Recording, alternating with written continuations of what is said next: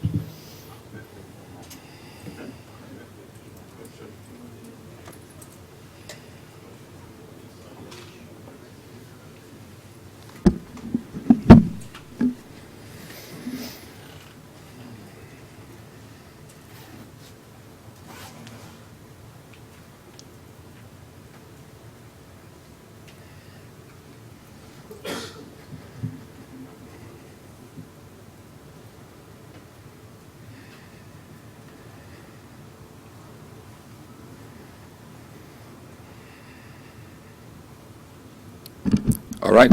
Good morning, everyone. It's 8:30 sharp, so it's the beginning of the JavaOne conference, or at least according to Apple, it's 8:30. So not sure about the rest of the world, but it's 8:30. Welcome to JavaOne. Welcome to the first tutorial of the week. This one's titled "Building Modular Cloud Applications with OSGI," and there's actually two parts in this title that we will be focusing on for the first 2 hours of this conference. And one of them is building modular applications, which is a theme throughout this conference, I would say. If you've been to the keynote yesterday, there was a lot of speak and talk about modularity. So we are going to focus on building modular applications as well. So we'll explain to you what modularity actually is, why you want to have it in your architecture, and how you can do it. The second part of this talk will focus more on the cloud. And nowadays the cloud has been a way to leverage not only maybe less expensive computing resources, but also it's also leverage for innovation. So we'll talk a bit about that later on. So we'll focus on building modular applications in the cloud. And then there's OSGI in the title. Maybe I should explain a little bit why that is, which is because, well, there's of course a lot of buzz in this conference about Jigsaw, which is a way to do modularity. But we've been building these kind of applications for the past couple of years, and then there was no Jigsaw, or at least it was promised a few times, but it wasn't there. So in order to still be able to do modularity, we chose to use OSGI, and we still do because there's still no Jigsaw, not yet at least. So I'll show you how to do it with OSGI, and maybe later on, when Jigsaw finally sees the light of day, maybe we can do this talk again next year and then with Jigsaw probably. But the same principles apply, the same mechanisms apply, right? So it's not... Okay, so let's do a proper introduction first. My name is Bert Ertman, and I work as a fellow at Luminous in the Netherlands. Luminous is both a services and a consulting company. There's about a little over 100 of us, and building modular applications is one of the things that we do. Now, besides my day job, I used to be the Java user group leader for the Netherlands Java user group, which is about 4,000 members. And we have our own conference called JFall, which is coming up next week. So I just stepped down in the beginning of the year, but yeah, so NLJIC has been such a big part of me that I still use it in my introduction. I'm also a Java champion, which is so cool that I just have to put it on the slide. There are many Java champions around this week, so I highly recommend checking out their sessions as well. And of course, since we have 2 hours to share and I will be around for the entire week, there's lots of opportunity to discuss modularity and other things with me. And if you want to ask me questions after the session or after this week, feel free to send me an email or reach out to me on Twitter. Now you also see a picture of a book, which has a book title which really resembles the title of this talk, or it's almost the same actually, Building Modular Cloud Applications with OSGI. It's a book that is published by O'Reilly a little while ago. I co-wrote this book together with my co-worker Paul Bakker, who's also giving sessions at JavaOne this week. So if you check out the session catalog, you'll probably find some sessions of him as well. Highly recommend you to check out the book as well, but you can see this tutorial as the summary of the book.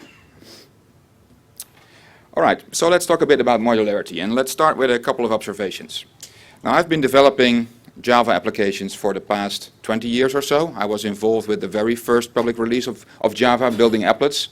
And then for the past couple of years, if I look back to those years, I've been involved in a number of very interesting projects where the amount of requirements and the way that the requirements were thrown at the development team was pretty, well, peculiar. Let's name it that way. So I think most of us are now used to doing agile projects, right, where your requirements come while you develop the software.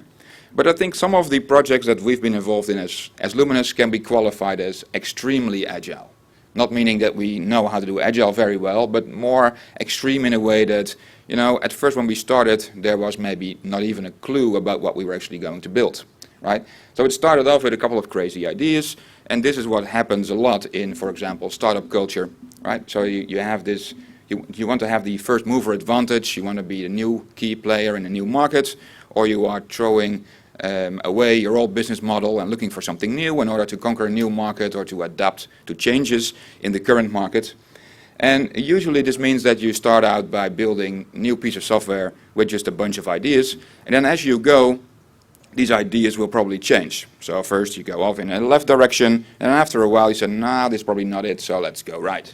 And then after a while you release something to a first bunch of customers, and they give you feedback, and then you say, well, okay, so that's not entirely what we wanted to do, so let's go left again, right? So requirements change at a fast pace. Now, changing requirements is already a difficult thing to handle, and if you want to have a steady architecture that goes along with that, you need to have a mechanism to deal with change in your code base, for example, but also to deal with change on an architectural level. Now, architecture, as you might know, is the, well, let's call it the art of casting decisions into stone, right? Software development decisions into stone. And of course, there is a just-in-time moment to take those decisions. But then, you know, stone is known for a number of good qualities, but flexibility usually is not one of them, right? So if you have made this decision and you have a very structural piece in your architecture, then it's really hard to change that. So if your requirements change, maybe not only your functional requirements, but also your non-functional requirements, then you also might need to change the architecture in a very fundamental way. So we needed to find an architecture that was able to deal with this high rate of change, and an architecture that really deals with change structurally. Now, at the same time as we were trying to deal with these extremely agile projects, there was also the rise of the usage of cloud-based services. I don't know about you, but I think for the past couple of years, cloud has really became into fashion, right? And companies that we work for use it a lot, if for nothing else, just to circumvent their existing IT ops department, right? which is probably a good reason for some of them. For others, the cloud is not just about cost saving or about virtualization, but it's more about innovation, right? They really try to innovate using the compute power from the cloud, using new services that become available. They try to pioneer with some of the new innovations from others.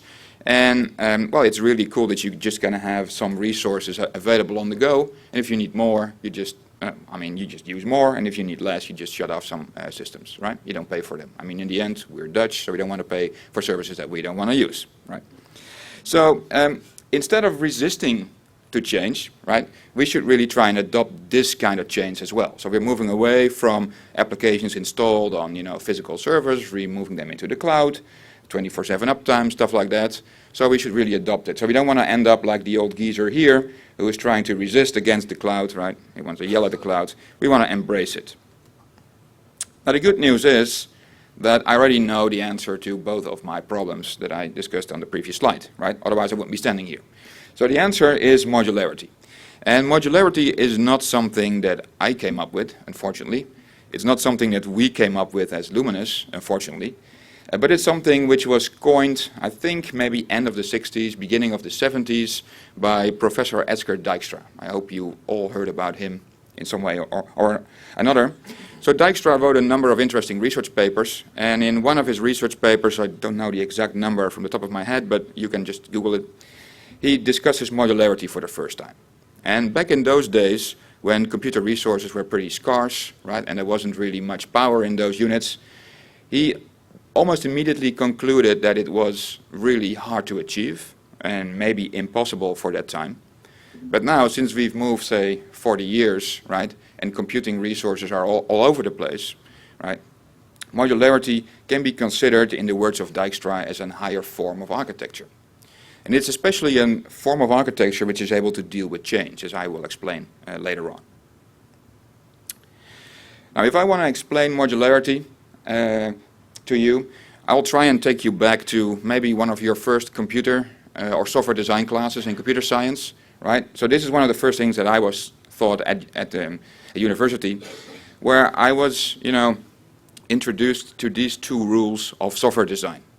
And the first rule was to try and prevent coupling, and especially prevent tight coupling in your architecture, right? And back then, didn't really resonate with me. But now, after all those years, I've become full circle with it, right? So the second law was that you should promote cohesion instead. And I had no clue what they were talking about back then. So I'll try to explain it using a small picture over here. Oh, I should be standing static here, otherwise I can't talk in the microphone. So the picture over here has the black dots, for example. Now imagine these black dots to be Java classes. There's a number of Java classes in your system that really needs to collaborate with other Java classes in your system because they know a certain amount of details, right? They have to know each other in order to work together and perform a certain piece of functionality. You can call it a subsystem, or maybe if that is too large, maybe it's just one of the core functions of your application which needs a number of classes working together. Now if you look throughout your design, all over the place you have these lumps of classes that know some amount of details about each other, and they need to work together. But if you want to have a modular architecture where you want to prevent tight coupling, you should try and prevent each of those black dots to be connected to each and every of the other black dots in this picture, right? So you should try and isolate the black dots which have some form of collaboration. And as a true architect, I can abstract it by using a cube, right? So I draw the blocks and I draw lines. You can immediately spot the architect in me, right? So I isolate these groups of objects by grouping them into a cube. And, well, let's call this cube a module, right? So a module is a collection of classes that need to collaborate together in order to perform some piece of functionality. Now, all over my design, I have these groups of classes isolated in these modules. Now, obviously, if I just have isolated modules, my application is, well, it's based on isolated islands or whatever, so that wouldn't be very good.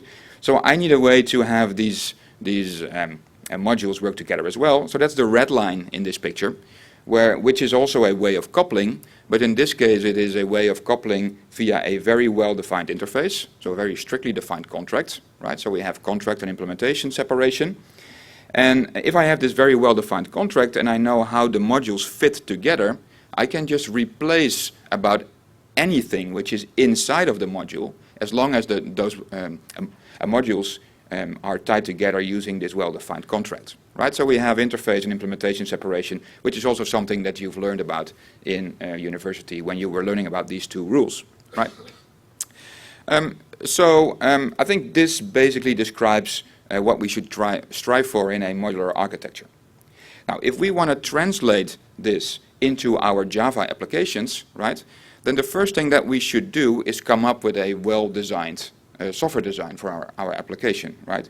If we design something which has connections all over the place to other parts of our design, whatever you do after that is going to be really, really hard to achieve maybe even a working application, but also a modular application. So everything starts in the design phase, and if you do your design, it has to be modular. And the next step that you will take is you will translate this design, whatever you made it with. I mean, it could be UML, it could be just a rough drawing, it could be in your head, whatever, right? You translate that design into code. Now, if you translate design into code, it would be really cool if we could still have this idea of modularity while developing. It would be really cool if we have the tools, the integrated development environment together with some plugins that will help us in creating and guarding the modular boundaries while developing our applications. It would be even cooler if we can, now when we are done coding, we can create our deployment unit and have this deployment unit still be made up out of these cubes visibly, right?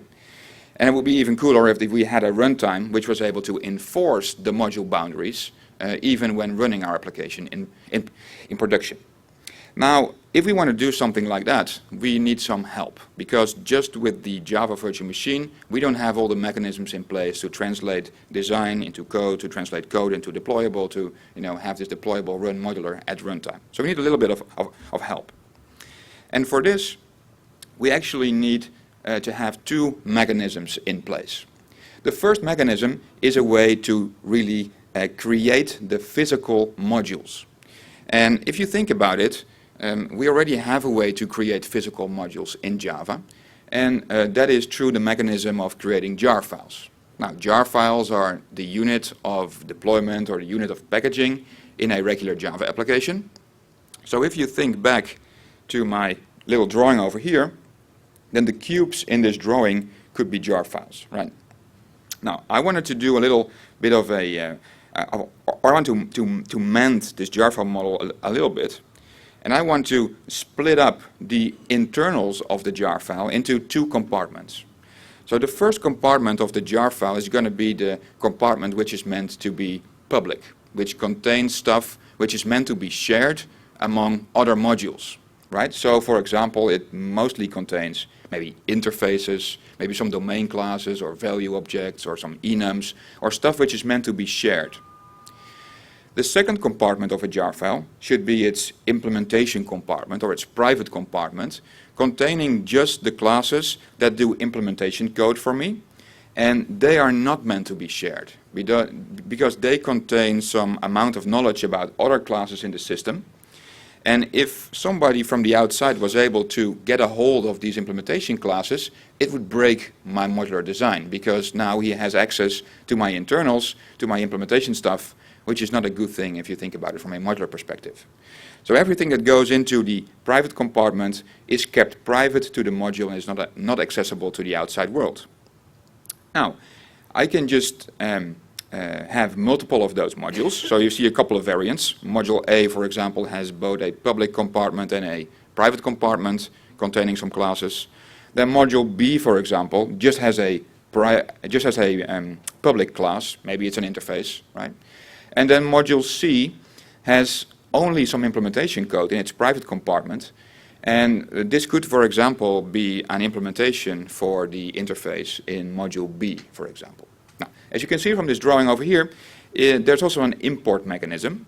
So jar files, or modules in this case, can express some imports on other jar files. And if you've paid attention at the keynote yesterday, you saw Mark Reinhold demonstrate that as well, right? So you had a number of modules requiring other modules, right? So this is basically the same model, right? Where we can say, well, in order to run this application, I need this module. This module has a dependency on another module, which has dependencies on other modules, etc.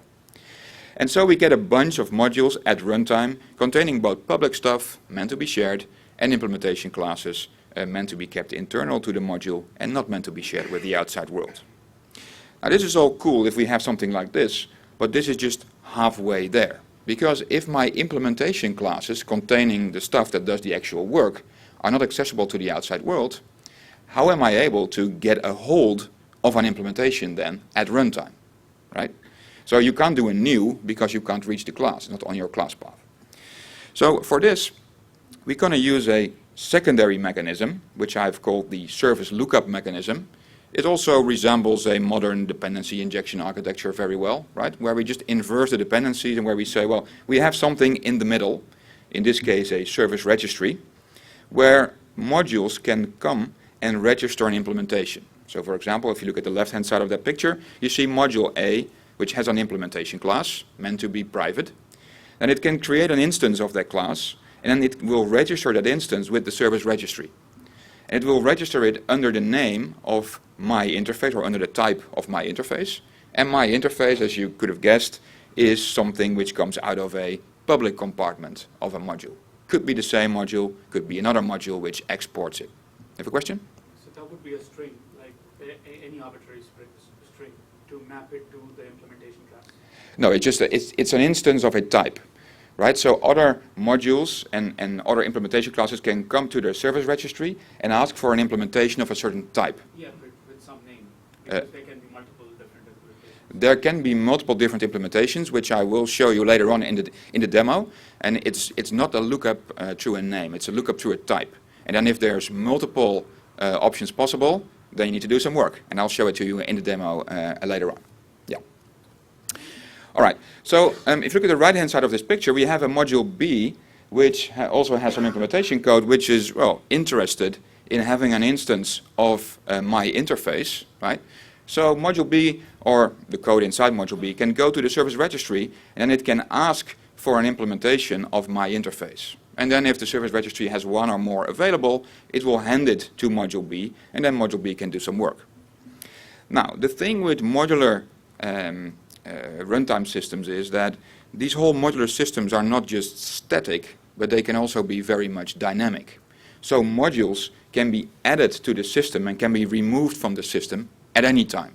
Not just when we launch the application, but even after we've launched the application, we can just take a module away from the application while it's still running, or we can add some extra modules inside of the system, right?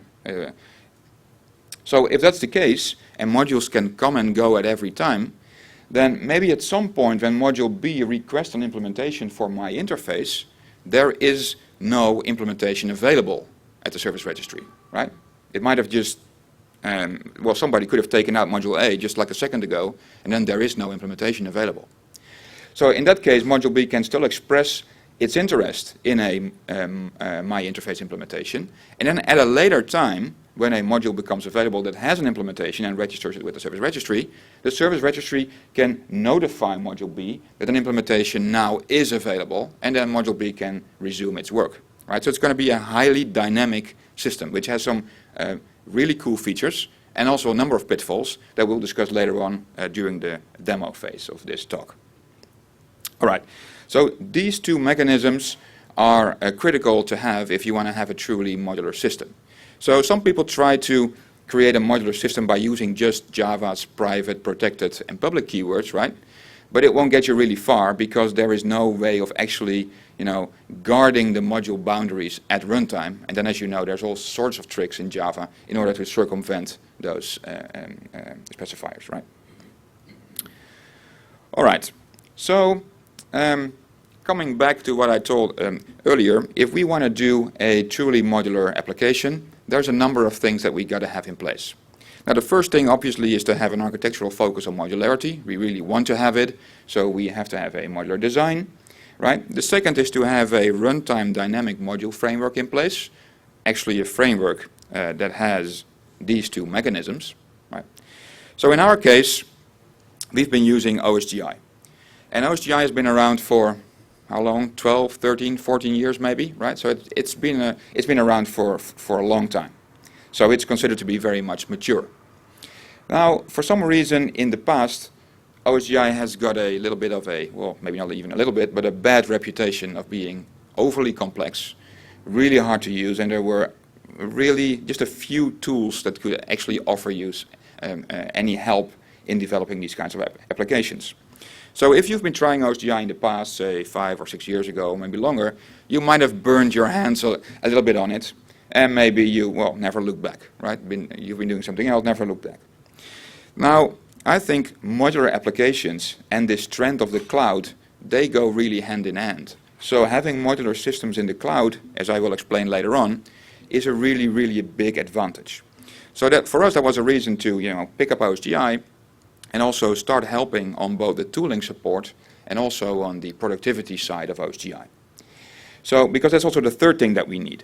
Another, OSGI criticism that people heard a lot is that, if you start doing OSGI, there isn't a lot of, frameworks that play nice together with it, right? So if you want to have your web application, you got to build your own web framework first. If you want to have ORM, right, you build your own Hibernate first, right? You make a Hibernate-friendly version of OSGI. Now, this is fun, maybe, for some of us, but it's not really very productive, right? So what we really want to have is we want to have similar, at least, productivity to more of the traditional development stacks. For example, if you've been doing Spring or Java EE enterprise development, right? You don't want to lose out on productivity if you start using a new stack based on OSGI.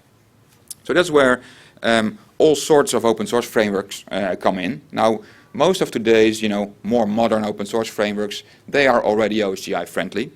But if you want to have, a whole set of bundled components ready for OSGI modular development in the cloud, I encourage you to take a look at the Amdatu framework. Now, Amdatu is a framework. You can look up the website at amdatu.org. It's a collection of OSGI-based cloud components that you can use to achieve, productivity at a similar level as you have with Spring or Java EE development. And I will use some of the Amdatu components later on during a demo just to show you off the amount of productivity that you get from using them. Right, so we don't want to lose out on productivity. We want to have the modular runtime that has these two mechanisms that I just explained. And it all starts with having a truly architectural focus on having a healthy design. Right, so those are the ingredients that we need to build those kinds of applications.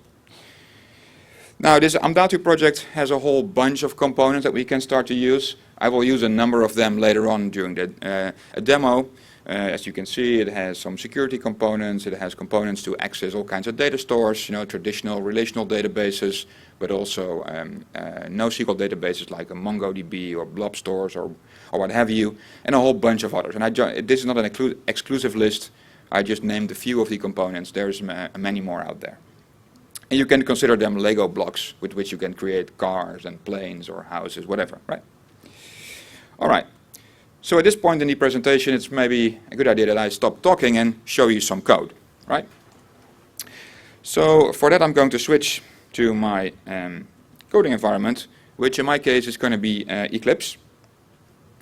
This is just a plain vanilla Eclipse with just a single plugin installed. Let's not make it full screen.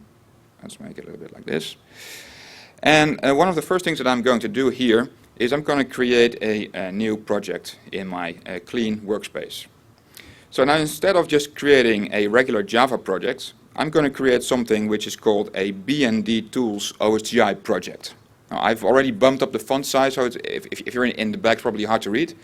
But I'm going to create a BND Tools OSGI project, and BND Tools is the name of the plugin that I have installed in Eclipse. And BND Tools is also the main reason that I'm using Eclipse here, because BND Tools at the moment is only available for Eclipse. If you're a heavy IntelliJ user, for example, then IntelliJ has recently added a number of OSGI tools to their latest version of the IDE. So OSGI support in IntelliJ is becoming better. It's not entirely there yet. It's not entirely on par with what BND Tools can offer. So I will just demo you B&D tools during this tutorial, and then I'll leave it up to you at the end of the talk, whatever you want to use. Right? So I'll create a B&D tools OSGI project, and takes a little bit to load. Then I have to think of a project name. So recently I've learned that developers really like surveys. So I'm gonna build a survey application, and I have to make a couple of choices. So the first choice I have to make is what my execution environment will be. So I'll leave it to Java 8. And the second choice that I must make is what my project layout is going to be. And then I have two choices. I can either choose BND or I can choose Maven. Now I take it that most of you are probably familiar with Maven, but I'm not going to choose Maven here because Maven has a little bit of a different way of dealing with building the application and dealing with dependencies. So the life cycle of Maven is not entirely on par with what I want to use in my modular application. So I'll choose BND, which is kind of the build system for OSGI. Right. Now I press next, and I have to select a project template layout. So just to show you that I have nothing up my sleeves, right? I already rolled them up, so I have nothing up my sleeve. So I choose an empty project, right? And then I have to press finish, and then it will ask whether I will open the perspective. And then the first thing that B&D tools detects is that my survey project is the first project in my workspace. So it asks me whether I want to create a configuration project. And as the name implies, this will hold the configuration for the workspace. So, well, yeah, let's do it. Let's just take the default configuration project and then switch to perspective, and then finally press finish, and then we have our project created. Right? So I end up with two projects in my workspace. One, the CNF one, is the configuration project, which I will hardly touch. And then I have the survey, which is the project which will contain my functional application. Right? Now, the first thing that I want to do when I want to start creating an application is I want to create bundles. And bundles is the OSGI term for modules. Right? So remember the little drawing of the cubes that I showed you earlier? I want to start creating those cubes. So I want to go to the root of my project and I'll say, well, let's create a new bundle descriptor. And every time you hear bundle, think module. Right? So let's create a new module descriptor. And one of the best practices in designing a modular application is that you start by creating the API. Right? So let's create a module called API. And then, well, B&D tools asked me, do you want to create multiple bundles out of the same project? And for this demo, I do want to do that, so I choose yes. And then it will create a bundle descriptor for me. Now, if you look closely at the wizard that Eclipse is showing me here, you see the two compartments, right? So you see the private and the export package over here. Now, private is the private compartment of the jar file that I discussed earlier. And then export packages is the stuff that I want to export, so that I want to share. So it's the public compartment, right? So if you want to think about the compartments, then you look at this configuration file, and there you have the compartments. Now, obviously, we have to start creating something to put in those compartments. So let's start by creating some sources. So for example, let's create an interface. Right, let's put it in a package. Let's call it survey.api, and then let's create a survey interface here. Press finish, and I think this is a little bit better to read in the back as well. Should I bump it up some more, the font size? Okay.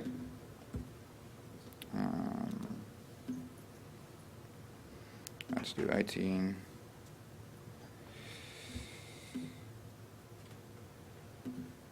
Is this better, or do you want to make it bigger as well?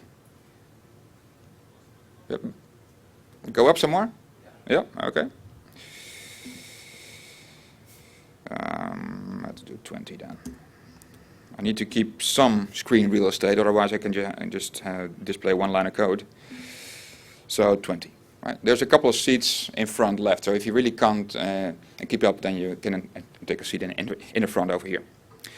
So just create a survey interface. Now in this interface I want to create a couple of methods. So let's say I have a method to list all the scores in the survey. Right, let's give it a return type as well. So let's do it a list of score Right, and then let's do a second method that is void, and it can, add a score to the system. Right, just a very basic application to do a survey.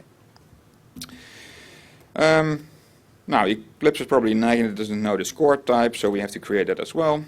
So let's create a second class in the same API package. Let's call it score, and then just for, oops, I have it prepared. So nothing special to this class, but it just has a name, an email, and a score and an optional comment. So this is just a value class that can hold a score for my survey. All right, so let's press save. Let's press save here as well. So we're done coding for this package now. So this is going to be in my API package. Now if I go back to my bundle configuration, I have my private and my public stuff over here. These API classes, they are meant to be shared, right? Because they are part of the contract of my application. So I can just go over here and I can just drag in the API package. I can drag it into the export packages, and then B&D Tools will detect what's in there, it will give it a version, and then it will add it to my bundle descriptor. Right? So we're preparing our module here. And then if I press save, it's going to be really hard to read, but you have to believe me, but over here you see that we now have a green icon and we have a version for this package. Right? So it's now versioned because it's part of a module. Now when I pressed save, B&D Tools has created this generated folder over here, and inside of the generated folder there is a survey.api.jar file, and if I double click on it I can look inside of the jar file, and then I can see my classes in there, and I can also see something which is called a manifest.mf file, which is actually the bundle descriptor that I just showed you the wizard of, right? And so this bundle descriptor ends up looking like this, right? So I have a name, I have a version, and I have an export package instruction over here, where I can see that my survey.api package is now exported using a certain version, right? So this is how you create bundles. Now, if you've been trying to do OSGI development by hand a few years back when you don't have these tools, this was already a bit hard to do, right? So now it's made really, really easy. So in fact, you don't have to know anything about OSGI, and B&D Tools does this all for you. All right. So now just having an API package around is a little bit boring. So let's create a second module, right? And the second module will contain some implementation. So I'll go back to the root of my project here. I'll say new, and again I want to create a bundle descriptor. So you all think module descriptor, right? So we create a second module descriptor. Let's call it simple, because it will hold a simple implementation. And then I'll create some more sources. So let's say I'll create a new class. Let's call it a simple survey service, right? I'm going to put it in a different package. So let's put it in survey.simple. And then if I didn't make a typo, no, it looks alright. I'll press finish. And then I can start writing my implementation. Now, this is an implementation of the survey, so I start by implementing it. Oops.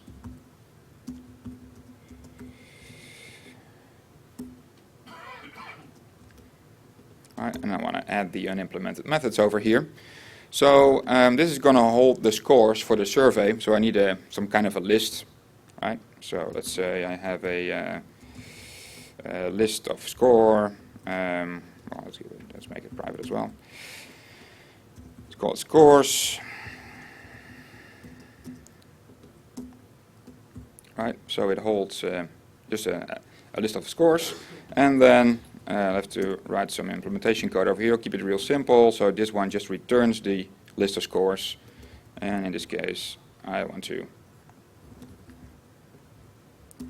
add a new score. There we go.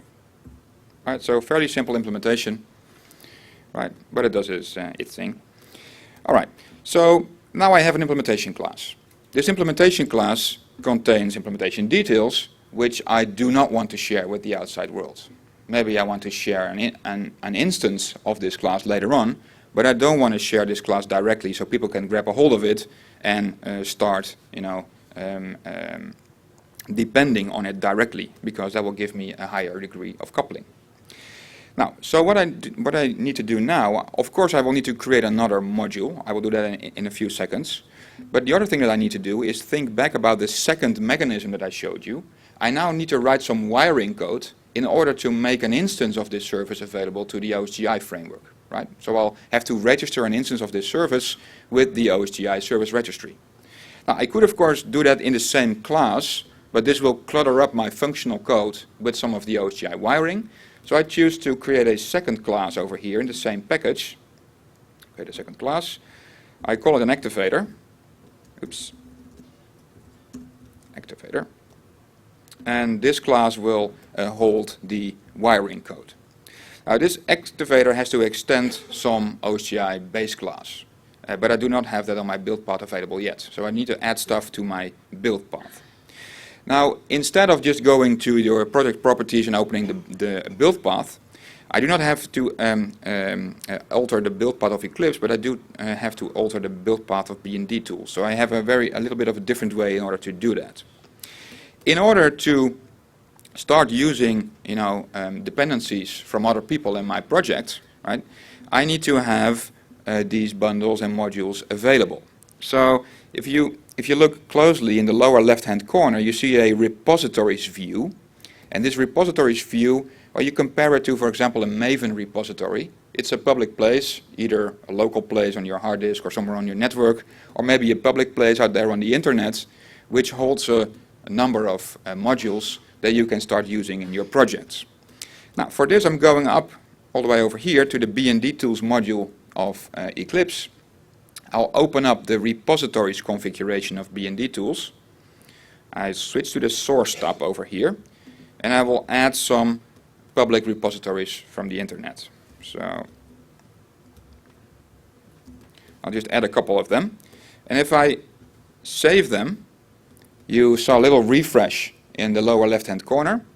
And now, if I close this up, I have the Amdatu repositories in there. So Amdatu is the framework that I discussed earlier, which contains a whole number of OSGI cloud components. So I can start using modules from the Amdatu project, right? So this just behaves like you have with a public Maven repository or with some private Maven repository that you might use in company. Now, I need to add stuff to my build path. So I'll go to my project configuration. And inside of my project configuration, there's multiple tabs down here. And one of them is the build tab. So, and this over here is my actual build path for my project, right?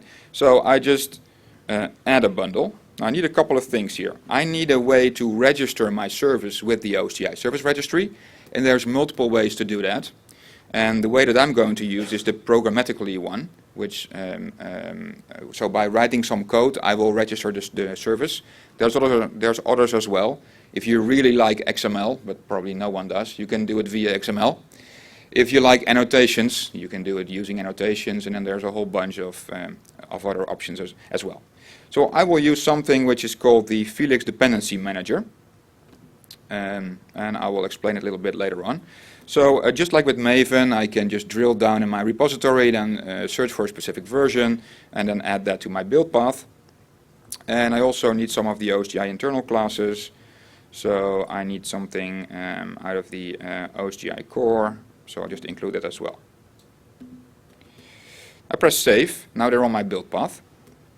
And now I can go back to my activator class. And now I can start typing epen extends, and I need something which is called the dependency activator base class.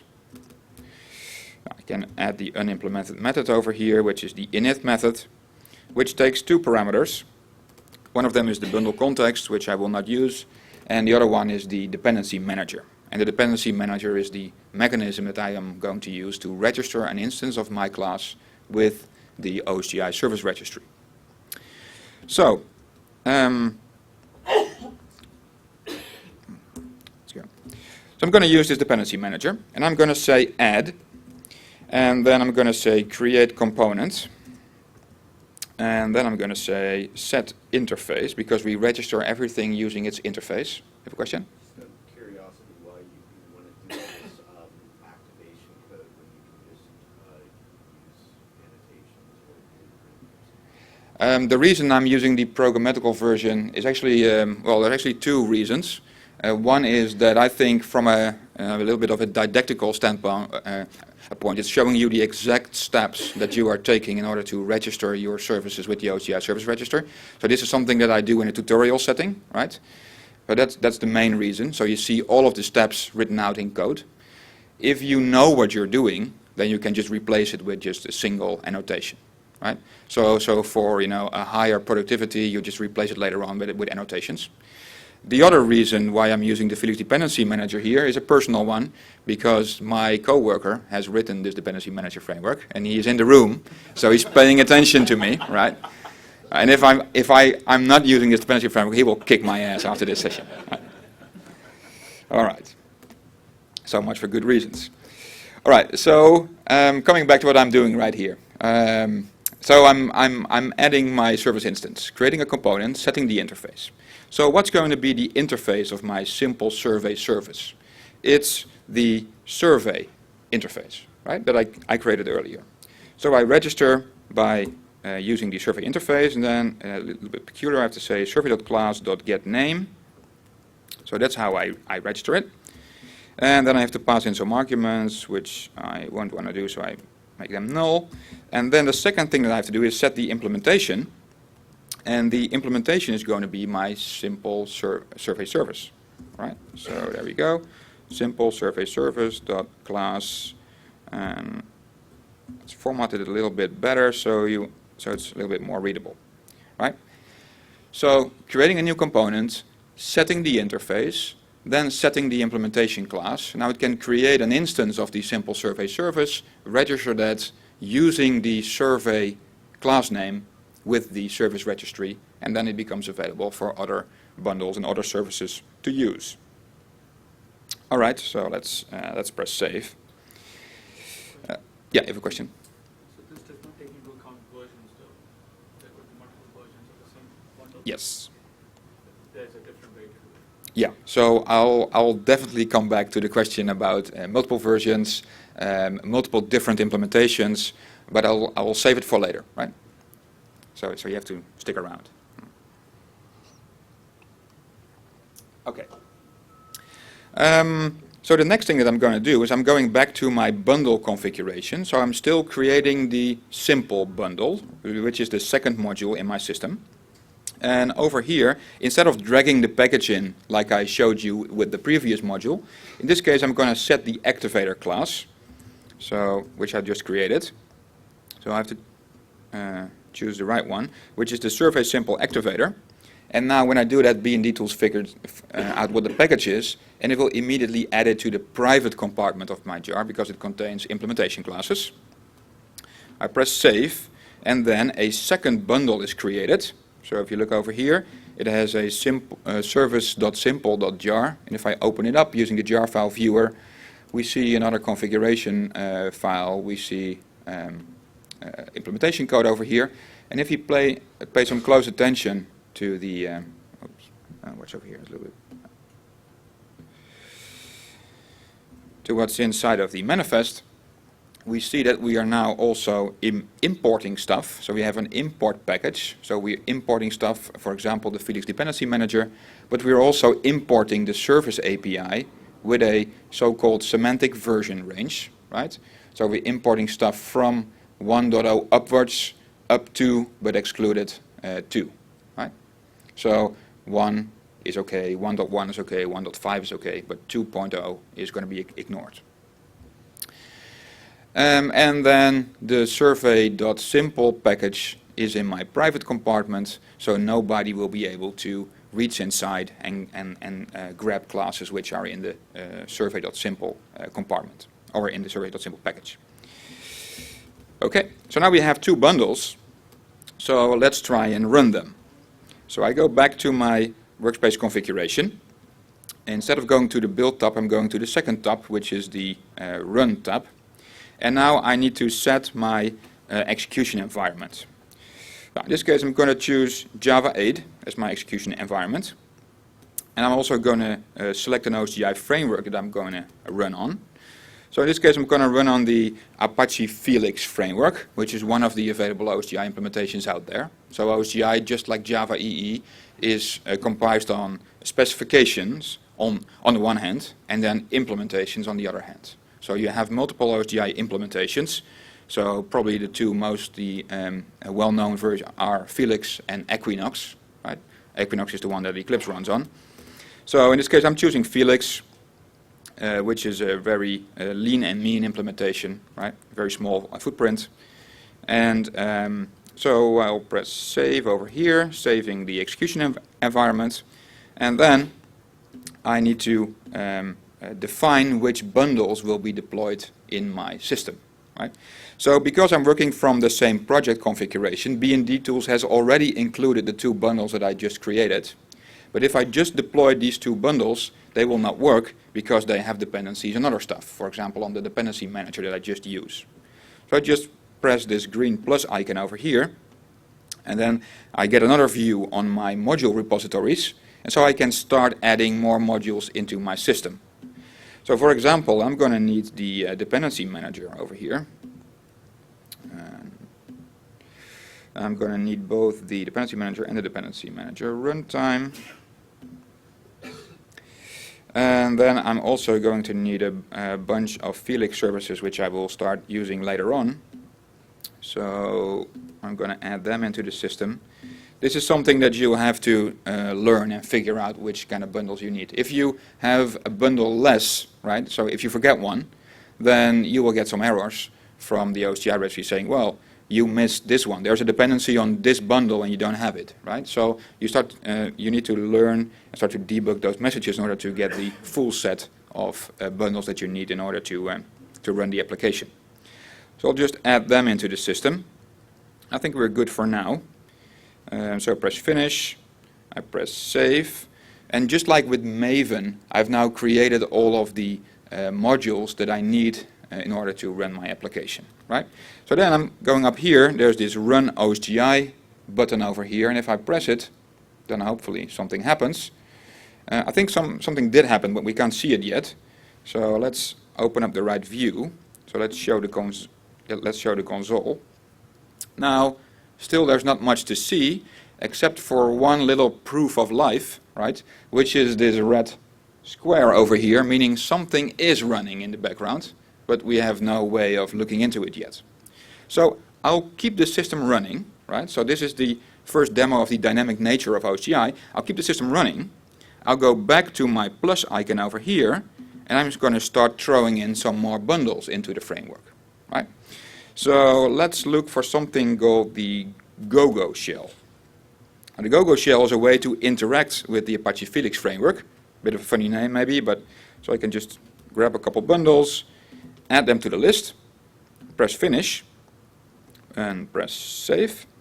And now as I press save, watch the console, we see output.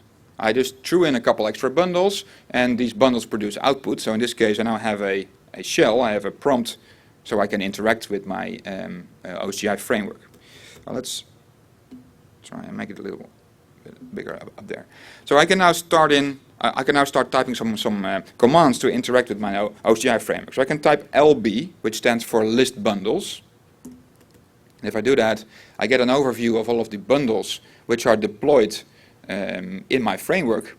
And as you can see, there's my survey.simple and the survey API, which is on top of it. So my bundles are in there, and they're active, so they're doing something, right? But since it's just a very simple implementation, there's no interaction yet. Let's make it a little bit more interactive. And so let's go to my simple survey service and add some code. So I keep the framework running, right? So let's go into my simple survey service and add another method. Let's call it public void start. And then what can we do? Well, we can add a score to the system, for example. So you can do a new score. Oh, my typing is horrible. So we have someone called John Doe. He wants to fill out the survey. Here's an email address, jd@gmail.com. And, well, he needs to rate it between 1 and 5, so let's give it a 3. And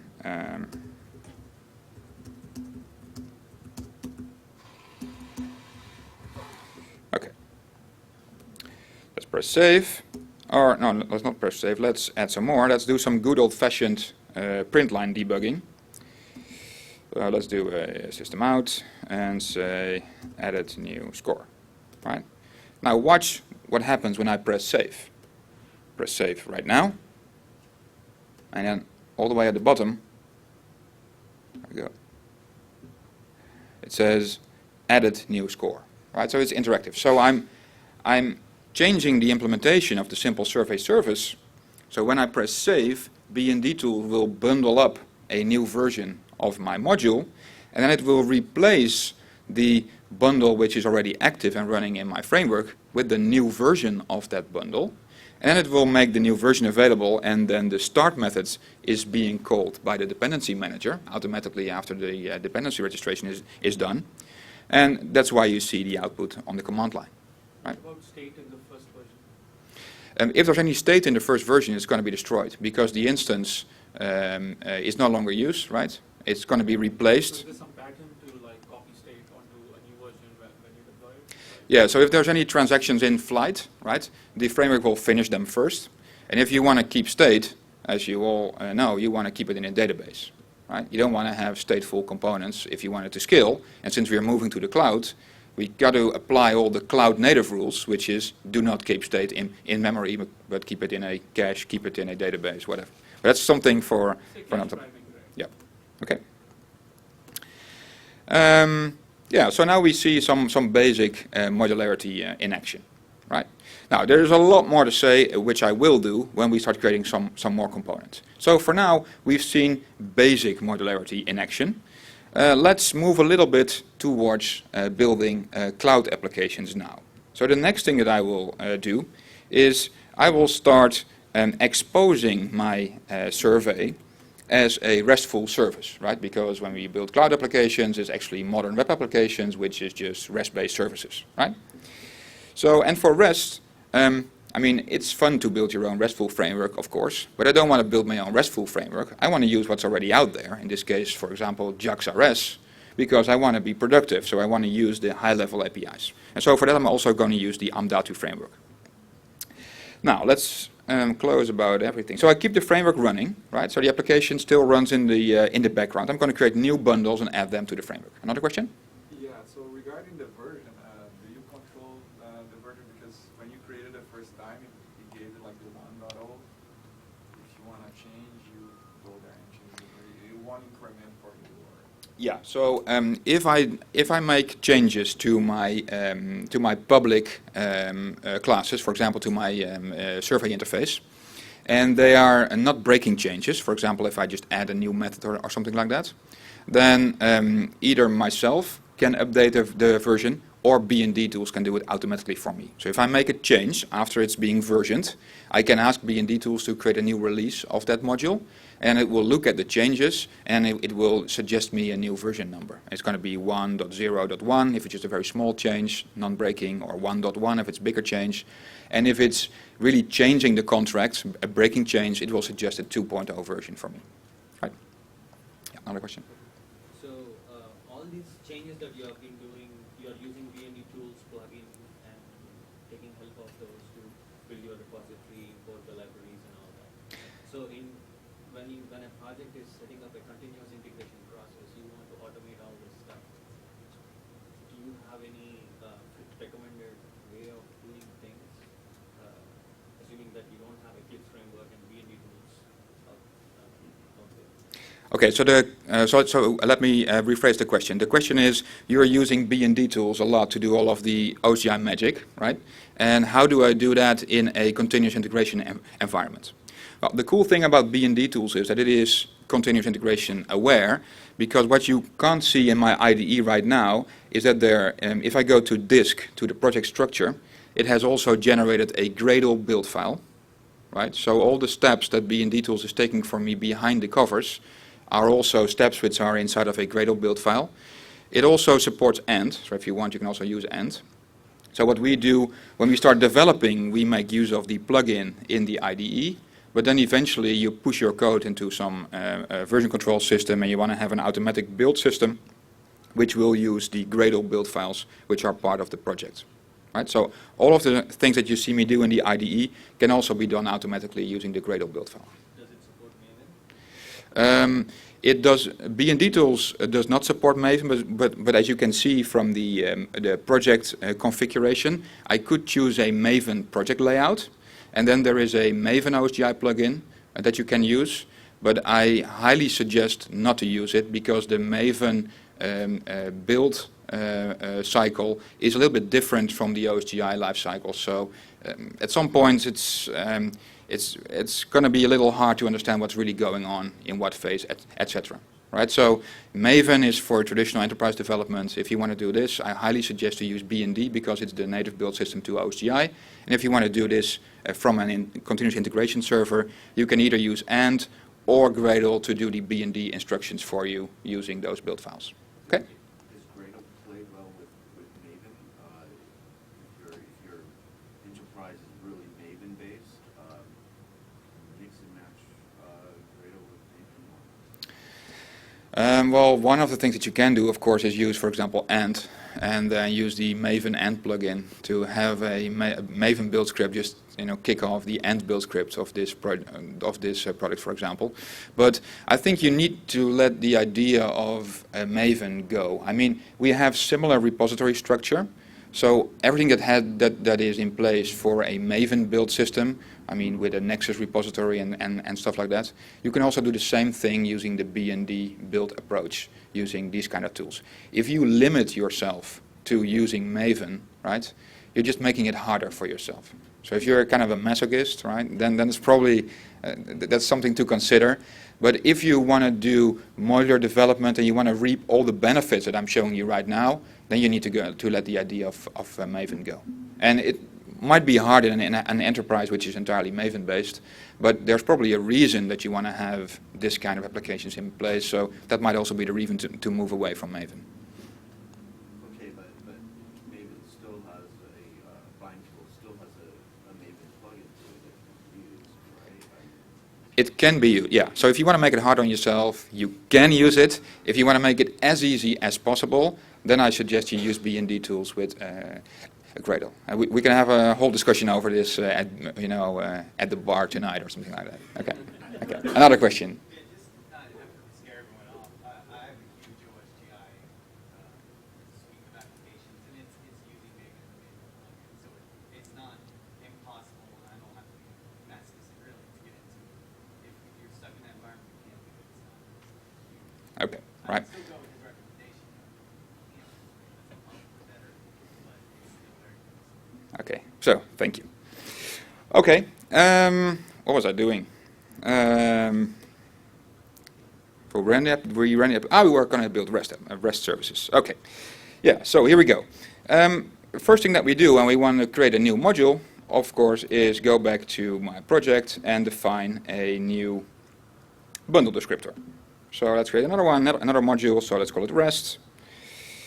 Press finish over here, get a new module descriptor with the compartments, private and public, and then we can start writing some code. So let's write some code by creating a new class, which we put into a package, survey.rest. Then give it a name, and let's call it a survey resource. Right. And then let's start writing some RESTful implementation. Now the first thing that we need is we need to grab a hold of a survey service implementation that we're going to use. So my REST service is not going to be another implementation of the survey interface, but it's going to use the survey interface. So just give it a member over here. It's a multi-threaded environment, so I make it volatile. And it's of type survey. It is. Okay. To import it. There we go. Now the next thing that I want to do is I want to create some RESTful methods in order to interact with my service implementation. So first of all, I'm going to expose my survey resource as a RESTful services. I'm going to use the add path annotation. So expose it on the survey URI. Now I need to import path, but it doesn't really find the path annotation because I don't have the JAX-RS classes on my build path. So I go back to my build path, right? Go back to the build tab over here, and then I press the plus icon, and I'm going to throw in some extra dependencies. So for this, I'm going to make use of the Amdatu project. So I'll just type in REST and see what happens. So REST gives me a number of bundles in the Amdatu release repository, and I pick two of them. I'm going to pick the Amdatu WebREST JAX-RS and the WebREST Wink, because Wink is an open source implementation of JAX-RS created by Apache. So I'm just going to add them to the list of bundles, and then I press finish, and now hopefully it can I need to press finish, I need to press save, and then hopefully it can resolve the path annotation. And yes, it can. So it can import it now. Right? So now I have JAX-RS available to my class. So let's create a method annotated with get. It produces JSON. So media type doesn't have it. Media type dot application JSON, and then create the method structure over here. So it produces a list of score. Let's call it list scores. There we go. And then return survey dot list scores. Let's import everything. All right. Yeah, I think it works. And then we add another one. So we want to also be able to create a new score into the system. So let's annotate that with add post, which consumes JSON. So there we go.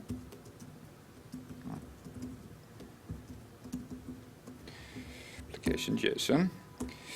And so this actually has a void method which is called add score, and then we get a score, and oops. And then we say survey dot add score score. Let's import everything. Now let's take a look at our code. Save it.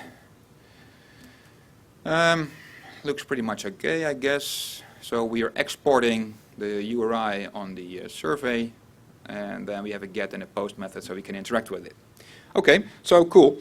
The only thing I have to do now is make sure that this REST resource is also registered in the system. So that's something that I'm going to take care of next.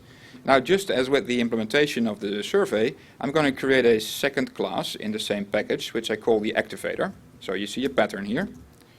Right? All of the wiring code can be in the same class, but then I'm mixing up wiring with functionality. I just want to separate it out into a different class. Now, even if you at some point in time decide you don't want to use OSGI anymore, right? You just take away all of your activators, and you still have all your clean functional implementation code. So you can just hook it up in Spring or Java EE or whatever other stack, right? So we're not trying to spoil our implementation with wiring code. I'm not suggesting you want to do that, but just in case, as a backup plan. All right, so let's write the init method. You already see it do me once, so this time it's going to be a little bit different. The first part is going to be the same. So I'm using the dependency manager to create the component, and I'm going to set the interface. Now, the interface of a RESTful service. Let's think about it for a second. What interface is it going to be registered by? It can't be registered by the survey because it's not an implementation of the survey, right? In this case, I want to be able to reuse a RESTful survey, right? But nobody will start to look it up from a Java perspective, from a Java point of view. It will be reused from a REST point of view, right? So in this case, I don't care about what the interface is going to be. So just make it of type object, right? So nobody will probably look for something of type object. Just need to register it. And then the implementation, that needs to be the right class. So it needs to be the survey resource dot class. And now we're almost there. Let's format it a little bit better. So there we go. This is just like we had in the previous activator. But I'm going to alter it a little bit and I'm going to say .add once more. Thank you for fluent interfaces. And I'm going to say, well, I need to grab a hold of a instance of the survey, right? So I'm going to create a service dependency. Now this service dependency, I'm going to need to set the service on the service dependency. Which service do I want to have? I want to have something of type survey. Right? I'm not telling it I want to have the simple service implementation, but I'm telling the OSGI registry to give me something of the type survey, because this is the public type. Right? Oh, whoops. So I'll press save. Right? So I need to have something of type survey. Now give me an implementation of survey, and then the dependency manager is such a smart beast, it knows that if it gets an implementation of survey, that it will inject it in this type over here, and then I can start using it.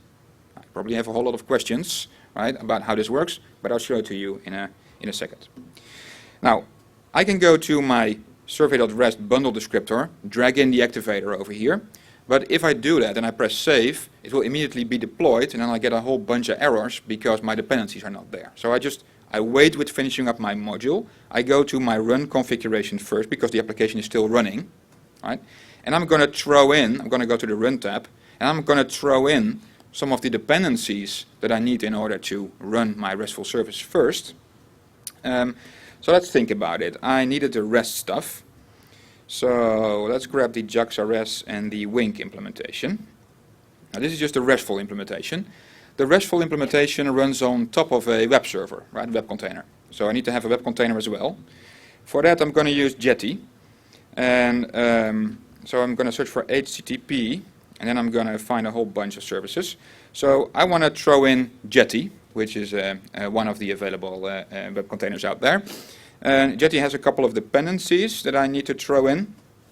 So let's pick a specific version of Jetty and then do the same for the, let's throw in the API and this one as well. I'm also going to throw in the whiteboard component, and then we're almost there because we also want to use JSON. So we need something to serialize JSON to Java and Java to JSON. So I'm going to use JSON here. Right, so I throw in a whole bunch of JSON bundles. Right. And well, this might seem odd, you know, throwing all the stuff into the container, but this is exactly what you do if you're building a Java EE or Spring application. But then you do it in a POM file or in some other means of configuration. So we're doing now the same thing, but then in an OGI context. Good question.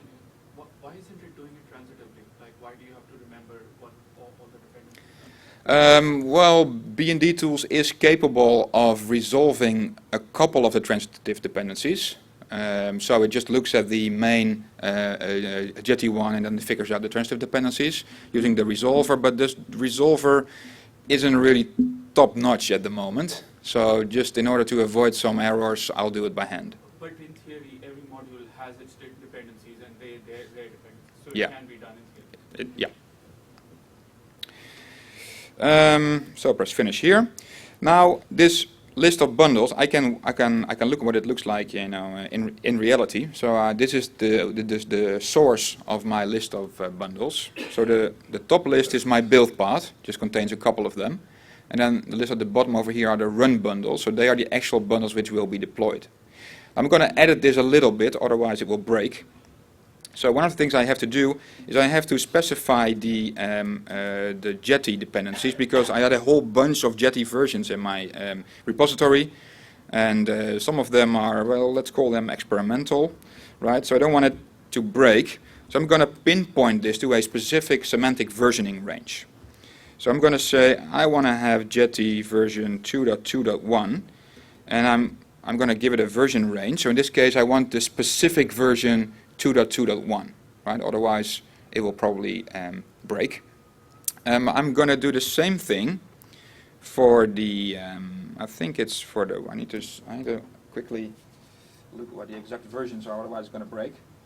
Yeah, I think I need the same thing for the whiteboard as well. And then also for the API, I'm going to need another version. If you just have a single version of all your bundles in your repository, this is going to be easy. If you're building more advanced applications, you really want to pinpoint the exact versions of all the bundles that you are using. You're doing exactly the same thing with Maven, unless you leave anything to snapshot, right? Then you have a new version every time. But in this case, I want to be very specific about the versions that I want to use, because if I write some unit tests in order to test this application, and then somehow later on I get a newer version and I wasn't prepared for it, it might break my application. So it's actually a best practice to pinpoint the exact versions. I really need to do it now, otherwise it will break. But for the for the purpose of demoing, right, I'll just skip it with all of the other bundles. So I'm pressing save now.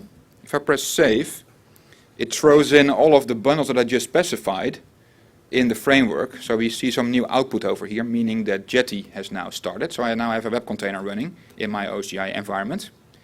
I also have the Wink implementation on top of that. So now if I continue finishing my RESTful bundle by adding the activator over here, there we go, press save. Then I'm creating a third bundle, survey.rest.jar, which now has all the imports and exports that go along with it. Right, so let's close it down. I saved the activator, so the bundle should be deployed. So let's take a look what's now happening in my configuration. So I do an LB over here. Let's move it up a little bit so you can read it. Right, so the list of bundles is now growing. Everything's marked active, so everything is deployed and is running. My survey REST is in there. All of the dependencies are in there. So we might have a chance that it will actually work. So let's fire up a REST client. Takes a little while to load. There we have it. And then it will be deployed on localhost 8080 by default. You can of course override the port number and you can override the URI, whatever you want. So we start looking for localhost 8080 survey, do a get, and then let's press fire over here and see what happens. You get a 200 OK, which sounds good. So let's go to the body, and then we can format it as JSON. As you can see, it lists the score that I added in the start method. All the way in the back, yeah. Whoops, where is it? Over here. So what I'm doing right here is I'm going to register my RESTful service as an object over here, so it is not meant to be reused. I'm going to create the implementation, and then because I deployed the whiteboard module in there, the whiteboard module is scanning the registered services, and if it sees something which is a RESTful endpoint, it will expose it as a RESTful endpoint on my RESTful implementation.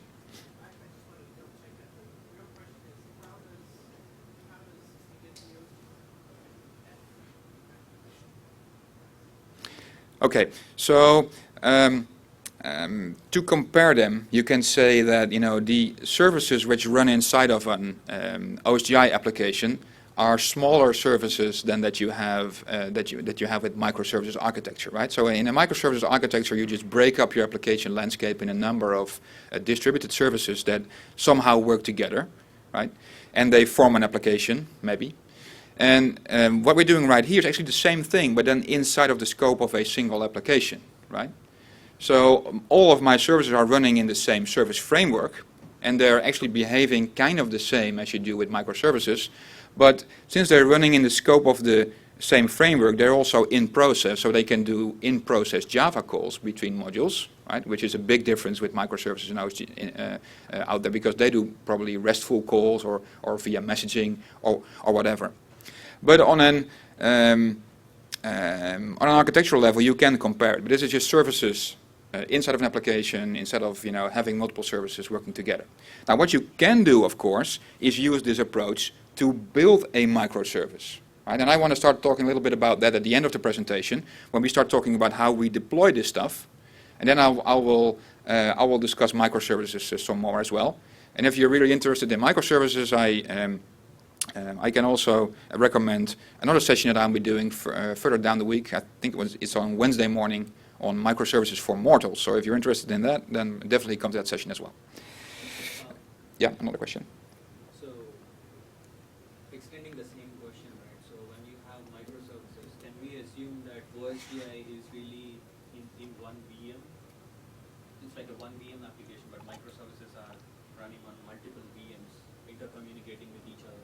Yeah, so the question is, this is all running inside of the same application, but if you have microservices, you have services running in multiple containers or multiple nodes. So this can be done with OSGI as well.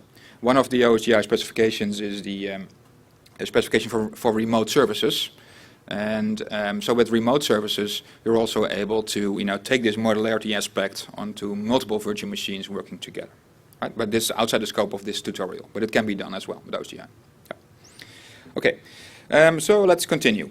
Now, we saw the demo of REST, but I was discussing earlier about this being a highly modular system. So what would happen if I go to the prompt over here, I look up the simple implementation, so where is it? It's bundle number 9, and I say, well, I want to take this bundle out.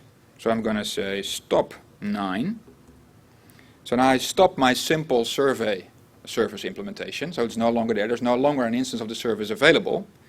And now what if I go back to my REST tool and I press fire again? What will happen? Nothing happens, right? Or at least, well, something happens. It's giving me a 204. 200 is good, right?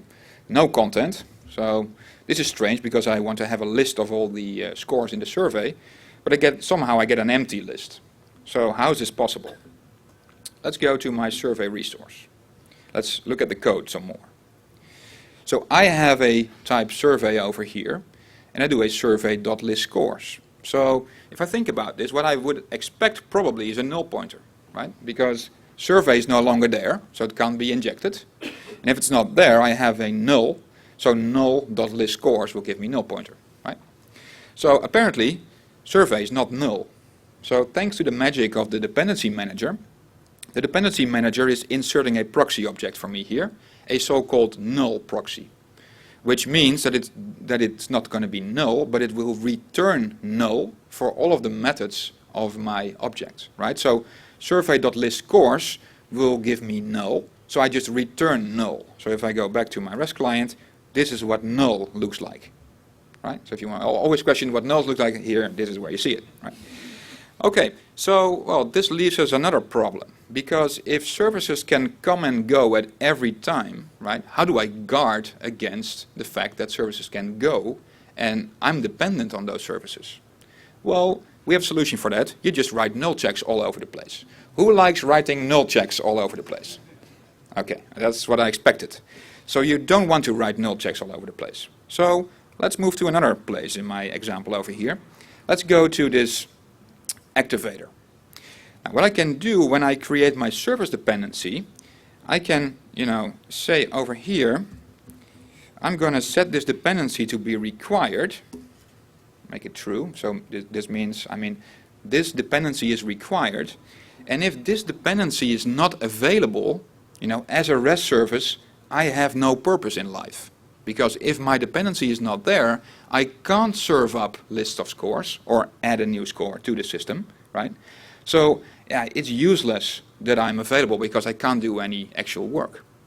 So if I set it required and I press save, right, immediately all changes are reflected into the system. Simple survey is still stopped, so it's still not there yet. So now if I go back to my REST client over here and I fire it up once more, and I get a different response, I now get a 404, meaning the REST service you are trying to reach is not home, right? So, okay. Now what happens if I go here and I do start 9, right? So I now start the simple survey implementation. You see the print line, so it's working. And now, without touching anything else, if I go back here and I press fire, I now get my RESTful response. Because it now is notified, my RESTful implementation is now notified by the service registry that the service that I depend on is available, so now everything gets rewired and everything is going to work. Right? So this is a very cool mechanism. You can also use it the other way around to do some sort of graceful degradation. I'll show you that later when we create a second version. Maybe it's a nice time to create a second version of the same implementation. Yeah, let's do that. So let's create another module. let's go here, survey, create a new bundle descriptor, and let's call it Mongo. So we're going to build a persistent implementation of the survey service. Let's call it Mongo. And then let's write some source. So let's say create a class which is going to be in a different package, survey.mongo. Let's name it Mongo Survey Service. There we go.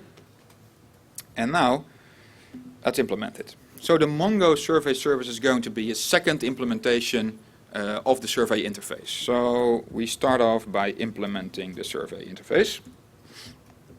Right, we need to implement its two methods. And for this, we're going to need a bunch of code. So one, I need to have a connection to MongoDB now. So let's create that first. So, oops. Private MongoDB service. MongoDB service. Oh.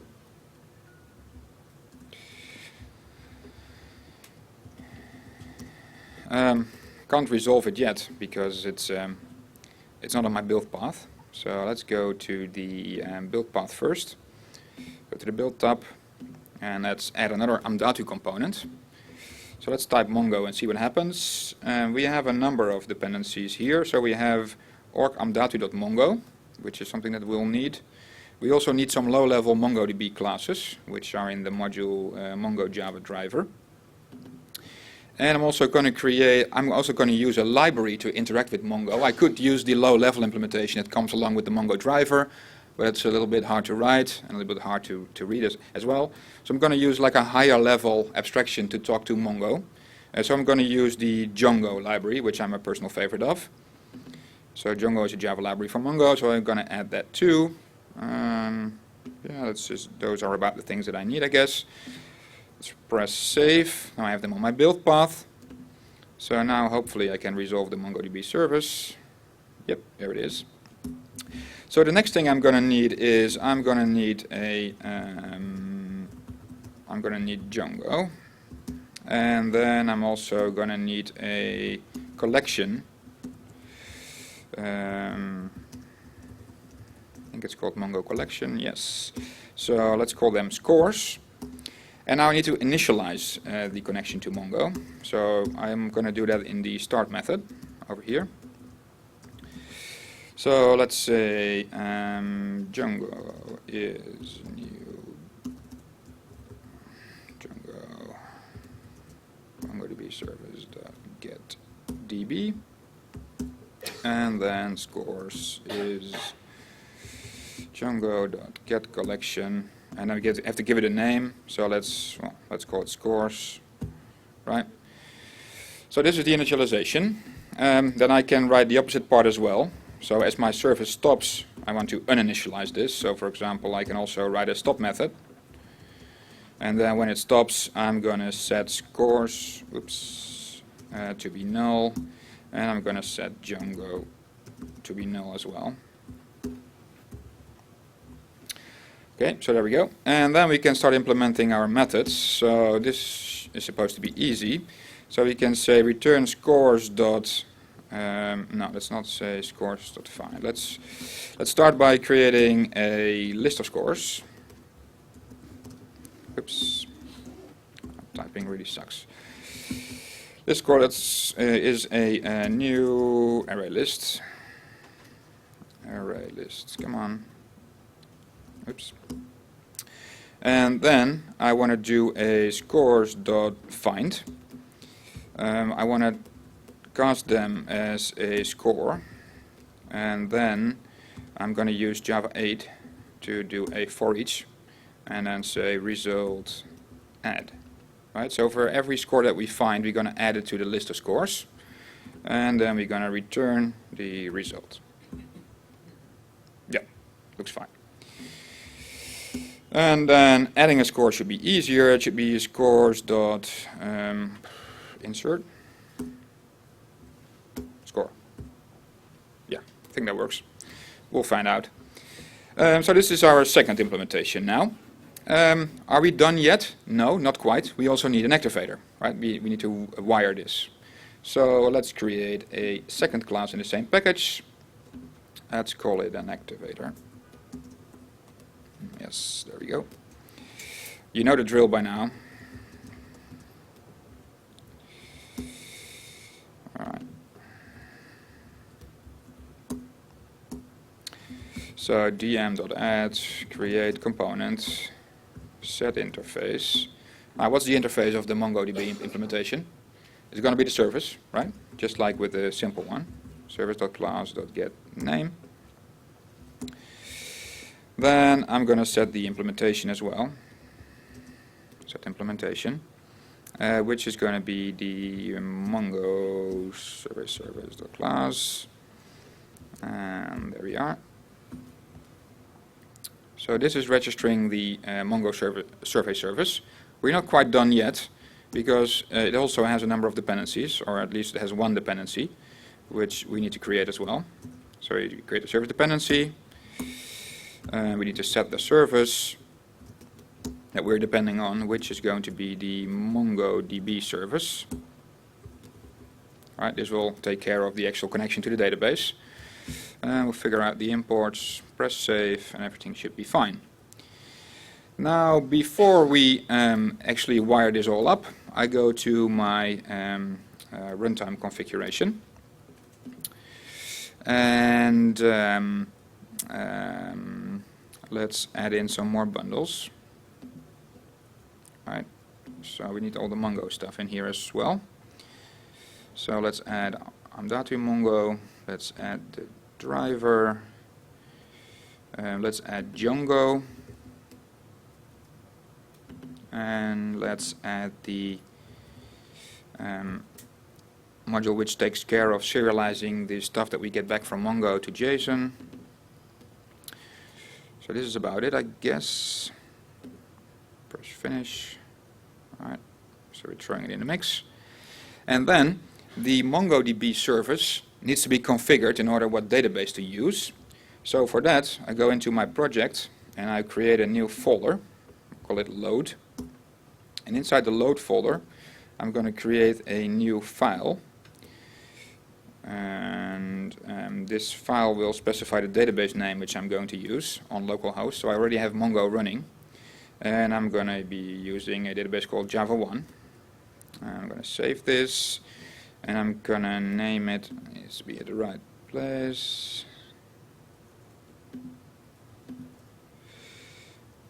Oops, where is it? Oh, to another location. Okay, I don't want to save it to another location. It needs to be in load. Yes, and then I'm going to call it org.mongo, org.amdatu, oops, amdatu.mongo demo.config. So this will be picked up by the runtime. It will look at the properties and will inject the properties into the MongoDB service.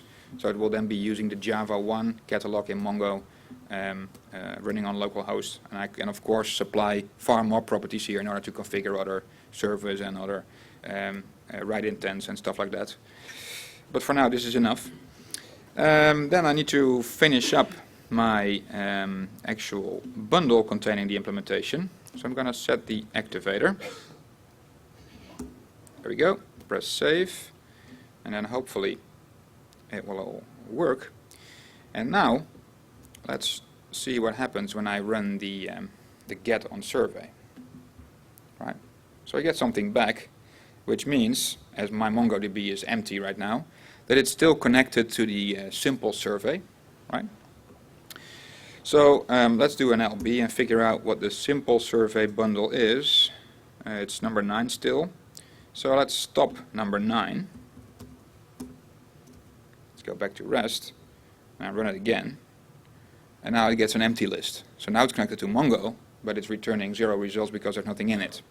So let's do a post and create something in here. It needs to be, oops,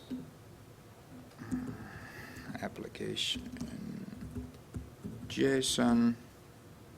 Okay. So let's create a structure. So it has a name. no, let's do a get first on the simple. So I can just copy it. That's probably better. Start 9, run it. Oops, it's now connected to the Mongo service, so I need to take care of that.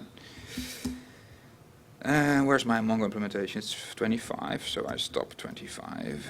Now it should be connected to my simple service. All right. So let's format this. Come on. Let's just copy the structure over here. And then create the post body using this. But then change John into Jane. She probably has a Hotmail address, whatever, and she likes it. Right.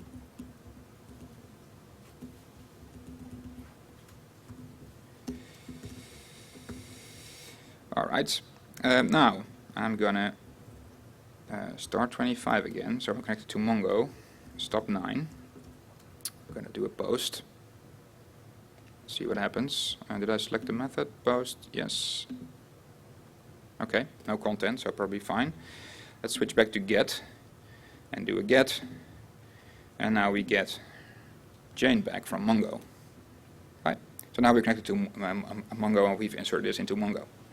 Right, so how can I distinguish between the two services? Because you saw me switching, right? And this is not something that you want to do in production by hand. So one thing that we can do is, as the MongoDB service, we can say apply a service ranking. So we can say this service is more important than the other service. So we can supply a ranking in our activator. So this is the Mongo activator, I guess. Yes. So we can supply some properties. Say, well, we have a properties props here, which is new properties.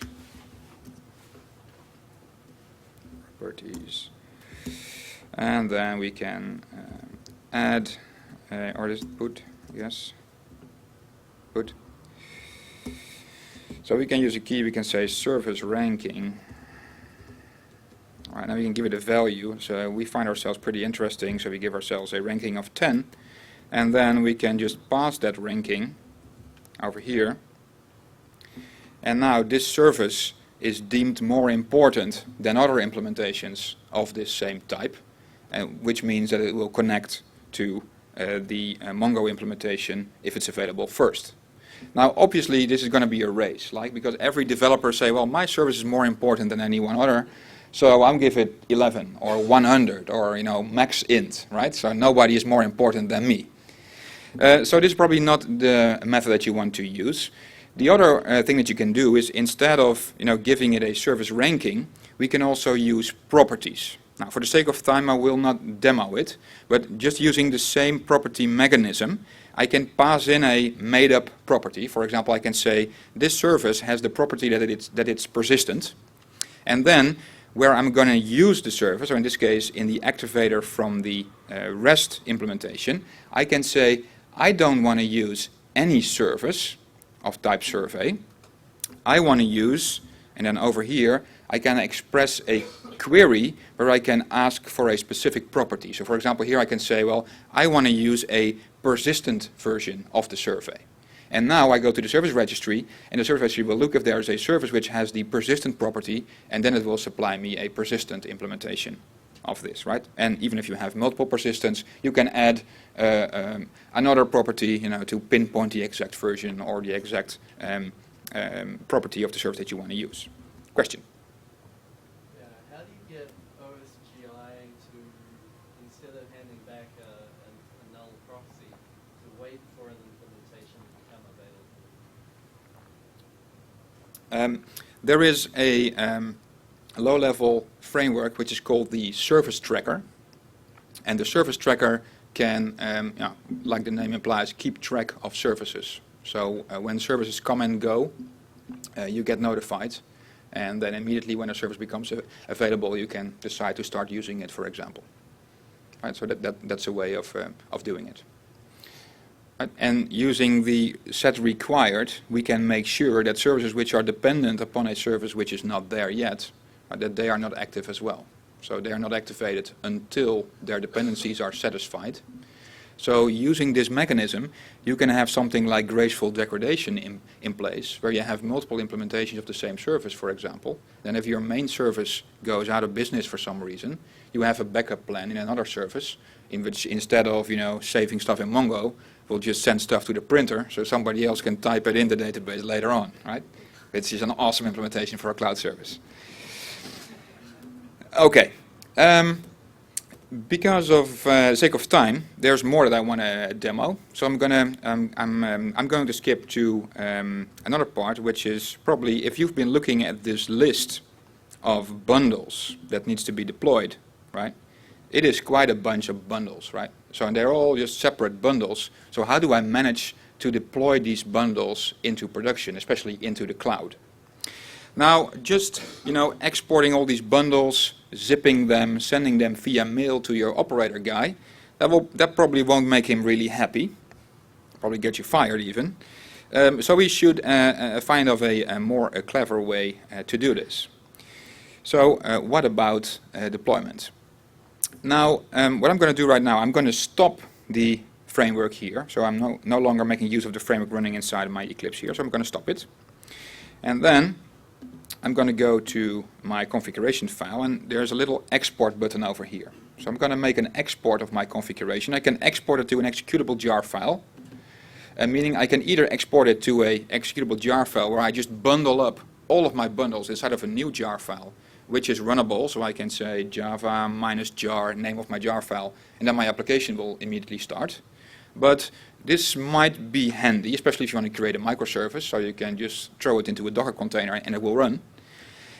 But then we lose modularity, once it's deployed, because we have packaged up everything in a single jar file, and out the door goes modularity, right? So in this case, I want to export it to a folder. Let's say I'm going to export to temp JavaOne, and then if I look what happened, where are we? So temp JavaOne contains a bundles folder, and inside of this bundle folder are now all of the bundles which are part of my application. Now I'm going to use something called a provisioning server, and I'm going to use a product called Apache Ace. And Apache Ace is a provisioning server where I can upload all my bundles, and then I can create distributions out of that, and then I can deploy them to for example to a cloud service, which I'm going to demonstrate right now. Now, just a warning, the user interface you are about to see is probably the most ugly user interface you've ever seen. All right? This is a user interface created by programmers. Right? This is what a user interface created by programmers looks like. Right? It's functional, but it's not very pretty.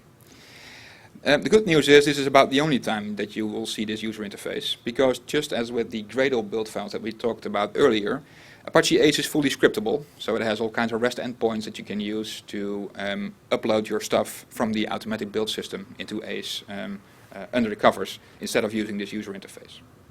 Now, first thing I'm going to do is add all the bundles into the server. So I'm just going to take the entire list of bundles here and then drag them into Apache Ace. There we go. Press add. Now they're all versioned in the repository when I press store. And now I can start creating features for my application. So let's start with a very basic one. Let's create an API feature. And then just drag the survey API in there. Right? And then I create a second feature. For example, let's create it simple. I mean, in real life this probably will be functional features, right? But because I have a very simple demo, I just call it like this. So I need simple, I need the some of the OSGI services in there. The dependency manager.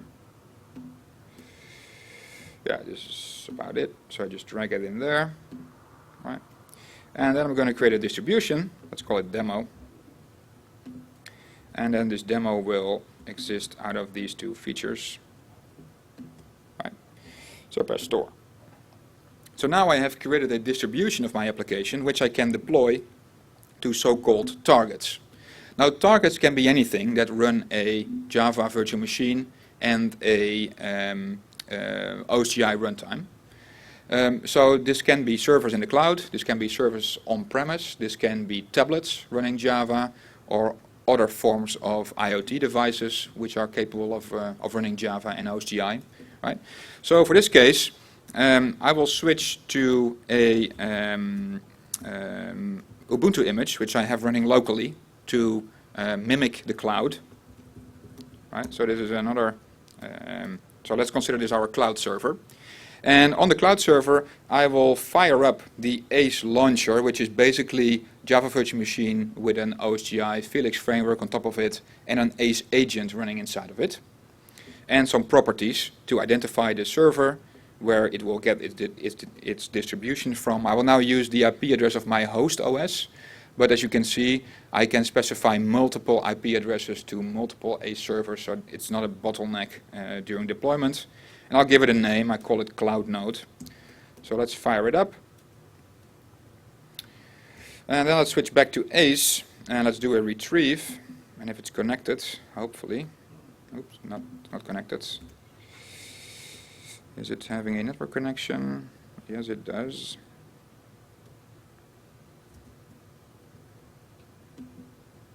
Maybe I got the IP address wrong.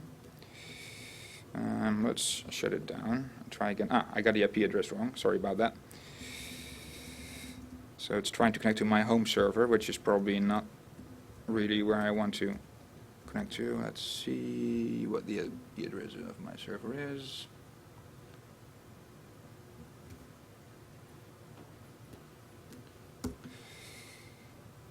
So let's try again. Let's retrieve it. Not there yet. Yes, there it is. So now we found our cloud node. And now I can just drag my demo onto the cloud node over here. Right. And if I press store, it will start provisioning the bundles onto my agent. It might take a little bit because it scans it every now and then. But hopefully, since I deployed the simple implementation, which has the debug print line statement, we'll now hopefully see it coming up in a little bit. Keep our patience here.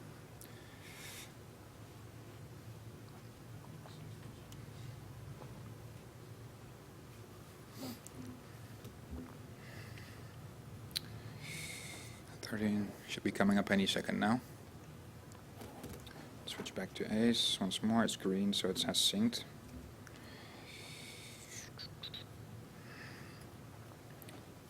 There it is. We see added new score. So it has now uploaded all the bundles into this cloud server.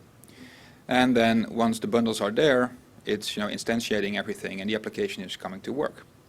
Now the cool thing is, since we have modularity now available also at deployment time, I can just start throwing in more stuff. So for example, I can, while the application is running, create a new feature called REST, and then throw in a bunch of the REST bundles.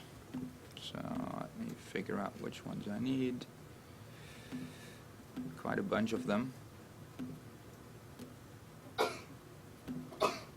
Bless you. Put them over here, drag them into the demo as well, right? And then press store.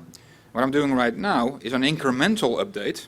So it's now only deploying the bundles that it lacks, right? So it's adding new stuff, right? And as you can see, now we see a whole bunch of extra logging because the Jetty server is now starting up. And then it's instantiating our REST services. So if I open up a browser locally on this cloud image, there we go. Let's do a localhost 8080 survey. We now see that the simple survey is running here, that we have the REST service, and so it's publishing this, right? So we now see a incremental update. Now this is pretty cool because now we can have just incremental updates into a running application. So the application can run 24/7, and only if a bundle is changed, right, or we deploy new functionality into the application, the ACE system will just upload the delta of the bundles into the running server, and it will just immediately update everything, rewire everything, and then the implementation becomes available. So now the application is running, I can start developing new stuff, create new modules, add them to ACE, create a new feature, add them to the distribution, and then it will be distributed to my cloud node, right? Now let's switch back to the presentation for just a little bit here. I'll just hop back and forth a little bit. So this is the actual runtime configuration that we're looking at right now. So on the left-hand side, I have my development machine. I create bundles over there, upload them into the Apache Ace server. I do it by hand right now, but in reality, you will do it using, for example, the automatic build script. And so at night, you just create new versions of all the bundles, you upload them into Ace, and then you can define some rules into Ace, whether or not the newer version of the bundles are allowed to go into the new version of the distribution, and then you can start distributing them automatically right away. And so Ace is provisioning, well, not maybe just one cloud node like I did in my demo, but it can provision a whole bunch of servers running the same application. So we can do load balancing because everything was stateless. Well, not in my case, but in reality, you want everything to be stateless. And servers could be nodes or devices or tablets or very small IoT devices as well. So this is pretty cool stuff. Now the way that we use it for our customers is we use it on cloud systems. So for example, we make a use of Amazon a lot. So using the Amazon auto-scaling mechanism, we have a script that starts up nodes, maybe at certain times of the day, so in the morning, for example. So we fire up a node. The node will register itself with the Amazon load balancer, and then the node will register itself with the Apache Ace provisioning server, like you just saw me do in the demo. So Apache Ace will then start to provision the distribution for that specific node, and then as the bundles get downloaded, everything gets wired, the load balancer will start to probe the node and will see that at some point it will become active. And then when it becomes active, because it starts to answer REST requests, for example, it can then add it to the list of active nodes, and it can start distributing requests to it. Now, I can start up more nodes using the autoscaling mechanism, so if the load increases or at a certain point in time, I can add more nodes. And they all do the same thing, so the cluster of nodes becomes bigger and bigger during the day. And then at the end of the day, right, if there are less users or, my application is becoming less busy, I can start killing off nodes just randomly because they're all the same, right? And then if I need more later on, I can just start adding them and they will become part of the active cluster once again. So this is a very nice auto-scaling mechanism that you can use if your application is stateless. And if we have new bundles, we just upload them to Ace, and because Ace knows about all of the active nodes, it will immediately push those bundles out to the active nodes, if we want to. And if we don't want to, we can hold them back for a while. Yeah, question? So say you have some bug fixes or whatever, and you want to deploy those bug fixes to maybe server 1 and server 4. Would you then use service ranking to, if you have two, you have an old server, or would you just shut down the OSGI service in one and then deploy the other one to deploy the new one to the Okay, so the question is, what if you have updates on some of the servers which are already running in production? How does that work? How do you do that, right? So if you have an updated version of a bundle, you put it into Apache Ace, and if the bundle is part of the semantic versioning range that you specified where you depend upon, so for example if it's a 1.0.1 version, right, which is compatible with your application, it will then upload the bundle into the node. It will finish the in-flight transaction which is running at that moment, and when it has done so, it will deactivate the bundle which is currently running. It will unwire everything. So if there's any set required to certain services which are part of the bundle, they are now also deactivated.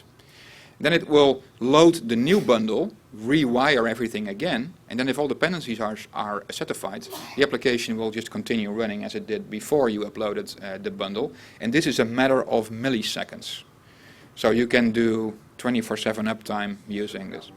essentially happen without any user interaction there? Exactly. But I mean, there are certain thresholds that you want to build in, because if a certain developer just creates an update and then press save and it gets inserted into Apache Ace and it immediately goes into production, maybe you don't want that to happen immediately. Sometimes you do if you have a true DevOps thing going on, right? This is maybe what you want. So maybe you don't want to have everything automated into production. So there are certain, gates that you can build and say, well, we don't want to auto-deploy it, but we want to do it once every day or whatever. That's all kind of rules that you can specify using Ace. So how it does the distribution. But this is just basically how it works and how you can do rolling updates. Right? So it's a very powerful mechanism. Question over here. Are you going to talk about versioning? Yeah. So I already talked about versioning a little bit. So every bundle can specify a semantic version range, right, with a service which it is compatible with. So as long as the versions are part of the semantic versioning range that it's compatible with, it will be deployed to the node. If it's outside that range, it won't be deployed. So if you had that simple one where it's just memory list, and then you had the Mongo implementation, how would you say REST is going to always, instead of giving it basically a priority, you'd give them two different versions, and then say the REST needs to use the later version, which is only implemented by Mongo. Okay, yeah, that's another way to deal with versioning. So the suggestion here is, what if you say, well, the Mongo version is an improved version of the simple version, so I'm just going to name it 2.0.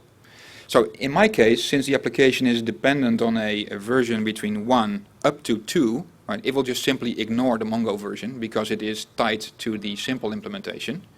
But if I bump the version of my REST client to say, well, I'm going to use 2.0 or later, then it will automatically connect to the Mongo version. So That was in your build script, configuration then? yeah.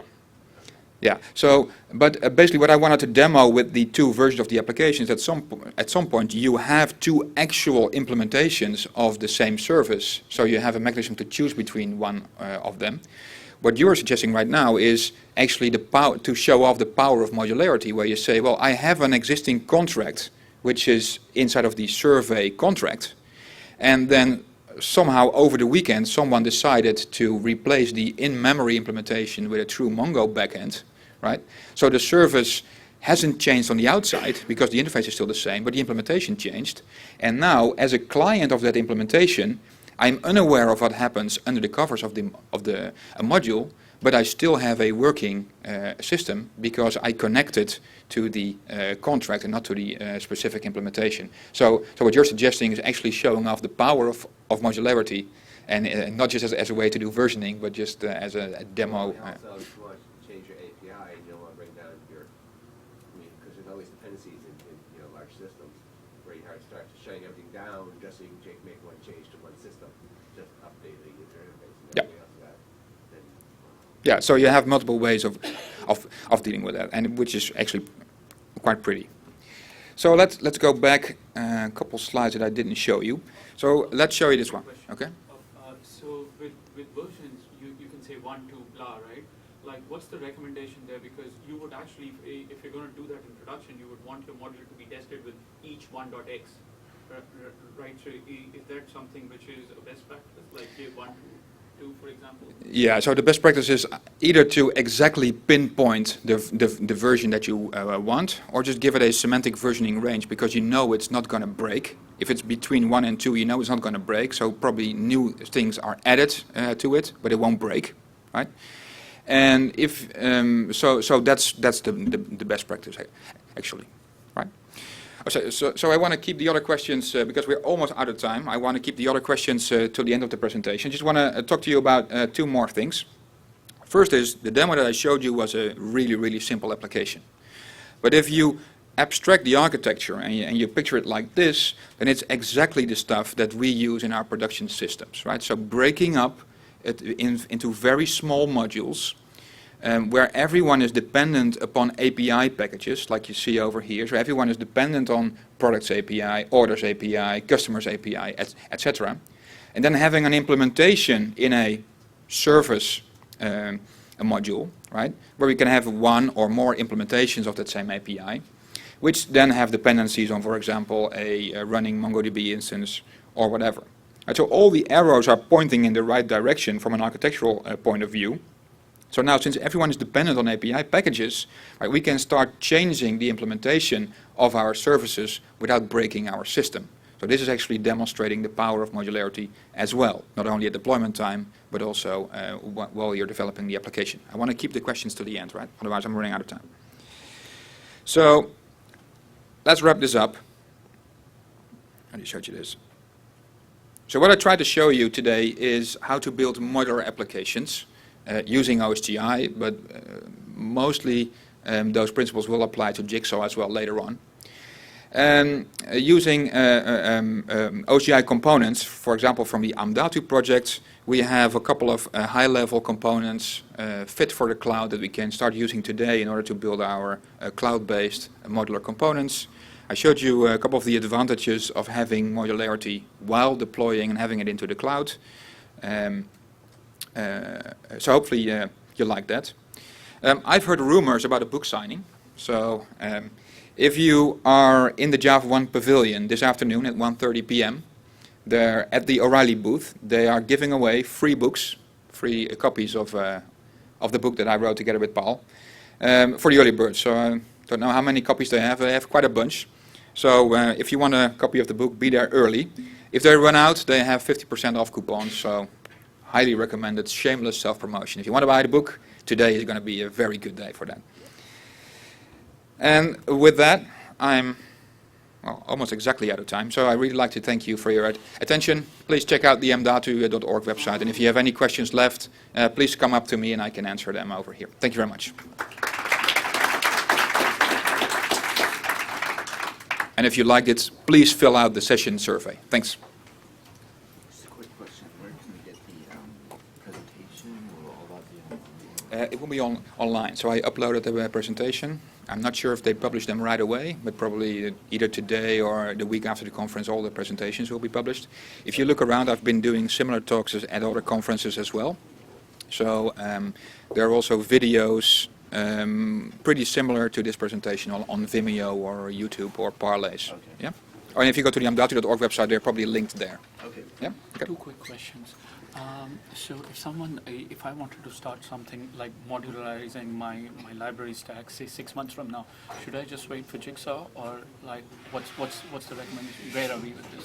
Okay, so I'm a little bit biased, but I Yes. think that Jigsaw is, at this moment, looking at what's available right now, it's far from finished. So what they showed 9 yesterday. might not happen, you're saying? Well, I think it will be in 9, but the maturity of it is going to be a big question. So the primary goal for Jigsaw is modularizing up the JDK itself, which had nothing to do with what I've been showing you today. So we are using Jigsaw or OSGI to build model applications ourselves, right? And so all the stuff that I've been showing you about OSGI is pretty mature right now, but I can't say the same for Jigsaw because I don't know if everything that I showed you is in Jigsaw because I can't tell from the binary or which at is least available. whether it's going to be in 9 or not. Maybe it's going to be in Java 10, so it's going to be in Jigsaw 2.0, Yeah. and that's going to be on par with the features that I showed. Yeah. Or one other. So this notion of OSGI Lite, so just using the service registry, is that going to be like Jigsaw agnostic in some ways? Like, is there like can you talk a little bit about that? Yeah, so there is a project called, I think it's called Project Penrose, which is about There's trying. this blog about from Peter K. Yeah, so yeah, from Peter Green's. Yeah, so there is Project Penrose, which tried to have the dependencies between OSGI and Jigsaw compatible, Okay. to make it compatible. So, but I don't know about the current state of that, Okay. so I can't comment on that. Because just the notion of the service registry API, even without using class loaders like OSGI or anything, that itself can be powerful. Yeah, so in fact, if you're using dependency injection in Spring or in Java EE, you're actually doing the same thing. Right. Yeah, but with this API, you could actually have microservices being accessed through this. Yeah. The service registry potentially. Is that a common pattern to access microservices also through external services through the same service registry? If you make use of these of the remote services specification, then you can use it. Yeah, okay. but otherwise you probably want to reuse other services based on REST, right? Because then it's also easier to cache it and easier to scale. Yeah, you could still use REST, but you can do the discovery from the service registry. Through the service registry. API Yeah. and that. So in a truly microservices architecture, there's other ways to do discovery, either DNS based using Zookeeper console, whatever. Zookeeper is Yeah. what you use, but that's the Yeah. implementation. Yeah. But the user-facing API, this is not something you recommend? Like Well, you it can be self-serve? done if you are sure that all your services are built using OSGI and in Java. But one of the key things of a microservices architecture is that the implementation can vary, right? So you write them in Java, your colleague writes them in Yeah, .NET. but they're all and- published to Zookeeper. Excuse me, Yeah. one quick question. When, are you going to be make the presentation available? Yes, yes, it's going to be available. I think it's already online, or otherwise it will be next week. Okay. And if you just Google for it, for the title, you probably find the video. Go to the Andatu website, you see the presentation and the video. Okay, thank you. Yep. Thank you. Okay. So does OSGI work well with Tomcat, or is it more recommended to use Jetty? So Jetty is like the reference implementation of the OSGI HTTP service. So that's why I use Jetty, but it's also possible to run it on Tomcat. Is there any framework that you recommend? Because we're trying to look for one for Tomcat. It's quite hard to find a good one. No, I can't think of a real argument to choose between either one of them, but we are using it because it's part of, it is the default implementation for it, and Jetty is actually quite a fine server. Right? Yeah. So Kind of with this one, if the JT is, because I see the JT is version 7, but if the JT current version is V9, so if I want to switch to upgrade to the 9, how can I do that? So when I included the Jetty bundle, I put in a very specific version of the bundle, so I was sure that that would work because I have multiple versions of these bundles available on my system because I do multiple demos. But it is entirely possible to run the latest version of Then if Jetty. it's not the bundle with the credits, and we can do the ourselves to bundle it. Yeah. Oh, Yeah. right, thank you. Okay, welcome. So we have a J2E-based application. We're just thinking like what are the best practices to modularize something which is already existing and stuff like that? It's a question that I often get, and there is no silver bullet for that. Although there's a couple of things that you can do. So one is there's also a EE specification for OSGI, and so in some application servers support exposing EE resources as OSGI services, for example. So REST services, servlets, EJBs even can be exposed as an OSGI service through the OSGI service registry. So you can start looking at doing that. So you just add some metadata to your EJB jar files, for example, and then, for example, IBM WebSphere can expose your EJBs as OSGI services through the service registry. So that's pretty neat thing to do.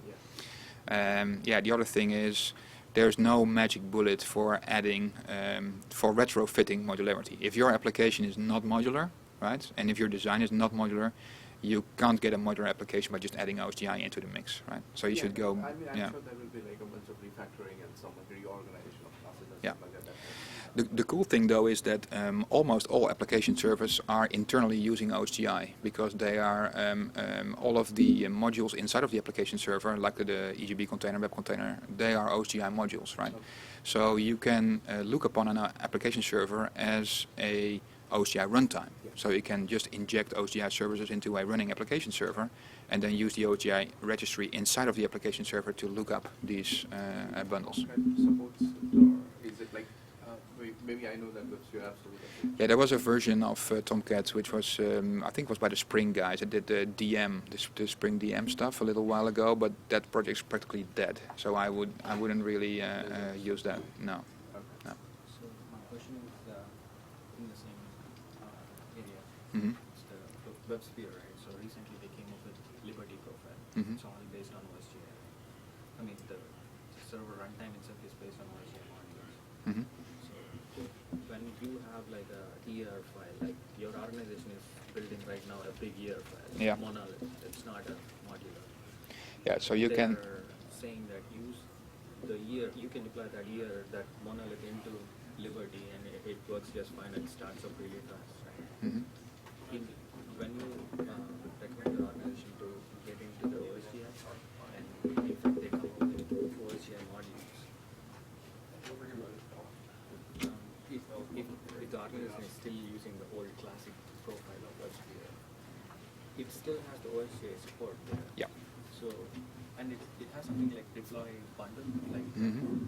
EBA or something, Yeah. enterprise Yeah. or something. So would you, so on the stuff that you did, like have all the artifacts into a feature in a case, and then you package it into an artifact that you can deploy to a cloud, right? Can you put all the thing into a .eva file and just deploy into the classic WebSphere application server and still expect modularity there? Yeah, I think so. So what I would do is I would just deploy them as separate bundles using ACE, for example. Set WebSphere as the deployment target. It's also using Apache Felix inside. And Okay, so WebSphere has to run Felix, and the Felix actually runs the bundles. yes, but it is being used inside, right? So it's there anyway because the container uses it to boot up its modules. Okay. Same thing with Glassfish. Same thing with WebLogic also has an OCI runtime inside. The only odd one out here is JBoss because they have their own module system, JBoss modules, which is incompatible with OCI. But it's still possible to bootstrap an OCI Felix runtime inside of a JBoss application server, and then you can still use it as a deployment target. Do you have any recommended resources to have some knowledge on this WebSphere and the OSGI? I've been doing a talk on exactly doing this a little while ago. So if you Google for it, I think it's on the Parlays website, from Devox. So parlays.com. And I think... What's that, P-A-R-L-E-Y? Yeah, parlays.com. And if you Google for building modular applications, you'll find an older talk of Paul and myself, where we also talk about doing this inside of a Java EE context. And also in the book, we describe, we have a chapter about deployment, where we describe about how to create such archives inside of application servers and interact with them. Okay. Another question is the Amda2 project that you guys are working on. Mm-hmm. Is that project focused on exposing the OSGI-friendly libraries that are, so for example, let's say Spring Framework is out there. It has a bunch of jar files that I have to download and put it in my application to use Spring Mm-hmm. So Amda2 actually modularizes the Spring Framework and exposes the Well, bundles? not Spring. You can compare it to on a similar level. So, for example, Hibernate in OCI environment is really pretty hard to do. But we have the Amda2 JPA component, which wraps Hibernate or another implementation, and then makes it available as an OCI component. So you don't have to worry about Hibernate. You can focus on the higher level component that you get. So you just inherit the component? Yeah, you just take the Amda2 JPA component, and then you can use JPA inside of your OCI application, right? So we have a similar aim to what Spring does. It's also wrapping existing frameworks, making it easier to use, right? So that's the same thing that Amda2 does. So does Spring also have like a modules exposed? Can an application be modular and still use Spring Framework? Or does it make sense? No, that doesn't really make sense. Spring has had a modular strategy for a while. It's called a dynamic module, Spring DM, but they didn't really got it right, and so it still exists, but it's pretty much dead. So I wouldn't really invest in that space. I mean, like both the things are actually talking about the same kind of injections, right? So Spring also supports the dependency injection. Yeah. OSGI also is a kind of like the dependency. Yeah, the injection. service registry can be compared to Spring's dependency injection. Yeah. Okay. Yeah. Cool. Thanks. Thank You're you very welcome. much. Yeah, we can move out. Yeah. Okay. So, just wondering, this data tool, is it equivalent to what you're able to do with Apache Carafe? Yeah, so Apache Carafe is kind of like an application server for OCI applications. And so what we are doing with Amda2 is creating an a la carte application server by just including the Mongo bundle, the JPA bundle, the REST bundle. So you create your own little Carafe, right?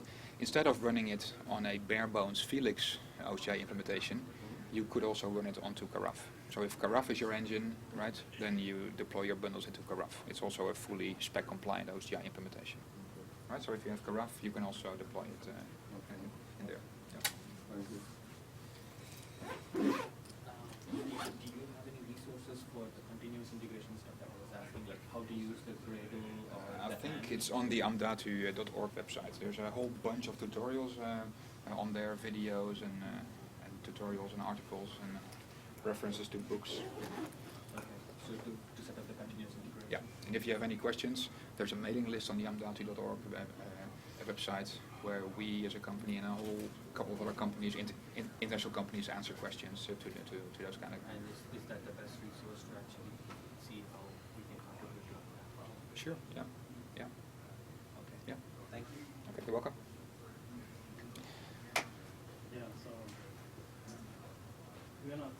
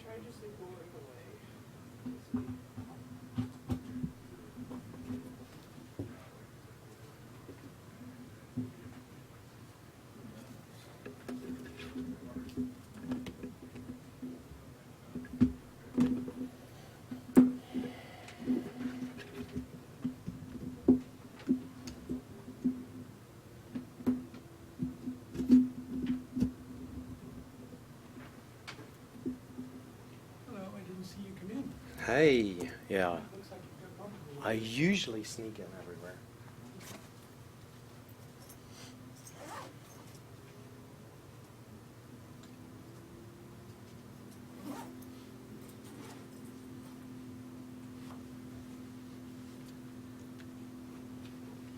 I think that looks okay. Look okay to you? It does. Excellent. Just need to charge my phone a little bit in between. Might as well. You got the time. Right. I'm going to ask that you do speak up quite a bit because I don't have that much headroom with a microphone. Okay. So, Oh, don't you have like a portable one I can run around with? Yeah, give me the wireless. It's not. Yeah, it's not really wireless, right? I remember. no, it's not wireless. Yeah, okay, fair. You don't want it? I do want it. I'll put it on. Yeah, give me a second. I'm coming Oh, down there. put it- Just need to shut down everything here. I'll just leave it right here. You can put it on at your leisure. Thank you. Yeah, you should clip it on about here. You know. Mm-hmm. Yeah. And I'm going to turn, since I don't have that much headroom, that'll be the only mic on. And Okay. I won't put it on until I see you put it on. Okay. Thank you.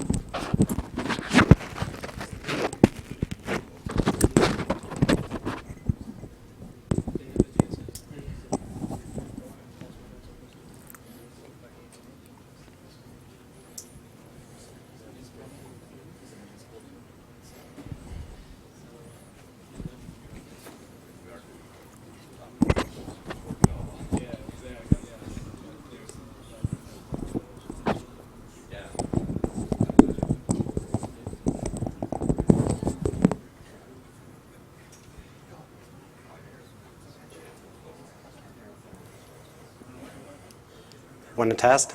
Okay. Should work, right? Perfect. We still have 9 minutes, so relax, guys. I'm not going to start early. Oh, yeah.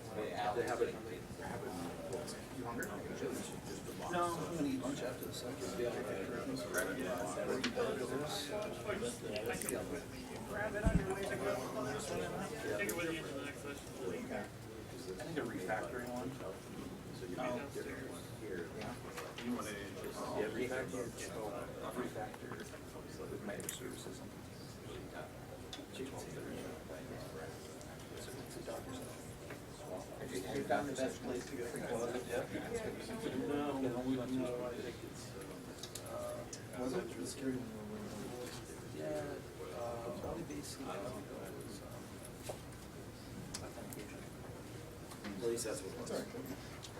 Well, yeah, we wanted authorization.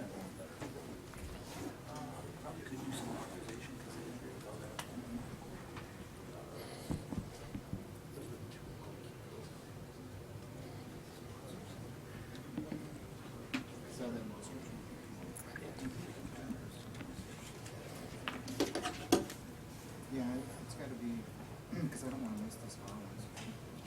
This is the best time to get my phone. Well, during the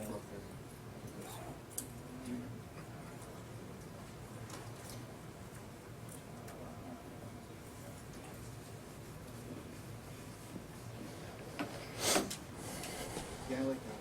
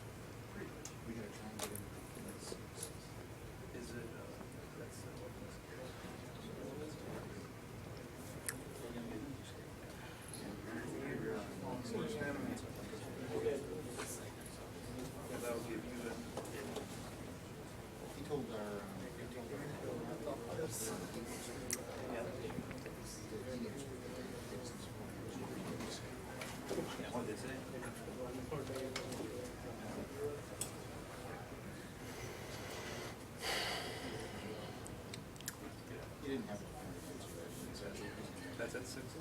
Yeah, he told me they should just go this way. Yeah, it's a six. That's Savant. That was small sessions.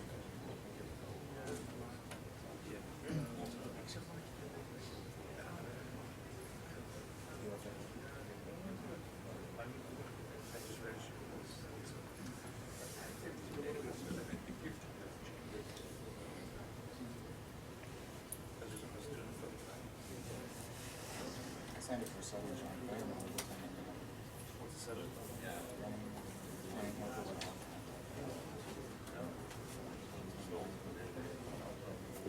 Early oversight.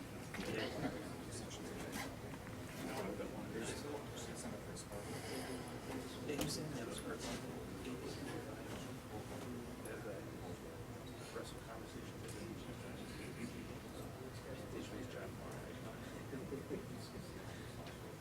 There's a, I did it, I signed it for one project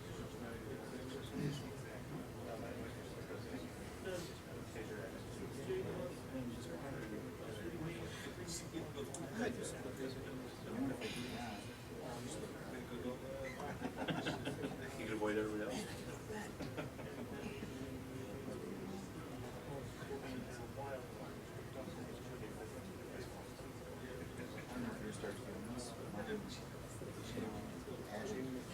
Would you like for me to give you a countdown?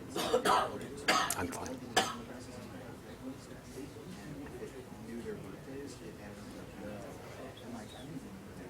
This is like an email somebody sent me once, like I have no idea what it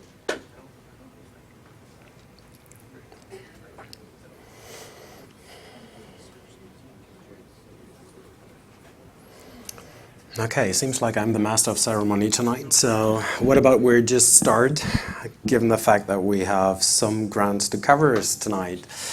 Hi, I'm Marcus. Thanks for joining me. As a matter of fact, it's 7 p for me because I'm from Germany. I really like jet lag. That makes a lot of sense to me. I'm going to take you on a little ride today, a ride through the Jihara, and I have to apologize because I learned that word means something in other languages, and I haven't thought about that. You can totally look that up. I messed that up. Fair enough.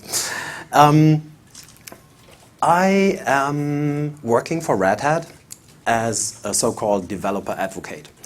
This is kind of a guy who gets paid to talk at conferences, which is the good side. The downside is obviously traveling, and another good part of it is that I get to play with latest technologies. So I joined Red Hat more than a year ago, and before that I've been working as a consultant in the field, like for 14 years, working with customers all across the globe, basically on Java EE-based solutions. And we've been doing all kinds of things. Integration projects, multi-million-dollar projects, mostly internal applications that just need to support some business case. I'm not really digging into that. But one thing they all had in common, they've been heavily influenced by system integration aspects. So there's literally been no sheer Java EE infrastructure. It's always been like host systems somewhere in the basement, like those scary boxes nobody really wants to touch anymore. Nobody is really able to power off and on again because we don't know if it's still running after that.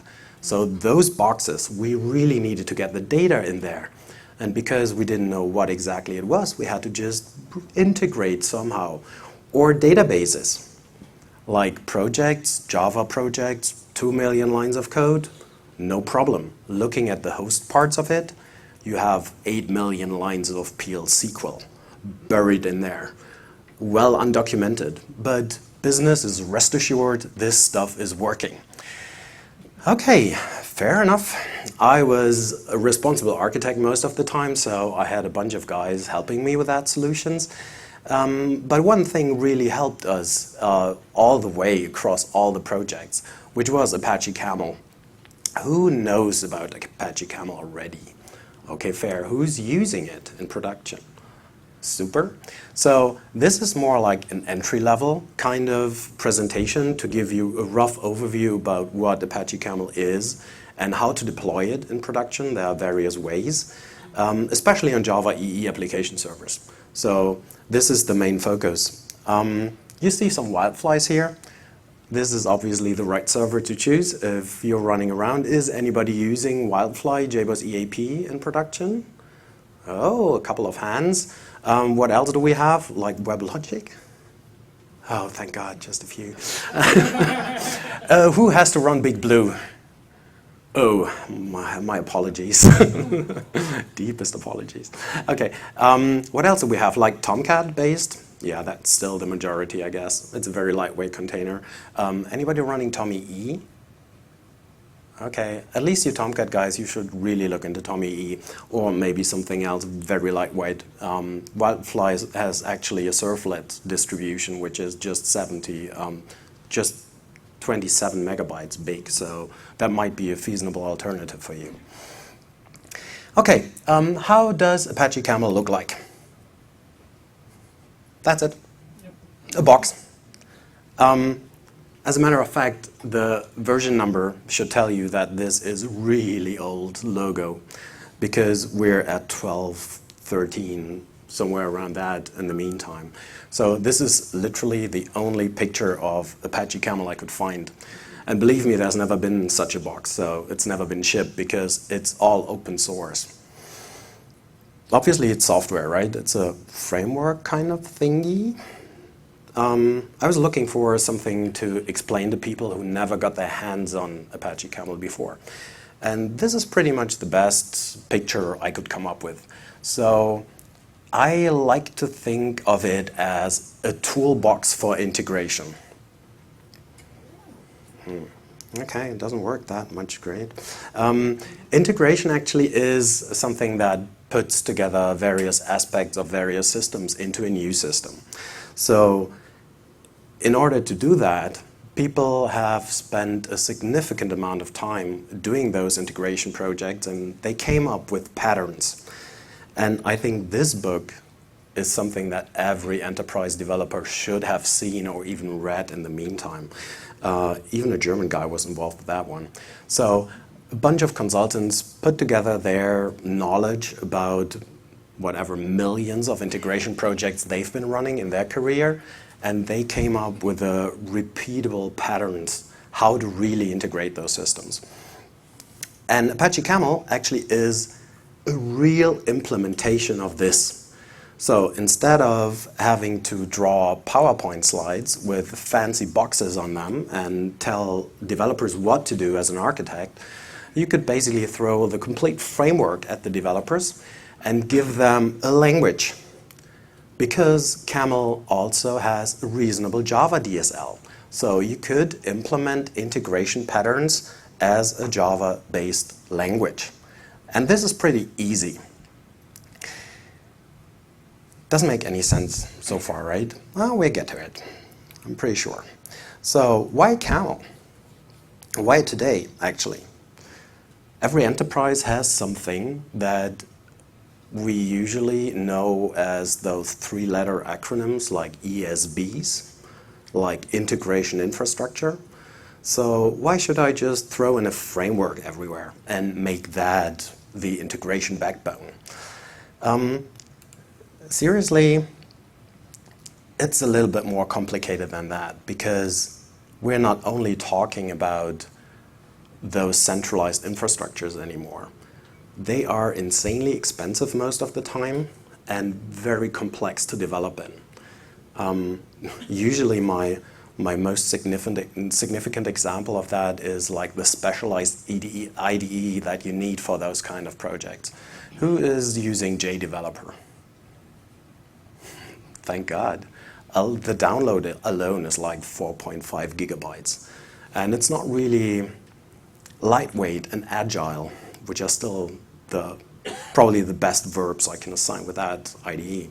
So instead of building our apps like we used to do before, with service buses, connecting some messages, turning payload from one format into the other, doing some routing and transformation on the way. Today's infrastructures turn to look a little bit different right now. So even I can do that talk without a reasonable buzzword, which is microservices, right? So we're splitting up our features and functionalities a lot more these days. It's no longer the big business services that we tend to integrate in ESBs. It's more fine-grained, and it goes across the business. And it should be reusable and handleable. So as a matter of fact, those microservices are actually produced by individual apps.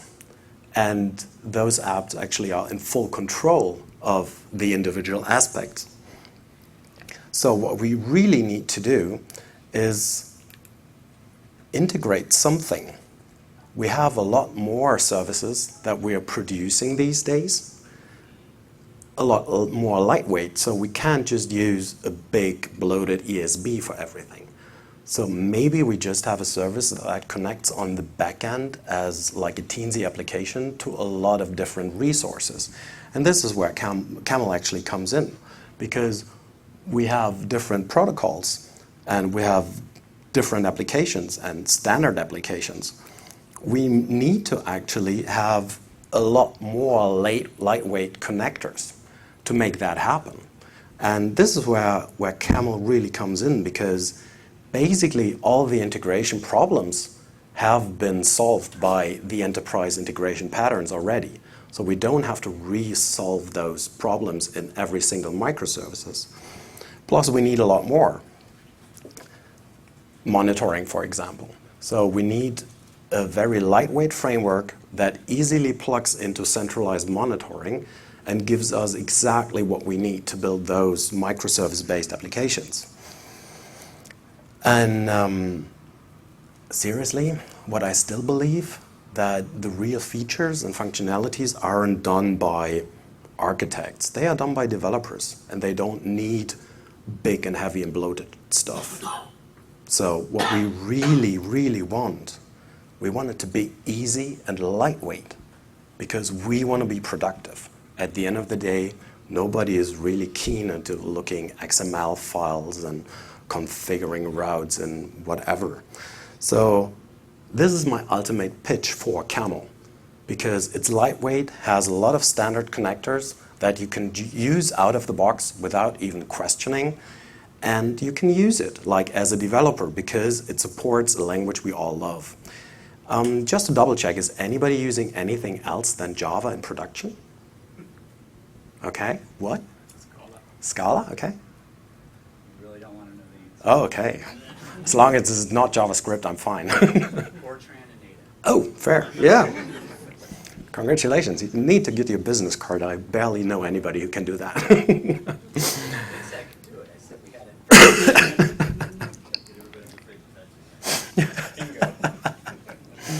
So, what is Camel? Just coming back to it. It's an open source integration library. You know, Red Hat is all about open source. So Camel is out there. It has a website. You can download everything. It's ready for you to use, right?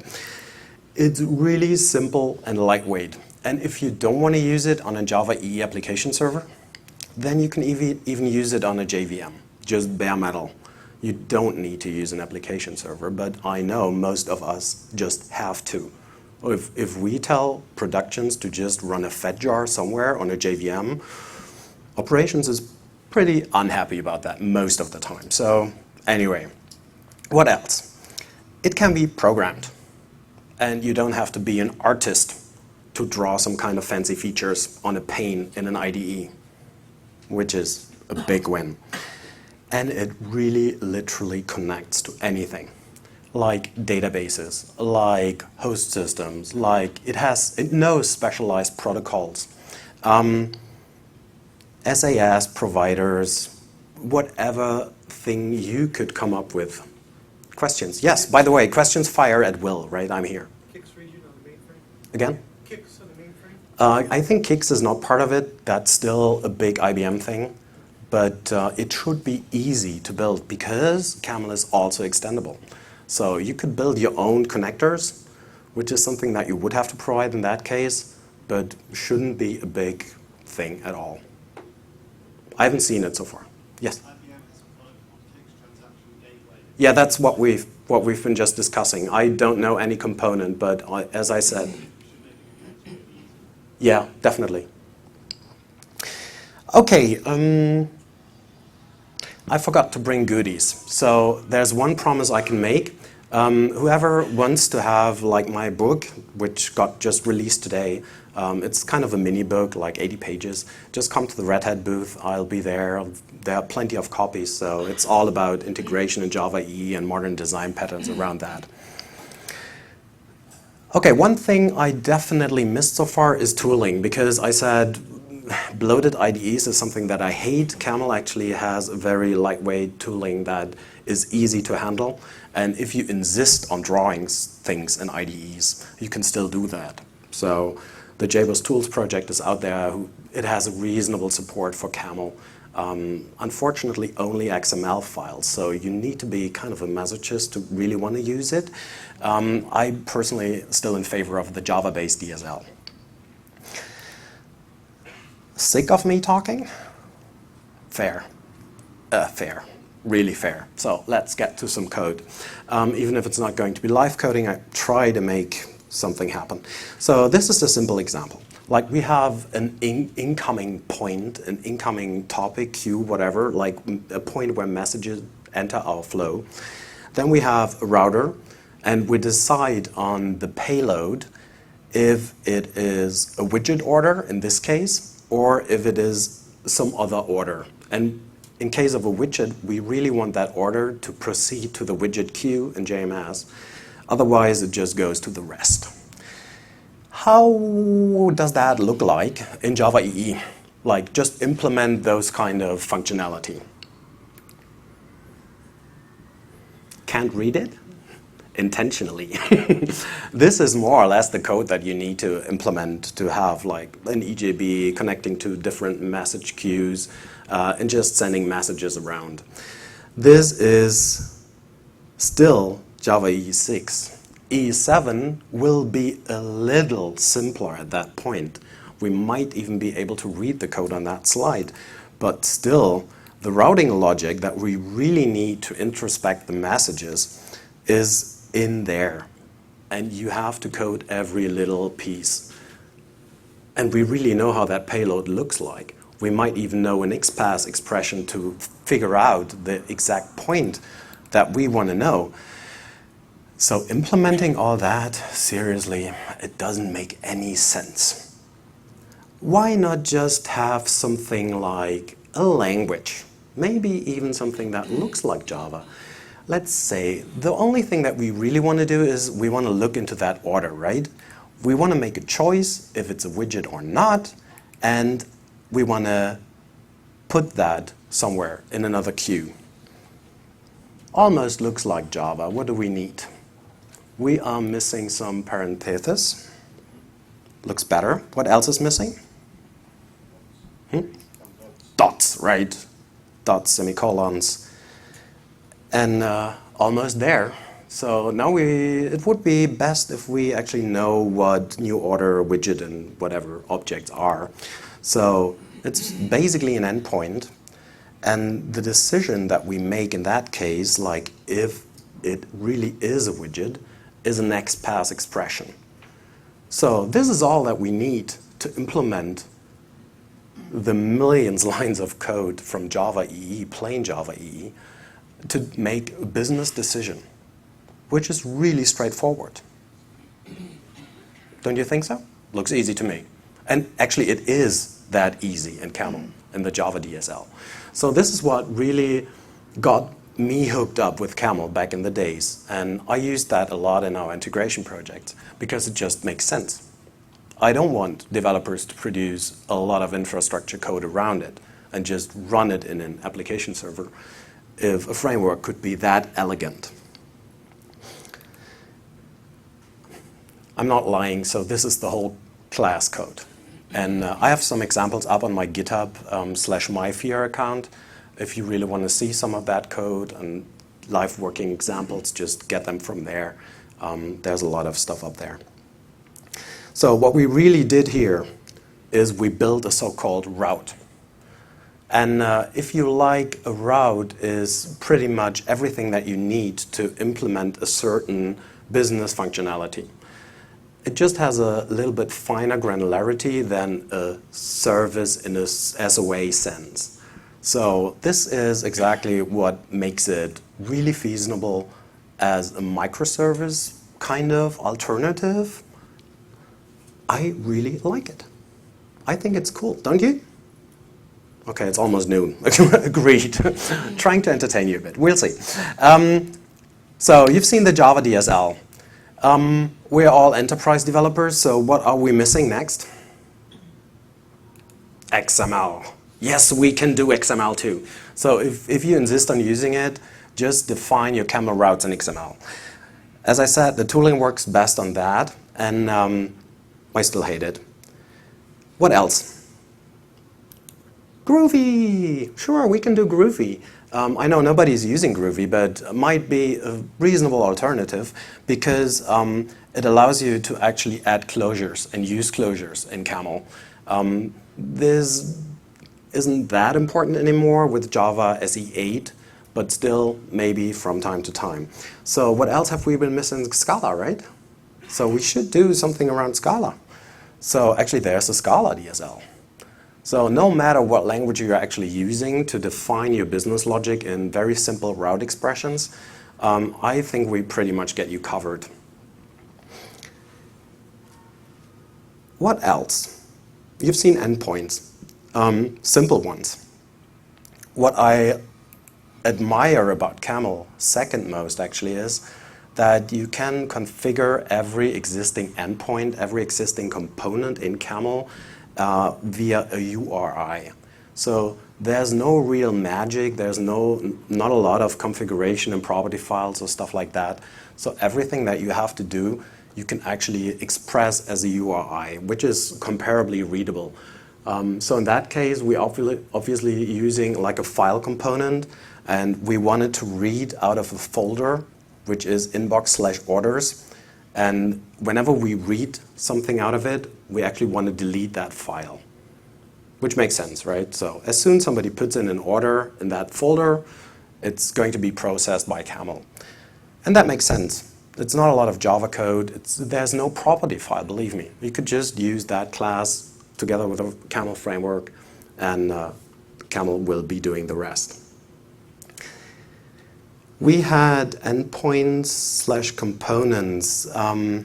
To give you the complete overview about Camel, this is actually the closest we can get to in terms of an architectural picture. Everything is encapsulated by something called a Camel context. So this is the one thing that you have to launch, and a Camel context can hold as many routes as you would like them to hold. You can add the various components to them, and at the core, like what makes Camel possible is the routing engine that we have a bunch of different DSLs for to actually implement the routing logic. If you want to see the full component set, which in the meantime is more closer to 200 components than to 150, just go to the website. I found a nice picture of at least the 150 components. As far as I know, you can get a printed version of that. So there's a teensy little 8-pixel URL down there. I like it. I actually would like to hang that up in my office, so I need to get it. Anybody any idea what that is?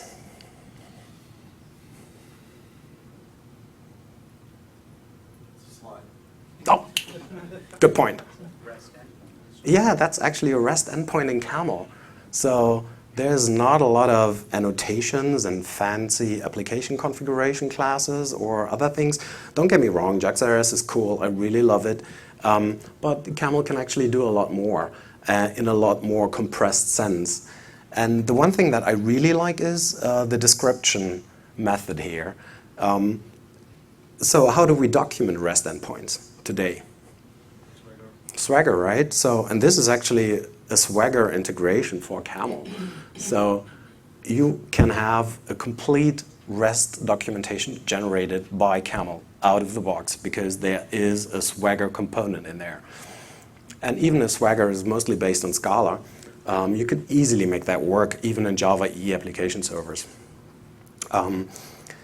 Since my daughter is actually in school, like she's just became 6 last year, I started to give homework in my sessions. So whenever you get hands on that slides afterwards, there's always going to be like an 8-point URL down there.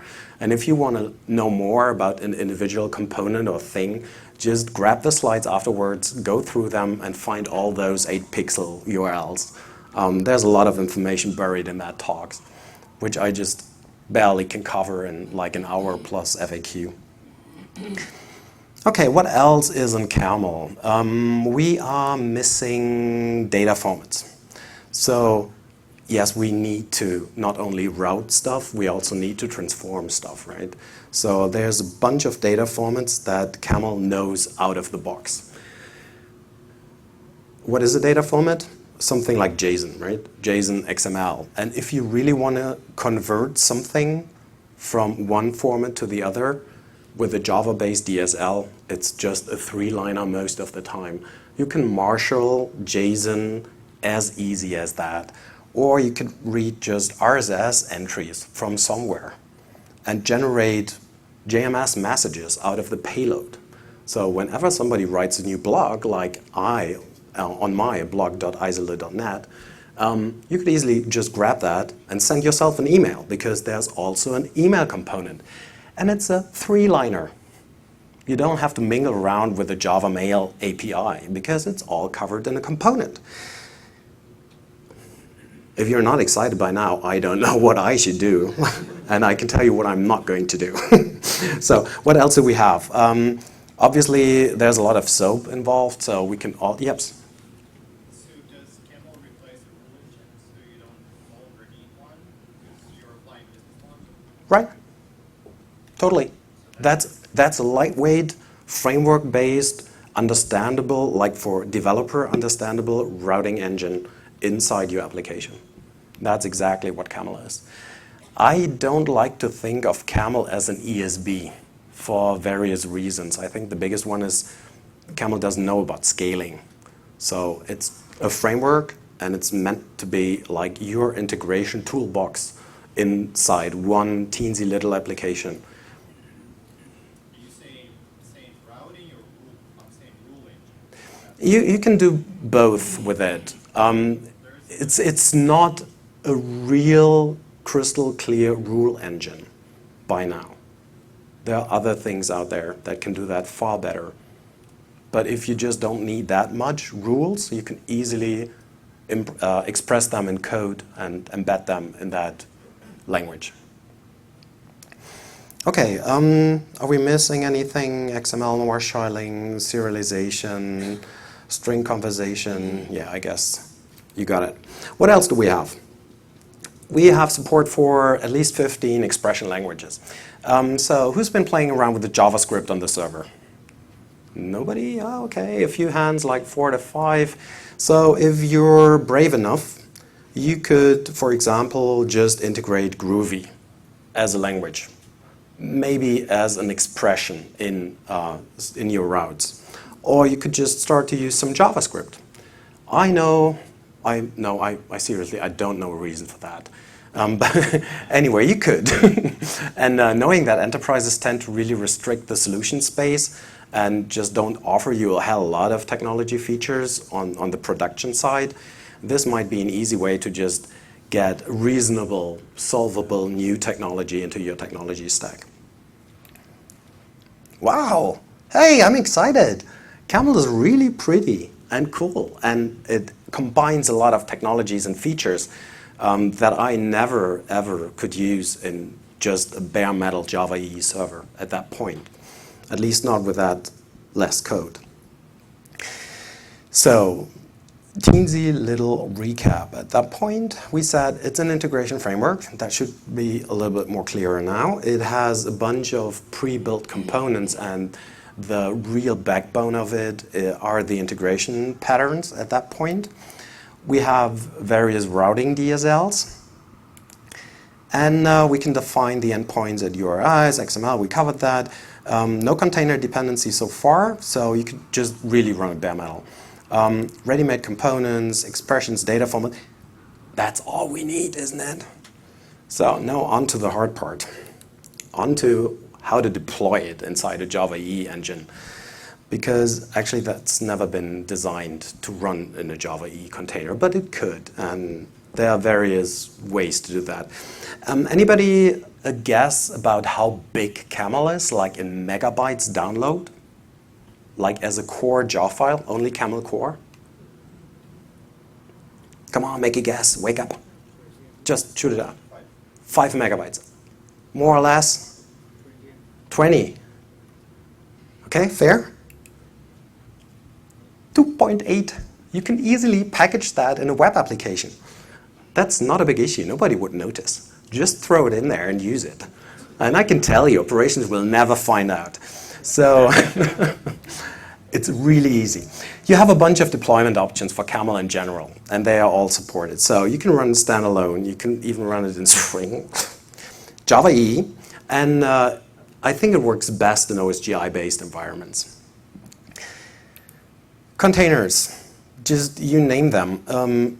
Even WebLogic, even WebSphere, unbelievable. I think one of Europeans, not the biggest, but one of the bigger European broadcasting stations actually use Camel on top of WebLogic for all their streaming and routing demands.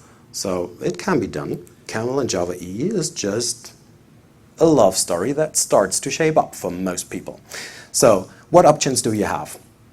Actually, there is a way to bootstrap Camel. So you need to start the Camel context. That's the biggest thing that you need to kind of hook everything into your Java EE application server. The easiest way to actually is do that via the Camel CDI extension. So again, there's a little blog post down here how to get that done on top of Wildfly in that case, but it's sheer Java EE 7. You don't have to do a lot. You just inject the Camel CDI context, start the route. You can do that in any bootstrap Java EE artifact that you know of, like servlet initialization class or whatever. What you definitely should keep in mind, if you go down that route, not all of Camel's components are probably working like you expect them to do. For example, one of my favorites is actually the Camel JPA component. It heavily relies on Spring technology internally and also uses Hibernate as a JPA implementation. If you just randomly throw that in some other container, like from the big vendors, that might bring you into trouble because they don't know each other and they don't understand each other very well. Plus, the deployments tend to get really large. Like only Camel Core is 2.8 megabytes big. That adds all the modules that you potentially need. And it's also pretty easy knowing that there's a lot of Spring and Camel underneath to get a web application that gets bigger than 30 megabytes. And I'm not sure we really want that. Plus you get some issues with class loading. Why do I still have that solution on my slides? Because it might be a solution if you just need one particular feature from, let's say, 2 or 3 different endpoints. I would say that's still reasonable to use that deployment version.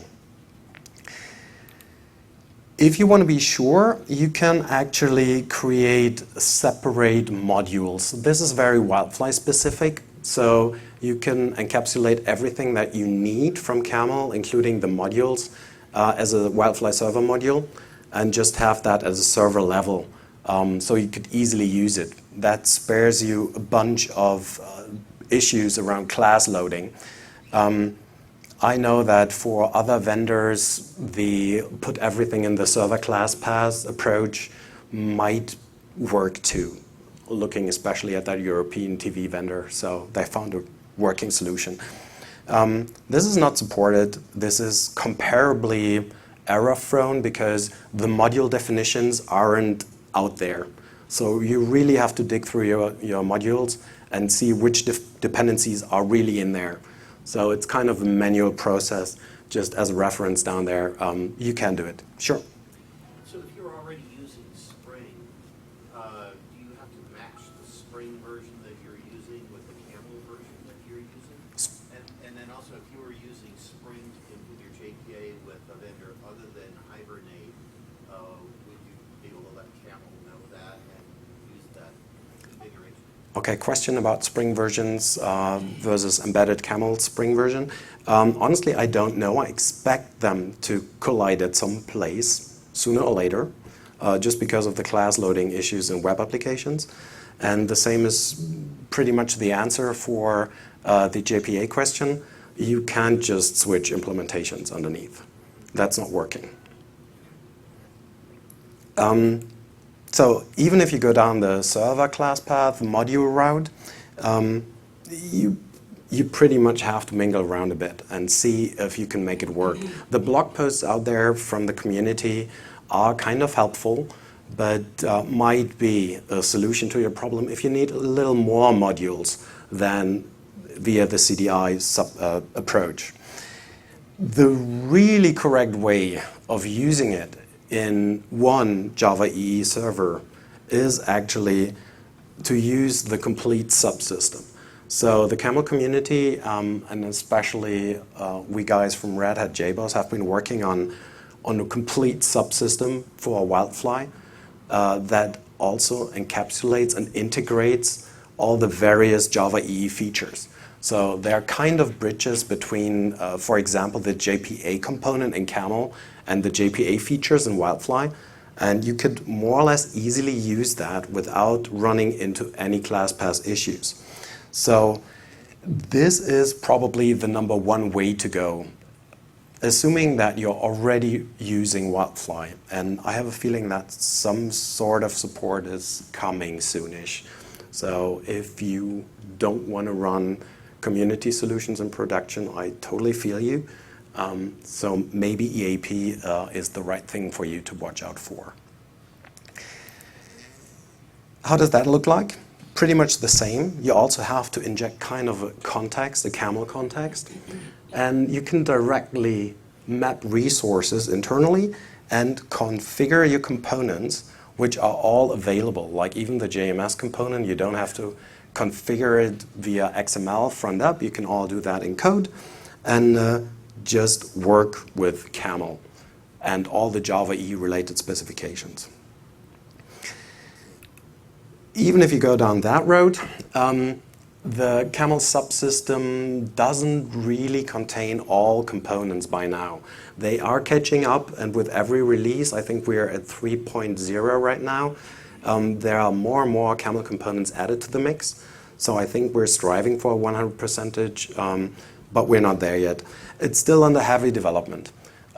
So you really need to do some cycles on that, and the component base is still growing.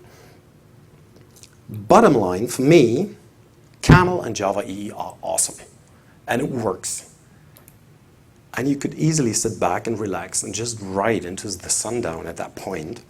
And honestly, users are really telling us that we're doing it right at that point. Camel rocks in development. I've told you can run it on a JVM, so unit tests with Camel, just spin them up on the JVM. Bootstrap Camel yourself, it's easy as that. No application server startup, and even if Wildfly is lightning fast, I know others aren't, and we don't want to wait 15 minutes for a server restart, right? So that's easy. It's comparably easy to get started because there's a lot of documentation out there. And you can really start with very small projects and brush up your knowledge and get into the whole component and ecosystem of Camel. People want more tooling, which is something I don't get, but okay, fair enough. The tooling that we have works and might be enough if you're already on Eclipse. Just because I'm curious personally, who's using NetBeans? 2, 3, 4, 5, great, funny. The rest is bound to Eclipse?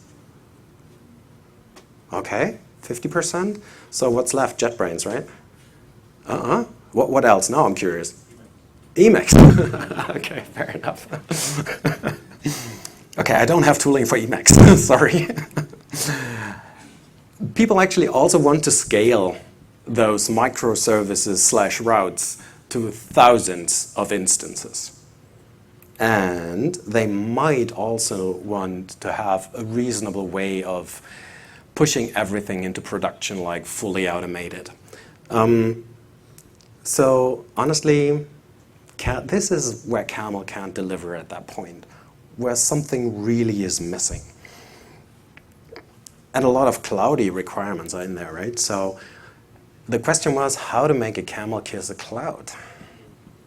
Well, actually we have something I really like.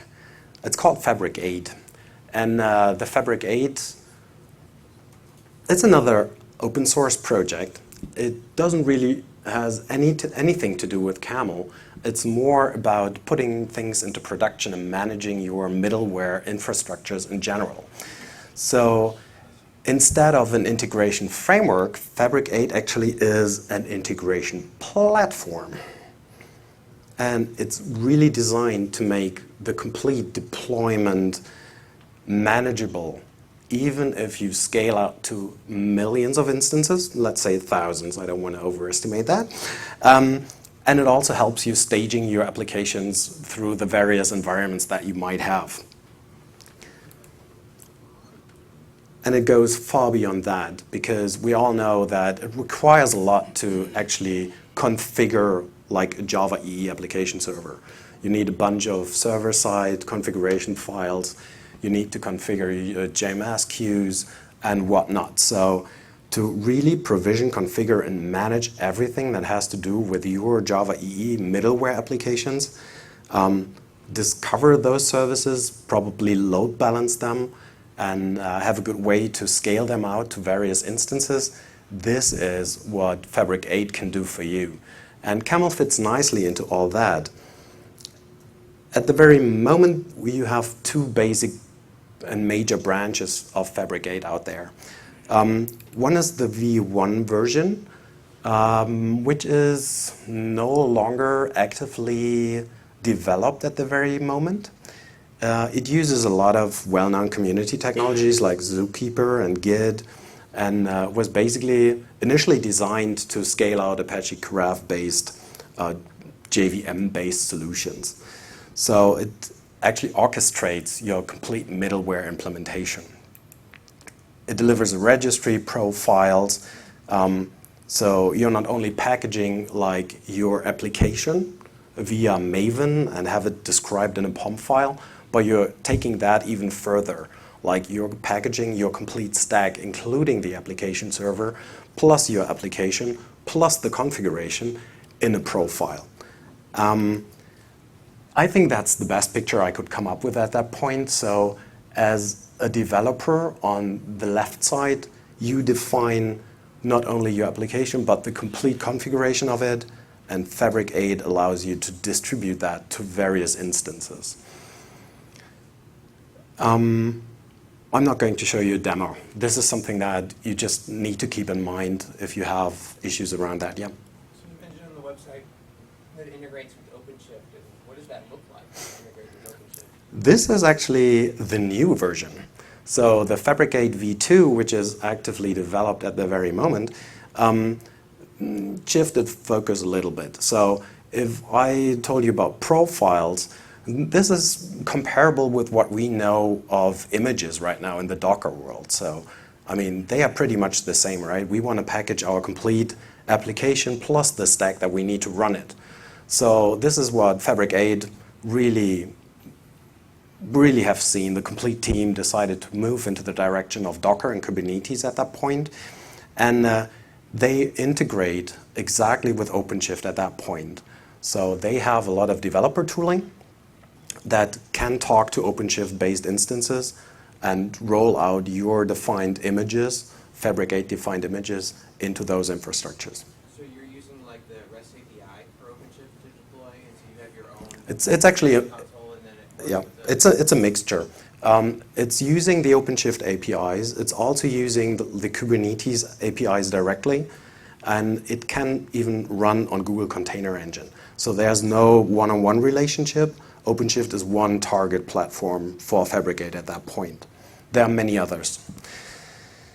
It still states will support. It actually does support.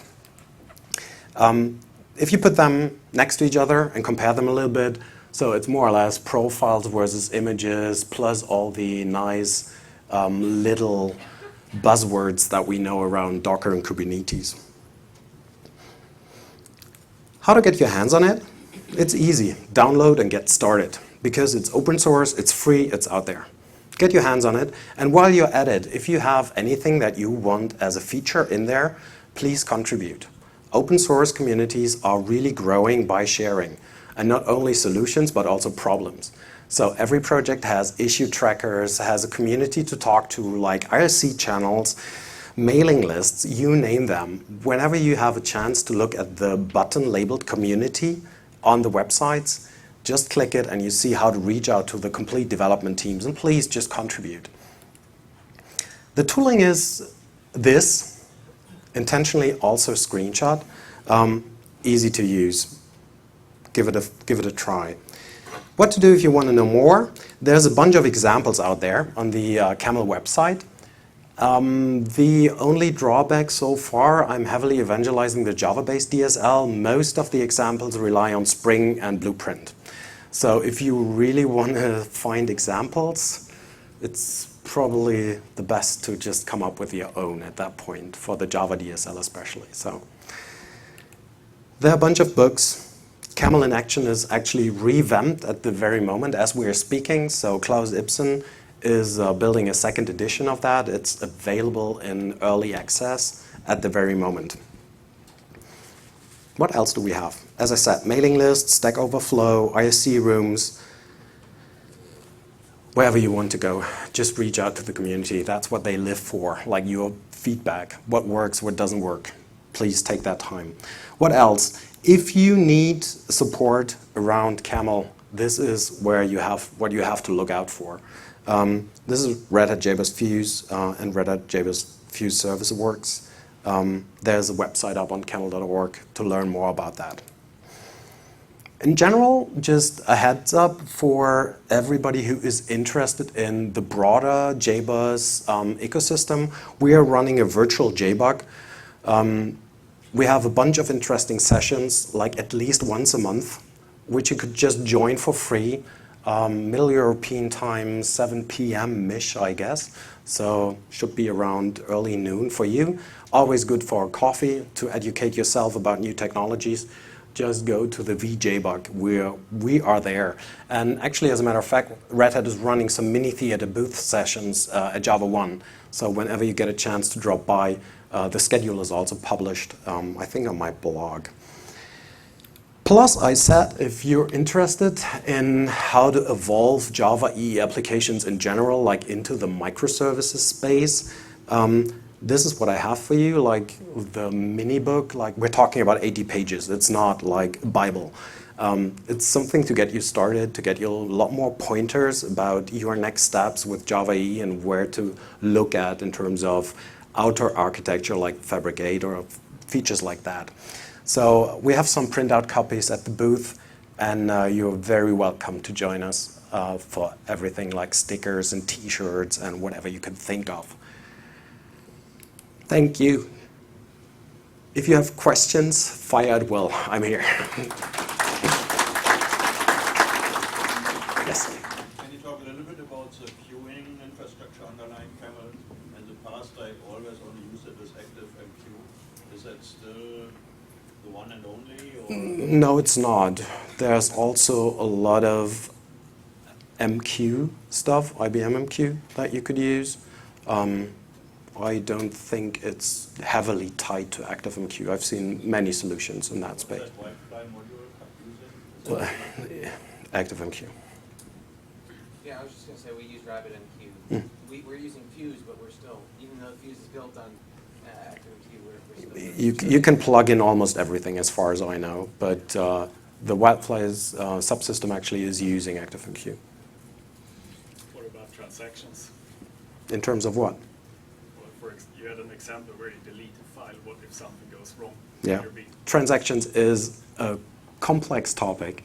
Camel supports that, but I can't exactly give you a 2-sentence pitch about it right now. So you're very welcome to discuss that afterwards. Easy question. Will it integrate with your EJB transaction? It integrates with JTA as a spec, with a Java EE server. So that's what the subsystem at least does. If you're using one of the other two options, you're not integrated, and you're not running inside the JTA context. How about exception handling and monitoring? Yes, it's there.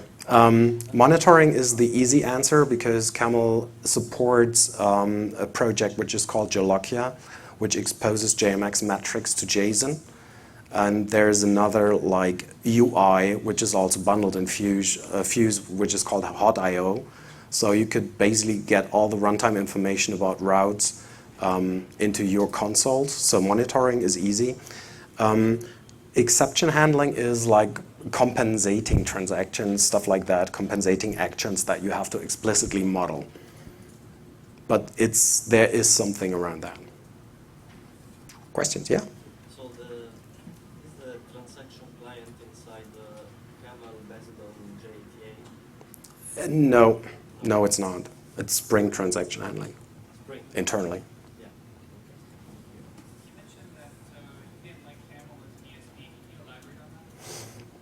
Yeah, did not like is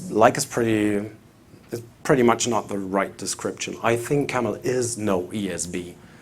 I think it just don't scale the way an ESB usually should. So Camel is a framework. Does that answer your question? That's another story. I'm talking about Camel just as a framework here, not about Fuse and everything we add to the mix. Totally different story and exactly the solution what you're looking for. Sorry. Can you speak up a little bit? I can barely hear you.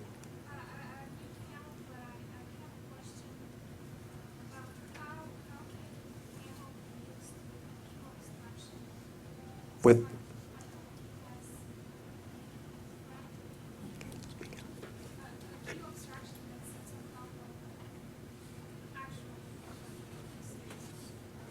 I can barely hear you. Can we do that in a one-on-one afterwards? Okay, thanks. Yeah. What would the clustering support by Camel? Clustering support by Camel, 0. Camel framework, 0. Okay, I'm here for a while, so let's just stop the recording here. Free the room for the next speaker. Thanks for being here. It was my pleasure. Thanks. Bye-bye.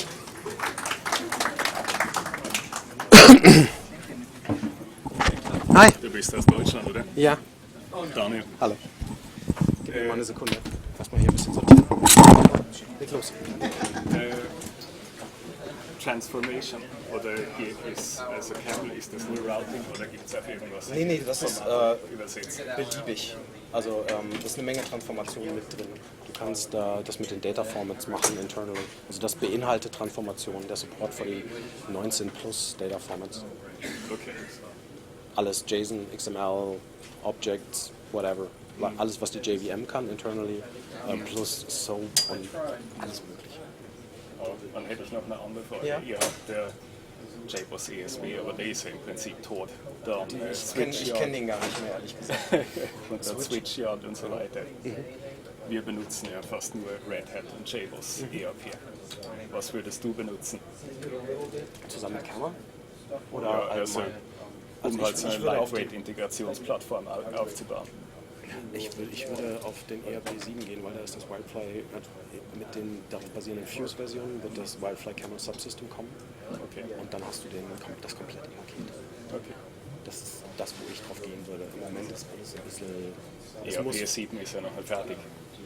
Ist fast fertig, Anfang nächsten Jahres. Anfang nächsten Jahres. Ja, im Moment musst du auf Fuse gehen. Eine andere Chance hast du nicht. Und das ist einfach nicht optimiert für Java EE an der Stelle zusammen mit Camel. Also da musst du eher auf Karaf OSGI-Container gehen. Insofern, wenn ich Java EE nutzen müsste und ich habe noch ein bisschen Zeit, dann würde ich ein bisschen warten. Ansonsten, ich weiß nicht, unsupported kannst du das Subsystem natürlich jetzt schon in den EMP reinpatchen. Aber die sind auch auf dem Wildfly 10 mittlerweile unterwegs. Also als Community-Version sind schon ziemlich weit vorne. Das ja gut, 6.4 baut ja, das ist ja noch 7, oder? ERP 6.4. Na gut, dann lasse ich dich mal mit anderen, dann treffe ich dich vielleicht nachher nochmal. Ja, Booth, genau. Red Hat. Also, bis später. Ciao. Have you heard of anybody doing transformations or any point of ancient? No, I haven't. For a reason, those are most enterprise customers running Fuse, and I don't have a lot of contact. Give me a second, I'm just trying to clean up it. So it's barely, but if you send me an email and you are really interested in that, I could actually ask around internally in Fuse engineering to find out. Okay. Because we have a lot of consultants and customers, so there's a real fair chance that We have an find a old solution. library called JavaOne Oh, what's that? that will actually can let you convert to structs and map to a projo and all these crazy It's things. a long time since I heard that word. Okay.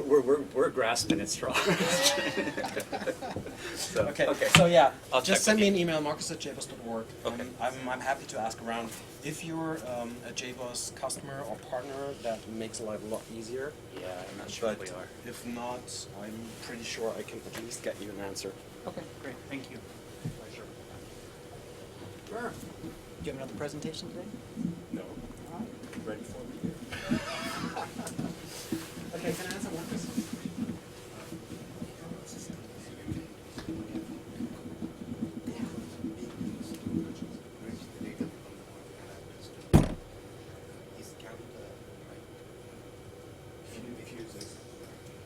Not count as Fuse.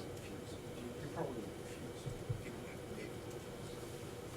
Want to take that one? I'm not really good in licensing, especially support offerings. Right, I mean, Fuse is the supported offering of Camel Activate, Q, and Fabricate, right? So that's all those components in the supported offering.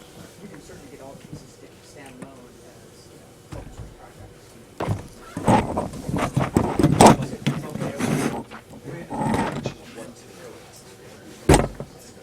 Are you trying to remove TIBCO or bridge TIBCO? Because TIBCO is used to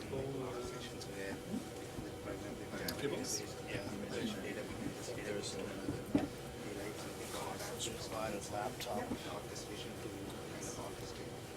So the idea is to replace the orchestration, right? Which finally, because all these things, when everything is typical now, we are planning to go away with all these adapters. People have their own applications, running their own process to build something. But then finally, the idea is to get rid of TIBCO because of heavy licensing. Right. It's very expensive. Yes. It's very expensive. Because we are a company where there is not much data flowing like finance companies. So we don't see the real potential of paying that much of money for this. We are trying to find alternatives. But we have customers though where TIBCO is so ingrained into the backbone of your enterprise that it'll never come out. It's like removing your backbone. This is not making our system. And so usually you can have what I call satellite components that hang off that main highway. Think of these as additional roads, right? And that works very well. And so you could replace all of it. And so you want a message broker with something in queue. That's the way you guarantee delivery. Shared But if all you're doing is like file from here and file from there, right? Camel will do that on its own. They really want to send a message out across your network and know that it really arrives there. That's You what need the to message have the comes in. transactional And the file two are system highly first. complementary. You have to embed So Camel in your Camel broker pretty or much vice runs versa, a the lot broker of in Camel. POS as the offer at that point. I've seen And examples. even if you really need transactions and file And you system would- and you level, put all of that in then you Spring. probably need to implement your own component because we're aware of the locking. Yeah, So Camel exactly. does some very basic locking of files, like it puts a log file in there, Well, I have no idea how safe that is. We've tried that and we've seen no issues. Yeah, I believe so. Yeah. So I wouldn't recommend that in high scalability scenarios. It's very basic, and I think it works for 90% of the requirements that you run into. But if you really want to scale out and run that at a high performance level, It's a separate, it can be a separate process. transaction aware file system underneath, and that's going to be custom component. But good news is Camel can do that. So it knows about how to build it, and it's comparatively easy. If you have something in place to build exactly that component that fits. So what we are doing now is we are just running one node at a time. This is a very safe scenario. And then you just see that's what is done, bring that up. People standing in front of them. That's all. Yeah. Share folder, all your nodes, scale out, and just really Should you do it with multiple instances with reading from a message broker that would like competing consumer? So that would be one way to do it is your message broker would only deliver the message to one of the running camels. And so whichever one gets it first Was on and off. would do it, right? So then you could do clustering that way.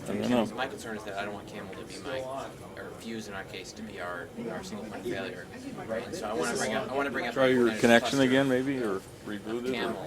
Wait for February 15th on what's ever coming with that, because this is definitely going to be a solution. And is that, did you say it was packaged with the Fuse license? good. Yeah, I think you got if I came have back Fuse just support, because- I'll get Fabric.io. Excuse me, sir. Sir, could you move over a little bit? We were But when V2 comes out, I will Yes. inherit that. Yes. That's fantastic. Very good. Thank you. Thank you very much. My pleasure. Hope you enjoyed the session. Yep. Okay. Join me. They're tuning the, Yeah. Let's go.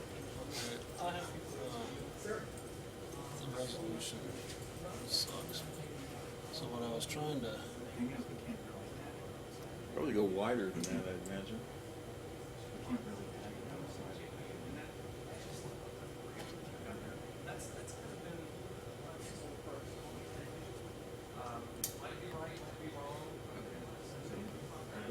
The problem we're having on here is being as the camera's so low that when people come in, the back of somebody's head can actually block the presenter completely.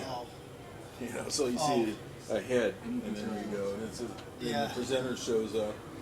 This is not the greatest room, is it? No. Yeah, so JP, this is what I was remembering.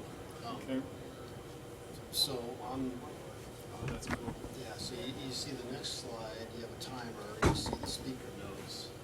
Perfect. Let's see if yours does that. Yeah.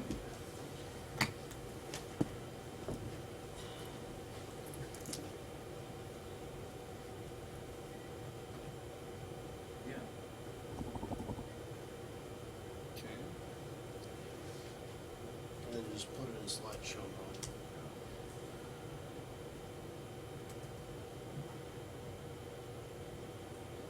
Ah, perfect. Yep, so it's the same, it's slightly different arrangement, the same idea. Do you have the timer? Same timer. Maybe that's an option, slideshow mode option or something.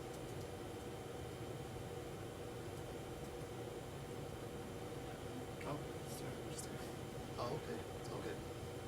So. That's cool. We use your computer then. We'll have to switch sources. Presenting in the next session? No, presenting tomorrow. Oh, okay, you just want to check it out? Yeah. No problem, entirely up to you.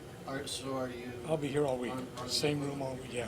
How big of a deal is it to switch video sources to the projector?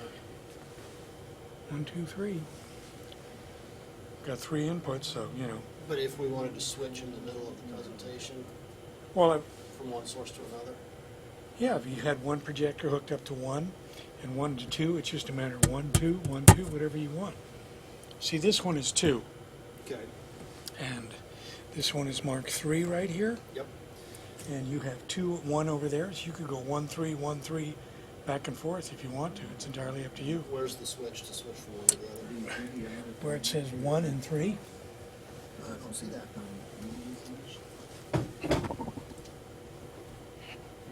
Oh, okay. 1, 2, 3, and they're marked right here too.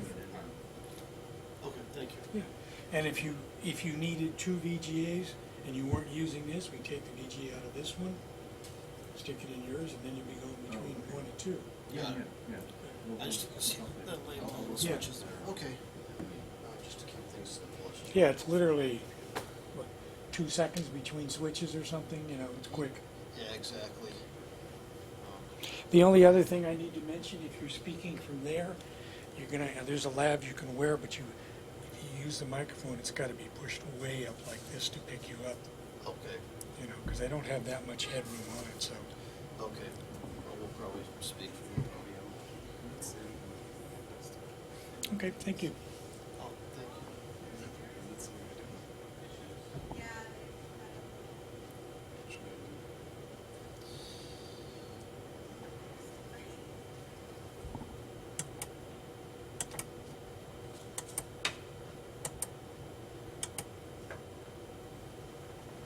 Oh, do you have to have one of these function F5?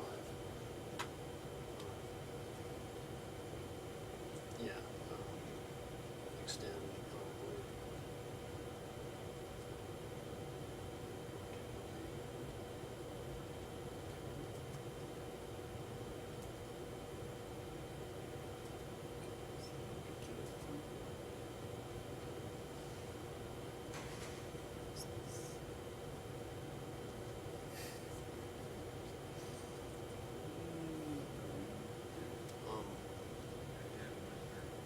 Hit function F5 to get back to that.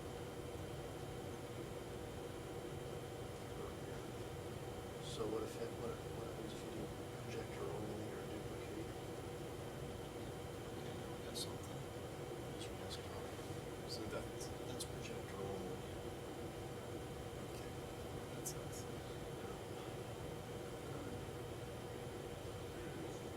So extend. Duplicate. Okay, so I Now have if you to go into slideshow mode, in PowerPoint you probably won't have the separation. That's the problem, yeah. So I see that I'm gonna have to exit the presentation. So you want to do?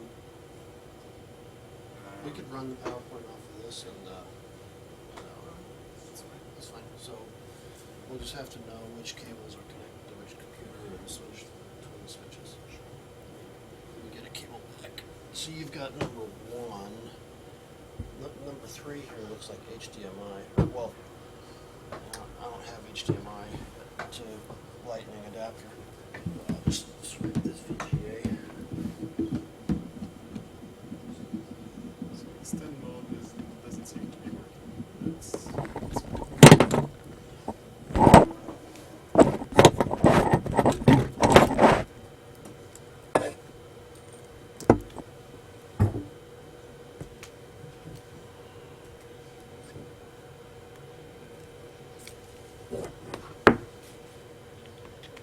you know what? There's no issue actually. It started working all of a sudden?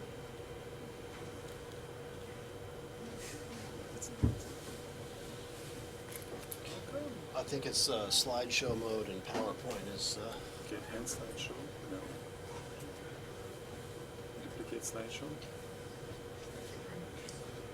Duplicate slideshow. Done deal. I just have to.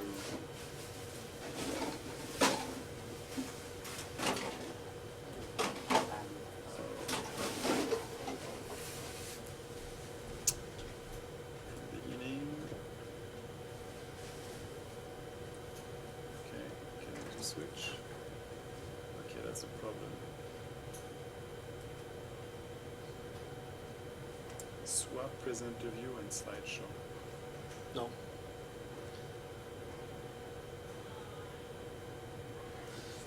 That's not it. I think we'll have to go to 2 machines, run the demo off your machine, and It's expensive.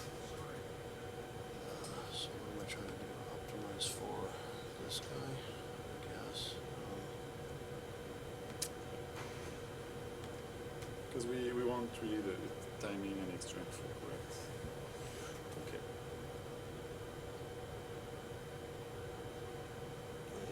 I've got each. You want to test it, correct?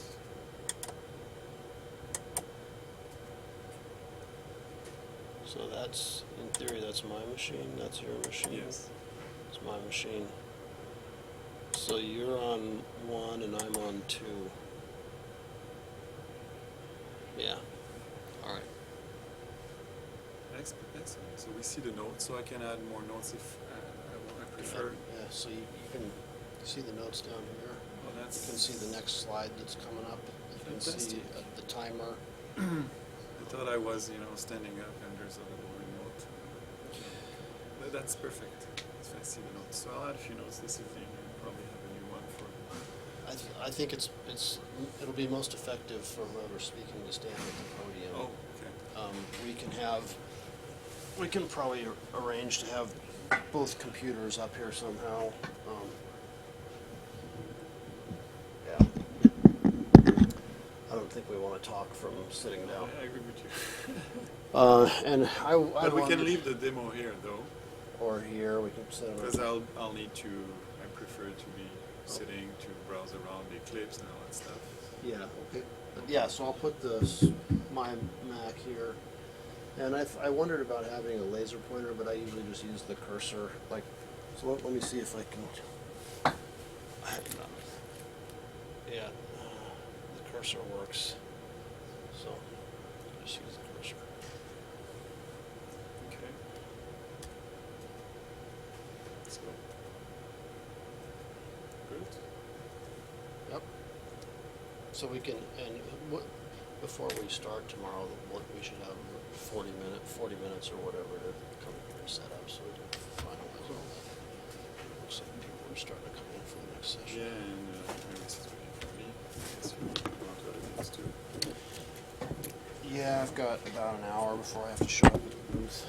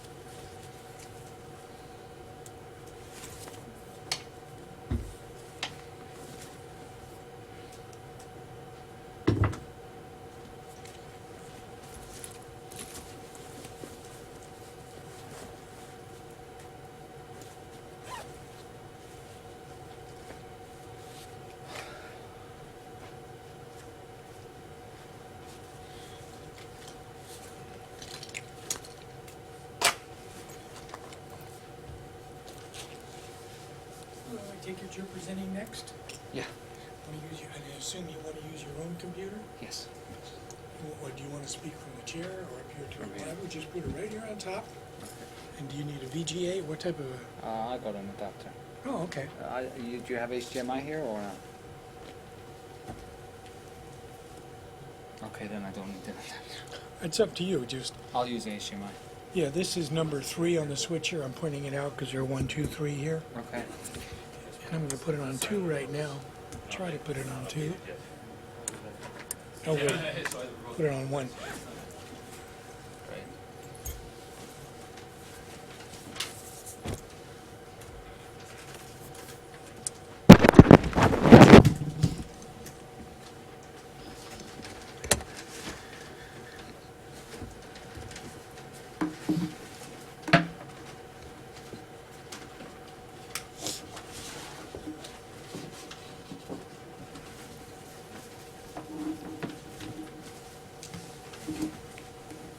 Do you need more, or is that long enough?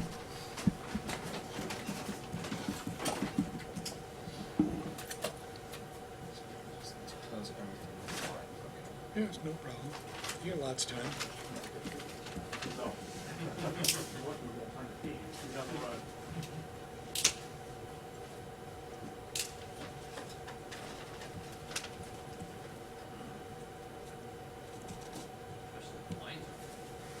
It's not bad this year, it's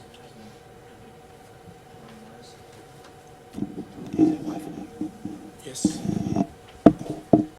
It is, I don't know how long it is, but it's right here. It's taped to the ground. I'm going to move it because it was taped to the ground. I don't know why. Oh, it's a cable connection. Okay. Yeah. I do need an adapter. Pardon me? I'm gonna need an adapter. That I don't have. I hope you do because oh wait, I don't know where I get just unplugged this. I didn't realize it. Maybe it's that one. Pardon me? Maybe it's this one. Well, there were a couple. I mean, this one is one that was just up this way. Is there one right there at the podium? Because nobody's used it so far or even asked about it. I could just use Wi-Fi if there's Wi-Fi. I don't know if there is or not. To tell Oh, you there the is truth. open wall. Yeah, there is. It's fine. So is this laptop, you guys still can't get the display to work? Yeah, but nobody's used it yet. Oh, okay. And And he's he not has his using own, so it he's all either. set. Yeah. Okay. When is this session over? There's a break. Actually, after this one, there's a break between 1:30 and 2:30. Okay, great. So what I'm going to do is I'm going to swap it out with another machine then, just in case. Yeah, and we'll see. between 1:30 and 2. We already know it is the computer because anybody else's computer, the phone, works. Everything except this one computer. All right. Thanks. Yeah, we've been having a problem with there. So should I try 3 here? Yeah, you are on 3. Cool. Works.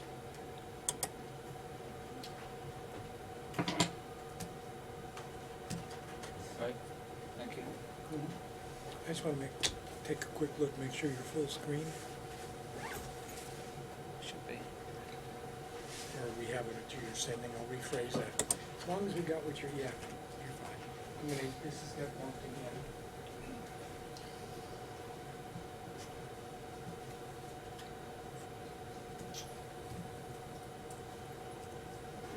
Okay, which which microphone do you want to use? Do you want to use the wired lav or podium mic? Pardon me? Wired. Okay, speak up a little bit. I don't have that much headroom on it. Okay, on this one? Yeah.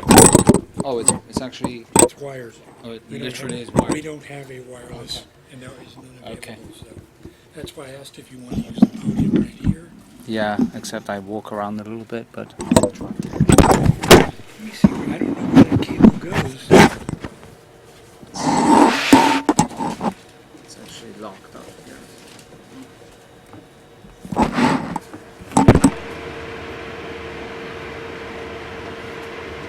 So this one here?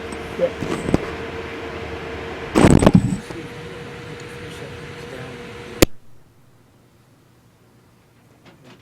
Are you staying behind the table? I'll try. If that's the problem, I'll try to stay. Let me see if I can pull it out from underneath. Wherever it goes under there and gain you a few feet is what I'm getting at.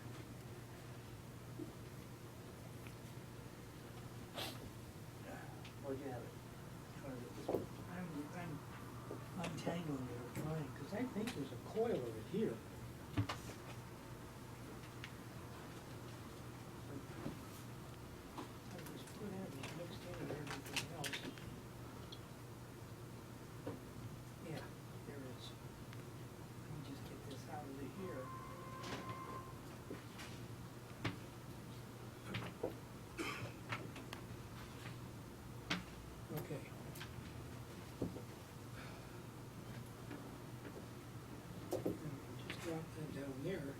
You've probably got about 25 feet right now. Cool. Great. So if I bring it through here,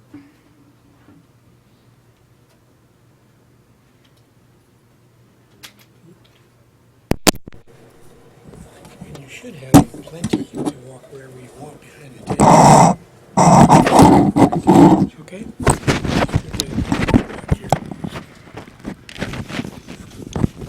And I will bring it up a couple of minutes close to start, or if you want it on sooner, just wait, because I have it down right now back there. Okay. All right, thank you. Thank you.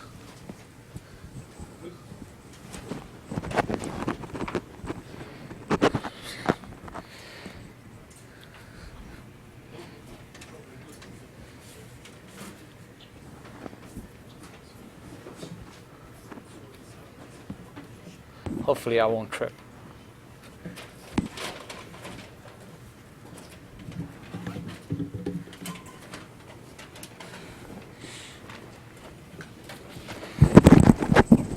How's it going?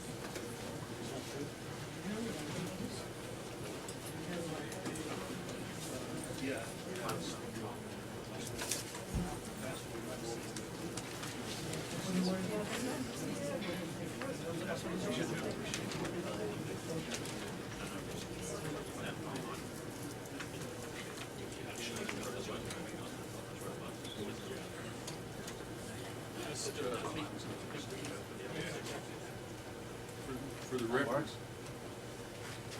the video, they're taking the slides directly. Oh yeah, no, but it's going to be here. Oh, okay, I see.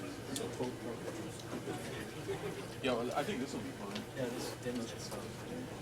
It's better than what it was.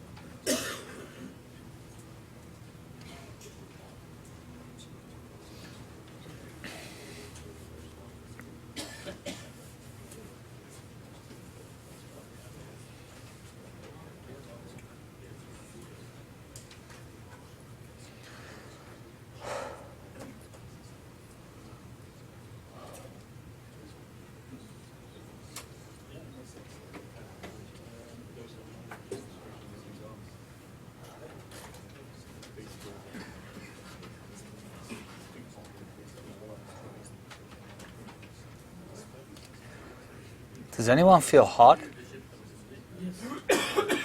Yeah? Yeah. So I haven't even started and I'm sweating. We'll see if it's too far.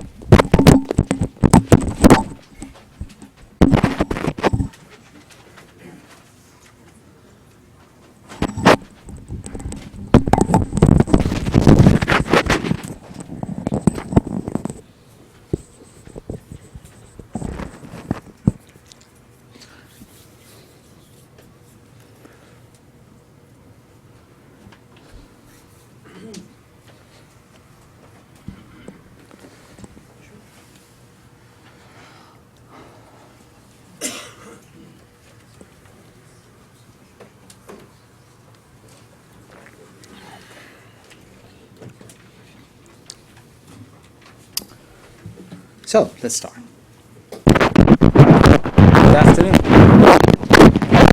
Be a bit more lively, come on. Good afternoon. There you go. Right, I've got a cable dangling from me. I'm not used to this, so if I do fall, just pretend nothing happened. I'll get up. It's not how you fall, it's how you get up, right? That's what they say. Okay, so welcome to this session on HTTP 2. Notice it's 2, not 2.0. Very, very important. We'll get to that later. A good 45 minutes of the session is why it's 2 and not 2.0. Kidding. Okay, so what is this? This talk is a little bit about HTTP 2. It's assuming that you have pretty much no knowledge about HTTP 2. If you've been using it proactively, then I suggest you find another session, although everything is probably in the other building, so by the time you get there, you'll miss that session, so you might as well just stay here. It's just to give you a general idea of what HTTP2 is, why we need it, why we're using it, and how it affects you as a developer. How many of you here are web developers? Right, that's a good thing. Normally this will only affect web developers or doing any kind of web development or so. So, if you've been around as long as I have, you've probably remember the World Wide Web in 1990, I was going to say 1966. Feels like it. 1996. How many of you were around back then? I try and make my sessions very interactive because otherwise you all fall asleep, especially considering it's hot in here. You'll probably fall asleep, especially if it's after lunch. Okay, again, how many of you around? Long time ago. You remember this? Yahoo. And we used to use Yahoo, and you used to go to this page and you used to type something, and it was just amazing, and you would get back all of these lists of links, and then you would click on these links and go somewhere else, and you would get back a whole bunch of other links. And there was only a couple of us back then using the internet. So as you can see, the internet has substantially grown. 3 billion users. And we have Facebook to thank for that, because probably about 1 billion of them are on Facebook, taking our precious bandwidth. So it has grown. And if we cut down, distributed per region, you can see that Asia takes up a lot of internet. And then you have America, Europe, Africa, and Oceania. Australia, anyone from Australia? Yeah, it's so slow there, nobody uses the internet. Right? I've been to Australia, I know how slow it is. Still, no? So, that's why. And we've got a lot of distribution across a lot of countries. Pretty much everyone is on the internet nowadays. And what this has provided us is with better user experiences. So what we used to have before with Yahoo, we have now still exactly the same with Yahoo. Except we have some images on Yahoo. And who uses Yahoo still? Woo! Yeah. But But this isn't an example. I was actually trying to see what this better example and better user experience they talk about is. So I went to a website. I went to Google, not Yahoo, and I said, Google, give me award-winning websites. And it took me to this other website that then took me to this third website that then told me about this other company that develops websites that's created this website. And I did a small little video. And basically what it is it's find a doctor. Right? So let's say you have some sickness or some disease, and then you look this up, and it plants all the little doctors that are in your area, and then it routes out the map for you, and then you can like see how to get there from your house, and then you can click on a specific list, look up all the doctors, look at all the different reviews these doctors have, and then select them and see their opening times and see comments from other people, and basically give you an idea of which doctor you want to go to fix you up. Some would call it Yelp for doctors. And talking about Yelp, a few weeks ago, I think about a month ago, I was reading an article. It was about this journalist. I don't know if you've read it. It was about this journalist that had created this fake company. And he had called it Fake. It was freaking awesome karaoke entertainment. And he had contracted he had paid a whole bunch of people to get this amazing reputation on Yelp, Twitter, Facebook, everything, for a company that doesn't exist. So when you do your recommendations on doctors based on that, take it with a pinch of salt. But it's all good, it's all smooth, everything runs fantastic, right? And nowadays, everyone has more bandwidth. So if you look, there's a guy called Jacob Nielsen that did a law similar to Moore's law, except he was talking about bandwidth. And he said that on average, there's going to be a 50% growth in bandwidth over the years. If you look at the chart, the dots are what he plotted, well, the chart is what he wrote, and the dots are what the reality is. So you can see that more or less he was right. Yeah, everyone's bandwidth has gone up. If you look at the bandwidth by country, you can see that South Korea is way at the top, then we've got Hong Kong. Somewhere down there, we've got Spain, which is where I live, and then we've got US with 11.5. That's the average bandwidth. Is that more or less accurate where you are? Or who's got 1 terabyte and 1 gigabyte pipes to their house? Okay. So bandwidth is all good. If you look at mobile networks, and a lot of us are spending our time on mobile networks, that is also great. Europe, we have 20.4, so I have more on my mobile than I have on my pipe at home. North America, Asia, Pacific, Africa is a little bit slow. But on the whole, it's all good. So if it's all good and everything is fantastic, why are we dumping HTTP 1.1? Real reason is because we got to keep this industry moving. So we need to invent something new to be able to then come to these talks and say, you need to move to HTTP 2 and then charge consulting. That's the real reason. But now let's get into the theoretical reason. The reason is the problem is no longer the bandwidth, right? The issue isn't actually the bandwidth. Back many years ago in 1996, Stuart Cheshire wrote a paper called It's the Latency, Stupid. How many of you have read this? And basically what he was saying is that the problem eventually is not going to be the bandwidth, it's going to be the latency. Now to make sure that we're all on the same page, the difference between bandwidth and latency, bandwidth is how much, like the size of your road, right? When your car is going on, how wide that road is. Latency is the distance you have to go, right? So it's how to get from point to point. What is the limiting factor for latency? Speed of light, right? Until someone breaks the speed of light, we cannot go faster than the speed of light. Now, if you take a pipe from somewhere in Europe to somewhere in the US and you create a vacuum, you will probably get a speed of 85 milliseconds, something like that. The problem is that we don't have that vacuum and we don't have anything, we have routers and different things in between that are causing delays which add to this latency. So you end up with a ping of maybe like 200 milliseconds. So it takes 200 milliseconds to go from Europe to the US, which is clearly unacceptable. This pause is on purpose. Now think about that. It is clearly unacceptable to have 200 milliseconds to go from somewhere in Europe 8,000 miles to the US.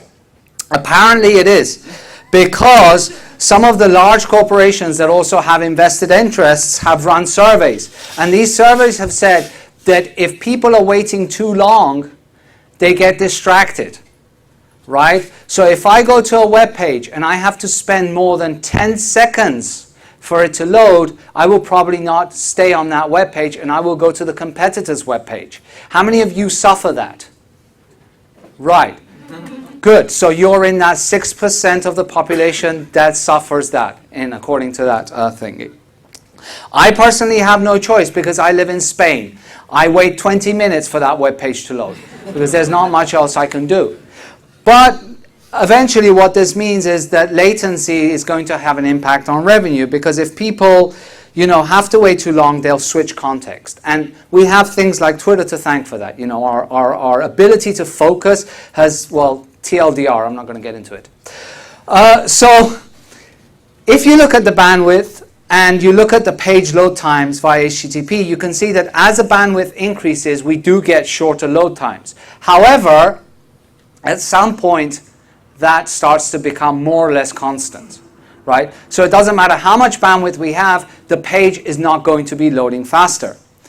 And here's another chart which shows you latency by bandwidth and page load return trip times. So you can again see that at some point the latency will drastically reduce the page load time, whereas the bandwidth doesn't.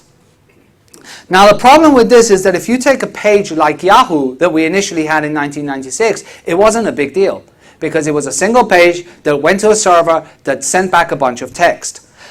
Because that was opening up a single connection, getting some data. The problem is that the latency that we have is per connection. And if you look at a typical web page nowadays, this is, for example, from a newspaper in Spain that on average takes like totally around 56 milliseconds, 1 minute to load, fully.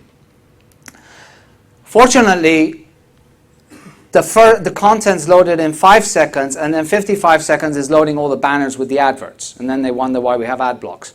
But look at the connections that it opens. Right? A single web page is opening up hundreds of connections.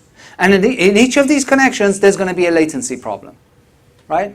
So each connection is going to add to the time. If you take a breakdown of the web call in Chrome, you can do this. You can see that basically there's a queue time, there's a DNS lookup time, which basically means every time I want to look up a DNS, look up a host, I have to do a DNS lookup. There's an initial connection, there's a waiting time for the first byte to be transferred, and then look at this, it's the actual content download, right? And yet all of this is adding to that delay, yeah? There's a web page, I don't know how many of you have used this, it's called Web Page Tests.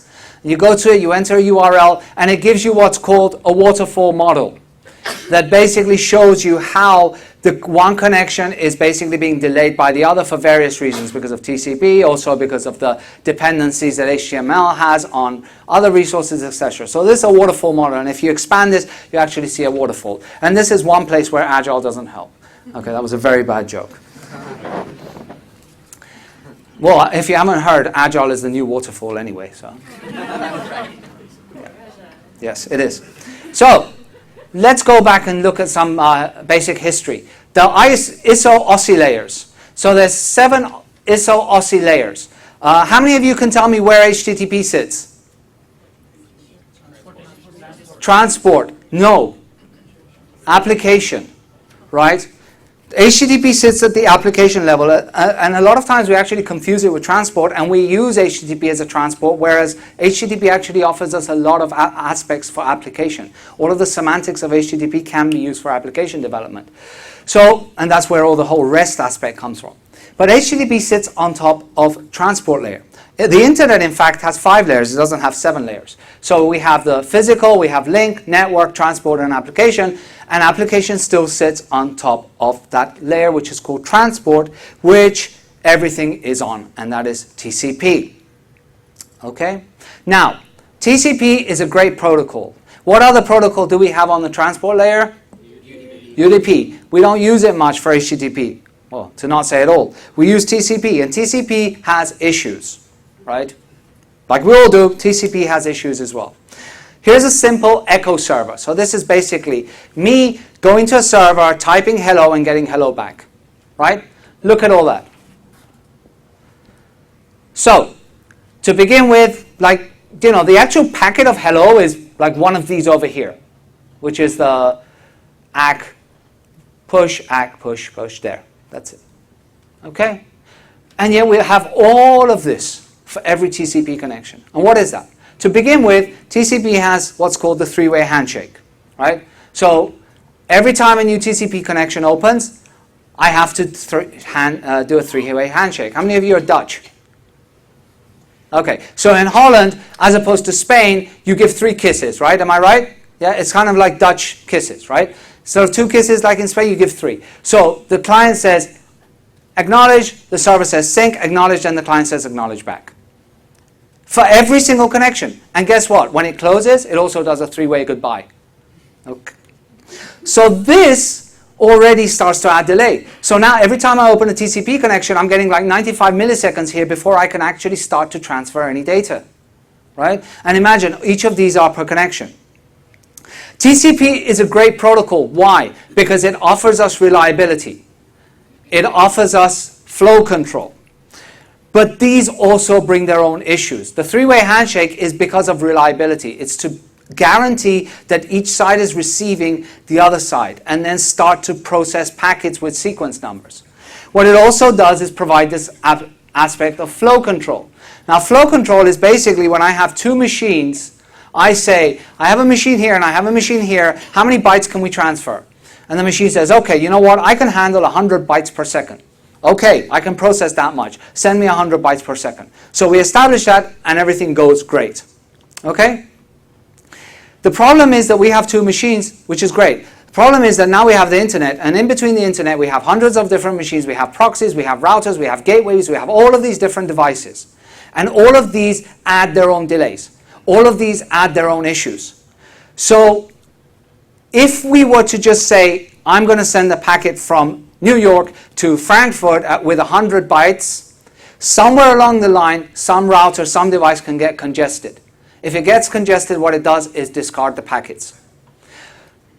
How do I know what the perfect size of bytes are? Should I start with 10 or should I start with 200? We don't know. And that's why TCP has this thing called slow start,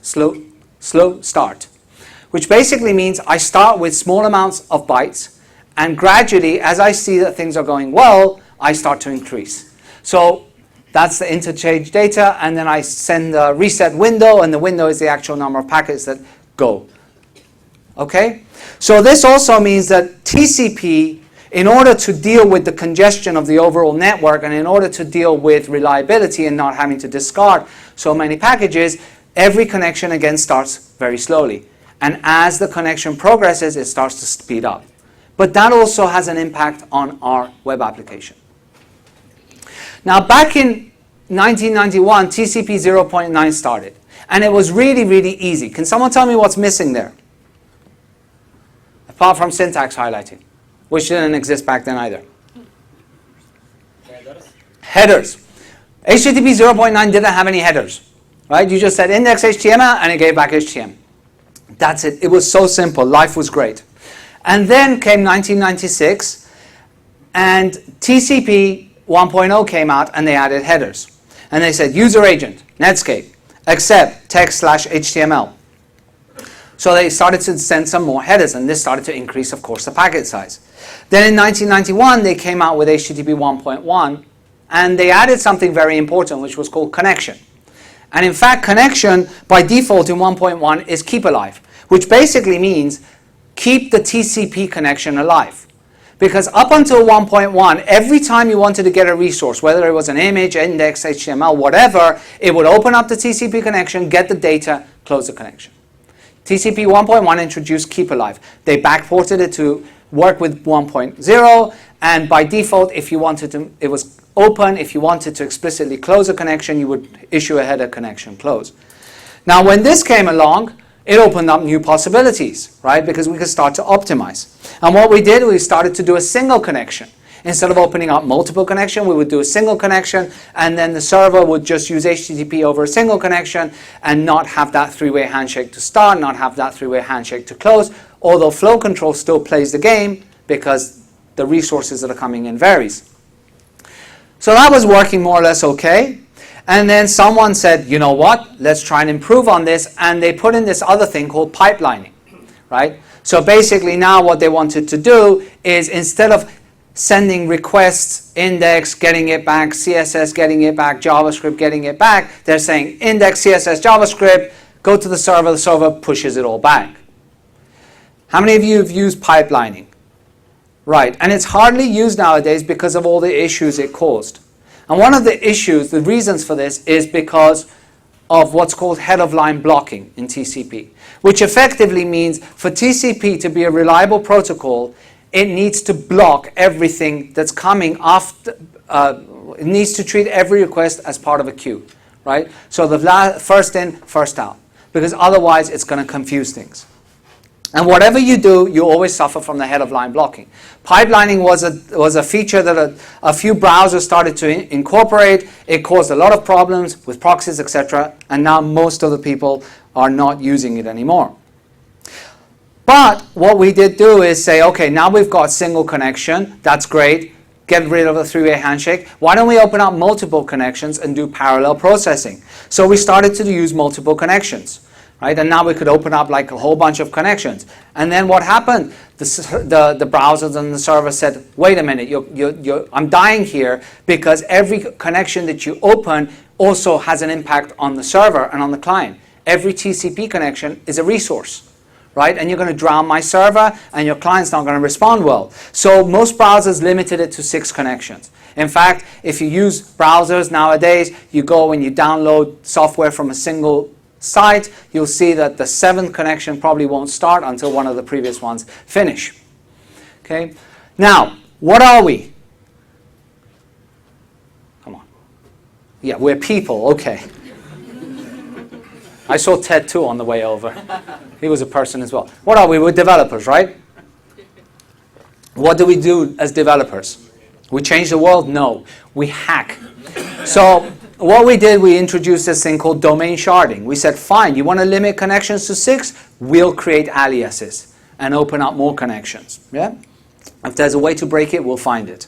And of course, this led to another thing which was called more DNS lookups. And we still had the overhead of creating all these sockets on the client and the server. But domain sharding is basically used nowadays. Other techniques that started to come in were like, for example, inline resourcing.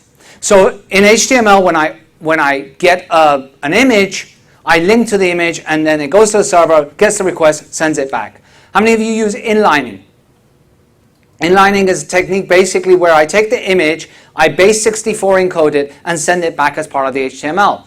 Awesome. One less connection. Not so awesome. Base64. Which is great for encryption, and now I've got on the record saying that. Yeah, that was a joke. It's great for encoding in binary in text format, but it adds overhead, right? And the other issue that it has is that you cannot use caches with it, because how can I now change that? I mean, like, if the image hasn't changed, I still have to send it as part of the page if the page changes. What we also did was 2 other beautiful techniques which are called concatenating and spriting resources. Now, concatenating basically consists of, instead of sending back 15 different JavaScript files or 15 different CSS files, we use really wonderful build tools such as Grunt and Gulp, and please note my sarcasm there, that basically take all of those different files, bundle them into a single one, and send them back. Right? Fantastic. Except, what problem do we now encounter? Caching, right? If I change a single thing in JavaScript, and single one of those files, the whole thing's going to be uncached. I have to invalidate it and send it back. And the other issue is delay in processing. Because if I send back 3 CSS files, the browser can start to process that. If the browser has to wait for the entire large CSS file to be sent back, it can't process that anymore. The other technique is called spriting, which basically translates into, in the old days, we used to have an image and we used to send that image. And if we wanted to change the image, we would just change the image. That's it. Nowadays, we take 600 images and we put them in a little table as a single image. And then we spend about 6 hours with CSS trying to position those images. And that's what spriting is, right? And it's a very great optimization technique that web developers worldwide should use. Okay? Just making our life more difficult. The problem, of course, is that it's not HTTP that's the problem. The problem is TCP, right? TCP 1.1 is not made for chatty protocols, and HTTP is a chatty protocol. TCP is made for long connections that adjust the flow and then just start getting data back and forth, right? It is not made for chatty protocols. TCP also has slow start and head-of-line blocking. These are two major issues that cause problems. And that is why we give way to HTTP2. So HTTP2 really is about trying to solve the problems with TCP more than trying to solve the problems with HTTP. The problem is we can't just rip out TCP and say, you know what, as of tomorrow we're going to change protocols and we're going to use something better, and TCP is going. There are actually efforts in trying to do that, but right now they're not.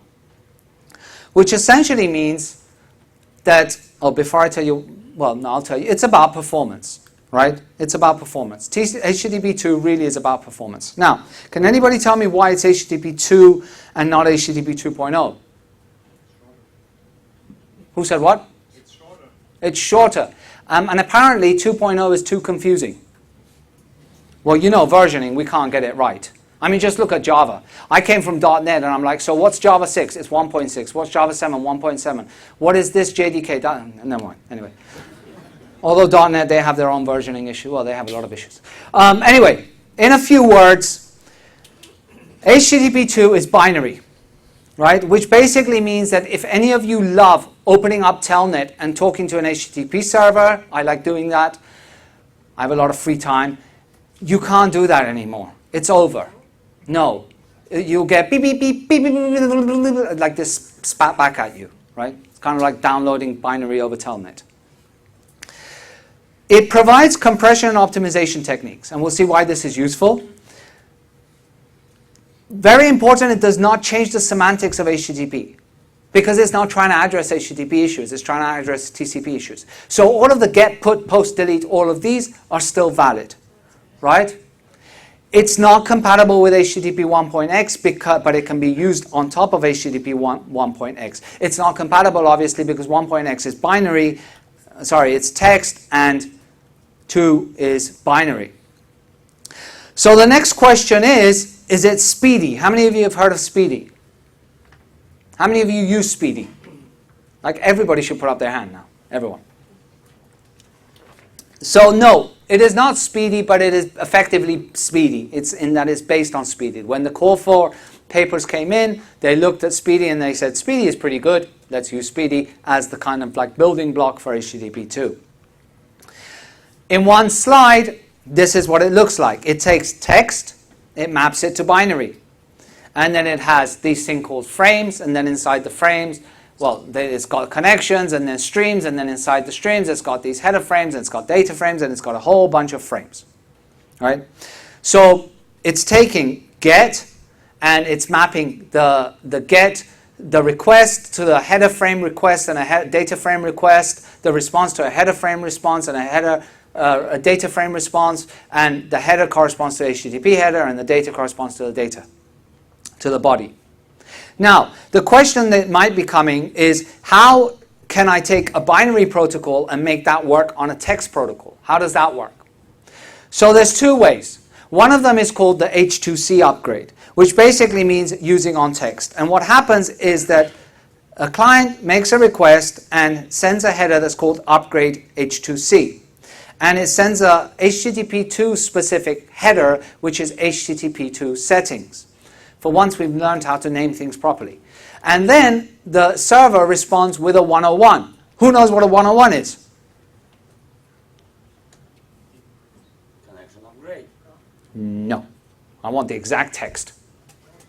I love my status codes. You know, I have a talk that is 1 hour just about status codes. It's awesome. It means switching protocols. So, switching protocols, and then it says connection upgrade. If it cannot, it just sends back a HTTP 200 or whatever and says, I cannot upgrade. Now, everyone understand this? Good. You're never going to use it. The way that you use it is effectively with TLS. Now, tell me, how can I put binary over the wire on a text protocol? TLS, right? No, not base64 encoding, TLS. What are we doing right now with SSL? We're creating a point-to-point tunnel and sending data. Effectively, HTTP works on TLS. HTTP 2 works on TLS. So by default, everything is SSL. Now, it works on TLS with some addition, that extension that's been made called ALPN, which stands for, I'll give you a hint. What's HTTP? It's at what layer? Application layer. What's the P for? Protocol. I'm just trying to make sure you're not sleeping. And the N is? Negotiation. There you go. Application level protocol negotiation. If there's nothing else you can pick up today, pick up that. You can say, I learned about ALPN extensions today. It was awesome. So what happens is that TLS has this extension point which allows you to upgrade to a different protocol. Now this is now built for HTTP 2, but this also means that HTTP 3, 4, 5, 6, I probably won't be around by 6, will use this. And TLS comes in after the three-way handshake. There's a TLS handshake, and then from there on, HTTP 2 comes in. Okay? Now a single connection, that's one important thing. HTTP 2 basically uses a single connection. And the connection has multiple streams, right? And then each stream has frames. And I have a request message that maps to a header frame and a data frame, and a response that, again, we saw maps to a header frame, data frame. And then I can have all of these multiple streams. If we drill down into the frame, it's very simple. It's a binary protocol, so it has a length, it has a type of frame, flags, the actual data, and then it has this important thing here which is called ID. Right? And this is important because the ID now allows us to do something which is multiplexing, which we'll see. What type of frames do we have? We have data header, window update, which we'll see. All of these we'll see. Settings, priority, reset stream, push promise, ping, go away, which basically means just go away. Really, literally it means go away. Now, what does a header, what does an actual interchange look like? So you can see this is Wireshark. Anyone use Wireshark? Okay. By the way, if you're using Mac OS X and you don't want to install the whole Quartz and the whole X platform, Wireshark 1.99, which is in development, works great, and it no longer requires that. It's now native to OS X. Okay, and it even looks better. But again, anything over X looks better. So you can see that I have hypertext text HTTP, and then I have HTTP. I have this version 2, and then you can see that I have the header frame. Well, at the back you can't see, but trust me, you do see. I have the header frame, and then after that I have the actual data stream that is going back and forth. If you look over here, I can say uncompressed entity body, and you can basically configure Wireshark with the whole SSL certificate in order to be able to see this in action. So Telnet goes away, Wireshark now becomes your new best friend. Okay? Now, because it has a data, an ID, it allows proper multiplexing, right? So you can actually interleave different requests and responses. And then I can have requests coming, responses coming, and then the client and server sort these out and define which corresponds to what. So essentially, I'm getting rid of that head of line blocking that I had with HTTP 1. Each frame has this unique identifier, so it brings in the reliability, right? So if you start to notice a little bit, what we're doing is we're trying to bring the TCP stuff up to the HTTP stuff, right? It eliminates the head of line blocking, and it basically allows for, you know, a single connection to have parallel processing. Another thing that it does, it has made some changes on headers, right? So here are two requests from the same site, two headers. And what we're going to do here, I'm going to give you around 10 minutes, and we're going to play Spot the Difference. Okay? There isn't much. There's like 5 or 6 characters that are different. Okay, a little bit more. But you can see that the actual image is different. That's 32. This is 128. And then I have the max age is the same. Keep alive the same. The date is different. The E tag is different. But pretty much everything is the same, right? How many of you know what E tag is? Okay, this is actually important because this is why the header compression is good. So in HTTP 1, we have this thing called, well, no. In HTTP, we have caching, right? And caching normally is based on a max age. I say a page comes in, and after X amount of time, you invalidate it and go and request it again. That works great for things that you can base on time. Problem is, what if you want to base something on changes? Let's say I have a customer record that is 2 megabytes, and I don't want to send back that customer record if there's been no changes. So what you can do is you can use what's called the ETAG header, which basically creates a hash, a checksum of that entity, sends it back. Then the browser, when it makes a new request, says, if not modified, and sends that checksum. And if it hasn't been modified, then the server just sends back a 302 not modified. If it has been modified, it sends back the thing. That is normally called a conditional get. And conditional gets are great because they allow you to not use that bandwidth of constantly sending back the same request over and over again, the same entity when it hasn't changed. The problem with conditional get is that, of course, you get all of these headers. So point being, HTTP 1 wastes a lot of space with headers. It's inefficiently sending back all of this information constantly, over and over again. So what 2 adds is header compression. And it uses this algorithm called HPAC, which is so complex that it's got its own RFC. Good news for you and me and everyone is that unless you're implementing HPAC, you don't need to know anything about it. It uses Huffman coding for encoding, but this is important, is that it actually maintains state between the two entities. So effectively, it's just sending back and forth deltas of what has changed, right? In addition to the delta, with all of the binary compression, it makes it more efficient. Initially, they used zlib, and then there was a hack recent in, I think, 2012, which was called crime. Don't ask me what it stands for, but the hack was crime, that basically allowed man-in-the-middle injection for HTTP headers, so they invented a new one called HPAC. Now, streams need priorities, right? What HTTP allows you to do is, since I have a single connection, but this single connection can have multiple streams, and these streams can be interleaved, I can define priorities on streams. So I can say, for instance, my images have lower priority than my CSS. And my CSS has higher priority than my JavaScript. And it's giving us this ability to do it. We can set priorities in the header fields and say, define the priority of these resources. Now, each stream has a weight and a dependency, because obviously, if I have some stream that has a priority, and that stream in turn depends on another stream, it's going to impact that other stream's priority. And then there's an algorithm to calculate the weight distribution based on the number of dependency graphs, etc. So basically, what HTTP is doing is giving us more ways to screw things up, right? Because now we can start to play with all of the different priorities that streams have.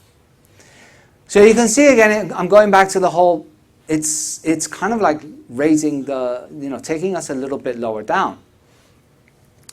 It also has flow control. Remember that reset window update frame? That's for flow control. I can now define the flow of each stream.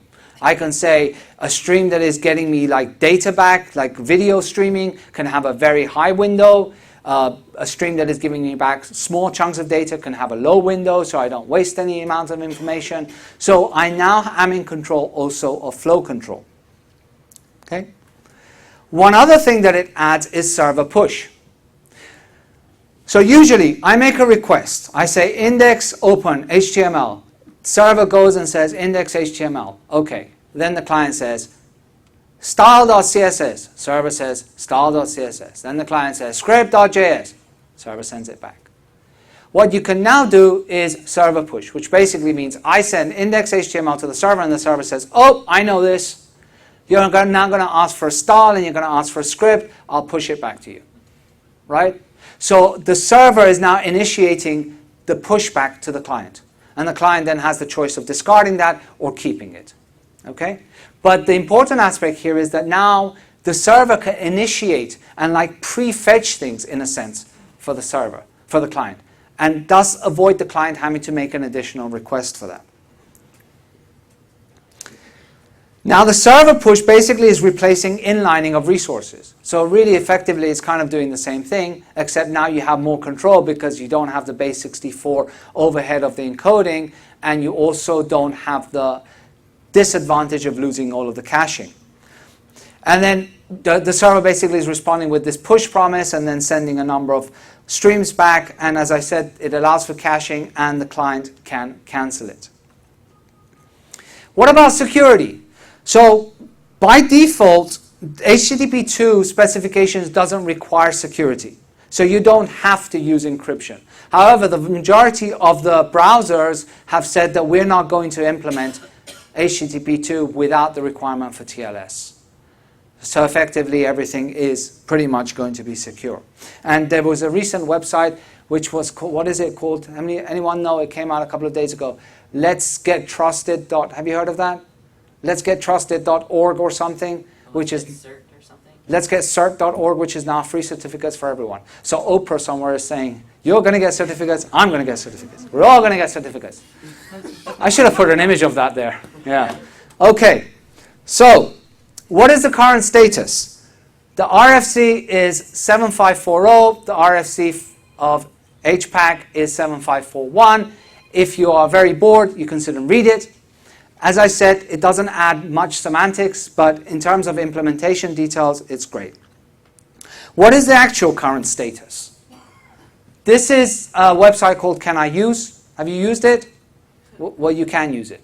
And if you go to Can I Use and you enter HTTP 2, it shows you the actual browsers that are supported, right? And I'll show you some that are not. If you actually go to this website and type Speedy, you'll see that a lot of browsers are no longer supporting Speedy. Right? So Edge, which is the new browser by Microsoft, no longer supports Speedy. Google has officially said that in 2016 it's going to deprecate Speedy. Right? So the world has moved to HTTP 2. The question is, are you ready? Never mind. Okay, how many of you are using HTTP 2 now? Right. How many of you are using Twitter from the website? So you're probably using HTTP 2. Okay, Twitter is already using HTTP 2. See? You're using things and you don't even know it. And now you can go and charge for it. Awesome. So, server support. H2O, Akamai Edge, Apache, Jetty, Wildly? Oh, Arun is going to kill me for that. Well, no, not anymore. He's at Couchbase. It's Wildfly, yes. That was Arun slapping me. Nginx, virtual slap. And then IIS in Windows 10 and Server 2016. Now, if you're using Jetty and stuff, and I'll show you a demo, you do need these ALP extensions for Java 7 and 8. In Java 9, they will be part of the JRE. Okay, but right now you do need these ALP extensions. Client and library support. Jetty, Netty, curl, OKHTTP. All of these already. In Java world, you guys are awesome. I mean, you're set. You've got support. In .NET world, there isn't that much support. All of these are using it. In terms of tooling, curl already supports it. Chrome Tools, Wireshark, Web Page Test, all of these support it. And now comes the big demo. Okay? I'm going to show you HTTP 2 in action. And the great thing about this is that every time I do it, it kind of basically goes bad. So HTTP 2, Akamai, you go here and you say, let's make that full, and then you say, click here for demo.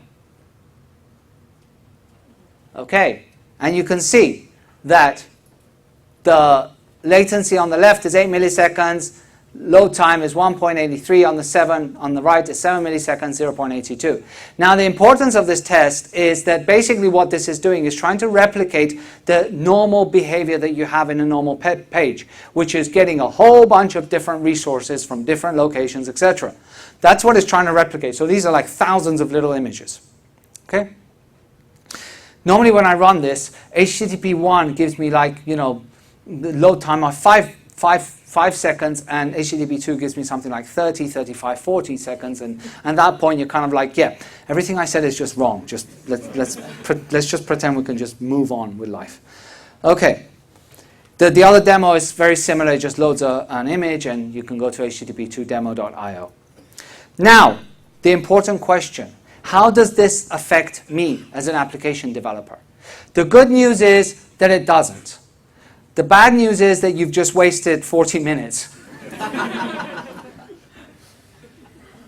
It's mostly transparent. Mostly, right? Now, emphasis on the most and the lead. Web apps go through a process of de-optimization. So in essence, everything we've been doing, we now undo, right? The saying that said premature optimization is the root of all evil, they were right.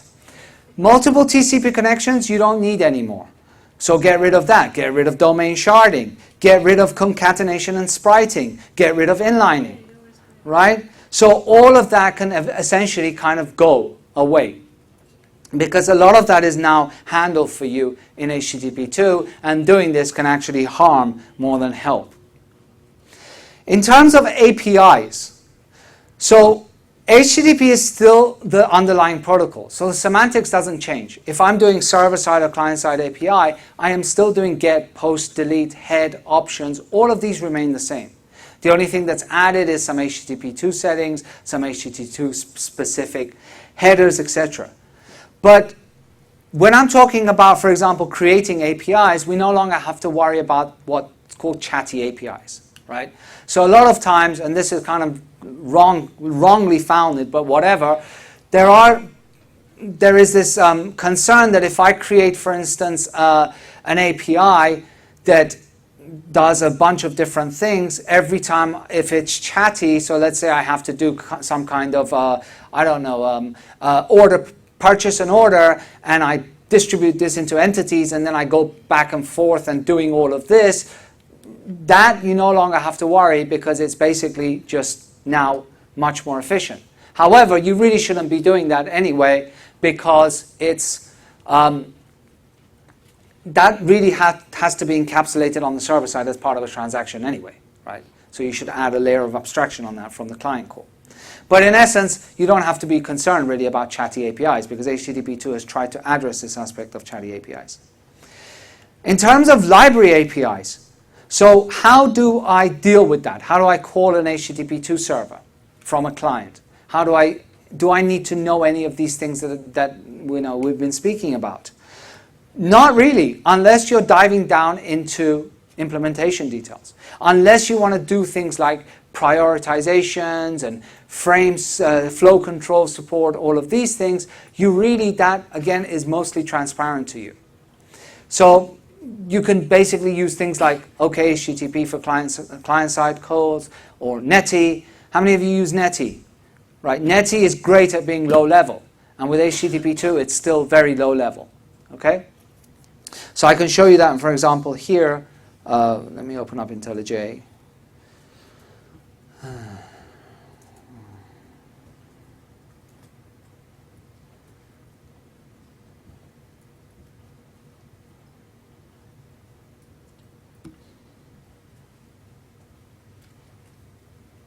So here you can see that I have basically an OKHTTP2 client, and I'm making a request, and I'm using the builder, and I pass in the request to Akami, and I build the request object, and then I call the request object, and there's really nothing there that is saying HTTP2. The only thing there is I'm passing the APL extensions as part of the boot class path to Java.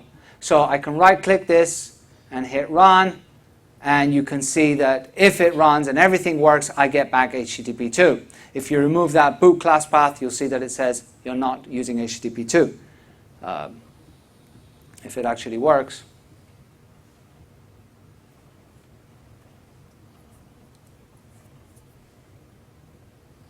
So this is the page that you saw, and if you scroll to the top, you can see that it says somewhere it says HTTP2. You see it? There. HTTP2 is the future of the web, and it is already here.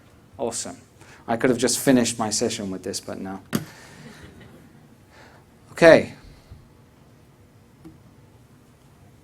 Now, like everything, it's not all roses. Because effectively, if you think about it, it's adding transport level complexity to application level. Right? So we're now adding priorities. We're adding flow control. And if you look at what we've been doing up to now, which is hacking our way around HTTP 1.1 limitations because of TCP. So concatenating sprites, spriting, concatenating scripts, domain sharding, all of these have been trying to overcome the limitations imposed by TCP. HTTP 2 says, you know all of that, you don't need that anymore. We've solved the problem for you. But in addition, we've opened up a whole new world of possibilities in which you need to figure out, or you need to use priorities and you need to use flow control. What if you need to use them? You need to figure out how to use them. You need to use push. How do we know how push really works? You know, the problem is that not everything is being overly tested, right? And how many of you have used HTTP 2? Hardly anyone put up their hand. How many of you use Speedy? Probably no one. Everyone has used Speedy. The difference is that Speedy has been mostly transparent, right? Speedy has been under the covers, and we've just known that Speedy is some thingy that makes everything go faster, right? HTTP 2, no. That's this wonderful new thing that's opened for us. And like developers, what we can do is find ways to screw things up, right? And we probably will.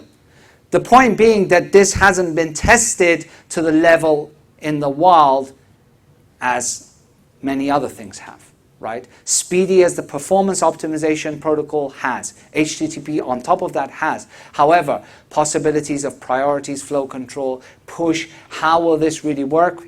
We don't know yet. We've got to start to play with it, test it, and figure out how that will work.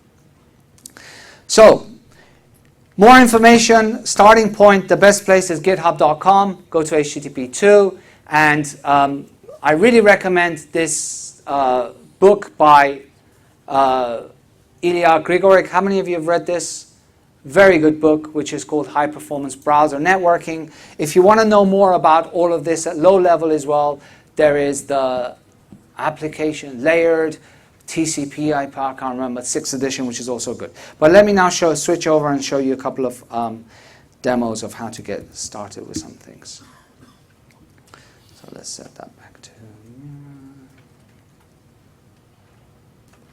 Okay, so what you need to do is, if you are using Wireshark,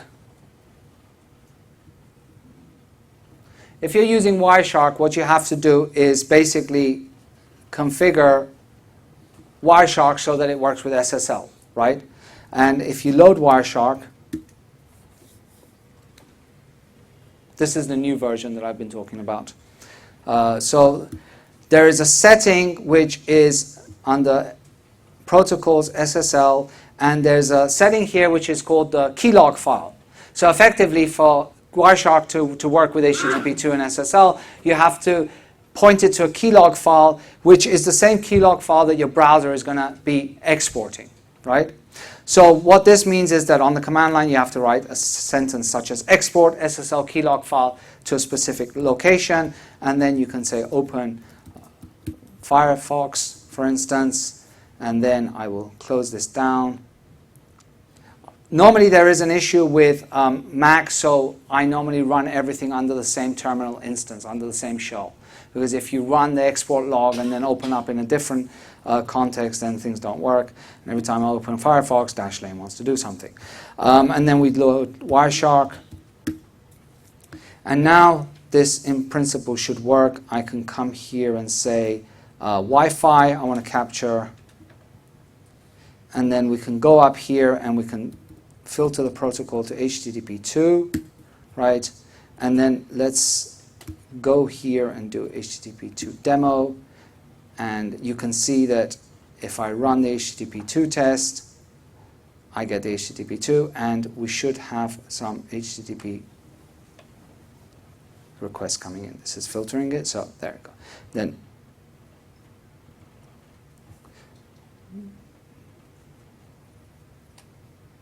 where's my HTTP2?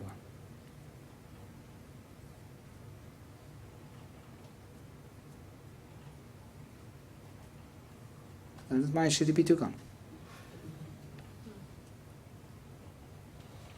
It's filtering.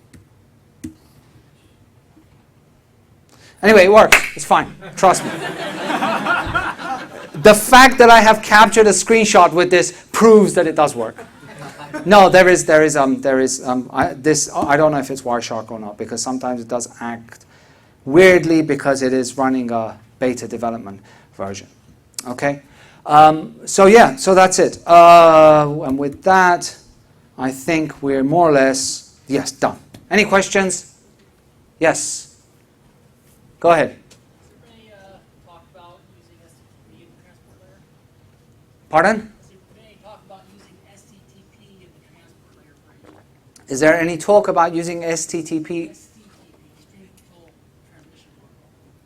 What do you mean, has there been any talk about it?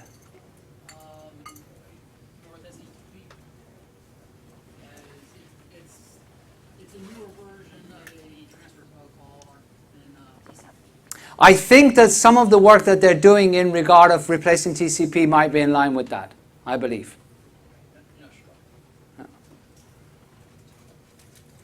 Yeah? You said that the Jenny 9.3 can work with the other 6 or 7, but why is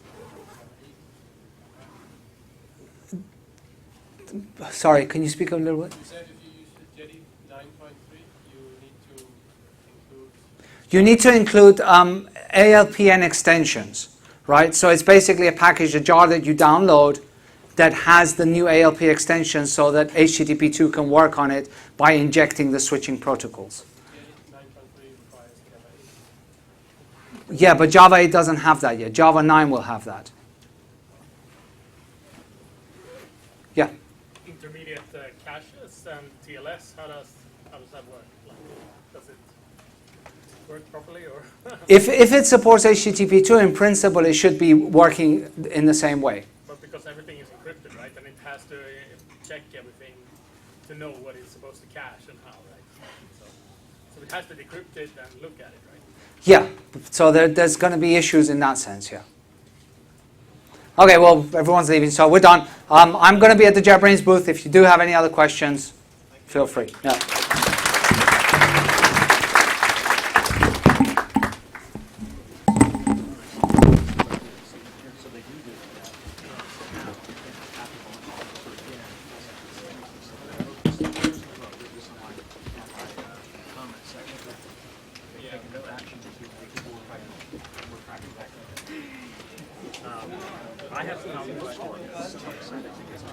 Thanks for a great talk. Thank you. Question, do you know of any load testing tools for actually doing performance testing in the future? Not everybody is implementing this yet, but when they start, you need to load test this. So the only load testing tool that I've used really on the command line there is the AD Okay, yeah. Okay.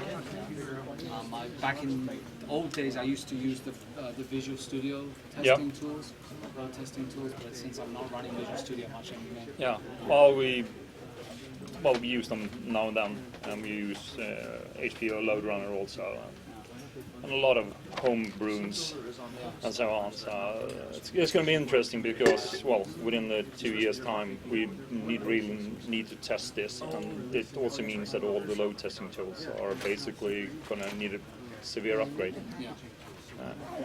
As I said, I think it's a little bit early still. Oh yeah, oh yeah. So were they abandoned they abandoned Speedy? Because You know what? I don't know.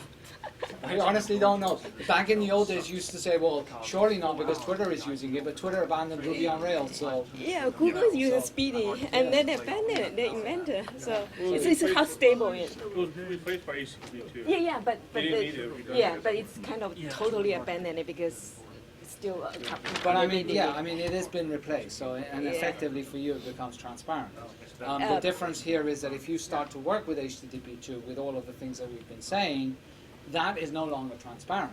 Yeah. Right? Whereas Speedy was mostly transparent. Still slightly, I mean, something you need to do in the server side, so just how stable it is still kind So of. I honestly don't know. That's probably a question to ask Ilya and Mark Nottingham that are working on this. Thank you. So on server side, as an application developer, Yeah.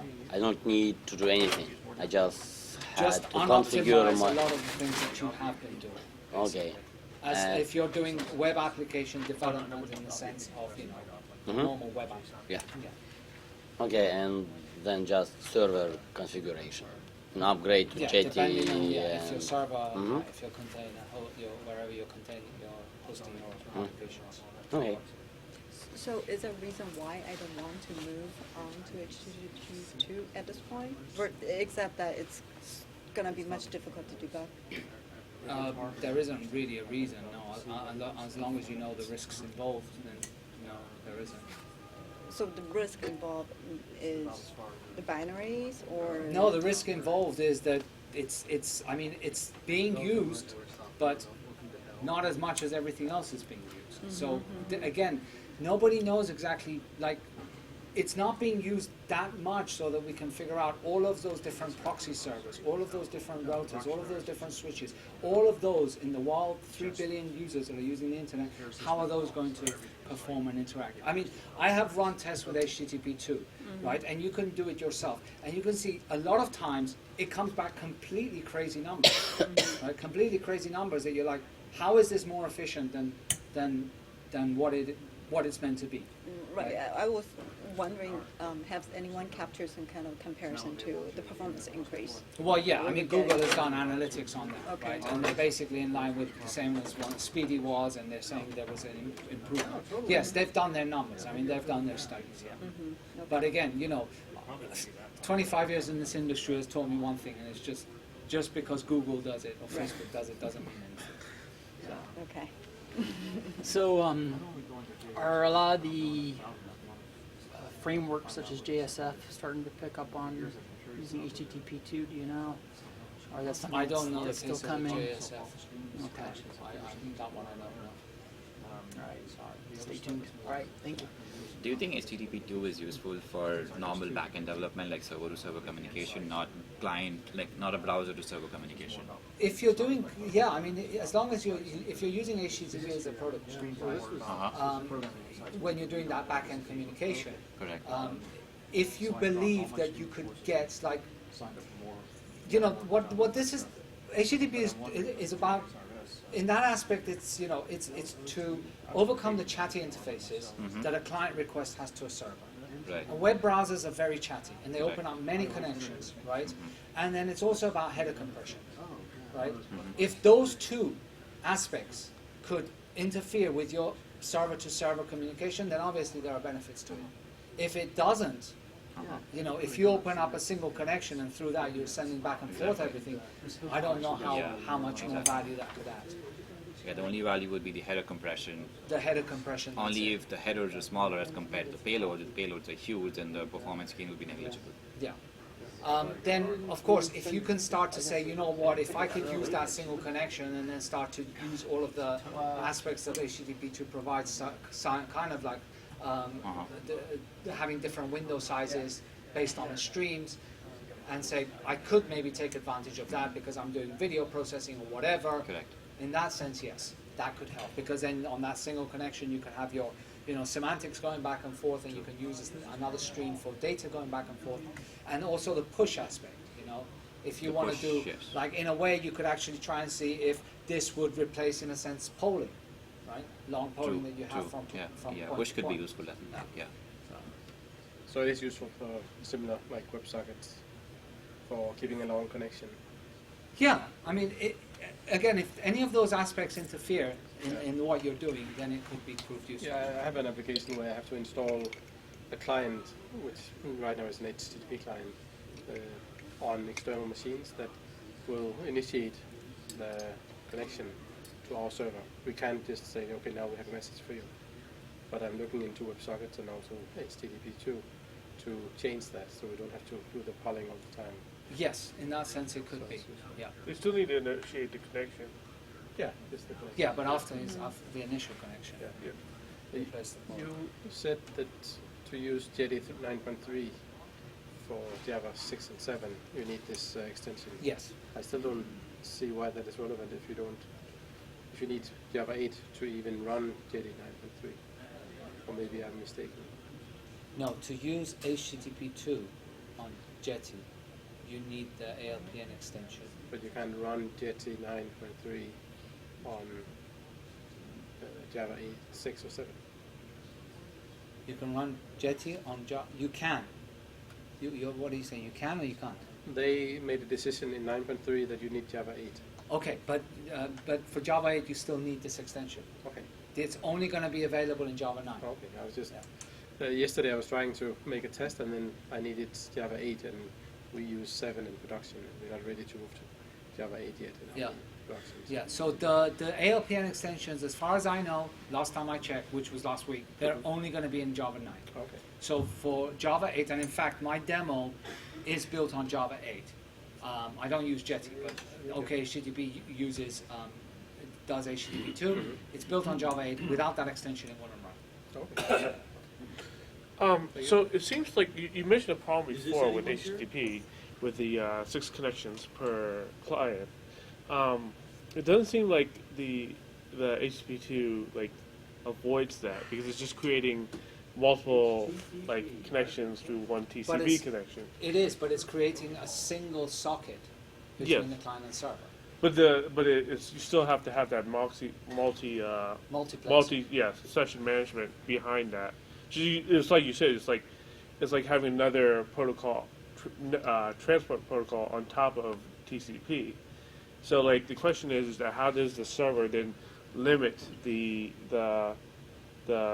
number of concurrent like streams that the so you can actually DDoS a server, for instance, with the HTTP2, right? Because if you start to have too many streams, that can also happen. Okay, and is there anything built in the protocol for the server to basically say you can't have more than so many streams? As far as I know, no. Okay. Well, there might be a limit on the number of streams, but most of that is handled by server configuration anyway. Yeah. Yeah. So I don't know. That's a good question. I'll go figure that out. Okay. Yeah. But it's still the advantage is that effectively it's opening up a single connection. Yeah. And then it's multiplexing the streams on it. Yeah. Right. So it's not multiple connections there. Yeah, and I figured that it really helps, especially like not so much with TCP because TCP is light compared to TLS. Like having one TLS session versus like six TCP sessions is a big benefit. But just one more question though is that we have like backend services and we have like usually SSL offloading in front of it. I see the issue of not having a client or a browser that talks HTTP2 without the TLS being a problem in that situation because that means that particularly like developers can't access a web server that relies on TLS offloading directly from their browser, which is somewhat problematic. Do you know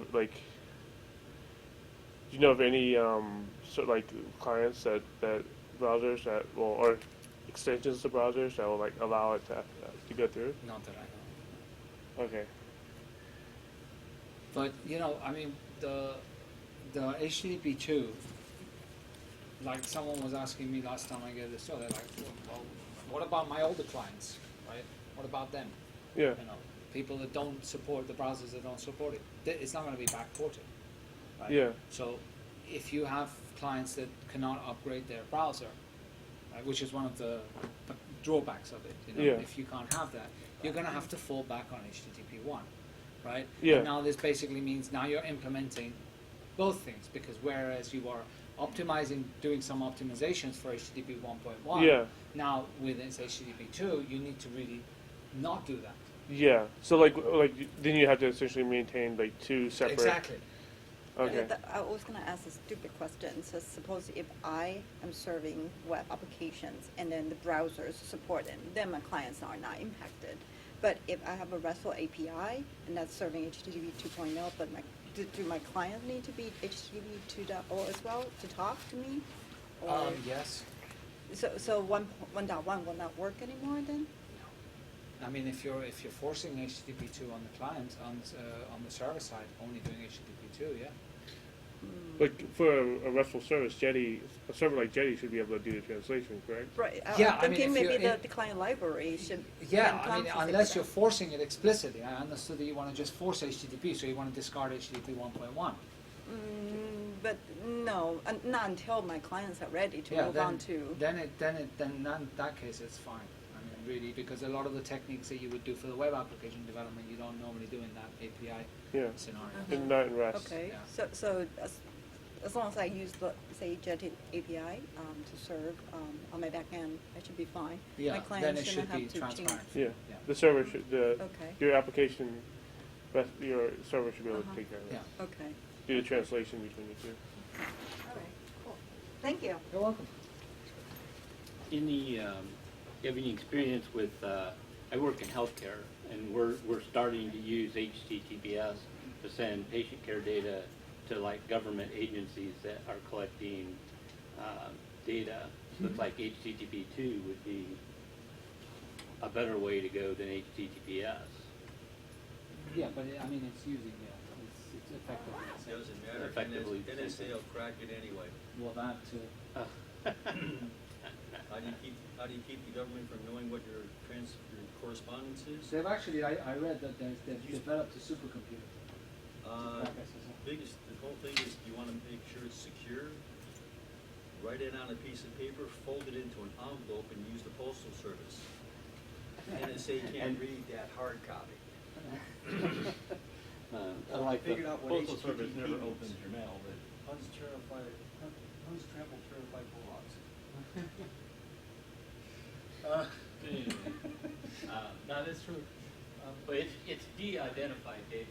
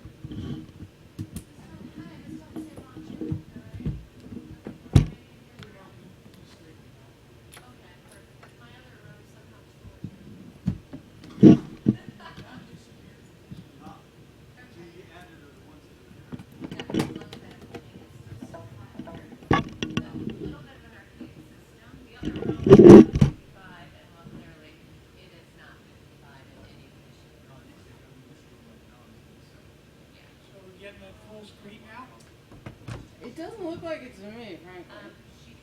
It's hard to say because it's not pulling that same image. I don't think it's running those patches from Oracle Corporate. So I'm going to make this full screen, and it's not full screen. Yeah. My guy said it could have to do with this cable. Does this We have have a dongle? No, this one's direct in. Okay. But we have taken that cable out and put it in a laptop, and it works fine. We know that. We know that's why we know it's not the cable. We tried all the cables, and it's just whatever comes out of that laptop. And this is a different laptop. It's weird because it's not a problem in the other rooms. It's only a problem in this room. So I think it's something to do with how this computer is interfacing with that equipment. Yeah. But I don't have the knowledge to know what that is. We don't either. It's a mystery. The good thing is, and not from your standpoint, but the reality is, nobody's used that computer. And that's the thing is they generally don't. Everybody's brought their own in, yeah. I think it's kind of old school that they provide this, and I think it's a just in case. Mm-hmm. But that's fine.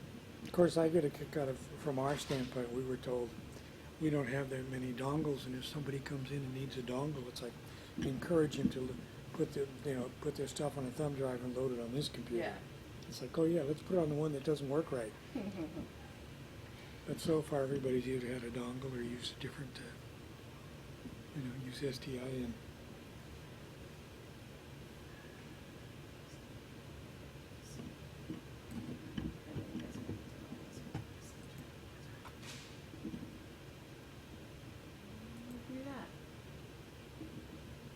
Didn't change.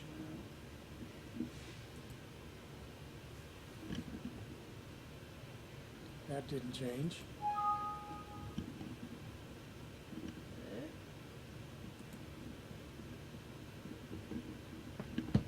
Try smaller just for fun, because You said it was difficult. didn't change.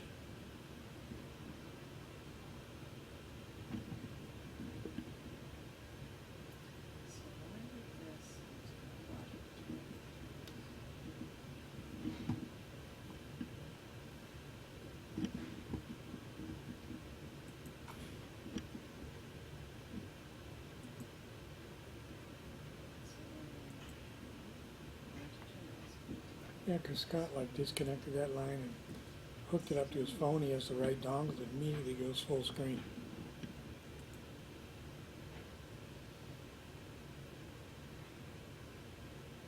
Well, that's not good. Let's revert. I have no idea what you hit there, but It has multiple displays. Show desktop only on one. Show desktop only on two. All right, let's show desktop on two. I'm literally just Oh no, that's interesting. So now it's okay. All right, again, that wasn't okay.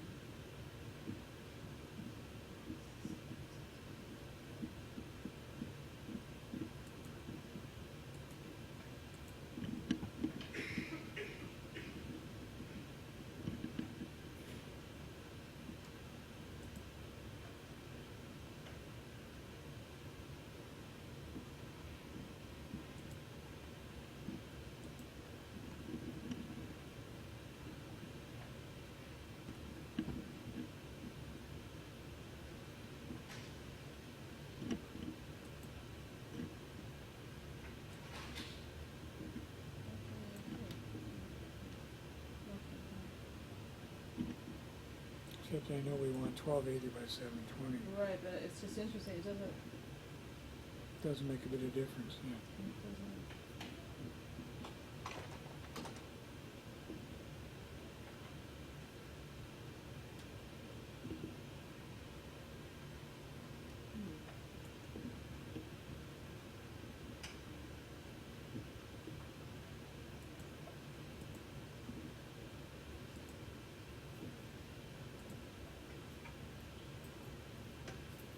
Yeah.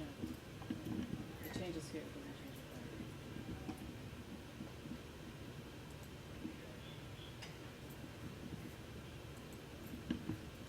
So 8720? Yep.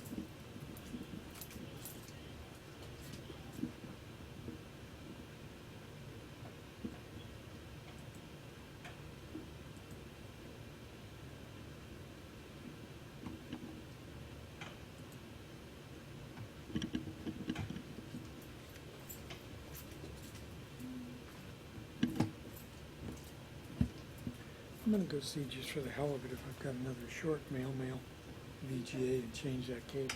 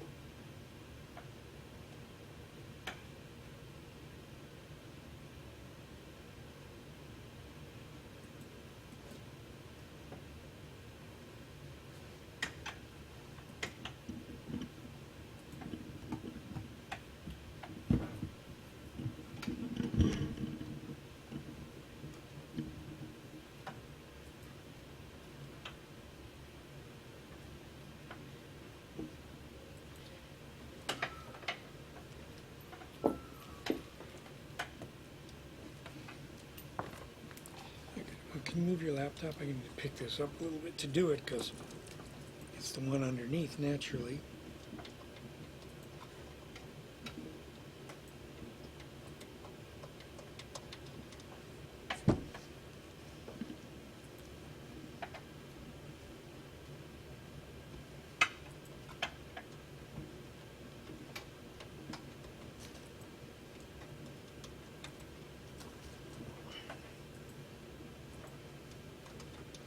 Seems like there, it's disconnected.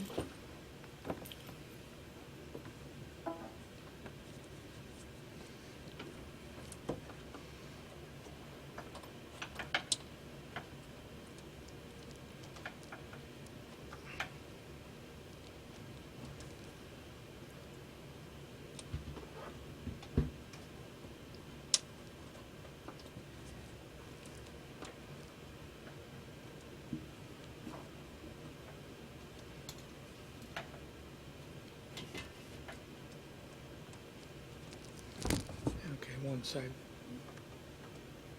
Yeah, one side's locked in, so it's locked.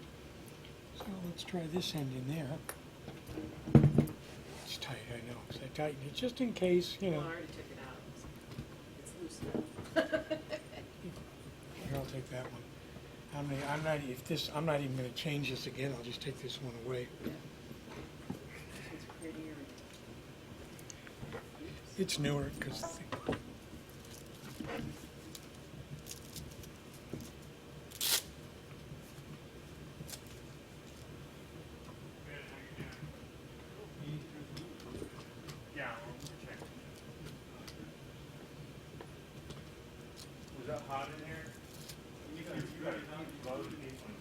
Even in our first session, room wasn't even half full. We have 154 people capabilities.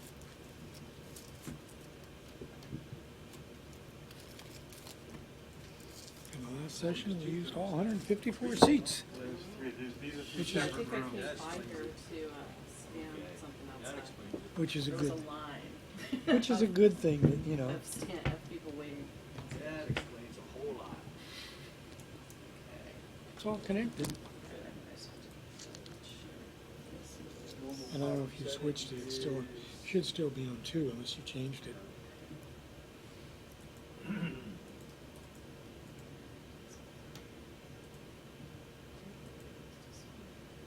Oh, okay. Got one teeny tiny room here, one slightly bigger No, one. still the same. Right, yeah, it breaks up into I don't know. from one to a- I don't either. Let's just hope people keep using their own laptops. It's weird though. We can get another Image Pro. There's one on standby at the Hilton, but You know, it's just, it's an aspect ratio issue. It's not like it won't display. It's just Yeah. it's not pretty if it squishes their stuff. But what are you gonna do? Why not making it big enough they can still see it? Yeah. That last guy had an image on his computer like that, but his slides were black on the outsides, and then he was using just the center section. Yeah. And when he went to something else, on a lighter slide, boom. Oh. So I mean, it was his laptop, but he wasn't using this anyways. He was using the SDI cable.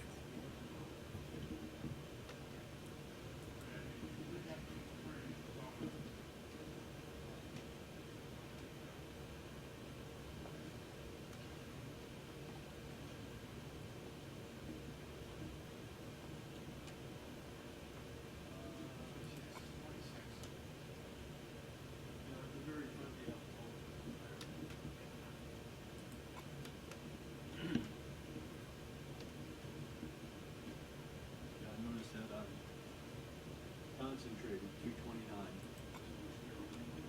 Yeah, we're well under it. 26 and 35. That's what, 51?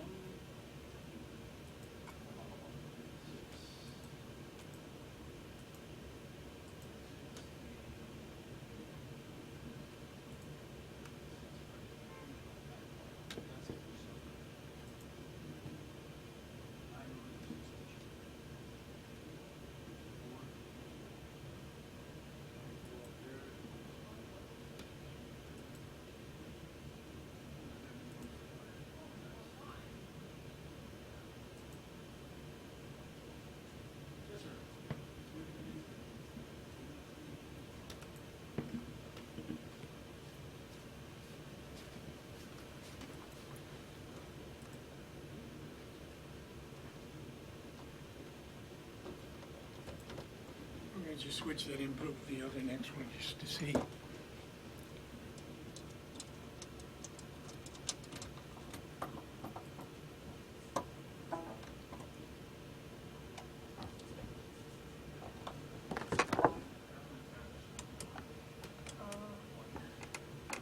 There. It's that It's input a on, bad input, so we apologize. Okay. it's that input on the whole side. Yep, so we just won't use it. And if anybody needs two, we can just Yeah. use one in that. And Okay, yeah. this can go away, yeah. And I'll just make a little note. I don't have my Sharpie, so. I'm glad you guys figured it out. Just keep trying stuff. Yeah. But sorry to make you come here, but thank you so much. All right, I'll go get taking a shot. So, where's that one coming from as opposed to the one that you just swapped out? So we have two right on top of each other, and they're both Oh. VGAs. One's into a DVI, one's Okay. into a VGA, Yeah. and the VGA input obviously is not sizing it the way we want. So Oh, okay. now we're fine. Yay! Yay! I like when fine happens.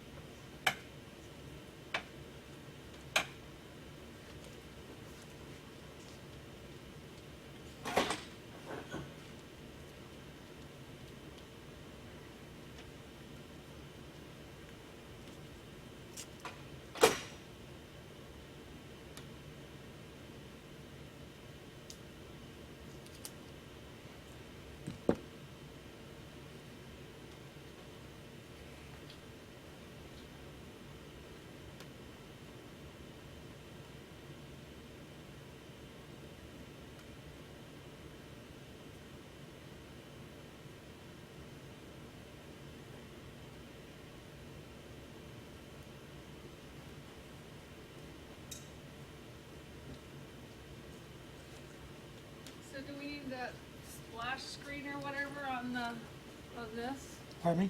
Oh, that's, I don't even know if does she have the slide on that one? I don't know. I don't know either. It's just kind of left. Yeah, because all of a sudden it filled it.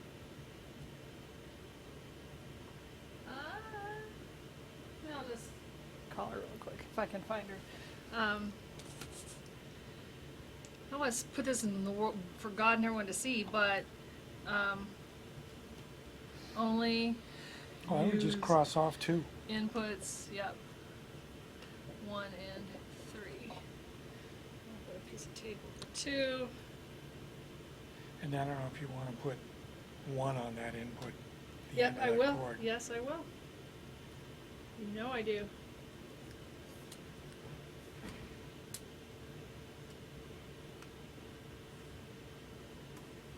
Because I know those guys tomorrow are going to use 2 computers. Yep, so they can, well, we have we can't go VGA to HDMI. Hopefully one of them will have an HDMI. Otherwise, they're just going to have to swap it. Like I said, I have another Dealy Bob on standby, so I will have someone bring it over. I don't remember when to take this or leave it. Let's take it back. I'll take it back. Did So you do have you the want to put a slides still slide on on that there one? for I was us? gonna say, it occurred to me when I took this to shut it down that this one didn't run all the patches that they're supposed to have for Okay. sessions. Because I So- just turned it on, so I'm gonna take it away and put this one back. And we'll hope that. I'll give you this one. All right, thank you very much.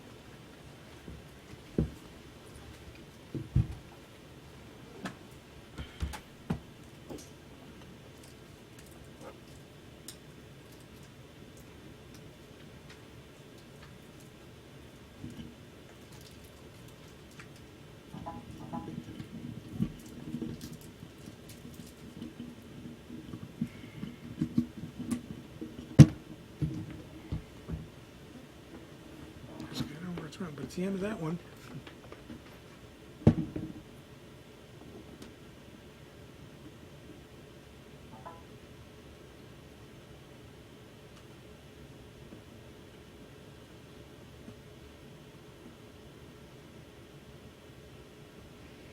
Well, thank you. Sorry for all the problems, but Got it worked out, man. It's one of those things where it's like, just gotta do stuff until something happens, right? yeah. Just keep trying till you get it. This one, Colin.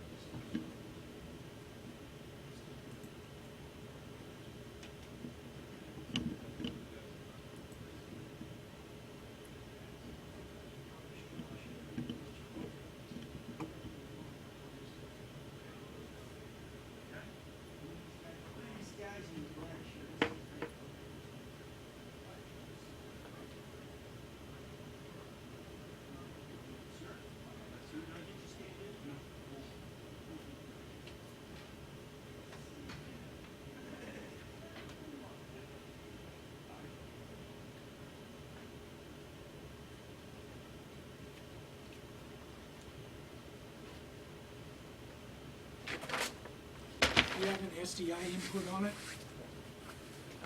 Perfect, because I got an SDI cable right here.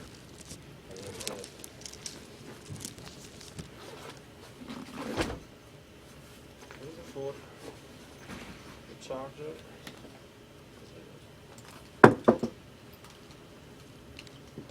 So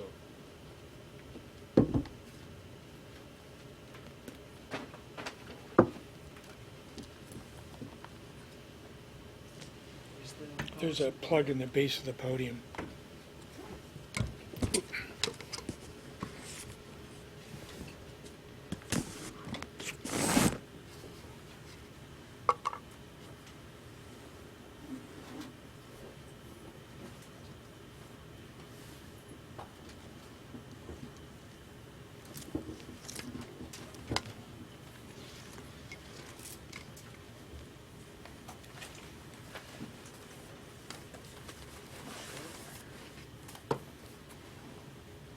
Just put it right on top of this one. That's what we've done earlier with a couple of different computers. I can give you more if you need more. That's an empty glass. I knew that. Is it USB? No, it's SDI. HTML, you mean, or HTML? Oh, yeah, sorry. HTML. Wrong one. Yeah, it's gonna be kind of tough on it. Oh, I'll take you off the screen right now. You're not on the screen right now, intentionally. You know what's more flexible? I got some stuff with me that's more flexible than that. It's all right. It's in. That's Okay. what we got, you know. Because it's from here. Are you ready to put it up, or? I think about that stuff.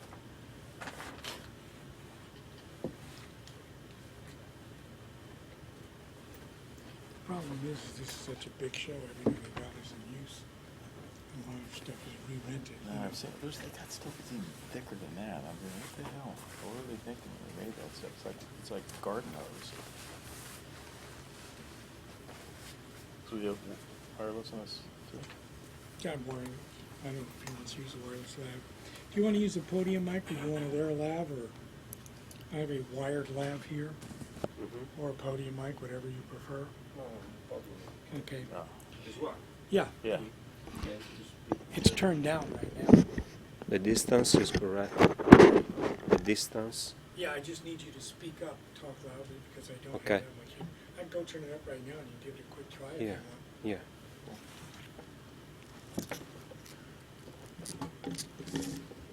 All right. Oh, okay. Let's try. You got water? Everything you good? Yeah. Okay.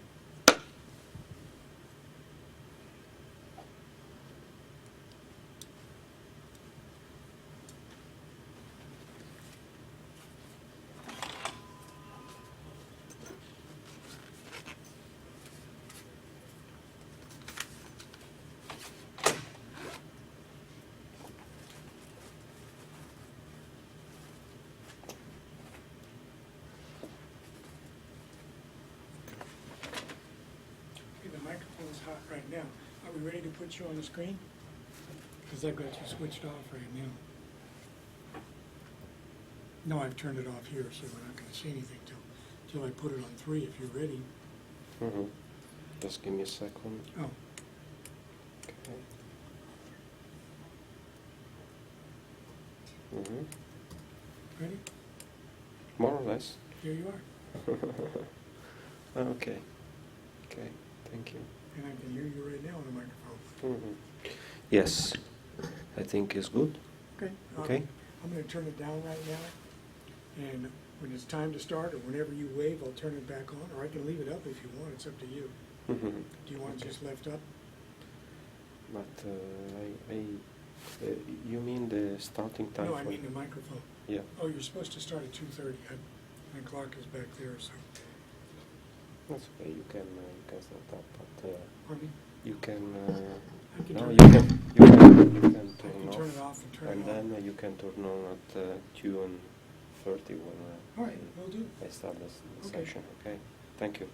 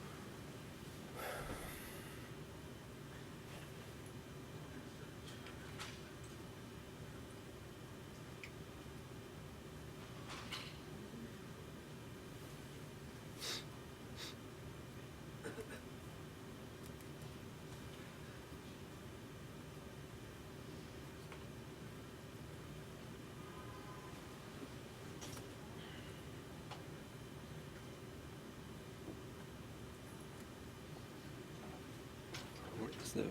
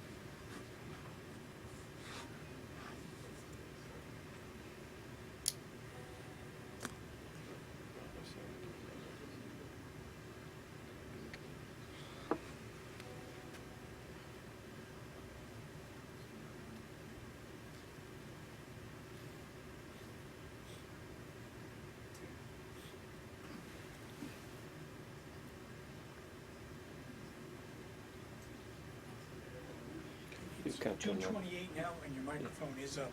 Okay. So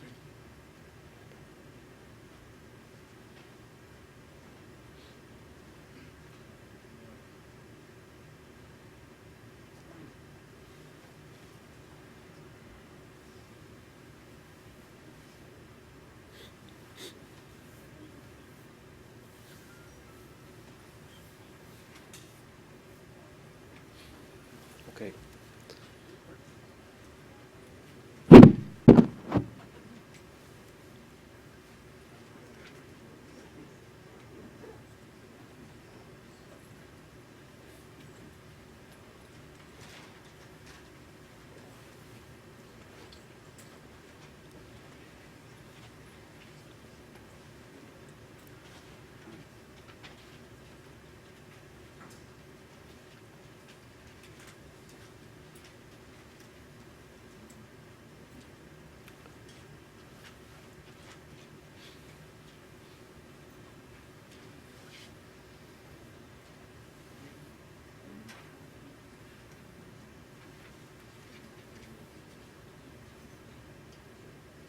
We can start. Okay. So, welcome to all of you, and this conference session, where I will illustrate the way we adopted and use the Java Enterprise core technologies for our new application suite, which is called Cashless 3.0. Is the name of a new generation of business services for the electronic payment processing and debit, credit, prepaid card life cycle management. Okay, let me introduce you the topic. But first of all, just a quick introduction of me. I am Andrea Folli. I am an Italian software engineer.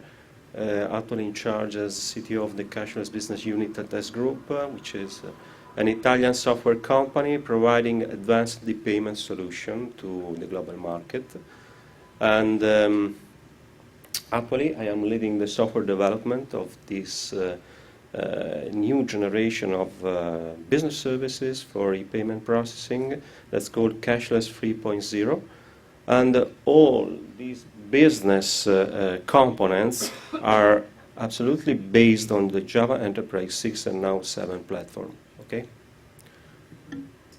And now just a quick introduction of my company. My company is an Italian company. It has over 30 years of experience in this business area. 40 and 400 experts, and we have customers in over 20 countries, including the US and the UK and Far East.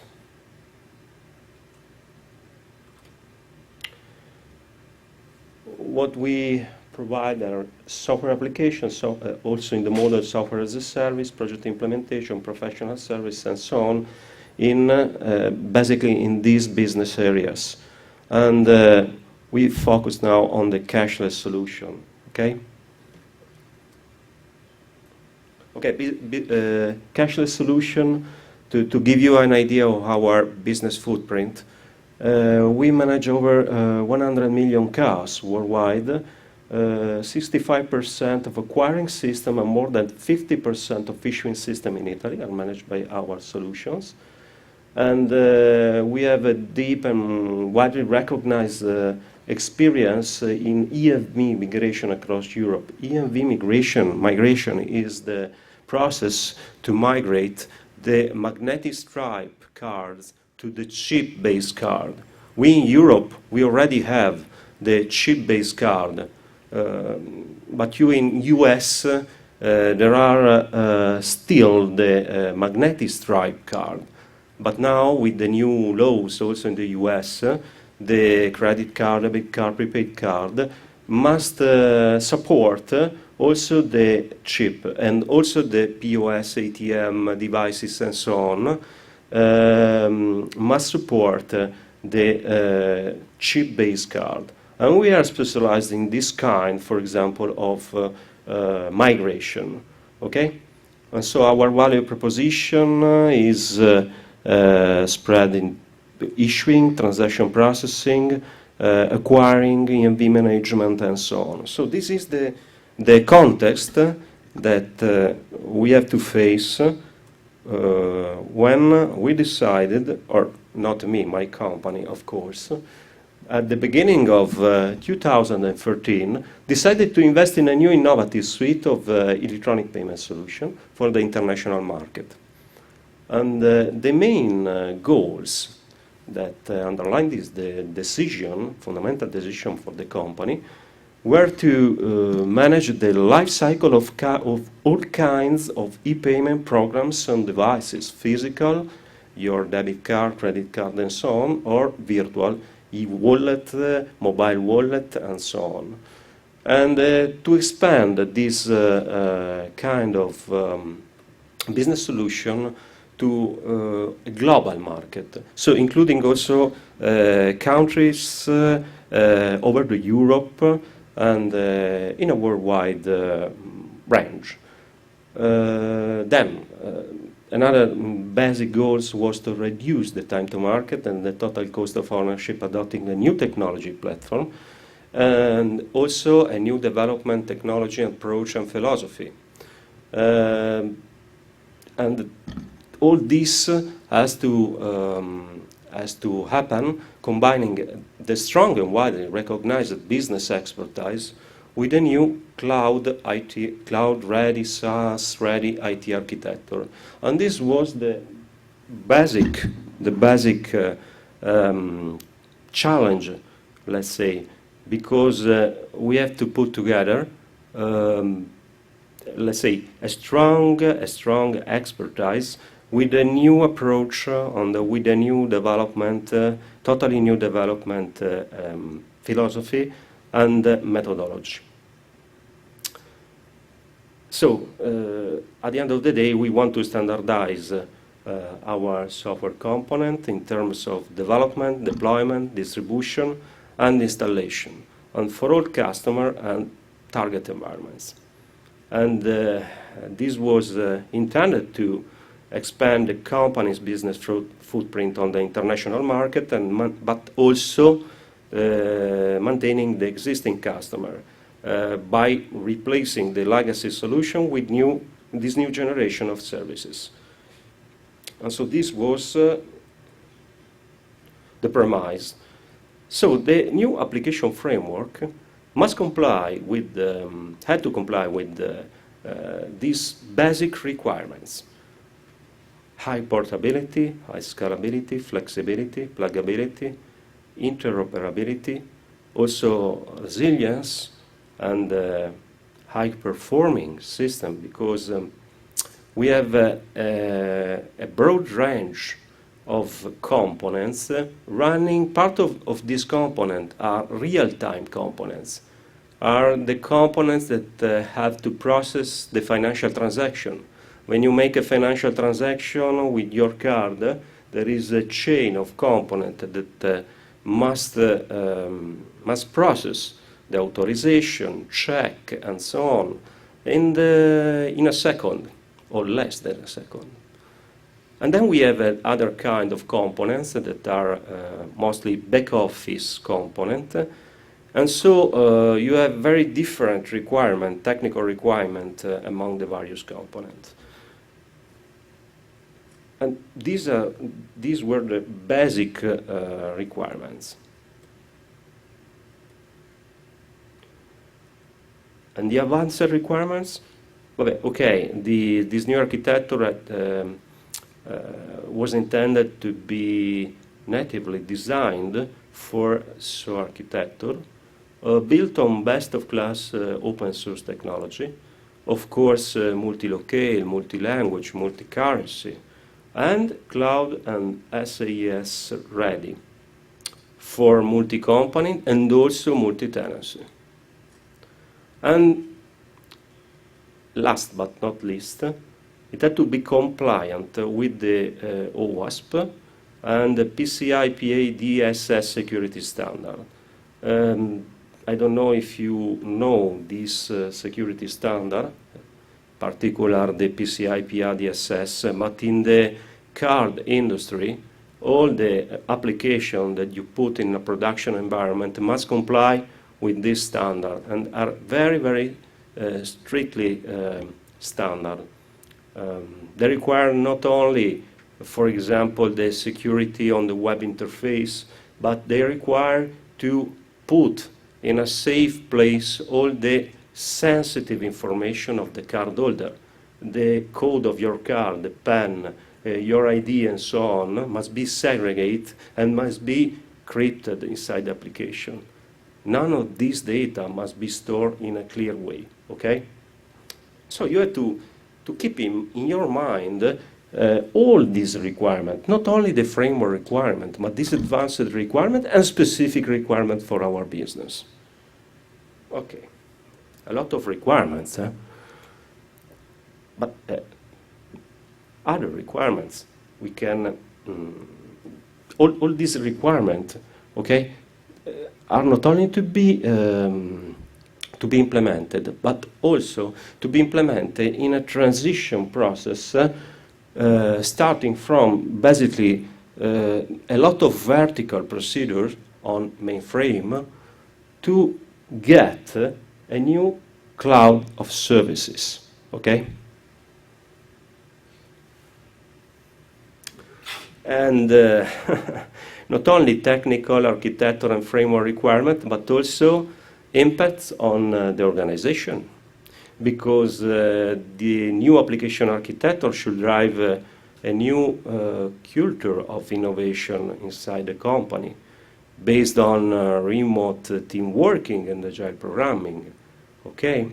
So a new way of thinking, a new way of design, program, test the applications. But the right term is a new way of thinking. And because the concept of programming of standard, reusable, and fully portable software components is absolutely central to all of these projects. And so we have to get the first point, but at the same time we have to keep in mind that we have to keep the business continuity on the existing customers, on the existing installation. So we want to make a new company, let's say, but also keep and maintain the established installation and customers. So, you know, we at the beginning make a lot of internal training, knowledge exchanges, and sharing bi-directional. And the key steps were the following. Collect and actualize the existing know-how, apply the resulting business logic to the new architecture. We have to retrieve from the business experience and skill present in the company all the information, model the information, get the business logic, and apply the business logic to the new architecture. So that to define in a clear way the new application components, services, and then after that we have to evaluate the effort, the cost estimation, task definition and planning, and then skill building, staff up, and so on. And the stuff we had in our hands were some legacy business component written in COBOL, and we had some Java web application for data setup and management realized with that technologies, JSF 1.2, Servlet 2.3, JSP 2.1, Hibernate, the usage of Hibernate, Spring Framework, Embassy Framework, Enterprise Framework, but also Google Web Toolkit for the automatic generation of the web pages, access to database also directly by JDBC, okay? And this web application acted as a web wrapper on a core mainframe business logic realized, implemented in COBOL on the mainframe. Because in this business, the IBM ZOS mainframe as a central role, especially in Italy and Europe. Okay? But now there is a strong trend to substitute this legacy application with, for example, Java enterprise-based application or .NET application. So take off from the mainframe, save the MIPS cost, and substitute your business logic with the open, they call it open, open applications. But the open application must be robust, must be reliable, must be an enterprise application, no more just a web application. Okay? And apart from this web application, we have also a few vertical J2E applications, so HB2.x, also Hibernate, MyBatis, and so on, and for some specific task. For example, the POS terminal management, ATM terminal management, key management system. Key management system because, as I told you, all the sensitive data must be crypted, so you have to use in this kind of application what are called the HSM, hardware security module, crypto devices, and so on. And typically you put a broker, a component between this is an hardware component, this crypto device, with the application level. And we have the key management system component to intermediate the call to the crypto device. Okay, so the scenario, okay? Terminals, mainframe, Java web application, a few Java enterprise application. This is the starting point from a technical point of view in 2015, okay? Now, but what we had to realize, what is this cashless 3.0? What are the components? What are their tasks? Okay, the components, as you can see in this whole picture, you read the names. Okay, no, is okay. I will try to explain. You can see here basically four areas. Okay, the card management system on the left, top left, the PIN and the card production system, another area that is called direct link, and the authorizing system. In the card management system, the orange boxes are the macro components. Okay, you can think of these as service provider.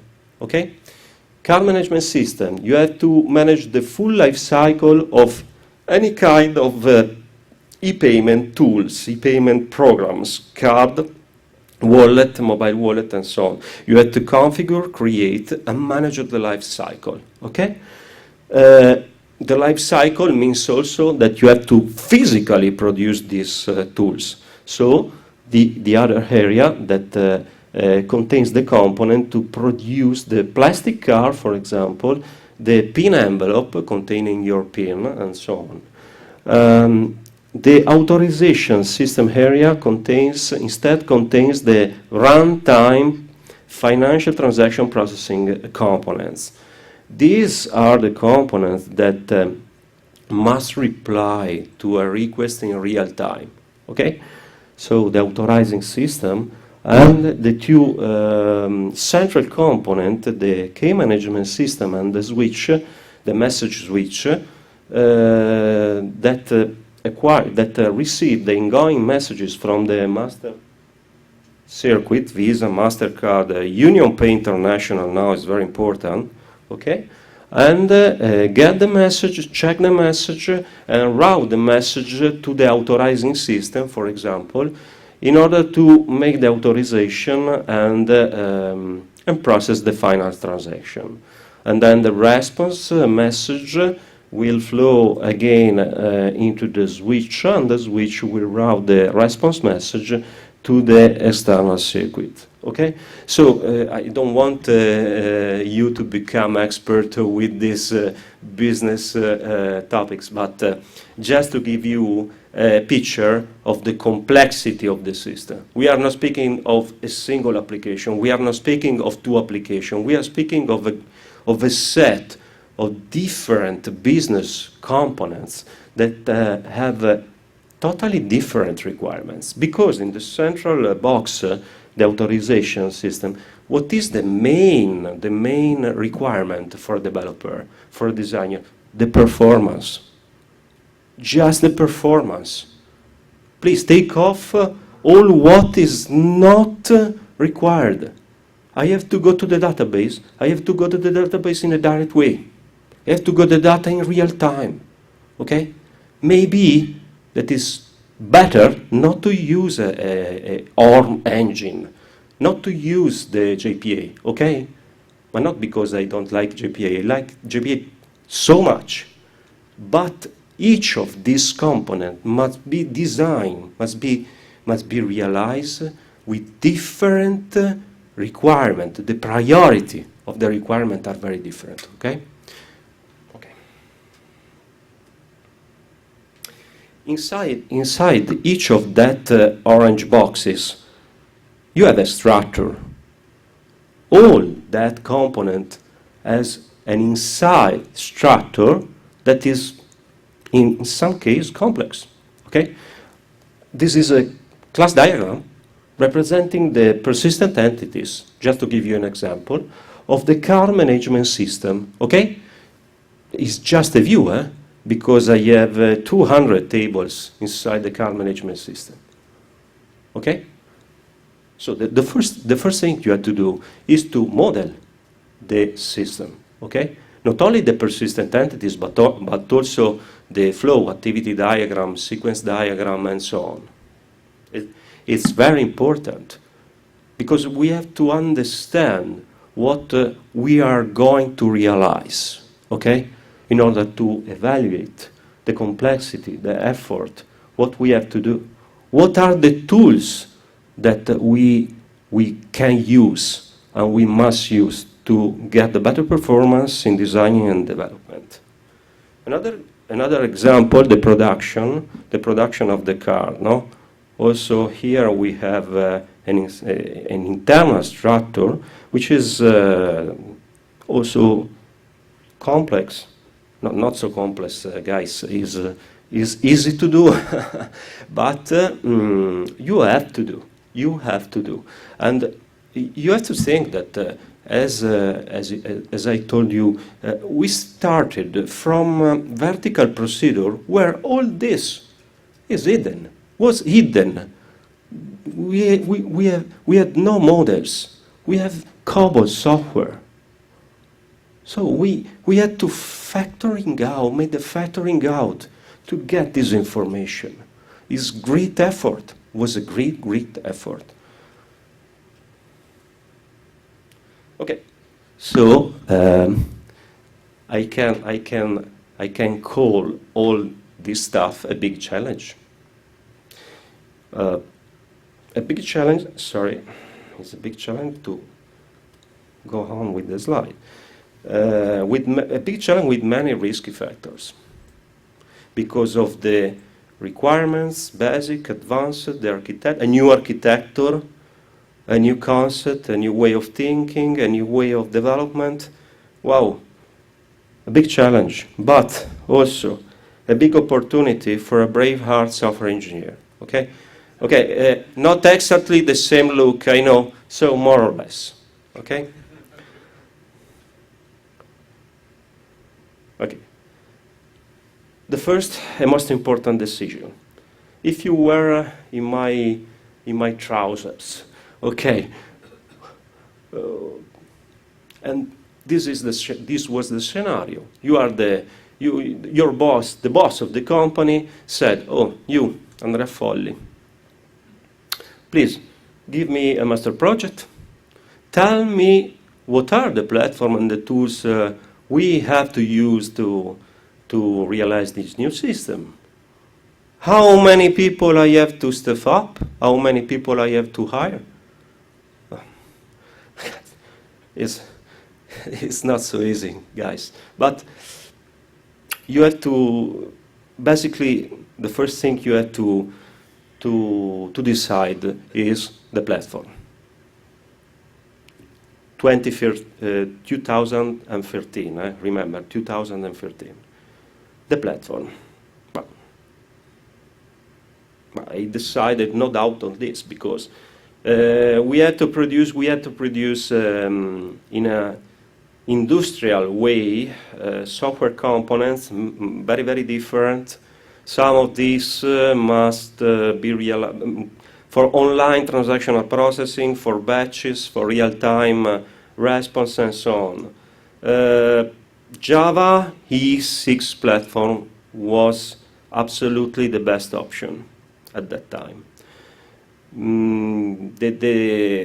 Another option could be .NET, but in our company we are Java people. We are Java oriented. I spent part of my life with Java because 20 years of Java, 20 years of my work on Java. So Java E6 platform was absolutely for me the best option, and so we decided, because we are a staff, a team of software engineers, and we decided to adopt the Java E6 platform as the only development platform for all components, the only development platform. Java EE. Let's take a quick look, okay, at the decision-making process, because it's important. Why the Java E6 platform? You can say to me, why don't you decide to use Spring? Why don't you decide to use a set of best-of-breed frameworks? Spring is the first example of enterprise framework that you can use as an alternative to the Java enterprise specification. Okay, the first reason is because we have to replace the existing puzzle of various framework, various layers, and so on, with a unique set of standard technology, vendor independent, platform neutral. Also, we want to avoid direct dependency on external framework while enforcing the full compliance with the standard API specification.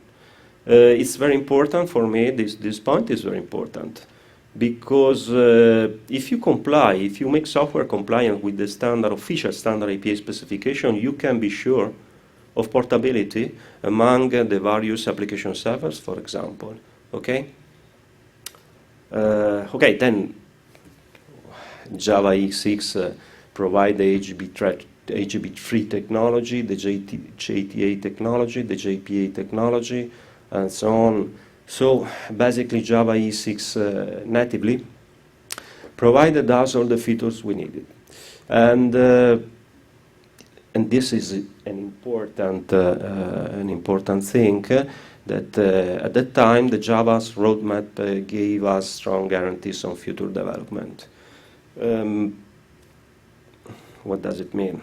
Does it mean that if you remember, at the beginning of 2013, the available releases of Java platform, Enterprise Edition, were the famous J2E 1.4, and then the new Java E 5.0, and the Java E 6.0. And the last stable release was Java E 6.0 with the reference implementation of Glassish, as usual. But the new release was already planned. The Java E 7 released in May 2013. In January, 2010, the SAM ecosystem has been purchased by Oracle, and this was the situation of Java Enterprise Platform at that time. Okay? So why Java Enterprise 5 was groundbreaking? because of the simplified programming model, the introduction of annotation-based programming, JPA, dependency injection for AJB, and so on. And what happened with Java Enterprise 5? That the Java community process and the Java community understood that they had to integrate to get the best of breed by Hibernate, by Spring, by all the frameworks that substituted very frequently the native technologies of Java Enterprise with more flexible, lightweight solutions. Hibernate, for example, Spring, dependency injection, inversion of control, aspect-oriented programming were introduced all by Spring. But the Java Enterprise specifications during the time after the Java Enterprise 5 gets all this and put all this inside the official specification. Using directly the people, the guys, the developers of this framework, for example, Hibernate, for example, people from Spring, and so on. So this was the big change of the Java Enterprise 5, okay? And so with Java Enterprise 5, no more Java Heavy Edition, it's the real Java Enterprise Edition. This was the buzzword at that time. And then Java Enterprise 6 that was strengthening because they reinforce, improve, extend the new technology introduced by Java Enterprise 5, okay? And for example, you know, the Servlet 3.0, Java Server Faces 2.0, AJB 3.1, JPA 2.0, CDI 1.0, the introduction of the CDI, for example, singleton beans, asynchronous method. So for me, the first real release that you can use in a production environment was absolutely the Java Enterprise 6. Okay, and so first important decision Java Enterprise 6 because it includes all the technology we needed, and now we have to build the ecosystem around the platform. So the ecosystem means a tool for analysis and modeling, a tool, an IDE, building and distribution, no?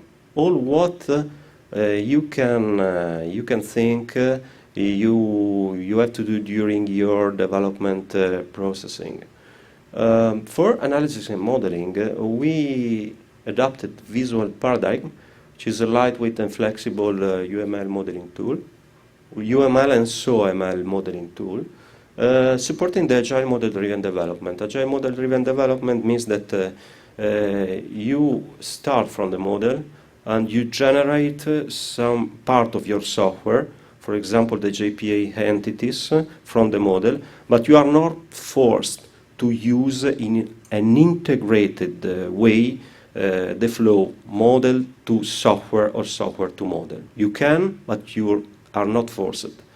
Okay? And so a mix between the agile programming and the model-driven development. For IDE, we decided for Eclipse Java IDE, but there are guys using also NetBeans. Building and distribution Maven. Versioning S1 ticketing track, because in the company has already realized ticketing system with track integrated with the Subversion. For functional and performance testing, and this is interesting, we use SOAP-UE.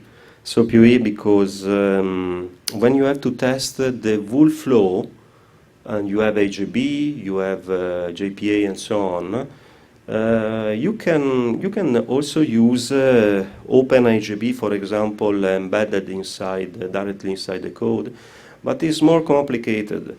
What we do is to create a web service, a web service for each operation that we want to expose to the external context. And in this way, you can use SOAP UE to make all the functional tests you need. But the SOAP UE is also a very good tool to make performance testing, because you can repeat and you can simulate the concurrency, the high volume of requests, and so on. There is SOAP UE and Load UE are two products inside the same suite. And for the quality, we decided to use, by the beginning, SonarQube, also in a preview mode, to prevent the bugs, defects, and so on, and very important for us, the security violation. And we want to prevent and not to get these bugs and violation during the test after the software development. So this is the ecosystem we decide to put in place. Not only the ecosystem, but now we have the platform, the ecosystem, and what about the application architecture? So for me, the more simpler, the more better. So lean and clean architecture, based on well-defined and decoupled layers. Project has to be have to be small, self-contained, cohesive project. Okay.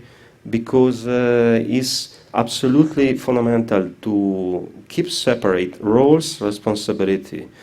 Also, to have an easy way to integrate and interoperate with external actors.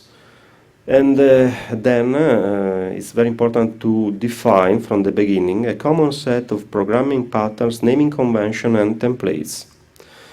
You have to create a common knowledge on this in your development team. Of course, strong focus on reuse and portability. We decide on to not use stateful session bit, but only stateless session bit and singleton bits. Parallel process for performance reasons, and parallel processing through the use of asynchronous method.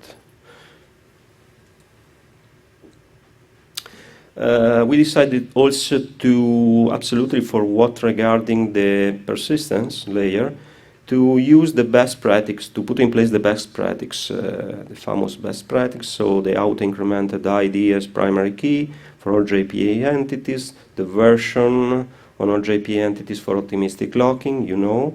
And very important is to define a natural candidate key on all the JPA entities, in order to redefine the equals and dash code, because in this way you can ensure you are sure to have to not insert twice the same record inside a collection, for example, when you are in detached state, you know. And the famous lazy eager fetching strategy. We decided is defensive choice, but lazy fetching for all association, for all references. And I have to decide explicitly in the code when I want to get the linked entities. Is safer to follow this way than to design directly on the model some association as eager.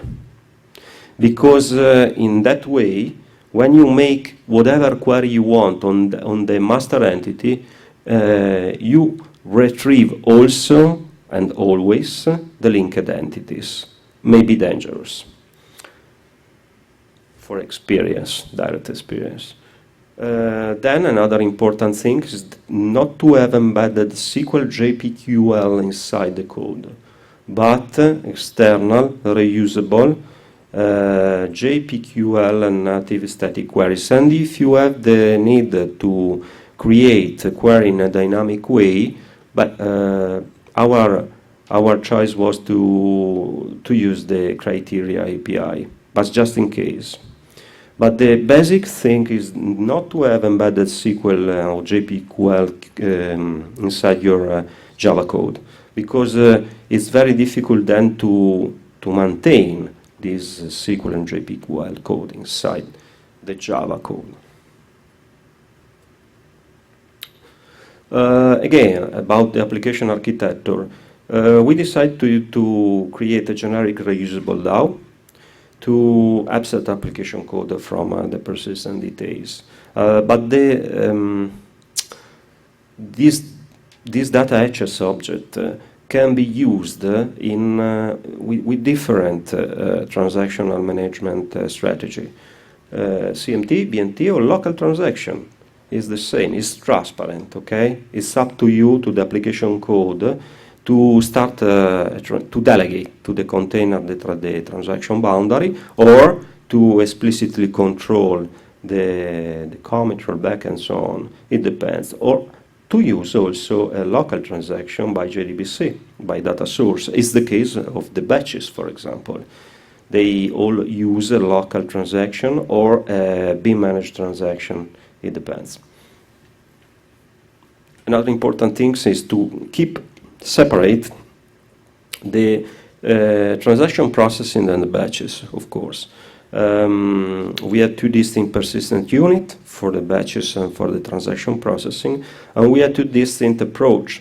Typically, container managed transaction for the online transactional processing, and beam managed transaction or local transaction for batch processing. So, a quick look inside the application architecture. You can see that we have a web layer, a web tier, where you can see these two boxes. We have the web applications, interactive web application, JSF and ICE faces based, and the web service endpoints are different projects, deployable as different units. And in the business tier, you can see that we have a service binding layer, which is connected to the web service endpoint, and it's like an application firewall. And then we have a facade layer.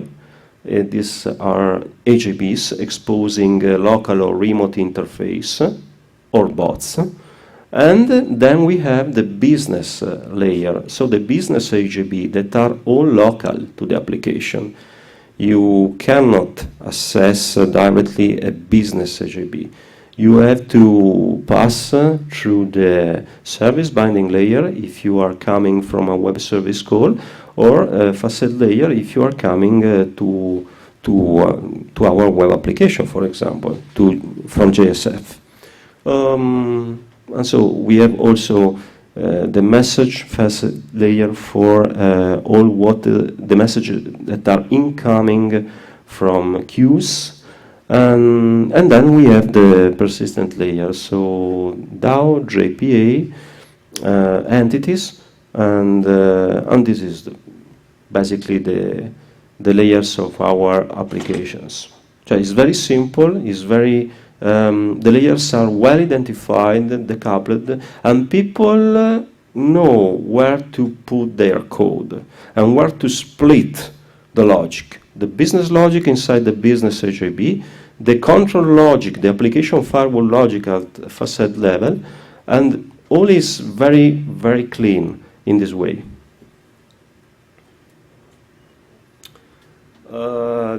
Two words about the agile model-driven development. Of course, object-oriented business analysis. The application model is all realized by use of UML and SOML, by use case modeling, component modeling, process and service modeling, data modeling. And we can generate in automatic way from the model the DDL and the JPA entities, and in a full way or incremental way. And then we develop just the business services. So our focus is on development of the business services, and then the functional and performance tests by SOAP UE. So forward engineering and reverse engineering this way, but in agile, in a flexible model, not invasive on the application model and on the development flow. Okay. Okay. So, what about the programming patterns we use? Basically, okay, for the web tier standard, we have standard template and composite component because we have the standard web interface development on JSF2 using an advanced widget libraries, which is ice faces. You can use prime faces, you can use rich faces. We decide to use ice faces. For the business tier, but of course, JB, JTA, JPA. And some basic patterns, service locator, union, session facade, message facade, business delegation. On-demand caching is frequently used inside our application. On-demand caching means that you don't have to cache some static data when at a startup, but when you receive the first call to that data.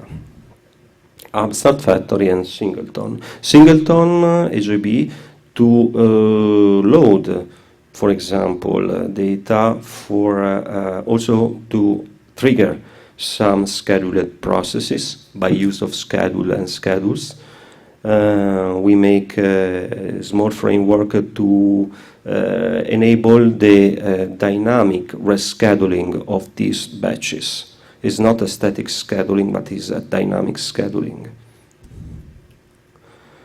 And so, with this, all this work, we can say that we have a smart programming flow in the sense that, for example, Eclipse IDE is the only workbench for developers.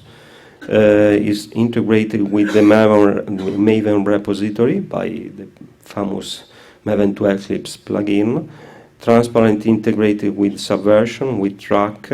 We have the hot deployment on JBoss for local test and debugging. And then we have the real-time code analysis by SonarCube and also other tools like Find Bugs and Labs, especially Labs for the security violation detection.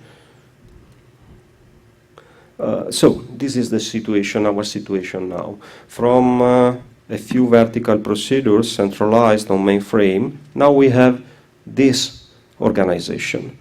Multi-country software factory, extended team working. We have different teams working with the same environment apart from the browsers and the database. Is a way, an empiric way, let's say, to ensure the portability on the various platforms, because we have to comply with Chrome, Internet Explorer, Firefox, Safari, and different version, for example, of Internet Explorer, from the Internet Explorer 9 to the current 12. It's not so easy. It's not so easy. So we have all this team, and on the back end we have our, of course, Maven repositories with Nexus. We have the track ticketing and issue tracking system integrated with the Subversion, and we have the central test environments. For IBM WebSphere and DB2, for Oracle WebLogic and Oracle, while our application server for development is Red Hat JBoss. This is a way to mix together different kind of application server database and so on in order to guarantee the portability on the various platforms. Because our applications are not self-consistent. We have to integrate our application component inside very different environments. There is one customer that is IBM branded, so IBM and maybe IBM on the mainframe, on the ZOS, and DB2 ZOS. And another is Oracle, another is open source oriented, and you have to develop the same code, and we develop the same code. It's absolutely portable. no change to the source. Just the runtime deployment descriptor are different. But really, we are able to ensure the portability, but thanks to the Java Enterprise Platform for this. Another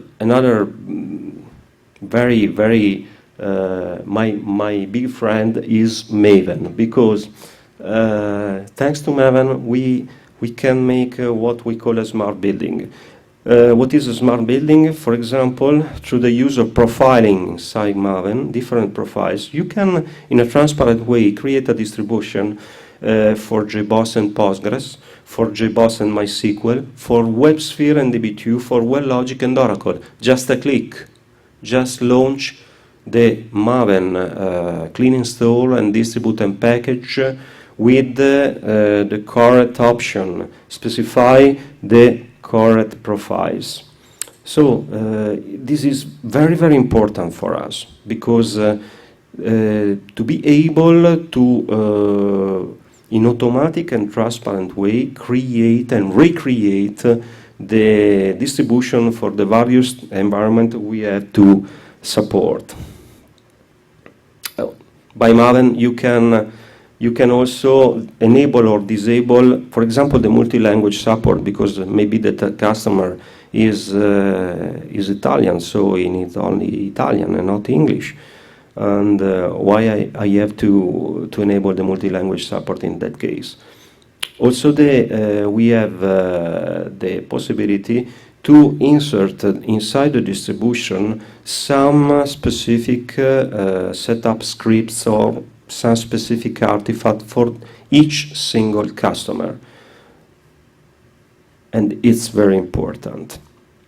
And another important things that Maven make me enable to do is to plug in the custom component in a dynamic and transparent way.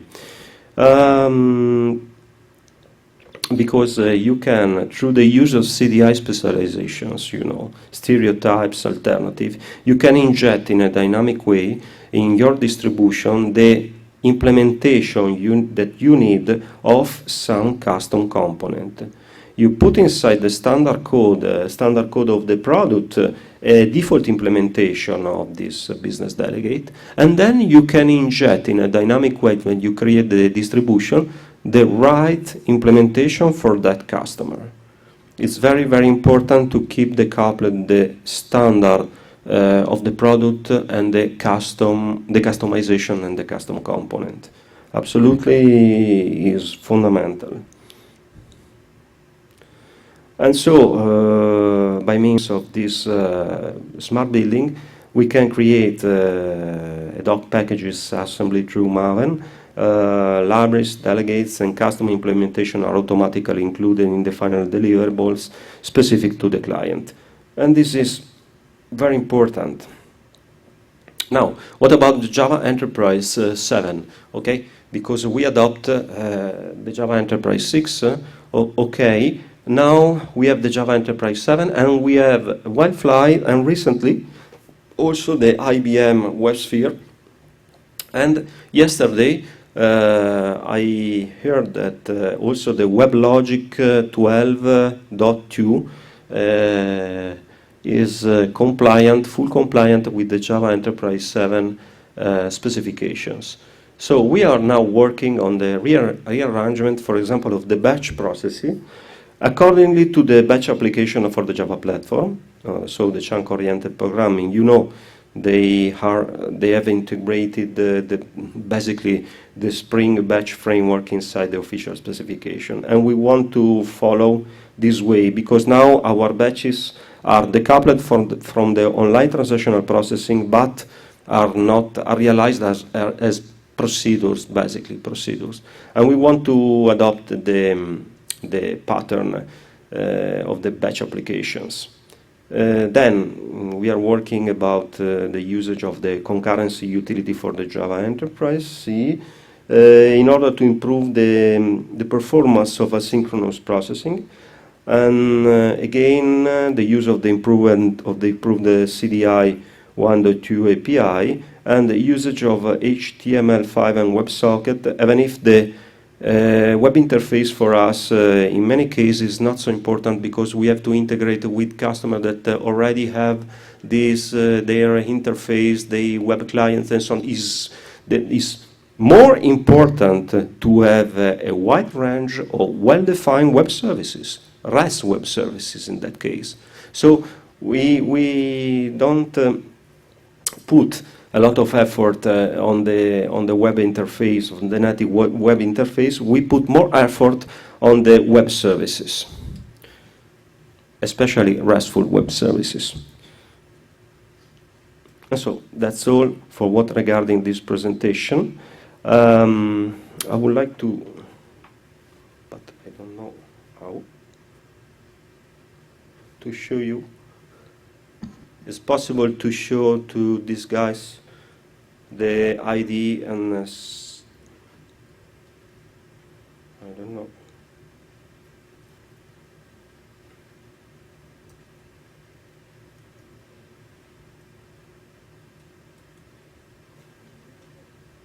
Okay, so this is the way we develop. This is the car management system, just one of the box.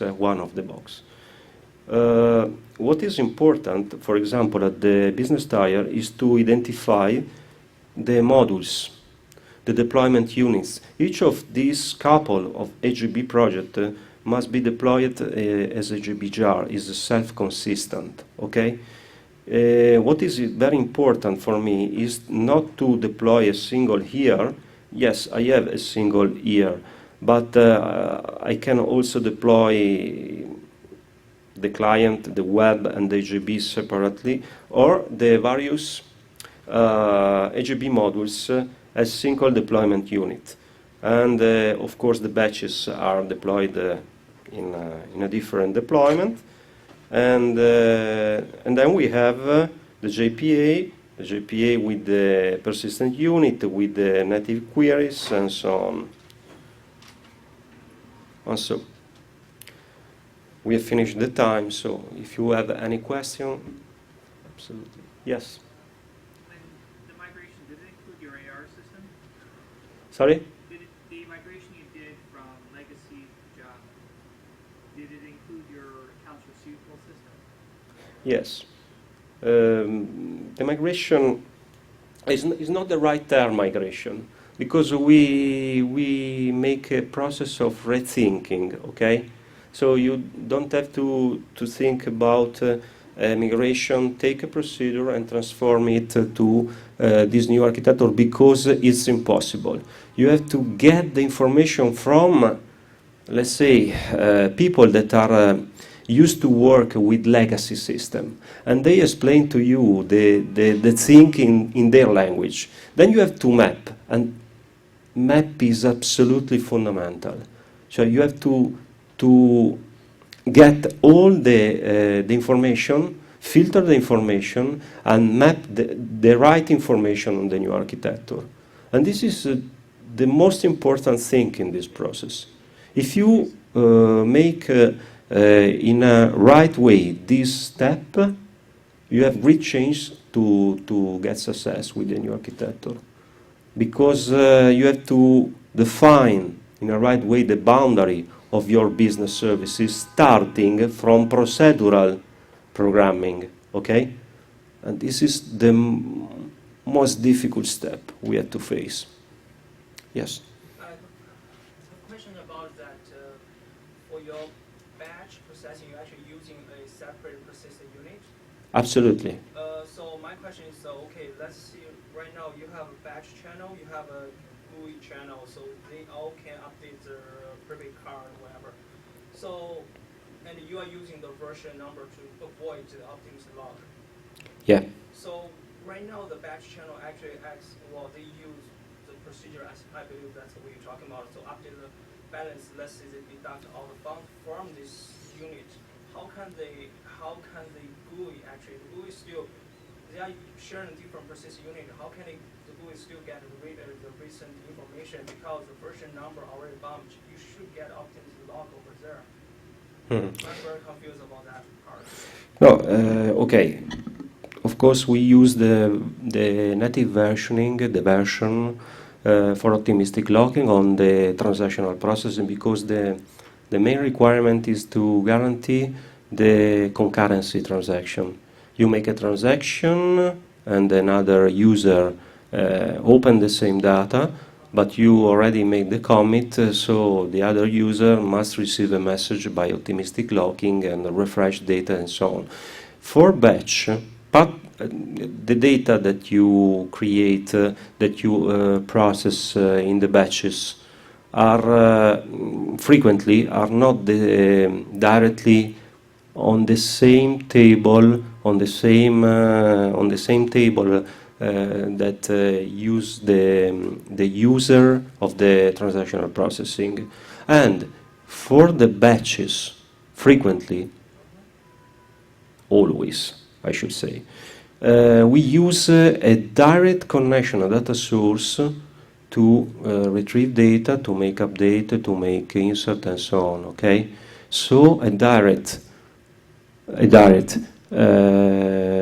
connection to the database, and a direct and handy management of the version at the end of the processing. Okay. So you don't have to update the version each loop you make during the batch, okay?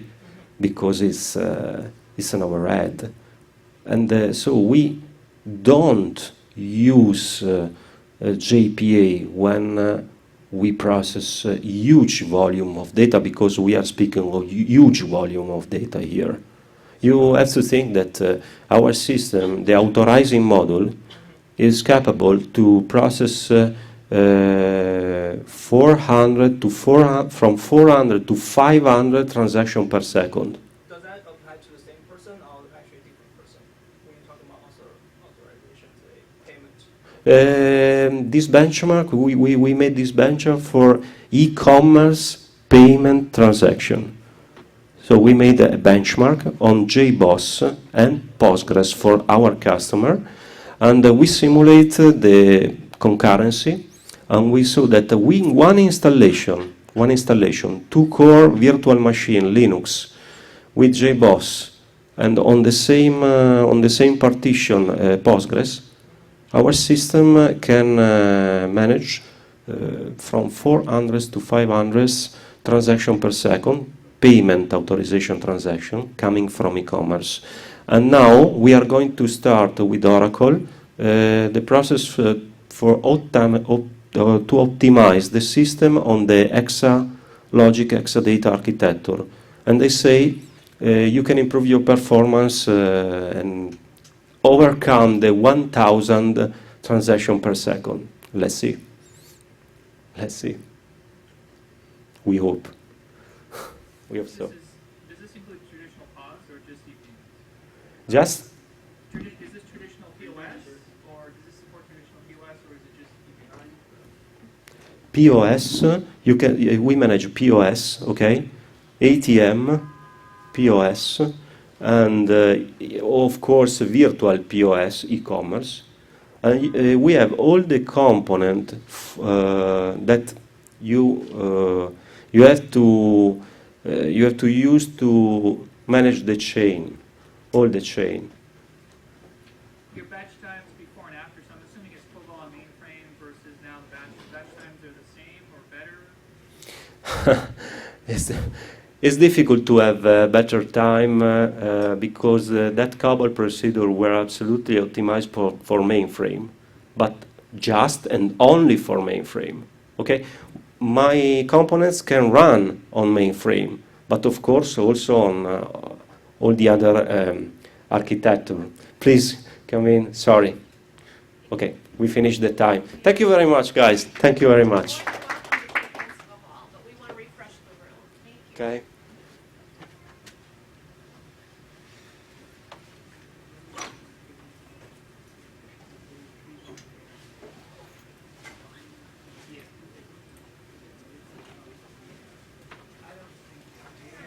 Hi. Okay. I'm working for Six Group in Switzerland. Probably you know. Yes. We are doing the same. Exactly the same. We have also a development team in Switzerland, in Lugano. Yeah. Das Helvetia. Yeah. Is it possible that you send me the slides? Just for pleasure, because we are doing exactly the same migration. Not from IBM, we have a HP non-stop. And doing now exactly the same. It would be interesting. I write you down my... Yes.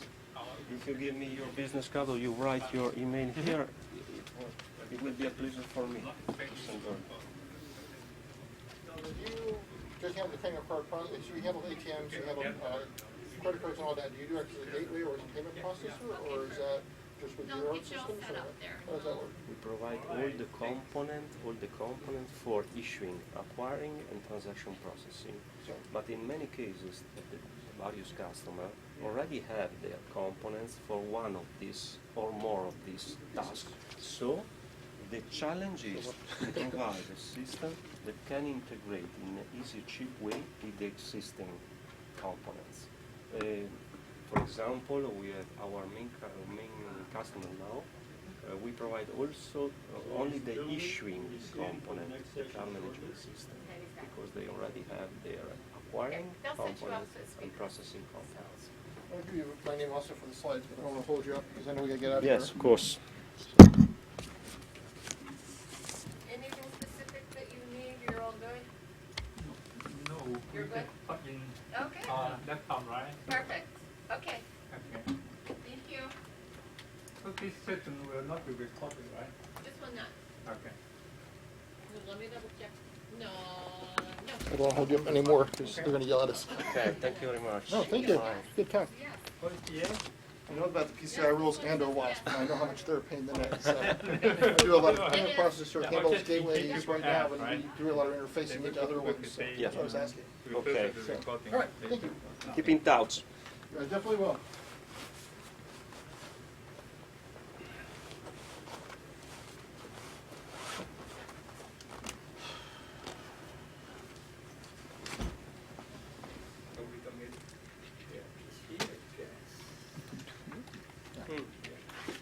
It's quite simple. It's not an ag space. No, it's okay. No, this is okay. Let's.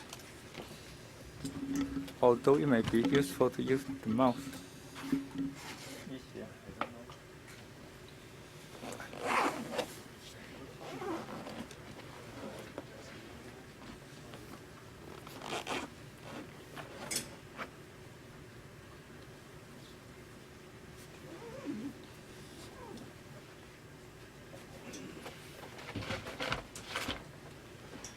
You presenting next? Yeah. Can you use your own laptop?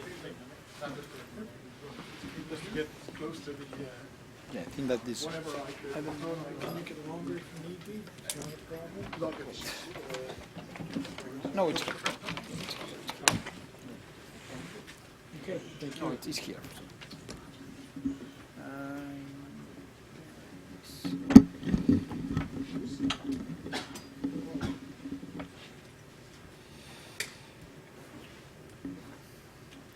Only on the new Mac. Yeah. Doesn't have the Yes. It's HDMI on my Mac. Only have display port. Yeah, I also have the. Right, you need a converter for it. Maybe the last speaker, like the mobile. I don't know. No Because- idea who had that. I'll turn it in at the end of the day if nobody comes back. Yeah. Looking at the time, the previous speaker. Do you want that off the screen right now when you do that?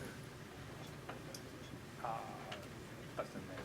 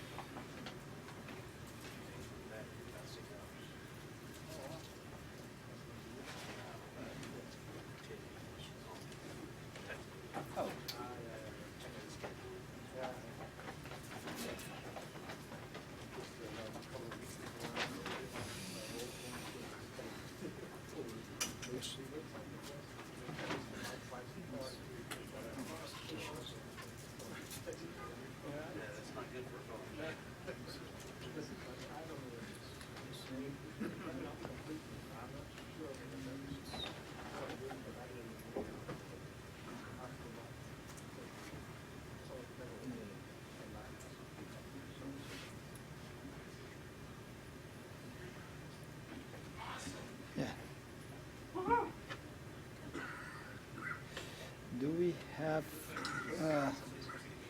I'm going to connect to the Wi-Fi to download because now I cannot find where is the presentation. You haven't loaded the slides yet. Well, if not in the Wi-Fi.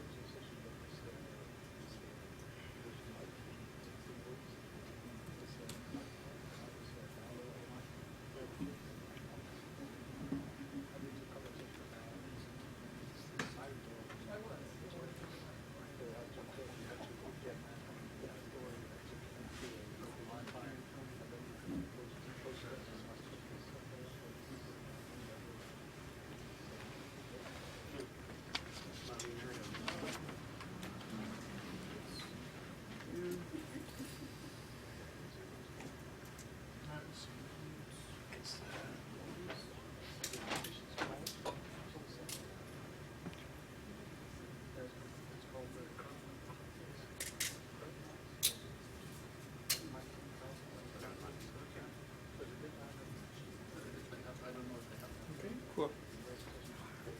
How do you switch to demo? You can speak right here. Switch the demo. Well, then you can do this.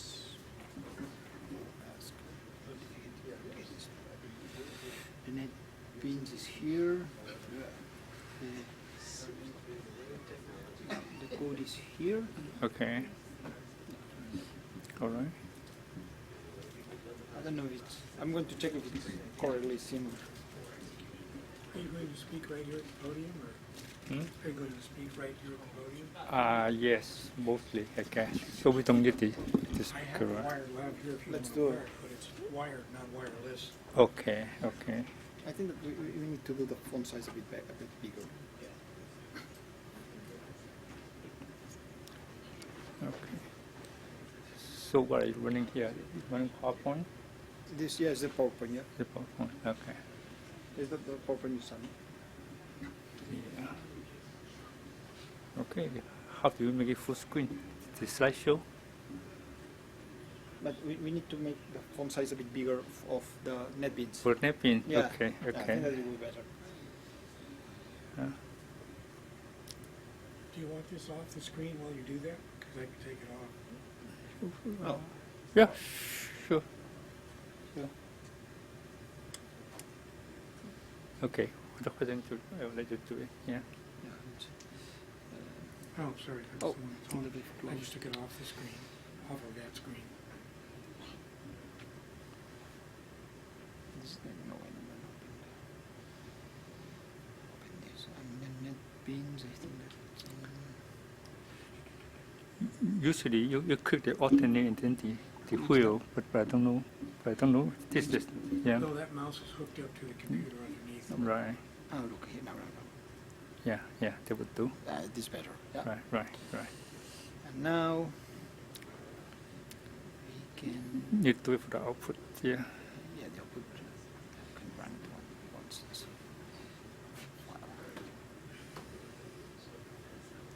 It's the same. Yeah. Okay. Now it's bigger and here's this and open. And big. Okay to put you up on the screen? Yeah. We have no time yet. Yeah. Yeah, we still have some time.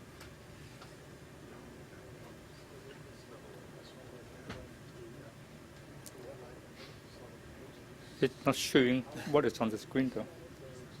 Pardon me, it's not showing. It should be the same. It's on the screen right now. No. No. I pressed the wrong one. Oh, I'm sorry. I pressed the wrong. I pressed the wrong switch. Sorry. I can turn this up every time it's turned on right now. Okay. But you want me to turn it up maybe 2 minutes before you're supposed to start? And I would ask you to kind of talk loud and talk into it, because if you're facing over here, it's gone. You need to be, this way if you're. Oh, okay. Okay. Right? Okay. All right.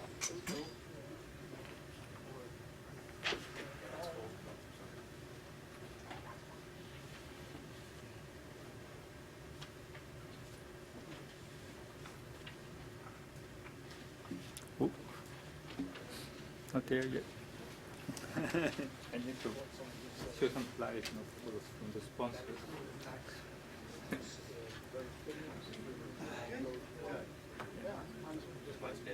So what type of software are you doing? It's about JavaOne. Because I implemented JavaOne. Yeah. I implemented an online voting system and my company using JavaOne. It's a use case of JavaOne. Okay. So you just talk about implementation? Well, about some things that work pretty well in my experience in JavaOne, but works. Why you choose JavaOne, how we deploy it to Mesos. I mean, it's like, it's a bit of how to deploy, how to test, what works well in JavaOne, and all the systems can take whatever they need. So when is it? It's on Thursday. Here. The same room? Yeah, the same room and at the same time because it's at 4 o'clock. Oh, really? It's the same on Thursday. Yeah. I think they have them. It's like, so I don't need to think a lot about it. It's the session. Good. Yeah. Unfortunately, I won't be here on Thursday. Well, maybe to record. Maybe, yeah. So you're talking by yourself or with someone else? Yeah, this year. Right. You talk is it with someone else or No. Alone? I prefer to talk with someone. It's different, you talk. Yeah, right. You make some kind of relationship with the person. And also, more interesting. So if people ask, different questions, different perspectives, different Yeah, or else, I don't know, it's maybe this like of the open source philosophy, that it's like share everything, even share that they say that being the focus of a talk, you're not only the focus, because at the end, things works because there are a lot of people behind something. It's not that one person do something. It's Right. So I think of it as just a way of presenting the work that we have done. So this is like the whole spec. This is the EG scope. It's not just two of us. Yeah. Yeah, but right. Yeah, if I could present the same session in DevOps with Might. It's from Macedonia. Oh, okay. Yeah, we present the same, but in DevOps. In 1 week. That's in Europe. Right? Yeah. So DevOps seems to be very popular. Yeah, it's very popular. Yeah.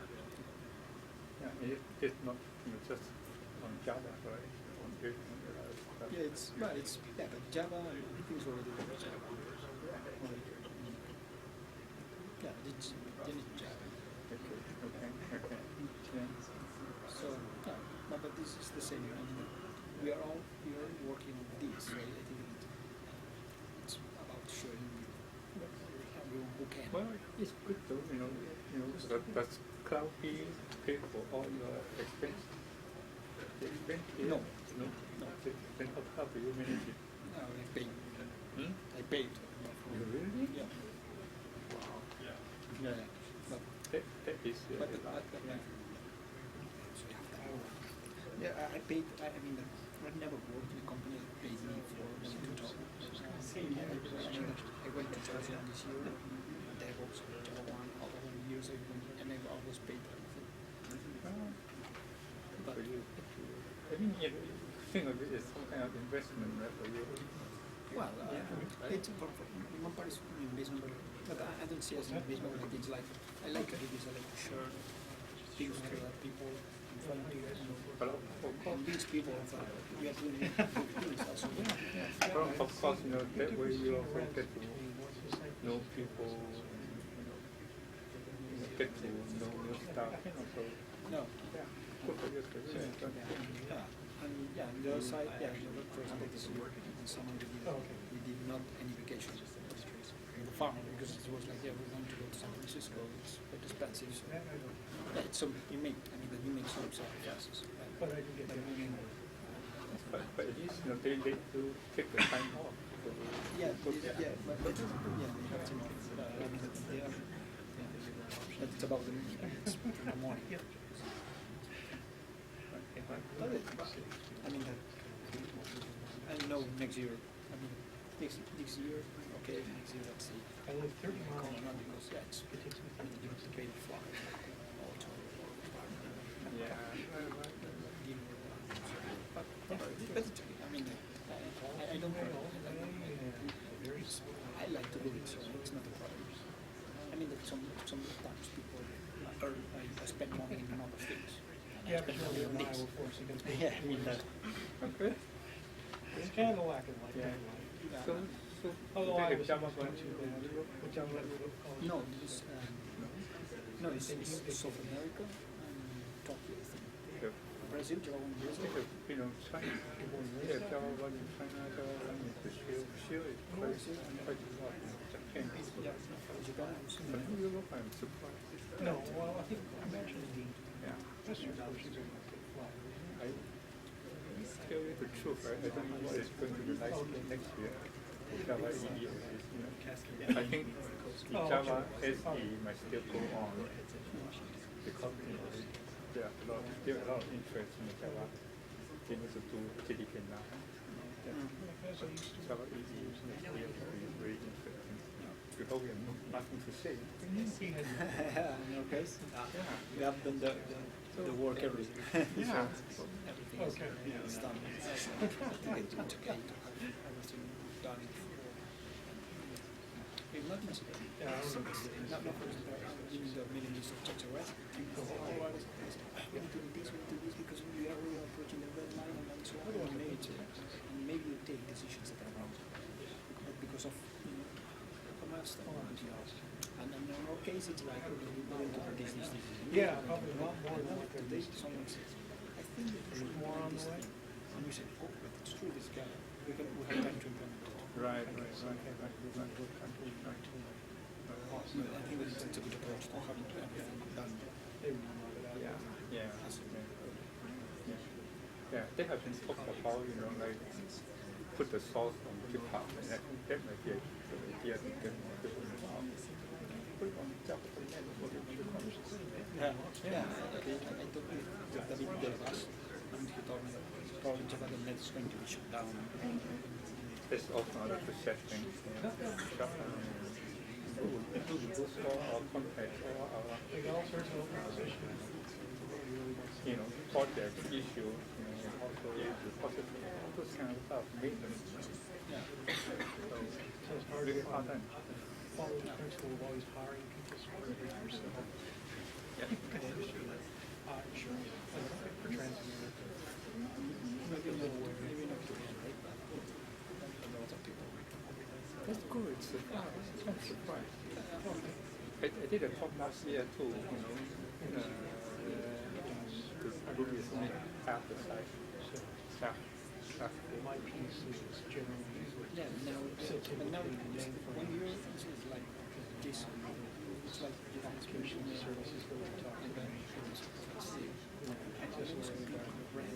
Oh, what's this? It's hard to see those.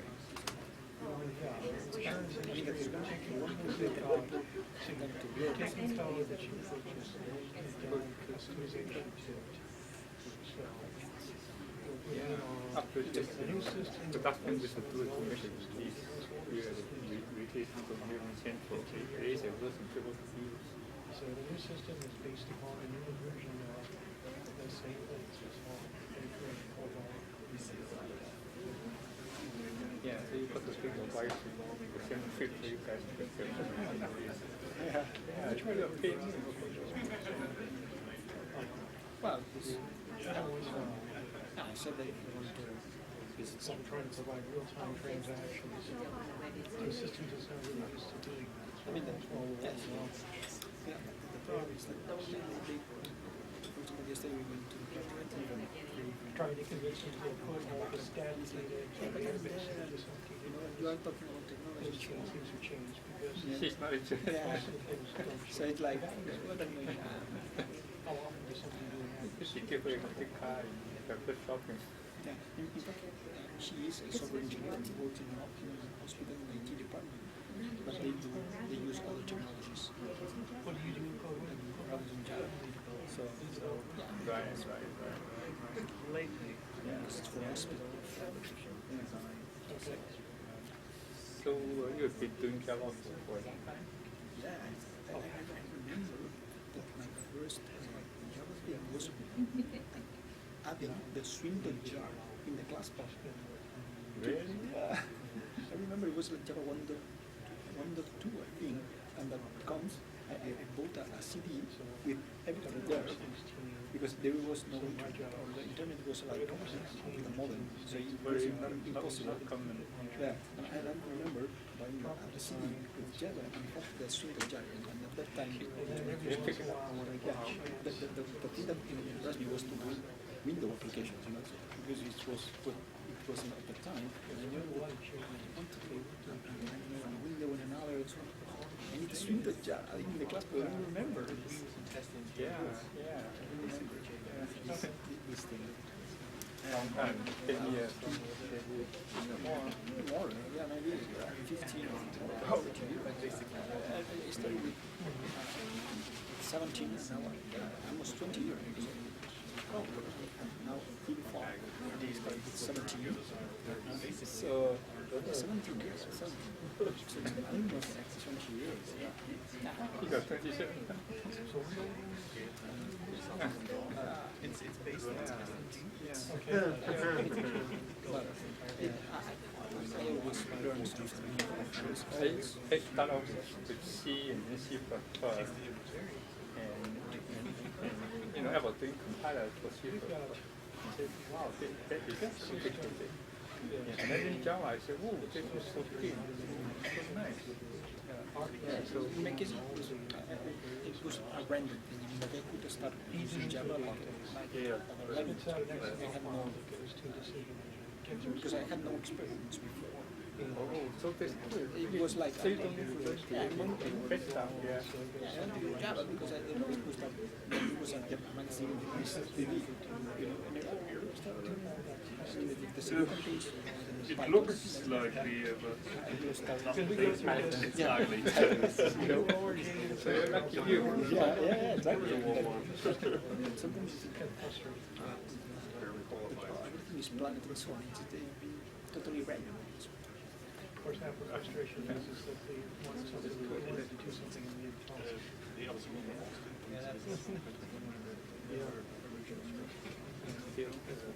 Five more things. 3 more.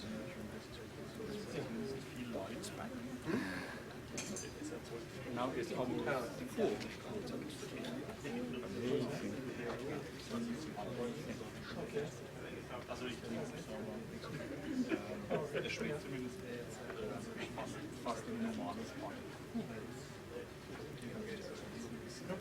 Well, I'm going to put out some commercials so we don't have to deal with it.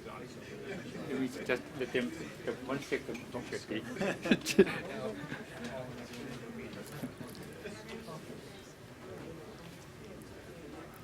Okay, that's enough.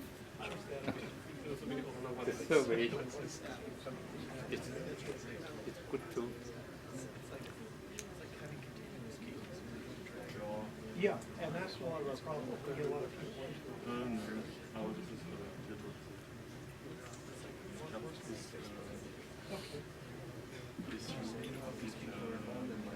Ah, here it is. So you've got about 2 minutes to start. When I go back, I'm going to turn your microphone on.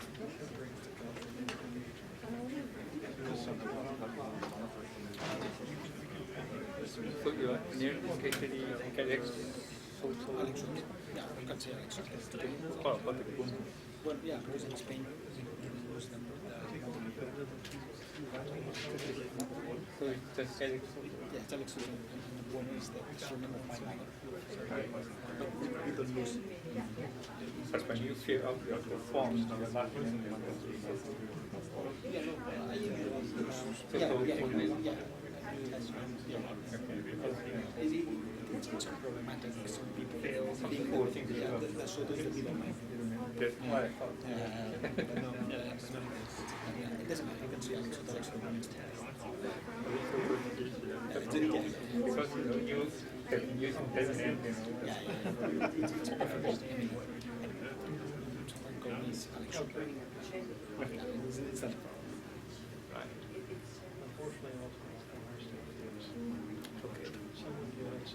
So, okay, we'll start with the without really getting into the specifics. And only get a push so far. So you finally You can send to in the meeting list.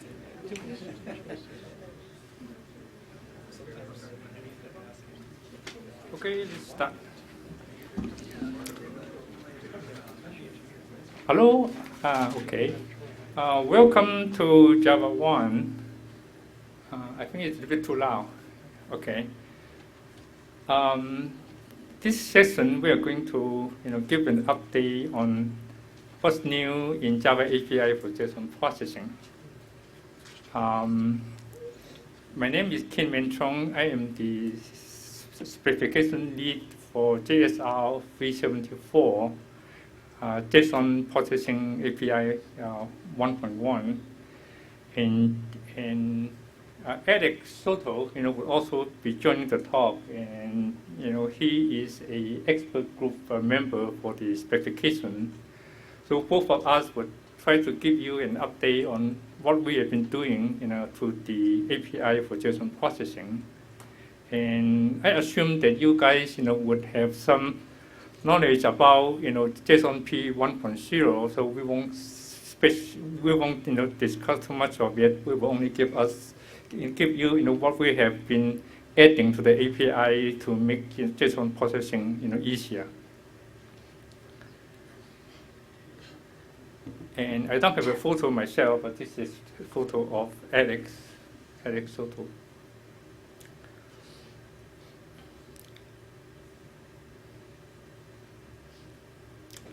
You guys have seen this before, I guess. So it's just a fact that that we are still working on the spec, and we don't promise anything at all. At the end of the talk, I will tell you, where to actually get the source and download a binary and everything. So that you could use. This is the agenda, so.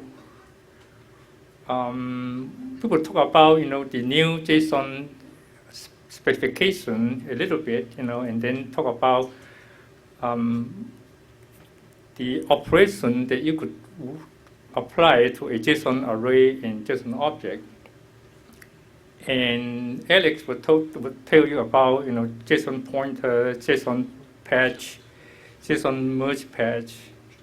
And I will come back to talk about how you could do queries in with JSON using JDKH stream operation, and we will touch a little bit about the kind of support that we have if you need to handle big JSON.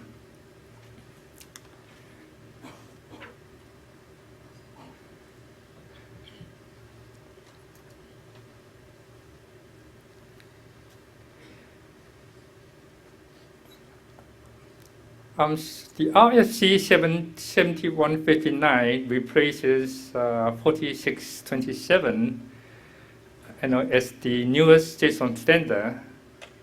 Nothing much has been changed. In the spec, there are some clarifications about some of the minor details. But the most important change they make is to allow any JSON values as the root of a JSON document. So with that changes, we need to add some APIs, to make it possible. And I will show you, the kind of stuff that we've been doing.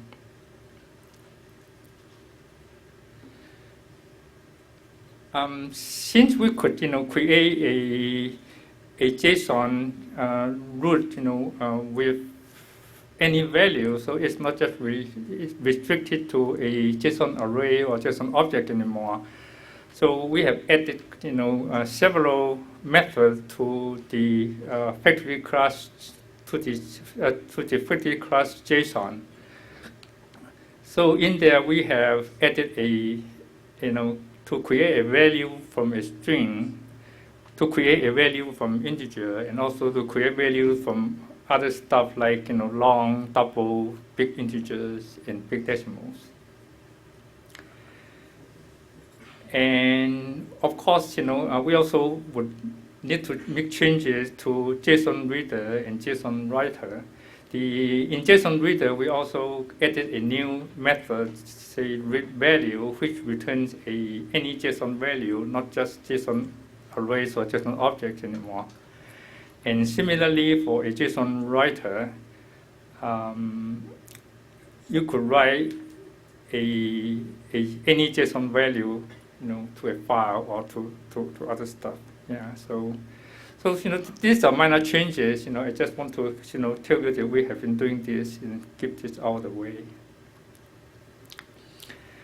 Next, I want to talk about a little bit about the operation that we have been adding to a JSON array or JSON object.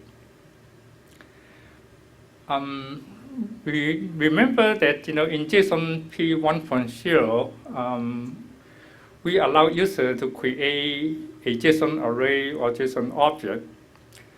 But a JSON array or JSON object, they are all immutable in the sense that once you created it, you cannot make changes to it anymore.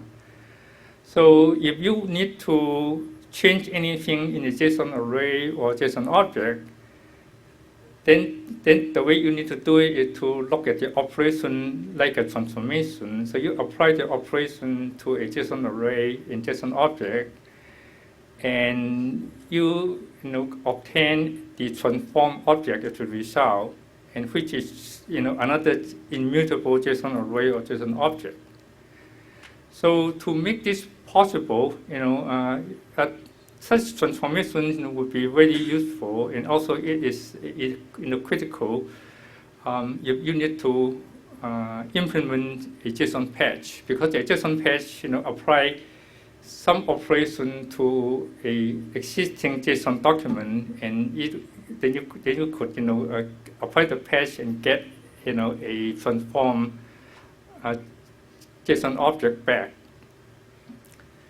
And to implement this low-level transformation to a JSON array or JSON object, we use the builder pattern.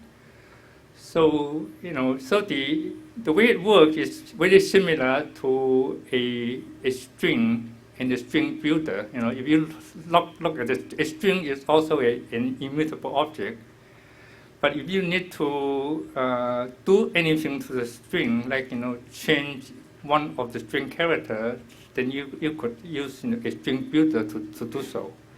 So with the similar idea, we also apply the builder pattern to a JSON array or JSON object. And so you start by creating a builder, with an existing JSON array or JSON object. Then you apply operations, to the builder itself.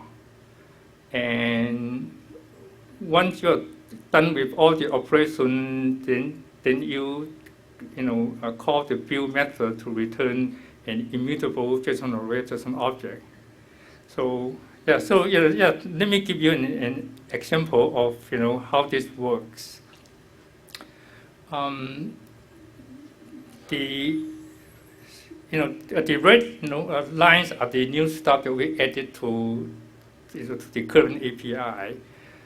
So we first create a target JSON array in this case. So we have a target that we would like to do some transformation on. Then you create a builder from this target.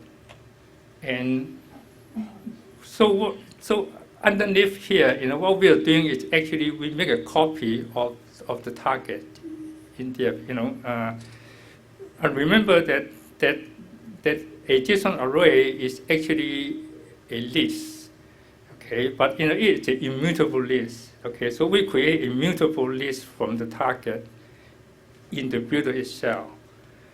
And once we have the builder, we could apply operations on the JSON array builder itself. So in this case, we apply the operation add. We add a new element to the array, and you could also replace an element with a new value, and you could also remove a JSON array element. And once you are done with the operation that we call build, the build would turn whatever transform list into an immutable list, and which is the result. Okay, so in this way, we get around the immutability, property of a JSON array, and in the JSON patch, you could actually see how this works, underneath. This example is, works on a JSON array, but similarly, you could also have, the operations on a JSON object itself. Actually, JSON object is simpler than a JSON array, because in a JSON object, which is actually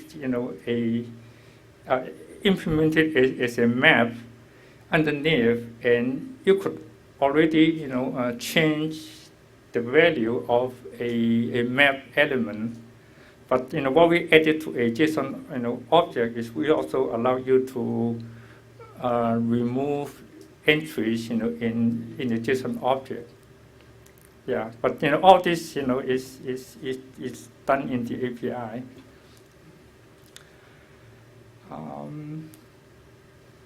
With this, I turn over to Alex.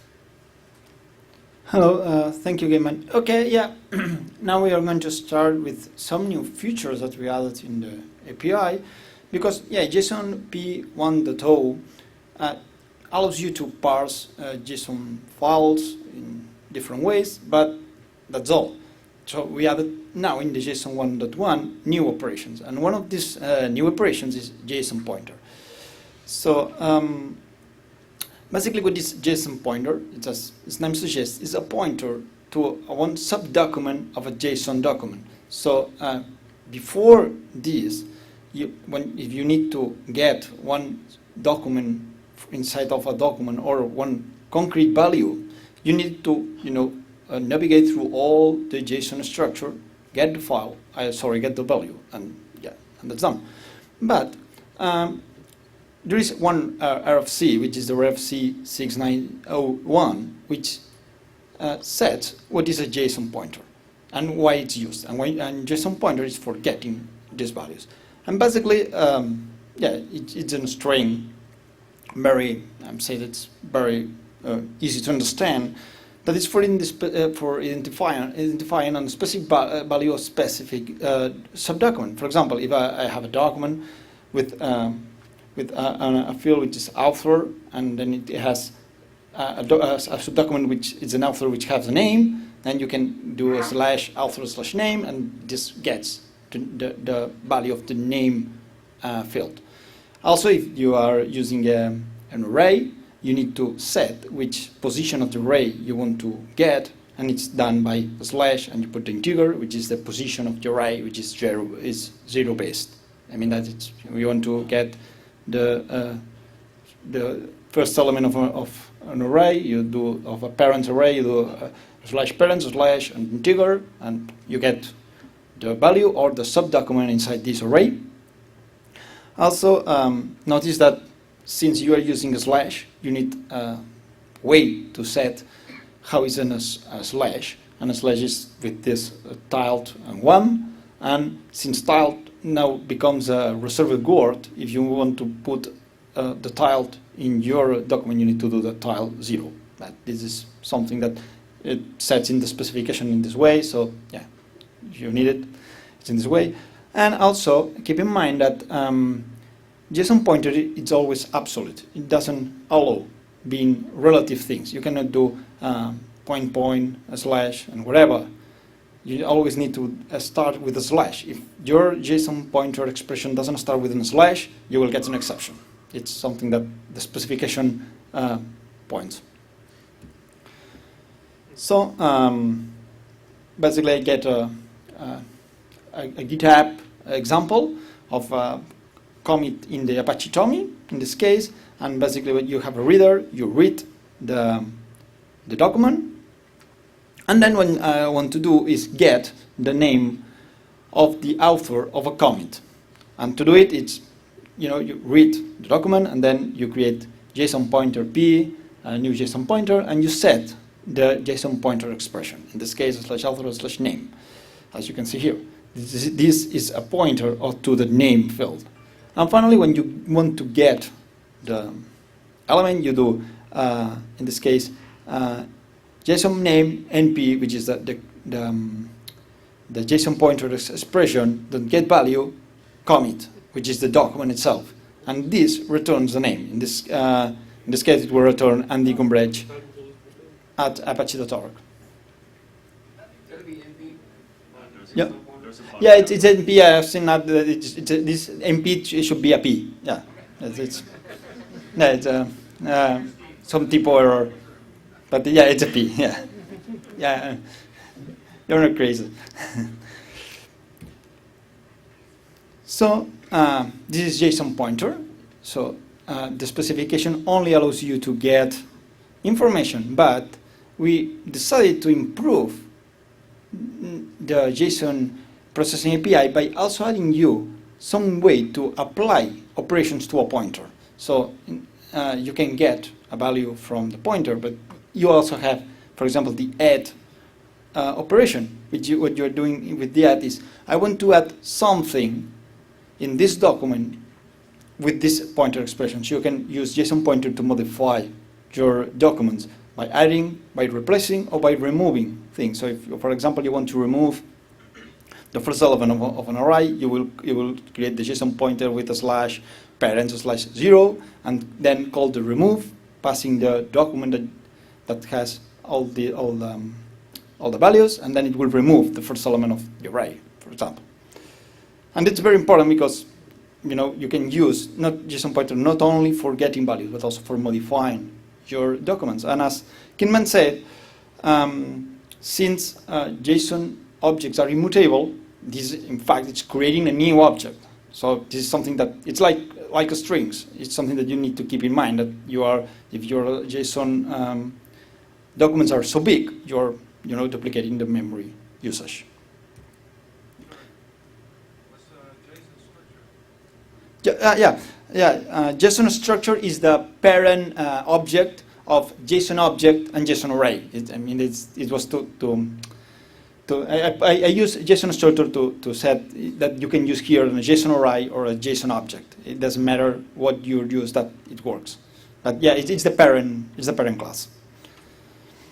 So in this case, it's again, I have a document. It's the same document, and I want to change the name from Andy Gumbrich at apache.org to Andy Gumbrich, and that's all. So I create I read the commit document. I create the JSON pointer again, but now instead of calling get, I call replace. I add the commit, which is the document, and then I create a new JSON document calling JSON.createValue Andy Gumbrich, and as you can see below, the document is changed from one thing to another thing. In fact, this is and in memory it will be two different objects, but then you have a way to change your JSON documents. And this is something that is not set in the specification. We have implemented for you in the specification. So let me show you this in action.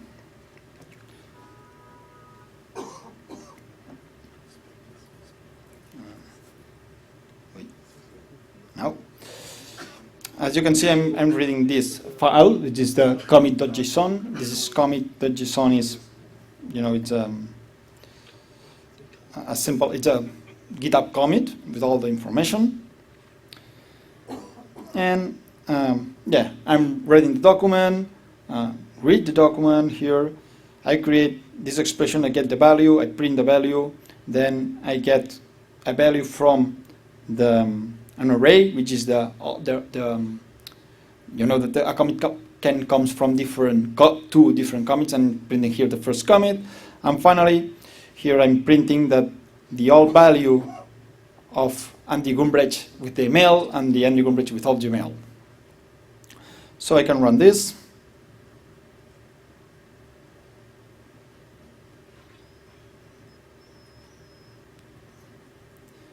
And here you can see that the name is get. Then the first parent is get. Notice that in this case, the first parent is also an object, this object. And then the all commit, which is the before I replace the name. You can see here that here, see that the author in one place it's still the email ones, and in this case it's without the email because it's what we have changed. And notice that we have not changed the original object, but we have created a new one.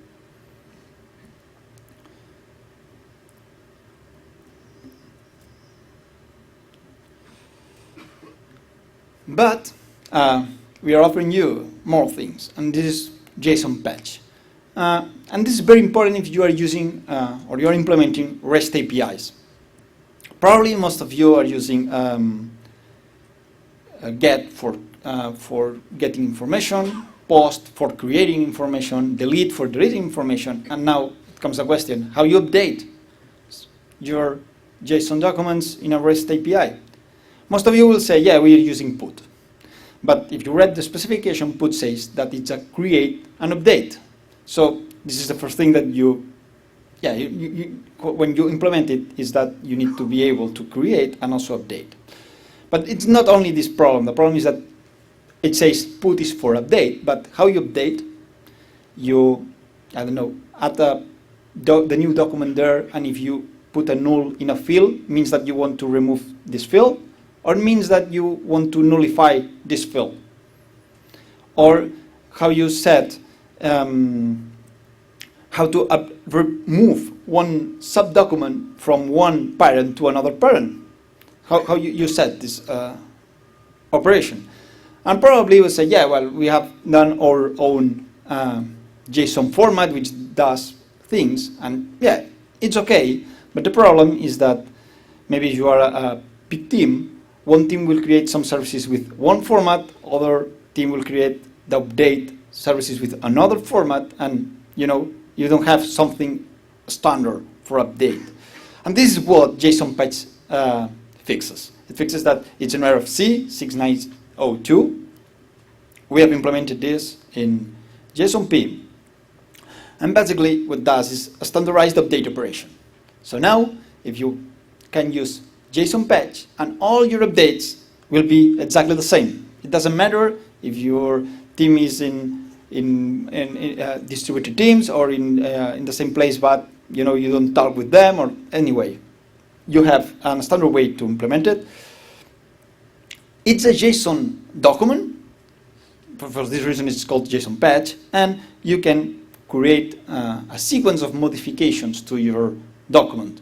For example, you can test, which means that you set if some value exists or not. You can remove elements, you can add elements, you can replace elements, you can move something from one document to another document, subdocument to subdocument, sorry. And also you can copy things.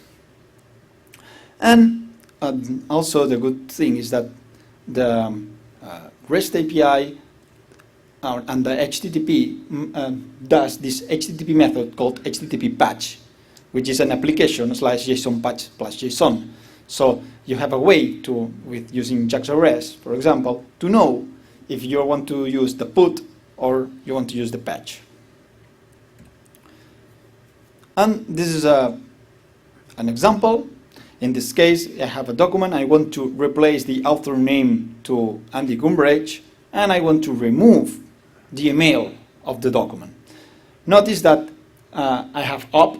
Op is the reserved word to say what operation you want to do, test, remove, add, etc. In this case, I'm doing replace and remove.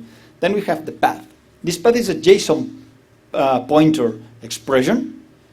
And then, in case of a replace, I need to provide the value to replace. So, in fact, what I'm doing, if I apply this JSON patch array to the previous document, is changing the name and removing the email.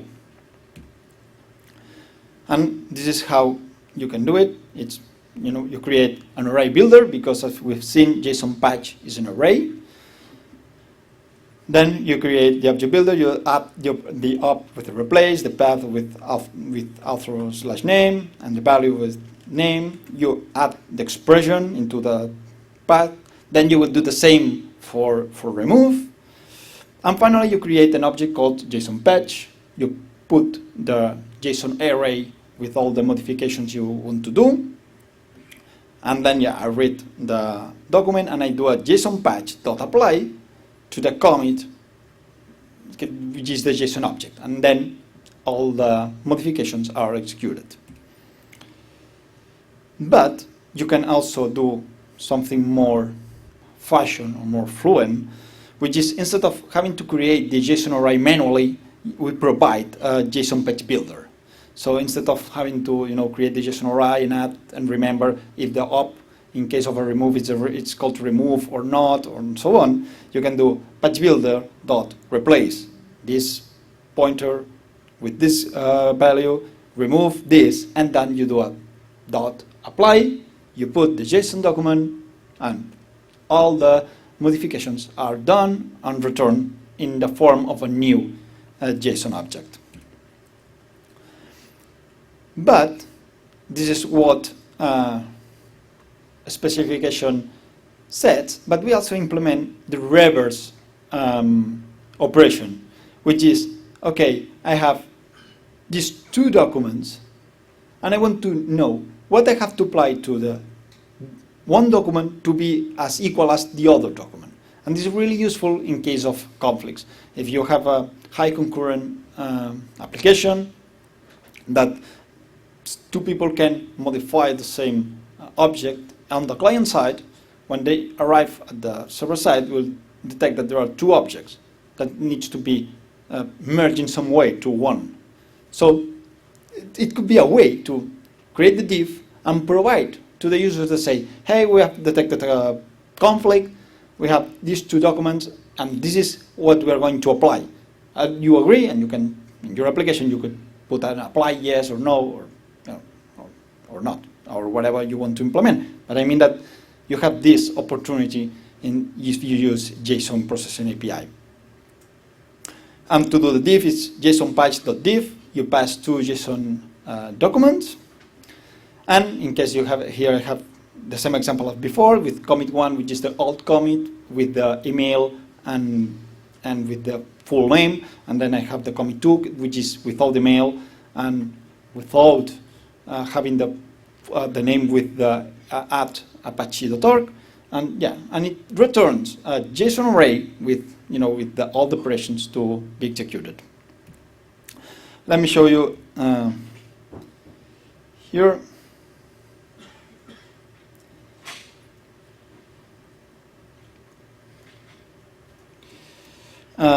Here is again. I read the commit.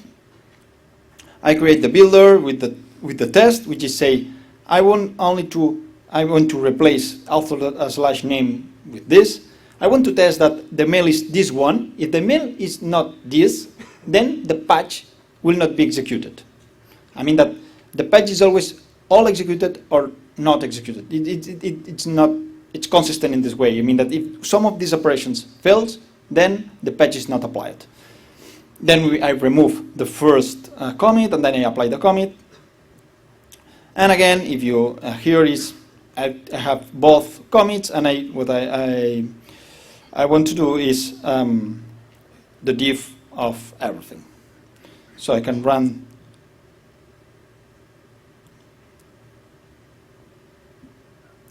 this again, and you can see here that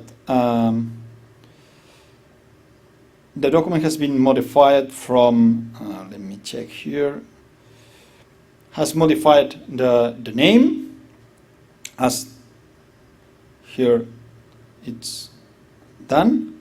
Here you can see that the name is modified, but also you can see that if you check here, let me check where it's shown, there is only one parent. In the original were 2 parents, and now there is only one parent commit. And finally, here you can see the diff within 2 commits, and it says that what you have done is replace only the name in this case, because in here I used the simple use. Yeah, I mean that you can use both documents and do a diff.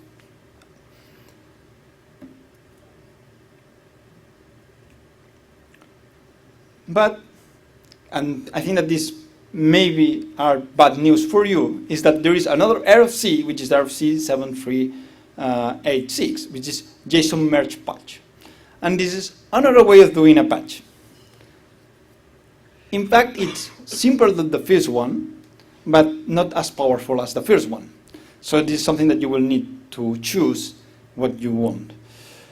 What is JSON merge patch? Well, it's again a standard way for an update operating, but instead of creating a new JSON object with some syntax, a special syntax, like saying I want to execute the remove or want to execute the add, it's like the same document that I have with the fields that I want to add, nullifying the fields that I want to remove, and updating the fields that I want to update. So instead of creating a new document, what I'm doing is sending the same document but with only the modifications I want to apply. I want to see now, it's very simple, and again it uses the application JSON patch JSON. So what I'm doing here is I have the commit with SHA URL and HTML URL. If I send a document with SHA null, it means that I want to remove the SHA field. So the result is that the document doesn't contain the SHA. If I want to, for example, to update the URL, what I will send is URL and the new URL.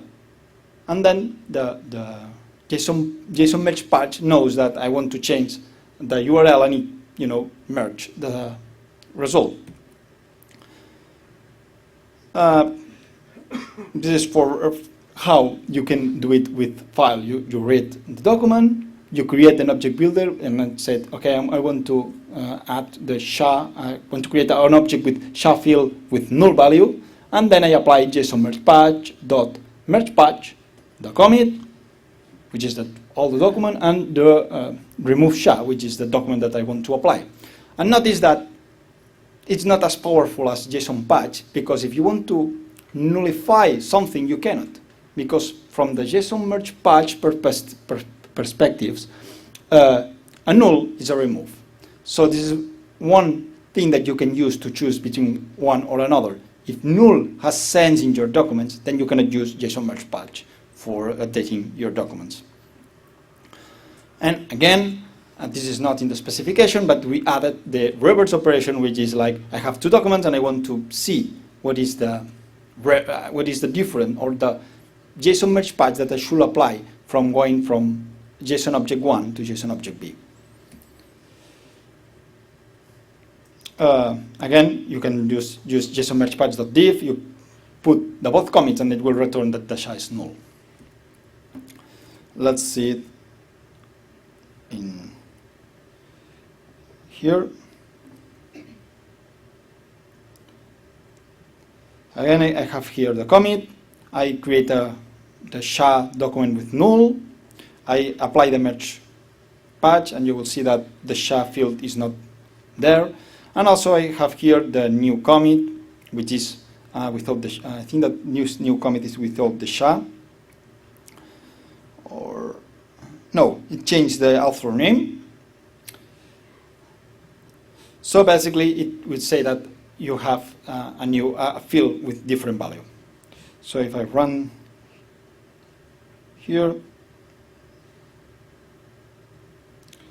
you can see that the first document has not contained SHA anymore. And the second one, it says that if you want to get the new commit from the commit one, you need to change the author to this and also add this one. Well, it's it's what he has calculated.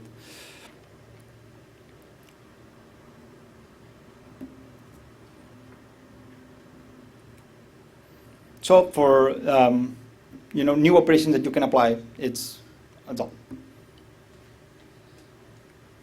Thank you, Alex. Well, JSON is usually used, to store data, and what people want to do is to do queries on the data. How can we do it? Instead of inventing new syntax for queries, like a lot of people, do nowadays, we want to do queries with, JDK's stream operations. And the reason we can do it, though, is, like I say, a JSON object, is really a map, and a JSON array is a list. So theoretically, one could, just apply the stream operation, the JDK stream operation, to a list or to a map, and you could, apply operation like select, like map, other stuff, and specifying what you want to do with a lambda expression. I would have examples to show you how this can be done. And if you apply the JDK's map operation, you also get concurrent processing for free, because you could just turn a stream into a stream, a parallel stream. Then you could have processing done in parallel. What we need is actually to have a way to collect the result, not in another list or a map, but to collect the result in a JSON array or JSON object. And that is what we do in the API to help the user to do queries with JDK stream operation, but also be able to collect results in JSON array or JSON object.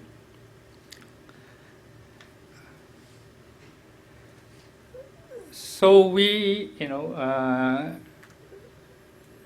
we define a helper class. In there, we implement some methods. So we have a two JSON array, and that is a method that returns a JDK collector that collects the value in the JSON array.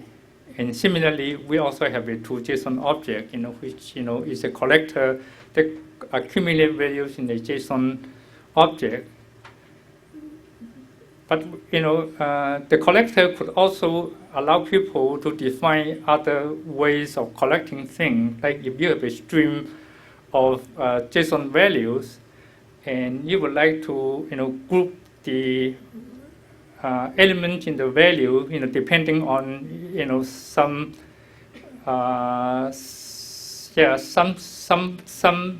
Boolean quantity, then you could group, or not restricted to Boolean. You could say you want to group the value depending on the values itself, like say from 1 to 2, put it in one bracket, from 2 to 3 into another bracket, and all that kind of stuff. So we also define a couple of group by operations that let you collect things. It's easier if I show you with an example. So let me do that. Will you help me to put the demo? Yeah. Is this one? Yeah. That is the query. Yeah. Okay. Yeah. Okay. Let me see. Yeah. Well, I just want to illustrate, what we can do with the collector. So I have a very simple database. Only have three objects. And in each of the objects, I have a name, have age, gender, and also the phone. So this is my contact list. Okay. And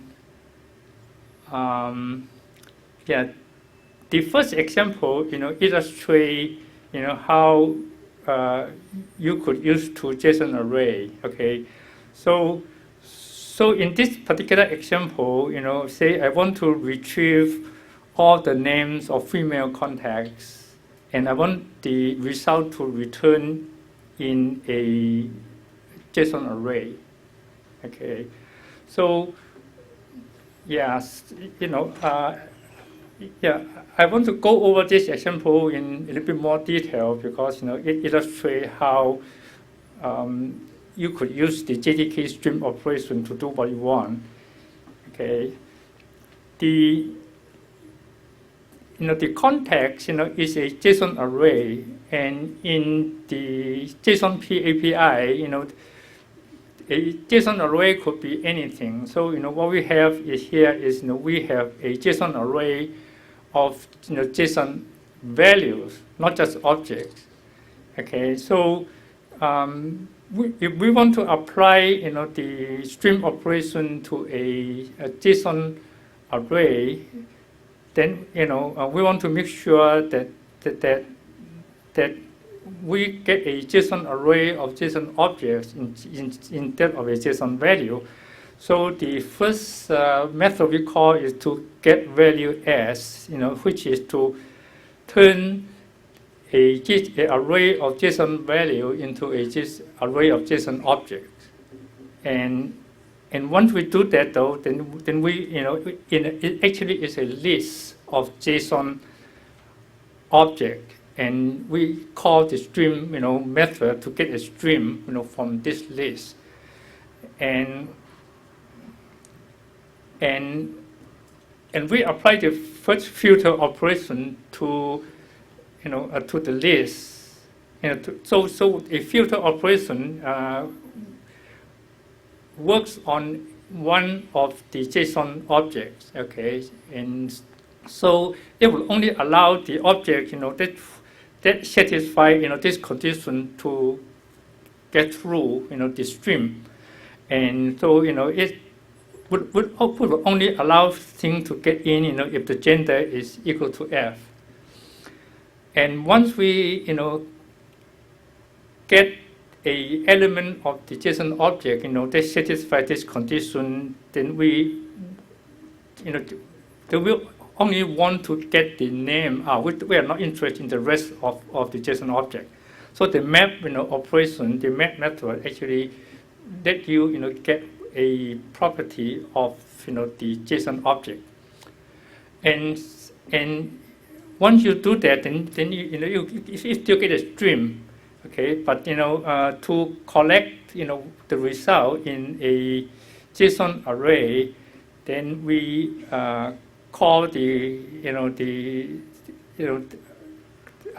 collect is also another JSON, another JDK operation, but it takes a collector as an argument. So in this argument, we actually would ask the JDK to put the stuff in the JSON array.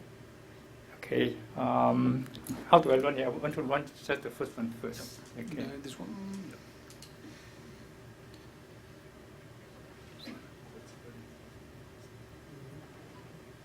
Oh, no, never mind, just want the whole thing. I think it's easier. Yeah. Okay. Right.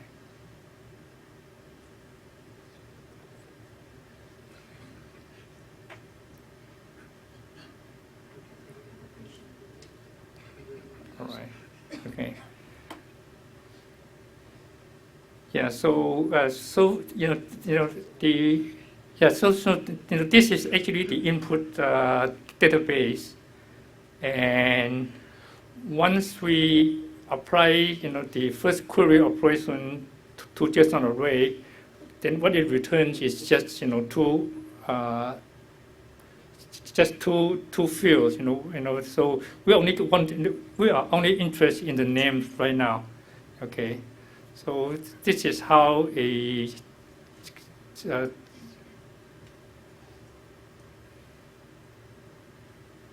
I want to go back to the source, yeah. Okay. Ah, okay. Yeah. Okay, okay. Okay, cool.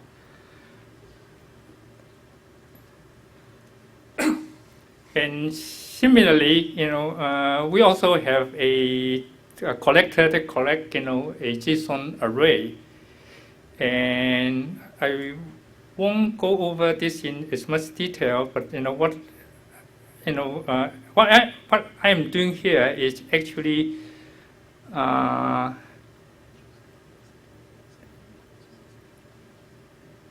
okay. So I'm still looking at JSON array. I need to go to the JSON object. Okay, here it is. Okay. The collector to JSON object. So what we are doing here is, we want to retrieve the names of all the phones of female contacts, okay? So, but we would like to present the result, in a JSON object that, the name, would be the key, and then the phones, would be the value, okay? So you can do that using a, two JSON object collector. And the filter, of course, is just to filter out, the element that you want. And the collector would, take two arguments. The first one is a lambda expression that you specify the key. And the second argument is the lambda expression that you specify the value. So what you have here is, you have result. Then you have a JSON object, that, has name, value, the kind you want. If you look down to the result, let me see. Okay, so this, yeah. So this is, what you get from the query. Then you only have the name and for the phone number, name for the phone number. Okay. So another example, let me go back. Okay. All right. Okay. Group by, is also an operation we support. In that, you could group a stream of JSON objects into two groups, and then in each of the groups, and then you could, specify what you would like to group it by. So let me look at this example. So here we have a collector, and so we want to group, the JSON object into depending on the gender. Okay, so the result is okay. The result is, we have a JSON object, and we divide this into two groups. The first one is the F. Then we list all list all the JSON objects. They are female, and the second one is the one that is male. So yeah. So this is how you could use this group by. Okay, and the last example is quite interesting in the way that we could use queries. Then we could also apply a JSON patch operation to what we query. Okay, so in this sense, if you want to change a JSON document, but you don't want to do it by hand, you want to change something depend on the query result. So in this case, say, we want to change the age, of everybody, by one, say we want to add one age, because everybody, get older. So, okay, let me see. So we do this in a couple of steps, okay. We, we do a query, and then we, let me see how is this, okay. So we do a query, on the database, and we apply the query to everybody that had age, field in there. And for each of the JSON object that contain a field, we want to build an element of a JSON patch. Okay, so yeah. So the way it do it, is kind of tricky. But I don't want to go over this in too much detail. But I want to show you the result of the patch. Then once we collect the result, in a patch. Then once we have the patch, we also apply the patch to the original database to get what we want. So in this case, let me just show you. Yeah. So so you look at the output here. The patch, we don't do the patch manually. We actually create the patch on the fly with the query. And in this case, we apply a replace operation, and then we specify the path, the place we want to do the patch. And we also, supply a new value to the patch. Okay, so if we do that, then then the result is everybody get older by one year. Okay, so in this case, we actually do the query, create the patch, then apply the patch. So in 3 steps. Yeah, you can see this is actually quite powerful. If you want to change something, depending on some condition of the query, and also depending on the particular field you want to change. I want to go back to this. Oh, yeah. Okay. Next, I want to cover, so far all the talks have been doing about object models in memory. So so all these queries, all the JSON patch, all the pointers, you need to build a JSON object model first, and you need the whole JSON object, in memory. But in some cases, we are dealing with big JSON data, and so building the whole thing in memory is inefficient and also impractical. So we also have added some API, to support big JSON data processing. And I remember in JSON P 1.0, we have already have a parser. The parser could let you parse the JSON stream one by one and just keep what you want and throw away the thing you don't want. But it is in a very low level in the sense that they are token based, and you also need to construct a JSON array or JSON object yourself. And in this release, we are adding new API to let the user build a JSON object or JSON array when doing parsing. And the good thing about the parser, though, is that it allows the programmer to specify what they want to see. So they don't construct the whole thing and present it to you. The programmer says, I want object or one array, then you have to pull it down. So it's a pull model. And it also works very well with the JTK stream, because in stream operation they are also done, lazy fashion, in the sense that in JTK stream operation you only need they only need to construct data when they need to. Okay, so it somehow works very well with JSON parser. Yeah. So in the JSON parser, we add the new API, to get an array, to get an object. And if we are also at the beginning of an array, then we could also ask the JSON parser to get a array stream. And once you have the stream, then of course you could apply a JTK stream operation to it.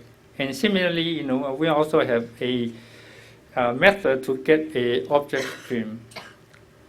And if during a stream operation, if you have decided that you already have seen enough, you want to skip the rest of the stream of the array, then we also have a way to later do so. So skip array and skip object, is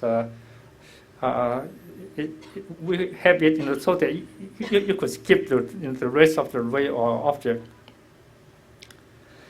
Okay, this would be a last demo.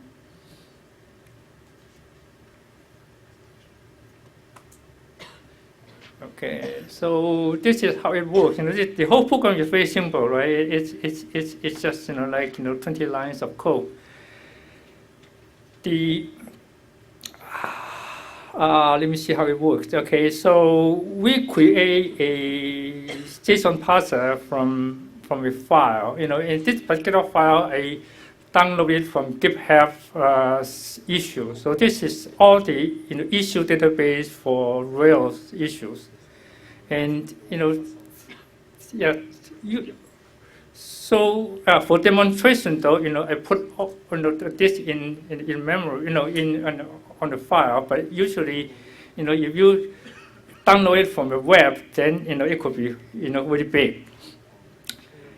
And once you're in the parser, if you're at the beginning of an array, so this particular database, can I show the database what it is? Yeah. Yeah. No, I want to see, the file. That file itself. Yeah. Okay, here it is. Yeah. Yeah. So this is the database of issues, and there are a lot of fields here.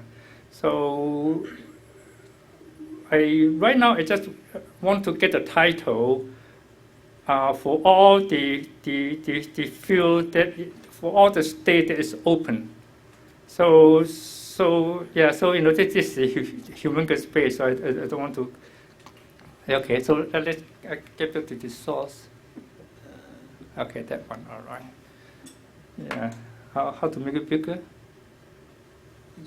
Yeah.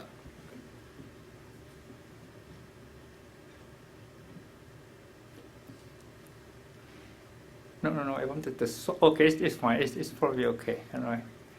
Okay. So yeah. So so I get a stream. I'm at the beginning of an array. Then I could call that array stream to get a stream. Then I map it to a JSON object. Because it's easier to work with JSON object than the JSON value. Then I filter it. I want to get the element that is the state is open, to get the issues that are open, and I only want to get the first 5 of it because I don't want to look the whole thing. And for each, it's just print out what I got. Okay, so if you look at that, then okay, so these are the 5 elements that I get from database. Yeah. So the key point though is that we don't have any storage for other stuff that we don't want. Okay, and so this is very efficient in the sense that we don't keep the stuff that we don't need. And also in applying the streams, we don't read, the whole array at all. We only fit, one array at a time. And if you limit the output to 5, then, we only read 5, array elements.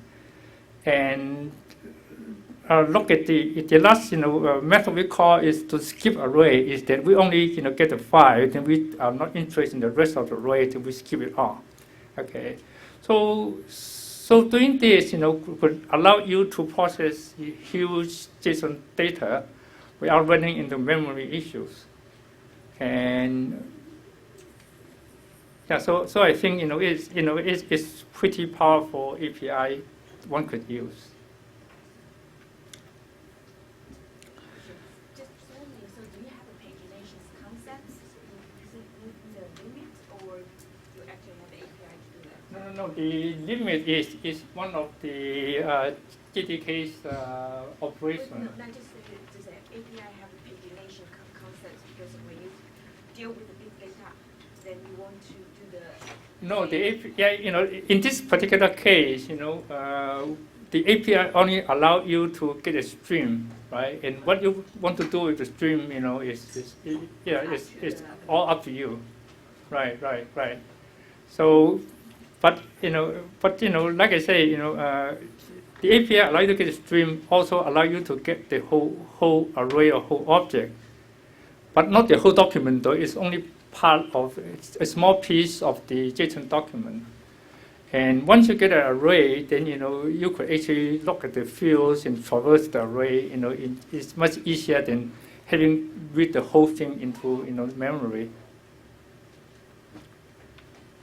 Yeah, I'm about done. So let's get back to the demo. Then so it's pretty much done. I just want to tell you about the status of our specification. And this one, it is a JCP specification, of course. So we have already do an early draft review. Okay, so in there you could download the source and the binary, and you could play with it if you want.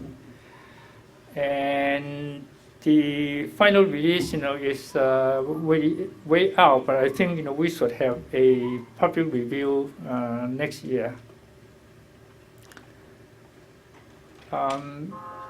There are also a couple of places that you could go if you want to learn more about what we are doing. Okay, and we have a project on Java.net for doing the specification work. And here, if you have questions or you have comment, or if you have anything that you want us to look at, you could subscribe to the user alias and send us emails. For those who are interested in building and also working with source, you could go to the reference implementation project also on Java.net, and in here you could actually download the source. It is in GIF format and build it yourself. Okay, so it's all there. Questions? Yes. Does GroupY maintain the original sorting, or does it not guarantee anything? I can. Is the GroupY maintain the original sorted? Yeah. In the original order or not? Why don't you take the question? Oh. Yeah. But I think it's better that. Yeah, why don't you come over here? Yeah.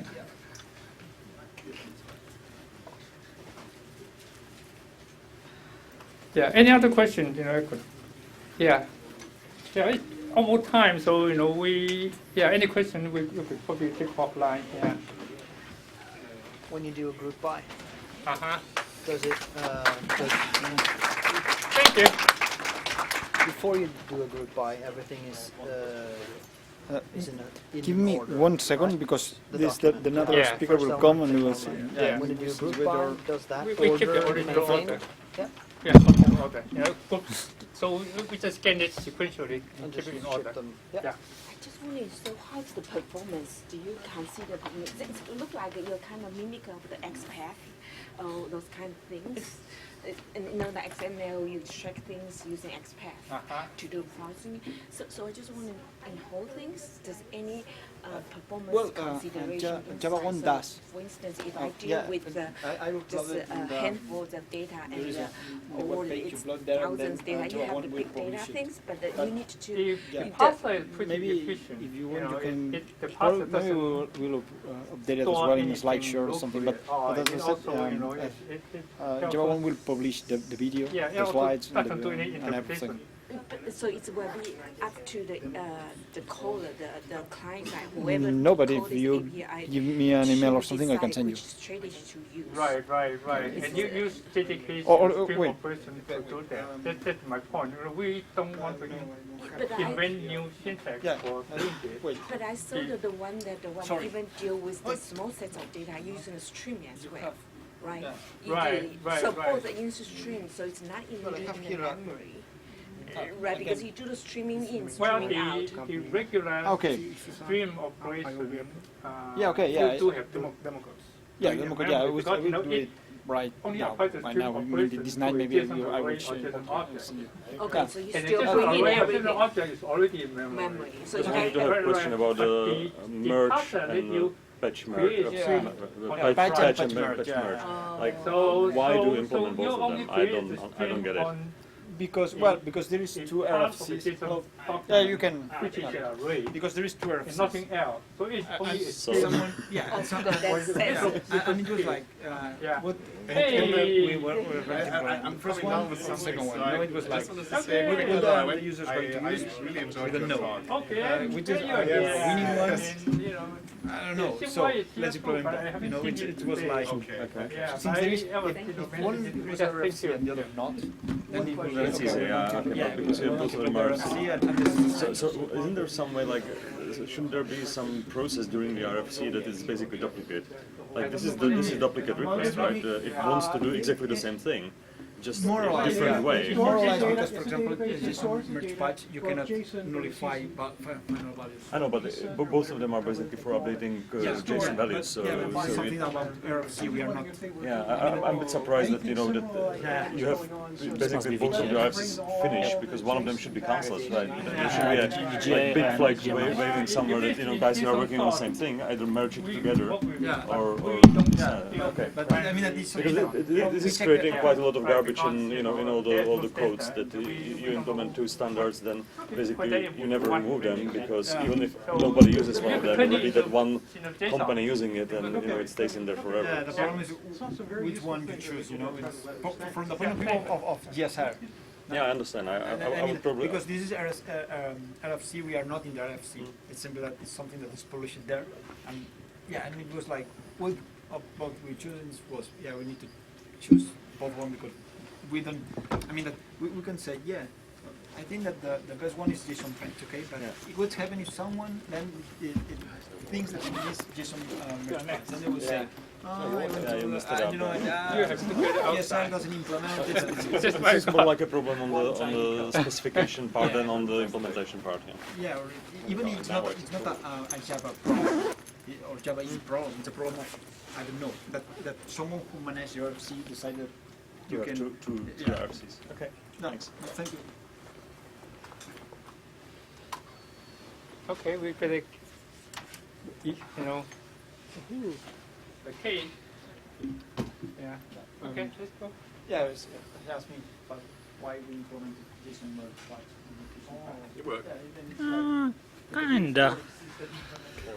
There is a. Ooh.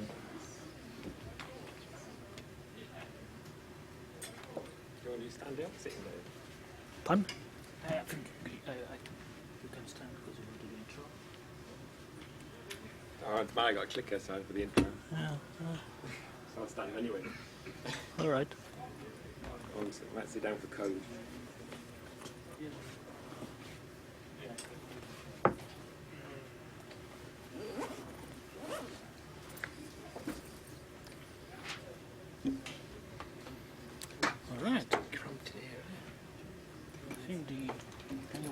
be actually quick.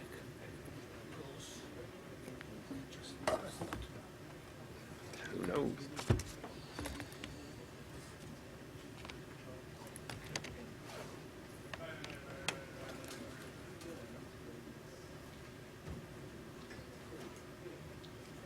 Hello, are you presenting in this session? Yeah, we are. Okay, one laptop or two? Two. One So DJ, you're one using- HDMI. Oh, you got them both in? Yeah. And you already figured out the 1 and the 3, I assume? The 1 is the VGA, and the 3 is the HDMI. And you're not sending on the HDMI right now. Well, you're sending a blue screen. That's okay. Must have gone into. There you are. Yes. And are you going to use the lab, or are you both going to speak at the podium, or? Pardon? Are you going to speak at the podium? Yeah, I guess. Okay, are you going to speak with the lab here, or are you going to speak at the podium also? Don't mind with that. Did you say? Yeah, I don't care. I need to I was know so I thinking, can yeah. bring them up. We'll probably speak at the podium. Okay. The only point I would make is if you face the screen, kind of lean into it, because if you turn your head away that way and look at the Okay. screen, Yeah. Okay. So we need. I can't amplify when there's nothing there. Yeah, of course. Okay. Okay, thank you. Let me get rid of this for you, or is this? Yeah, I think it's mine. Yeah. No, no. Is there any water around? It's up to you. I just Go and got get it. those Left over. Yeah, Steve, you want water? Yeah. I'll come up when it's about 2 minutes before and turn on your microphones. Okay. So, I mean, I don't think you want them on right now. But they're all, I've turned them off right now.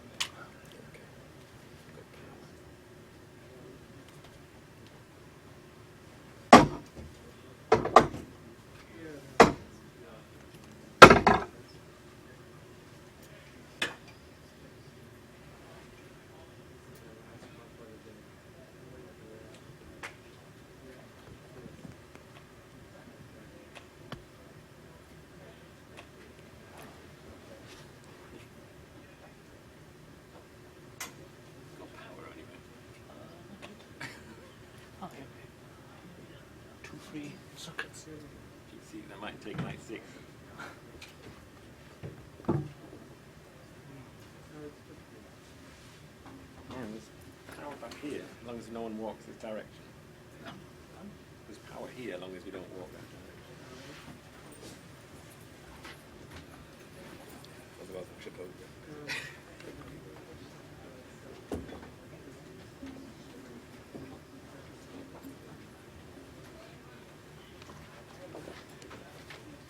See if we can one can. Perfect. We have the technology. Steve, for the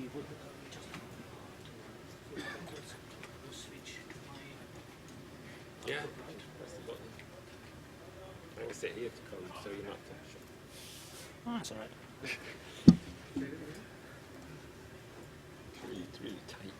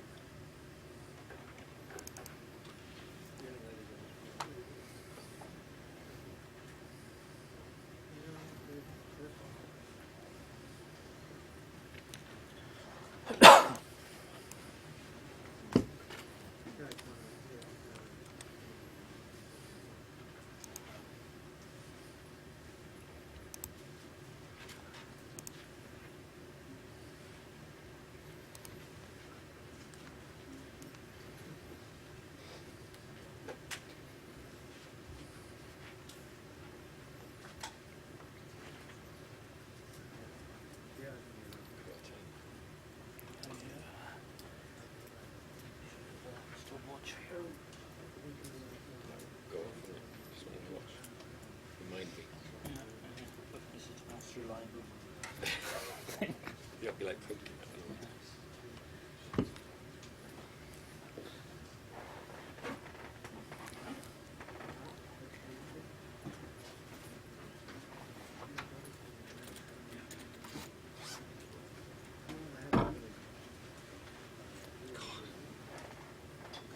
Closer to the wall.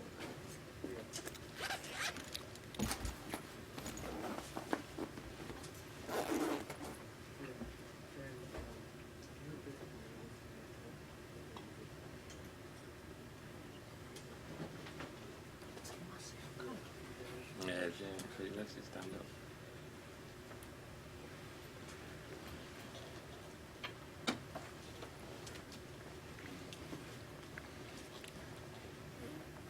What's the password? 4 to 15. Yeah.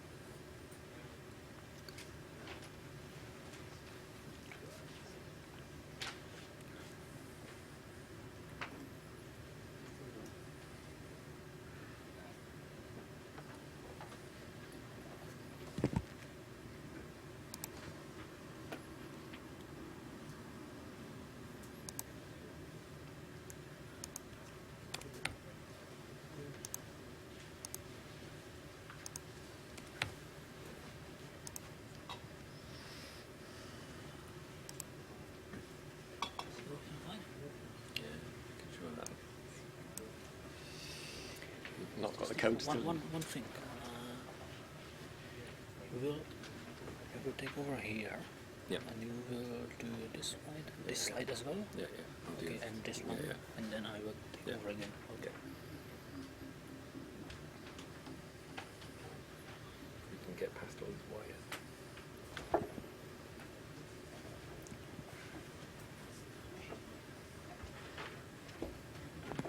You need to sit over there. Not yet.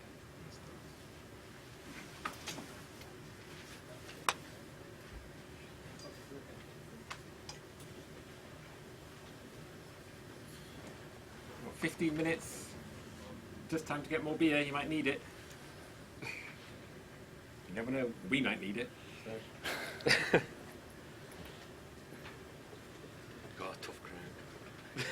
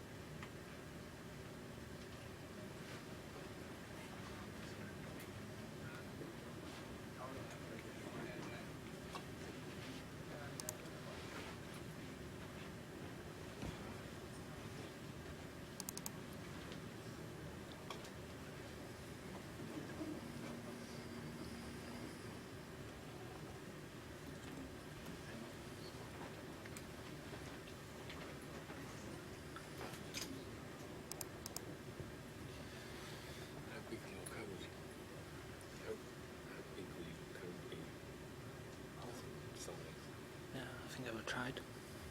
put it open and see if anyone wants to move.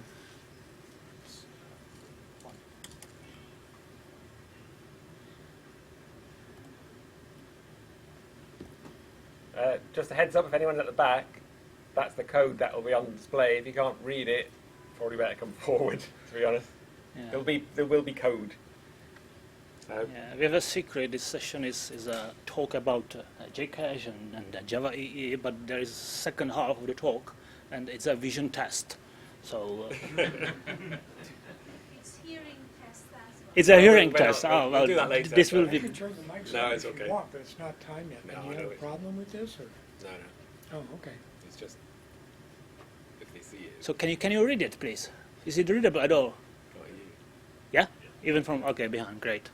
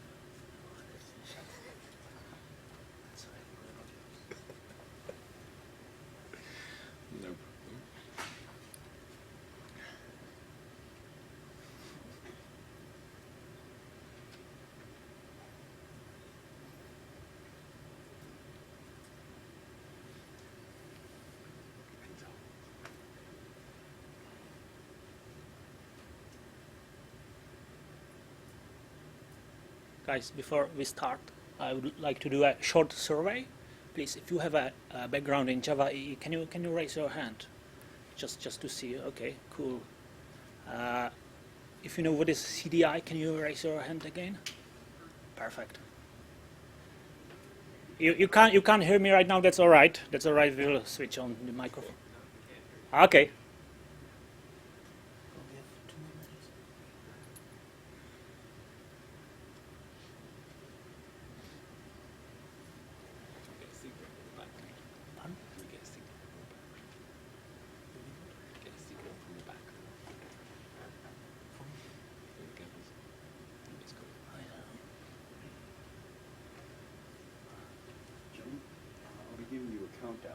Okay, that's. You know when you're getting close to your time. Okay. What will happen if we will exceed? What will happen if we exceed the time? Will you kick us out? We've got 3 guys out there with big sticks. Okay. So it's 5:27. I can turn your mics up right now if you want. Yeah, I think it's okay, a good. Well, as soon as I get back to you, I'll turn them up. All right. Yeah.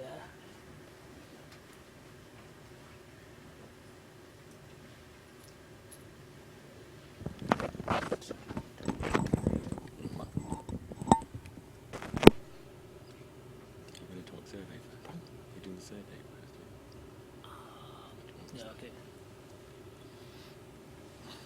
1, 2. Okay, microphone is on. Ladies and gentlemen, before we start, I tried to do a short survey. Unfortunately, the microphone was off, so I will repeat it. So please, if you have a background in Java EE, can you raise your hand? That's brilliant. So if you know what is CDI, can you raise your hand again? That's perfect. I think the pre-session survey is done successfully. Okay, thanks for coming, and we know it's late, and there's beer outside, so you came in preference to that. So this talk is high-performance Java EE with JCache and CDI. I'm Steve Millage. I'm a founder of Pyara. I was also a member of JSR 107 expert group. A small member, but I did a few comments. So I know a bit about JCache. I've talked at JavaOne before in JCache. Yeah, and my name is Jaromir Hamala, and I'm a developer one of the developers of Hazelcast.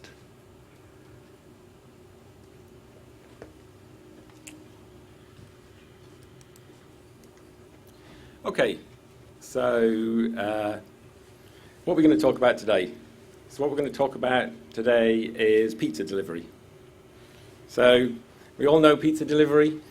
We're going to basically show an application that isn't really a pizza delivery application, but that's the sort of meme that we're going through.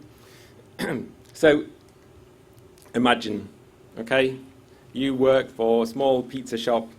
They have an ERP system that manages pizza order management or pizza manufacturing or something of that order. And your boss comes to you and says, I know what we need to compete with those major pizza conglomerates. What we need to do is we need to create a mobile interface to our pizza backend that integrates seamlessly with point of sale in the store via the website, so that so anybody can order a pizza, see their real-time status from the website, and get it delivered within 35 minutes. And your challenge as a developer is to build that, obviously, in a couple of days, probably, because it's just web, it's just a bit of web interface, bit of HTML5, fantastic. So this is our architecture that we've been given. So as a Java EE developer, what we have is we have a pizza store backend, probably some ERP system, and the provider of that ERP system has nicely given us a nice Java jar file as an API, which talks to the backend pizza system and does all the pizza manufacturer and order management. Unfortunately, from you as a developer at the front end, or so near the front end, is that talks back to the pizza store backend using some proprietary protocol called the wet string protocol. Okay? So the problem you have with this protocol is it's not very fast, to say the least. So what we're going to do is we're going to look through a bit of code and show you the performance of this pizza store backend. Now, it's not graphical because it's all HTML5, so therefore we've just created a JSON service because we're backend people, and that's all we need to do nowadays, which is fantastic. And my design skills are poor, as you can see. So our pizza ERP system has a sort of fairly standard model. We have a customer entity, and the customer has many addresses, and he can place many orders, and he can place them at many different stores, and each store has potentially addresses, more than one maybe, I don't know why. And each order has multiple order items, and each order item creates a pizza. So an order item would be like pepperoni, Monterey Jack, whatever the base is, who knows. And that's the model that we've been given from the ERP system. So I'm going to jump over to the computer and basically show some of this code as you would build it in Java EE. I'm not going to build this code. I'm just going to sort of walk through what a standard sort of JAX-RS application version of this would look like.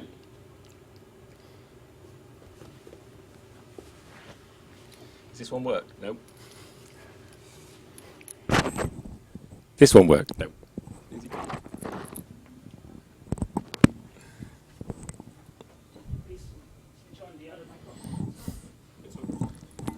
This one. Oh, right. Sorry. Okay. Is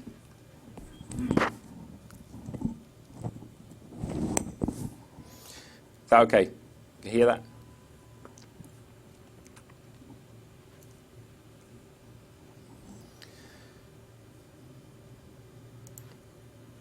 Okay, so we got NetBeans,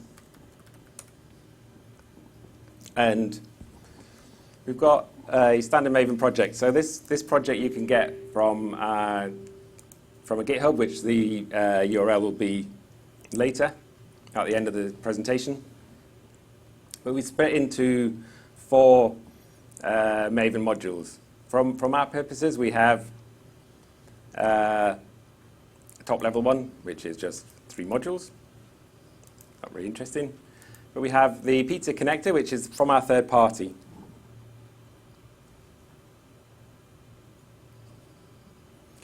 Okay, so what that consists of is an interface which gives us all our fantastic API methods that we need to use.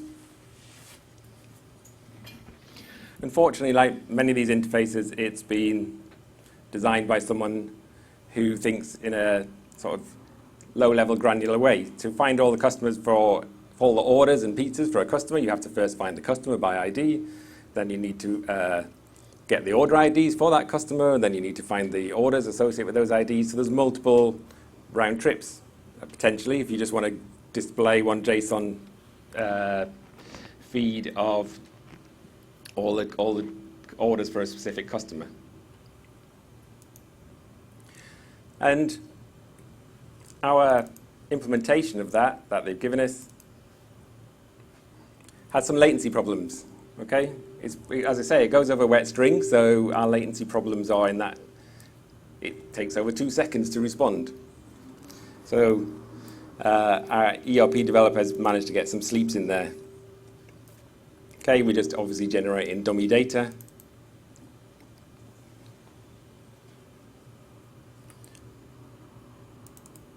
And so what we've done as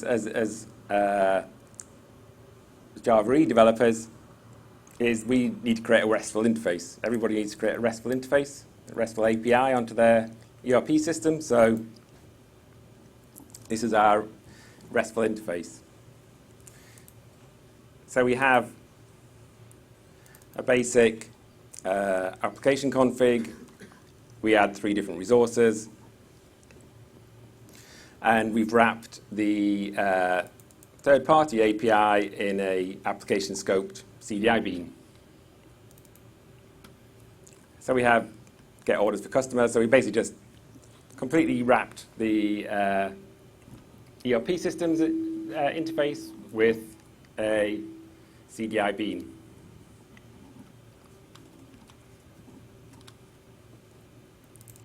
And then we've got some various resources, for example, a customer orders resource. That resource, standard JAX-RS, injects our connector bean and basically takes customer ID, generates some JSON data for that. Okay, fairly standard sort of JAX-RS CDI code. So let's build that code and just build our WAR file.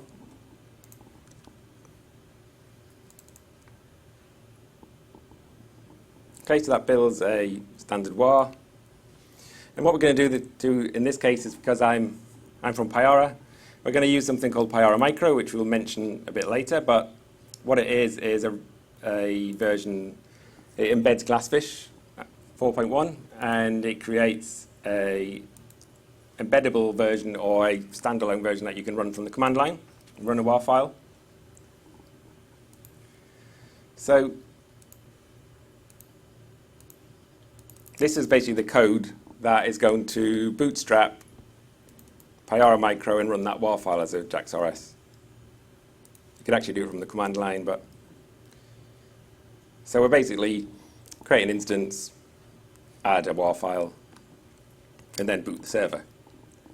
So this little method here is going to make it find any available HTTP port, starting from 8080 onwards. And we'll see why at the end. So if I run that,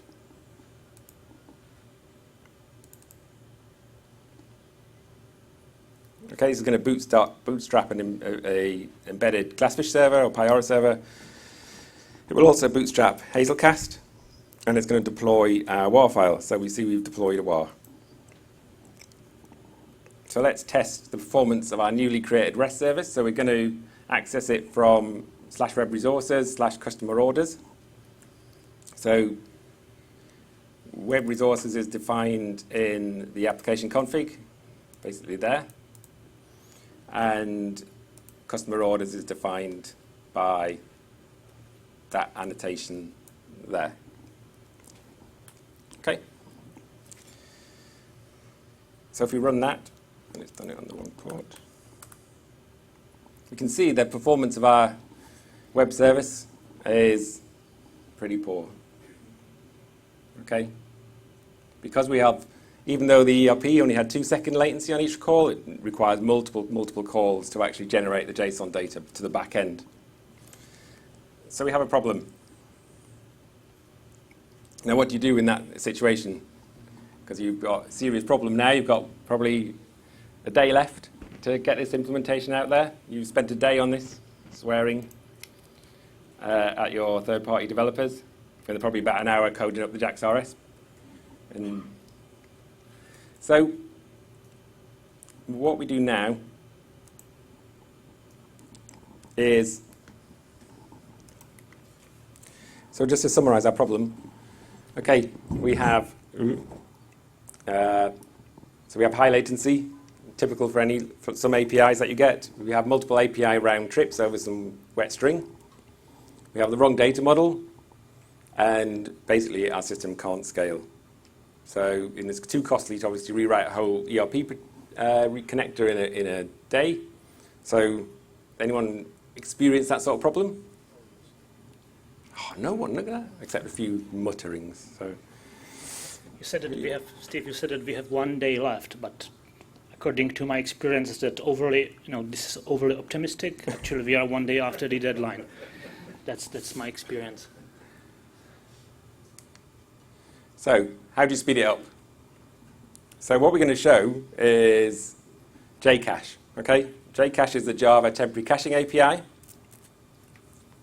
and we're going to use that to speed this code up. So back to the code.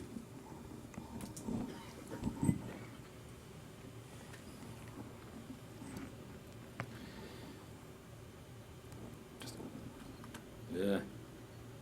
Never use Alt-Tab to switch virtual machines. Okay. So this is our code, and what we need to do now is remove the latency. So we're going to just show you some magic first, and then we'll explain how the magic works. So the first thing I'm going to do is I'm going to find my resource again. Just find the right bit of code. Okay, so this is our CDI bean, and we're going to add some CDI annotations from Jcache to speed this up. So what we're going to do is add cache result. Okay, so we've now added 12 characters to the code. We rebuild it all.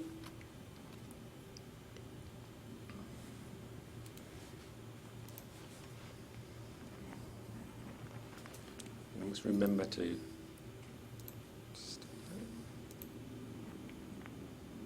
stop our old version, otherwise I'll get confused. Okay, so we've rebuilt the whole project. We've added the 12 characters, so we've added cache result. And now we are going to rerun that on PyR Micro. So if I rerun that file again.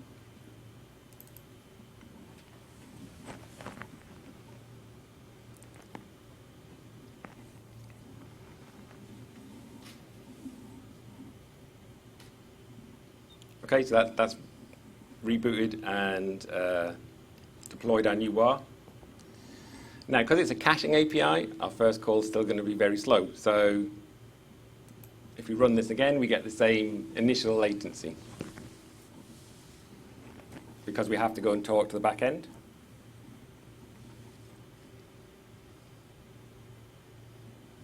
Okay. However, the second time we run it, it is now very fast. So we can now run the same REST web service in well, I don't know the timing, a few milliseconds, let's say.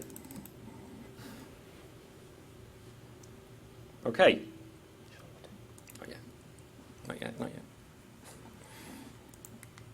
So, that's it. You've solved the problem. You can go home. Everybody gets a beer. We have solved our latency problem in Jcache, using Jcache. And obviously, you don't tell your boss that you added 12 characters to the code. You tell them you agonized over it for all those 2 days and didn't really spend the time having some beer. So,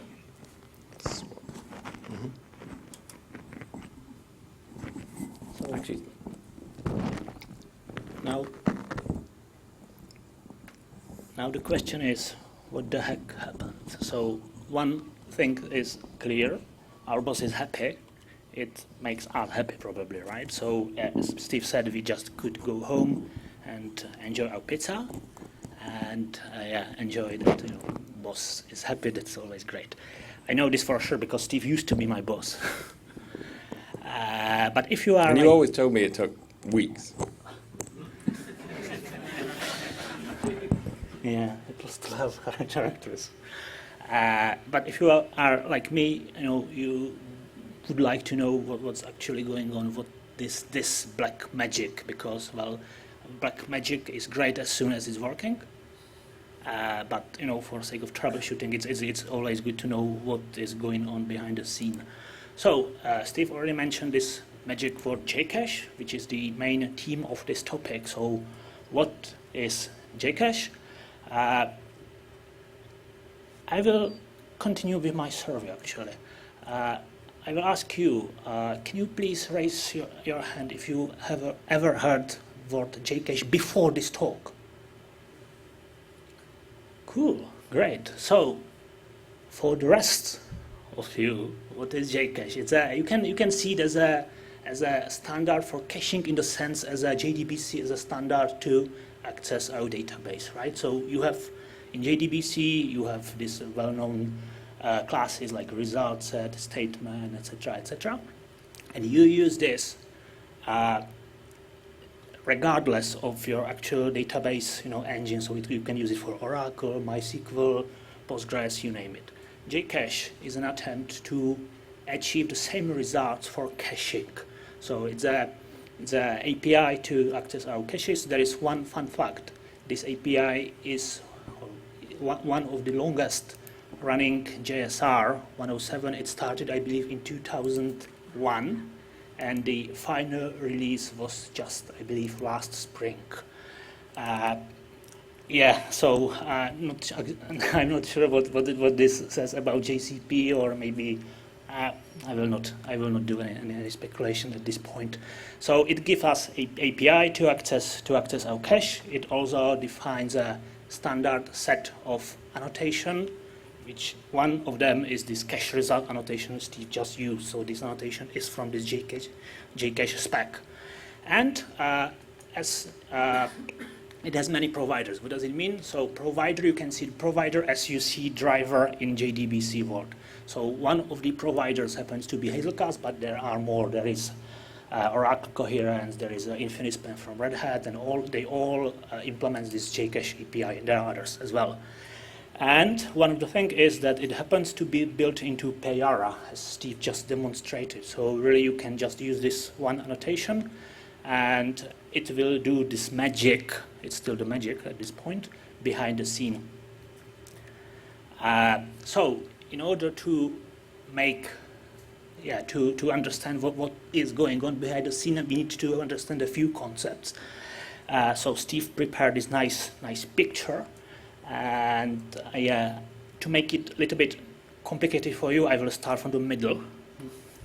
So one of the terms you should understand is a cache, which is the thing which you can use to put something, to store something, and to get it back. You can see it as a sort of like a map, like Java util map, except it is not. So it does not. The interface does not extend Java util map for performance reasons mainly, but it is somewhat similar. So you have key, you have value, you can put stuff in, you can remove stuff, you can, that's basically like a map. The second concept is a cache manager. It sounds very fancy. Cache manager, actually you can see it as a cache factory. So when you want to use a cache, well, you ask this cache manager, aka cache factory, to provide you one. So this seems quite clear, but the third concept, the caching provider, is perhaps less clear. What is this caching provider? Well, you can see it as a factory for cache manager, and now the question is, that seems maybe a bit over-engineered. Factory sounds very enterprising, and the reason for this abstraction is that you can have multiple caching providers inside your JVM. So I'm from Hazelcast, so I don't really understand why anyone would use more than one caching provider, but I'm biased. So it will, caching provider, this concept allows you to have multiple different implementation inside your application. Now, finally, what was this cache result magic? So, as Steve showed you the code. So he annotated a CDI bean with this cache result annotation. It means that the container, which in his case happens to be Payara, but you could use other container which supports this annotation. Well, when he called the bean, Payara intercepted the call. It obtained the cache manager from the caching provider. It creates a cache name based on the method and the class name. So now we have a cache, because it did the lookup from our cache manager / cache factory. So at this point, we now have our cache. Then it takes the method parameters, the actual values, obviously, because you don't want to store, you don't want to mixture orders for different customers. So you need to take the arguments, arguments values into consideration, and it did a lookup into the cache. If If there it's empty, it means when the pair just started the application, it's empty, so it invoked the actual method. That's the reason why the first run was slow, and well, it did a put. It means the second run was quick because well, the CDI container or pair intercepted the method, and this time for second time, the get the stuff was stored in the cache. I can show you this into the code of Payara. Can you read it? This is the actual source code Payara uses directly from GitHub. So this is the important part. So well, we have our cache which was generated. It's not actually that important. So we try to get it from a cache. If the result is not now, then it's great. We can directly return it instead of calling the actual method. This part is not that important now, and in the bad case, it means that if stuff is not stored in the cache, then we need here to call the actual method, and then we can store the result. So it's pretty clear. It's basically a standard interception, or pretty easy, maybe not clear, but easy. The concept is easy. This is more or less the same thing the Payara is doing, or the way how to write it, by hand. So first we get our caching provider. So this call caching provider is a part of the JCache spec. Once we have the provider, we will get the manager. Then we create some cache configuration. We can set out types, so we will have type checks. We can enable management, JCache specification, enforce that every compatible provider has to have some management capabilities. Basically, it means that you can check your things like cache hits, admits over JMX, and also we want to have some statistics. And once we have the configuration, we can create the cache, we create our key, and then we store it. Easy peasy. Well, as I said, the spec itself defines a bunch of annotations. So Steve used the cache result, which, well, it's pretty self-explanatory, but there are more. So, for example, you know the saying that there are only two hard things in the computer science?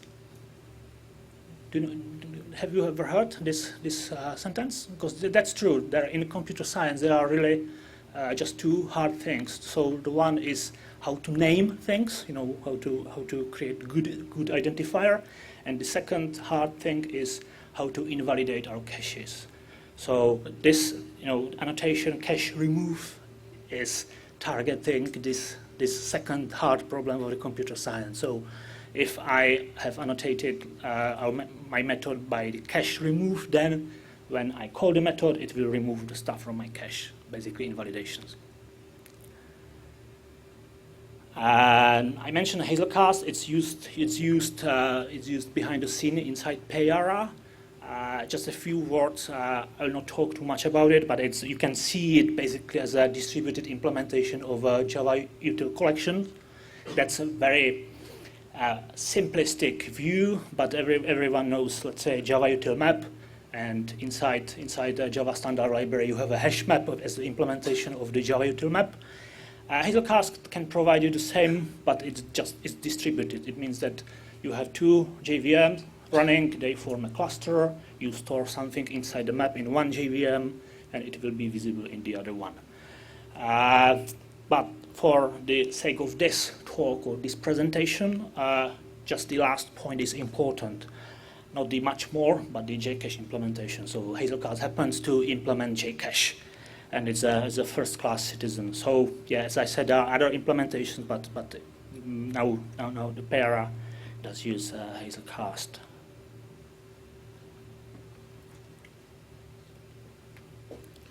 Okay, so the question is really, what is Payara Micro? So what we've done with Payara Micro is we've taken Glassfish 4.1, and we take it embedded Glassfish 4.1, and we've wrapped that in an API to allow you to run WAR deployments from the command line, or embed them in your code, as we saw just there. Also, what we've done is we put in full JCache support. So it supports JSR 107, it embeds Hazelcast, and using the power of Hazelcast, it auto-clusters, as we'll see in a minute. So it has a fully embeddable API, and you could basically run the same WAR as we did before without the API, just by doing essentially that. So it's designed to be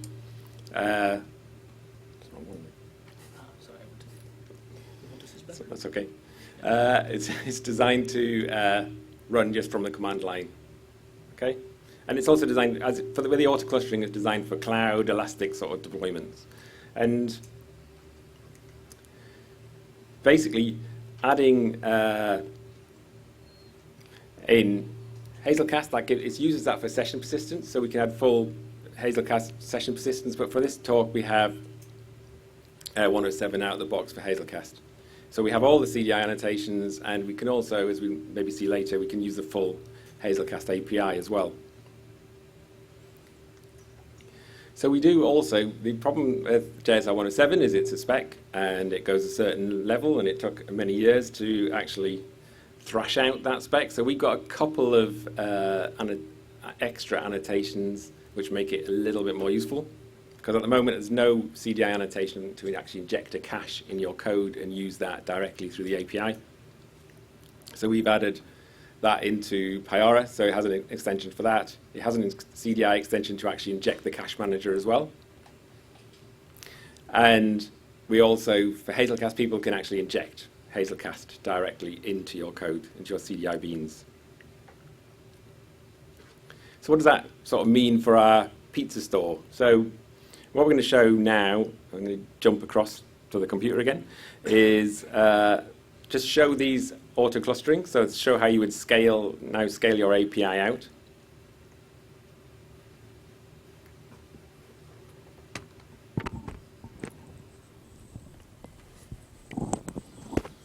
Okay, is that on? No.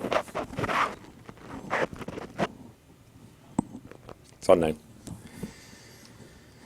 Okay, so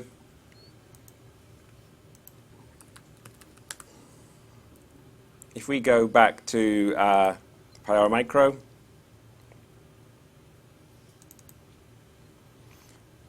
we actually killed it off. So if we run it again, so go back to our Bootstrap code. So like I said, Pyara Micro has a full, it embeds Glassfish and has an API that you can use directly from your code. So if we run the first one of these, it'll boot with our RESTful web service. And what you'll see as it boots, you'll see some log messages coming out of Hazelcast. So we have, basically at some point in the boot, it'll spit out how many members of the cluster there are. Currently there's one because we've run one server.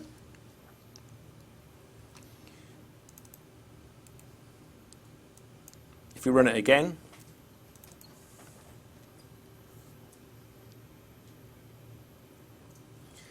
we'll see it'll spit out the fact that it has 2 members of the cluster. So we can see it flash past there. Now we've got 2 members. So just by running 2 of them together, we've now got distributed JCache. And just for sake of argument, I will run a 3rd one. Okay, so you can imagine on a sort of cloud or Docker sort of implementation, you could be able to start up new containers. As people come online and start ordering more and more pizzas from your brand new pizza store, then you'd be able to auto-scale by just adding additional Pyara micro servers. Like I say, we're not changing any of the code. It automatically clusters, and it automatically works out what HTTP address to listen on.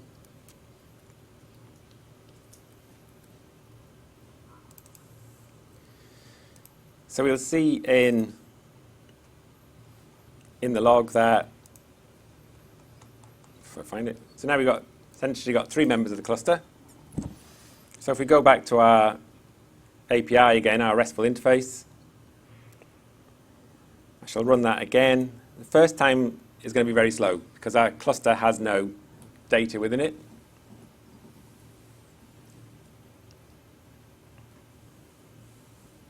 So again, it's going to take a number of seconds and we give back the data. Okay? But now, if we go to the second member of the cluster, 8081, you see that comes back really quick.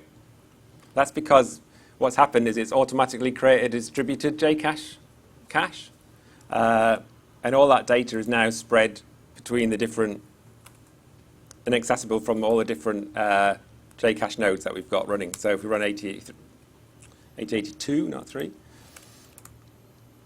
can see that comes back fast as well. So now you can, once the data's in one of the nodes, it's in all of the nodes. That's all right, I'll do. So that data is also resilient. So if we say we take down the first one that we ran with, the first one we hit, if you just stop that, so if we just kill that, essentially, you'll see the other servers will work that out and understand that they only have 2 members now, and they do magic things that Jaromir knows about to ensure you don't lose any data. So if we go back to 8082, that's still obviously got the data. And if we restart number 1 again,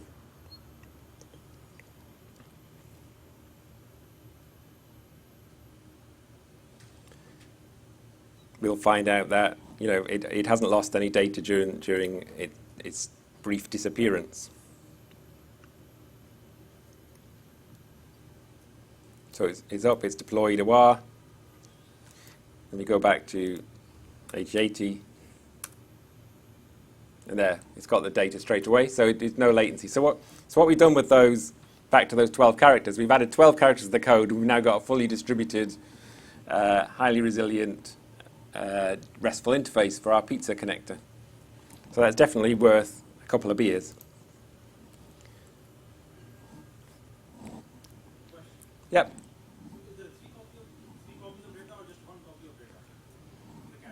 There is one primary copy and one backup. By default, this is obviously configurable. Pardon? Which node contains the primary copy?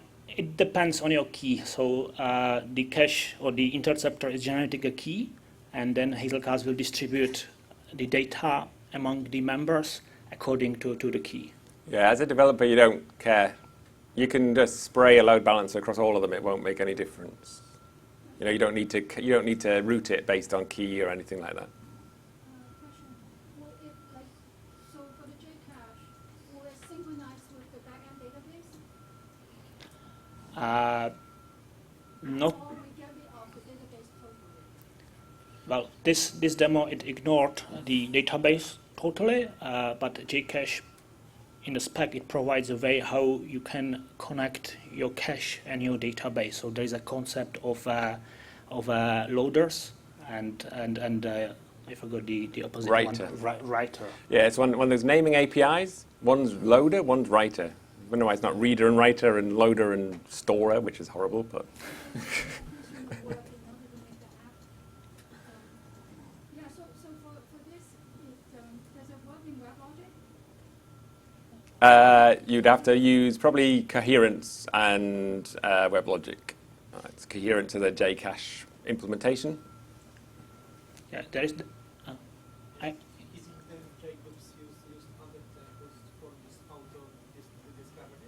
JGroups. Hazelcast does not use JGroups. It has own I/O or own way how to distribute all stuff and how to communicate. But if you use, for example, the InfiniSpan, they use JGroups. But it's not really related to the JCache, the spec. This is implementation detail of your provider. So is the database synchronization, is it scheduled or is it lifetime? Pardon? It's configurable, as all these things. It depends. You can have async right behind, you can have write through, you can have read through. It depends on the provider and what capabilities they give you. for the cache writer and the cache loader. So in this example, the clustering is based on a single JVM instance, right? Because how we put is like a different JVM instance. Actually, No, I ran three JVMs. Oh, it's three separate. Yeah, sorry. Might not be clear because all of them running in NetBeans. So. Yeah, so there were 3 JVMs running, and each was running its own copy of PR. So in theory, you could run this. Well, Steve was running this on one VM, but you could run it in on different boxes, which would make more sense actually. But is it possible to mix this with the scopes? The question is possible to have some, for example, a request scope cache or session scope cache or something like that? There's nothing in the spec around scopes. It's just the spec only provides you with the 4 interceptor annotations.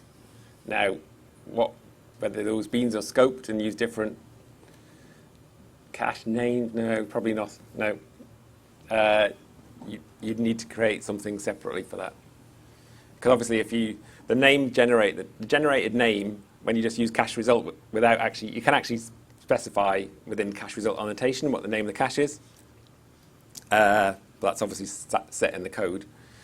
So by default, though, it just creates a name that is a sort of concatenation of the class name plus the method name plus all the parameters. So it'd be difficult, even if you put that on different scope beans, it'd still be the same cache.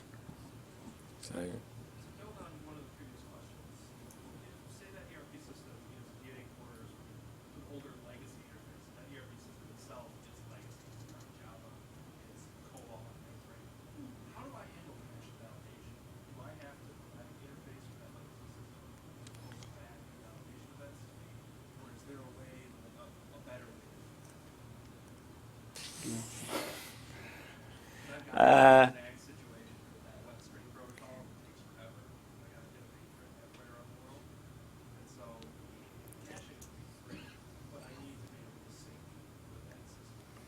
Sounds like a consulting engagement to me. I mean, there's many ways. I mean, we're going to show something called a listener. Are we using a listener? No, we're not doing a listener. Okay. I mean, there are things called cache listeners where potentially you can get an event if something occurs in the cache, and that event could be in a different JVM process. So it could invalidate in that way. So potentially your ERP could update the cache, and that could invalidate if you wanted to invalidate, or it could update everything for you. So there are sort of async hooks in there. Should we quickly? There's one more question. Oh, sorry. Update to the cache. In this example, you were caching the results, right? Yeah. What if one of the order was modified? Can we update directly to the cache at the same time to the database? Do you want to answer it? So it's possible. You can do a cache put from any other JVM, and it would update and keep the cache in sync, in sort of coherent state. If you had it would be due to the configuration of any database loaders or writers, whether that would, how that would keep the database in sync. But it would be possible for the distributed cache to be synchronized, even though there were updates going through in different nodes. They'll handle all that. That's not a problem. And the database synchronization will depend on the provider and how you would configure that writing and storing of that data to the database. Or the easy way would be just to use some TTL or expiration. So you can say, okay, I'm fine if my entry is somewhat stalled. So you can configure your caching provider to evict the entry if it's not, for example, touched in last 10 seconds or something like this. So that would be the easy way. But there is a reason why the cache invalidation is one of the two hardest problem. Okay, and we're not quite finished yet, so we'll carry on and we'll get to you at the end. Is that okay? Cheers. Yeah. Okay.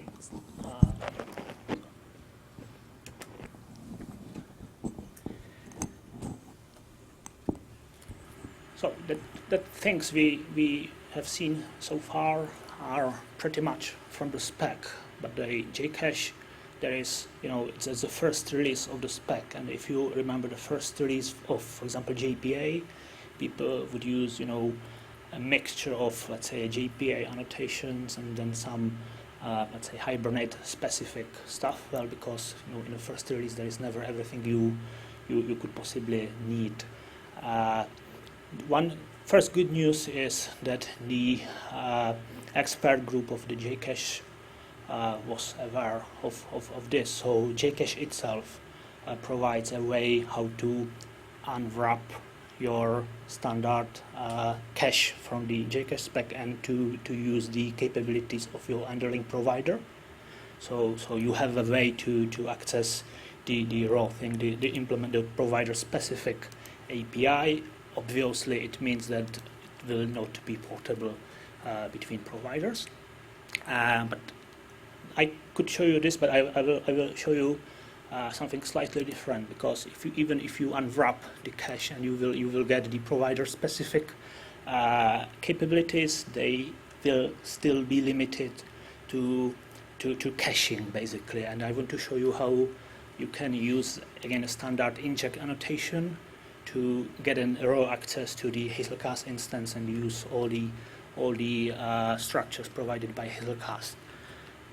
So, can you please read it? Is it readable? Okay, brilliant. So,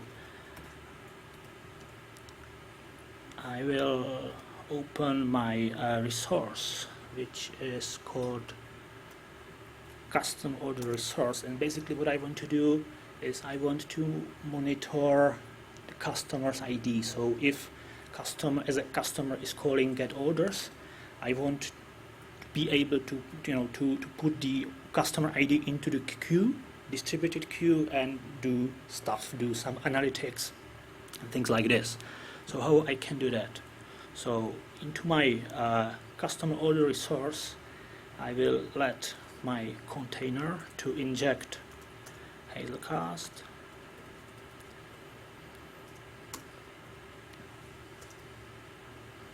This is all standard inject notation, nothing really proprietary, except of course the Hazelcast instance itself. And into this place I can use this Hazelcast instance, get queue, and I will call it customer queue. And once I have the queue, customer queue, let's say offer customer ID. So every time a customer call this get orders, I will get an instance of my distributed queue and I will put the customer or offer the customer ID to that queue. And now I will do even more live coding, which is thrilling for me. So let's try. I will create a brand new project. Let's say com JavaOne demo Jcache.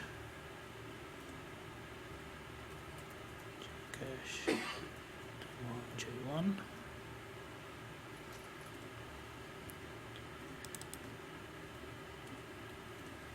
I will add two dependencies.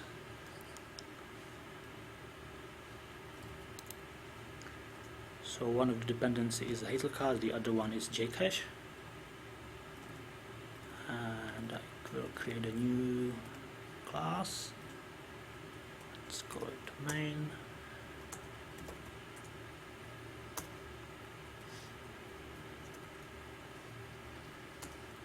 I will create new instance get queue. What was my queue name? I closed my application.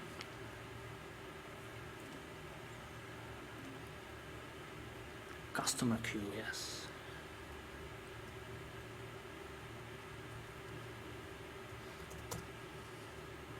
Customer queue, and now I will use this grade construct.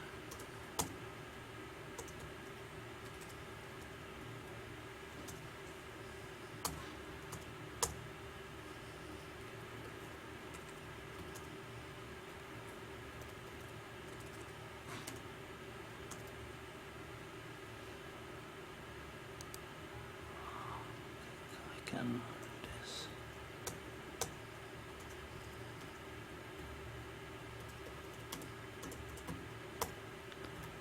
Okay, so do you think that the gods of them like me? Let's try it. So first of all, I will rebuild this web application.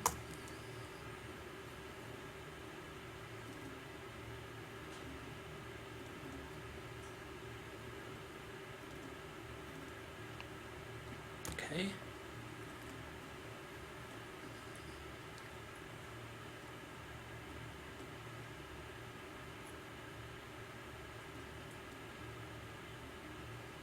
So starting.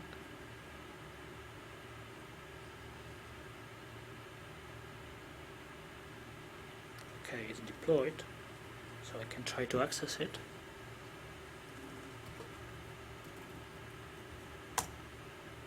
It's slow because I haven't used this cached result thing. But eventually I should get the JSON. Yes, it's there. And now I can start a new JVM with just with the application I have just wrote.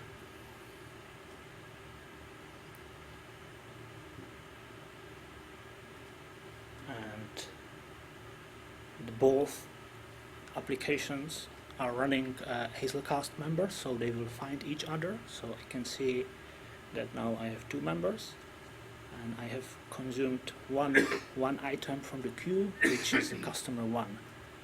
So now I can change the URL to customer 2. Again, it will take some time, but eventually I should see a new item being consumed by my consumer. So this is basically the way how you can, how you can access or how can you use the full capabilities of your provider together with the JCache from the spec. So as you could see, it was fairly easy, mainly thanks to the ability of Payara to inject you directly the Hazelcast instance.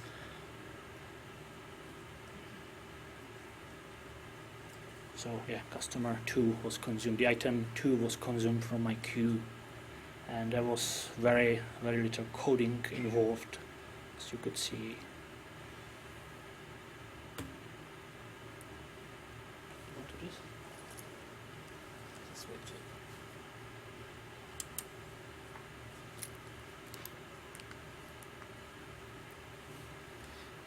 Okay, so just to summarize, basically, if you add 12 characters to your code at cache result, you will remove latency from all your, all your latency problems will disappear, possibly. But to summarize, basically using JCache is pretty simple. Is once you have a provider, like say it's built into Payara, but it'll be getting built into all the others as well, and you can actually use the annotations.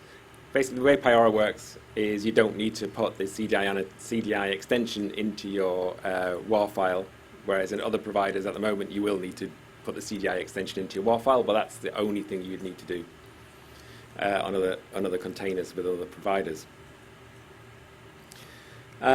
So using most of these technologies, for example, InfiniSpan or Hazelcast or Coherence, you can build very rapid, extensible, elastic microservices implementations, and they all have sort of auto-distributed caching. So if you want more information, we put obviously the slides will get sent out somewhere, but we put how to get Payara, where all the code's built. It's open source, so it's on GitHub, where to get Hazelcast, but also all this code is on my personal GitHub there. And there's a whole bunch of JCache examples as well on a Payara examples repository. Okay, and now, also if you are even more interested in JCache, just a plug for not my talk but somebody else's, actually in this room in half an hour after we finish, 7 o'clock I suppose, if you're really dedicated, the JCache 2 BOF is here, which is, I think, is entitled "Where Do We Go From Here?" Okay, and that is basically the expert group for JCache 2 looking at what do we need to put in the JCache 2 API, and I suspect it will also be how we get JCache into Java EE 8. So, Yeah, if we raise to your interest and you would like to know more, both Peara and Hazelcast have a booth in the exhibition hall. So just stop by and we can have a chat and dive a bit deeper. any questions then at the end? Yeah.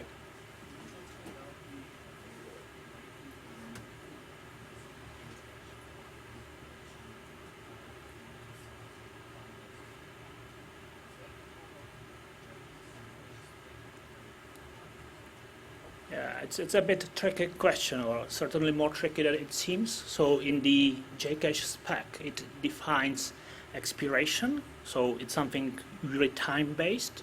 So you can specify, okay, I do not want to have any entry older than X. You can do that, but the JCache spec, it does not specify eviction. So you can't use purely JCache standard construct to, let's say, to constrain your cache to certain size, but up to my knowledge, every single caching provider offers a proprietary way how to configure your eviction.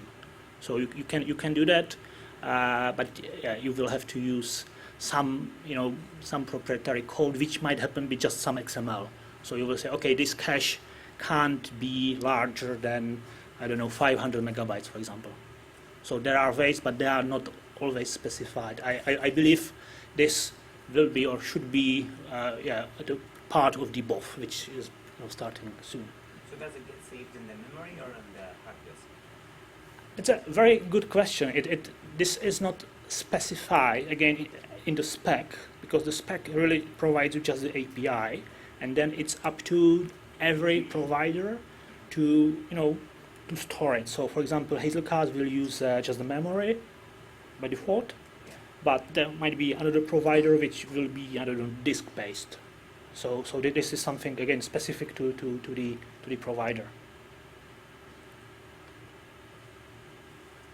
The example that you showed here, you're caching an entire string as one object? Pardon? The examples you showed here, are you caching one string, or is it more complex object? You mean? Oh. To be honest, I can't remember the code. I think it's caching the actual return object. I can't remember though. I can have a look. But it just as easily could return, as long as that's serializable, you could cache the result and pass back a complex object. So let's say that only fragments of that object takes, then just replace everything with that? You would have to do that, yeah. Yeah, you'd have that's something you have to manage yourself in your how you build your APIs around JCache.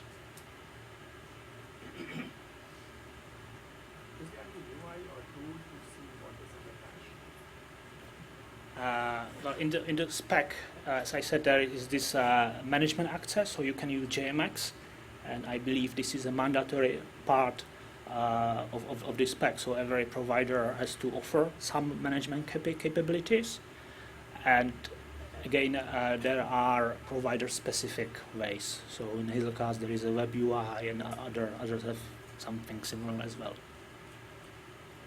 But there is always this JMX, and I think I believe it was quite controversial to include it as a mandatory part, because there are some simpler libraries, and the management is not really that important or needed there. But it is a mandatory part of the JK spec, so it's always there, at least the JMX.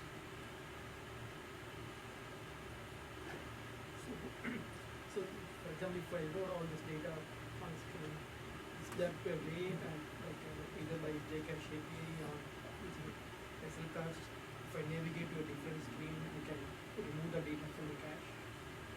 Yeah, absolutely. That was the remove, the invalidation annotations. Yeah. As part of my navigation logic, I have to use it to just remove that from the kill an instance that has the information, like if you have 3 Pyaras and kill the first instance. So what does Hazelcast do here? It takes all the information that's stored on this node yeah. and distributes it on the remaining Uh-huh. nodes. So by default, Hazelcast will always, or not always, by default it will have one backup copy. So if you kill a Payara, which happens to have the data you are interested in, there will be another Payara which has a backup copy of your data. This backup copy will be promoted to be a new owner, and at this point it is the responsibility of the new owner to create the new backups. But this is a configurable behavior, and again, this is not something in the spec. This depends on the implementation. Yes. How does the discovery actually work?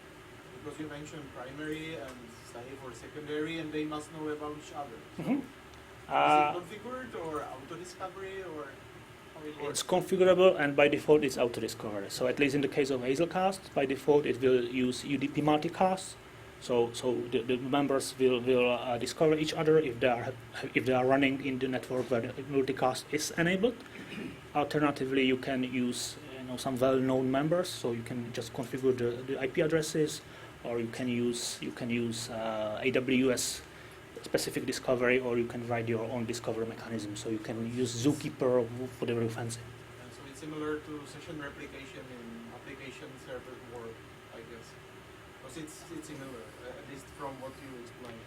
I would say yes. Yeah, I think so. Because in application server, again, it's specific to every application server how they form the cluster. So yeah. How does this work in a multi-data center? Okay, again, this answer has the question was how this works if you have multiple data centers. It has two parts. One is JCache, what is in the spec. Spec doesn't know anything about data centers. It will just give you the API, and it's up to every provider to do the magic, right? So in the case of Hazelcast, you can use one replication. So you can have 2 clusters, every cluster running in one each data center, and they will replicate the data. I think you could answer this better than me, actually, with the Payara scale. Yes.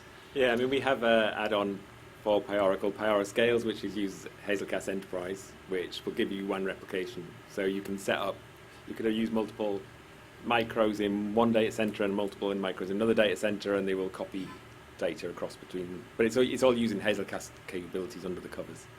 So it's all possible. And the master will live in one data center, or how the master backups? No, it's not. It doesn't stretch the cluster. It'll basically be 2 copies. 2 copies. Yeah.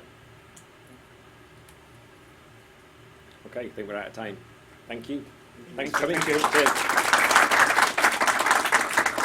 And remember to press the green button on the way out. That was the most important part of the presentation. For large memories, you guys run the on Payara, do you run the Hazelcast on a separate JVM so you're not affected by garbage collects and all that? Or? Okay, you could do that. You could configure it client server. There's Yeah. also Payara Scales has in it off-heap storage. What do you call it? High density memory is what they call it as a marketing term, but it's off-heap storage, I believe. Yeah, it is. So you can configure off-heap storage as well if you don't want it to impact garbage collection. I have a question. I don't want to go with JCache and, for instance, use applications that can easily. So what about cache coordination? for Hazelcast, like you can, and you have Linux? actually. No, not yet. You have That would be nice. It's on the roadmap. Really? We have a GitHub number against it. Okay. But it's it's definitely something we're aware of. It's definitely we know how to do it. It's just Doing it. That would be Fancy very. doing it? Well, yeah, because I've got some HA requirements using Glassfish, but probably going to move over to Payara because you guys are really good about packaging updates and making them available. And it just seems like a really nice synergy thing going on there, where you're already packaging Hazelcast with Payara. Why not use and it's got Eclipse Link as the RI for the JPA. Why not use Hazelcast as a default Eclipse Link cache coordination? So where we are on it is we've looked at it.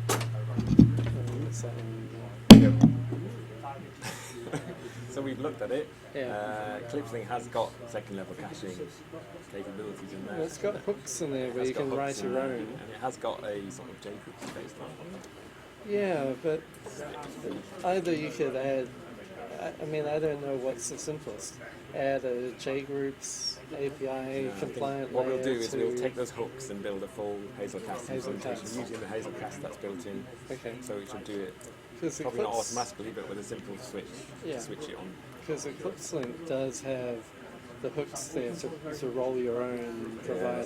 So related to that, also the GitHub issue number, that's all is to put EGB Chinas into Hazelcast rather than on a database. That would be really nice to do as well, because that removes the root data requirement of a horrible database there to do EGB Chinas and JBatch as well. To put JBatch lightweight persistence into Hazelcast. Obviously, you can take the whole cluster down, you lose all the data, but Hazelcast is also coming up with some fast restart capabilities where they will quiesce the disk and so you won't use the data that way. So we've got all those sort of things are in the dream world, but they all have GitHub numbers. But that Eclipse Link is required by some of our customers. Or it's been raised. That would be really nice. Okay. Cool. If you want to write it, I it's open source, it's on GitHub. Yeah, well, I could take a look at it, but you know, that's definitely something that I would like to see added to PayR. Yeah. So would I. Yeah, I mean, I'm a hack programmer, so I've got a list of stuff I'm supposed to be working on.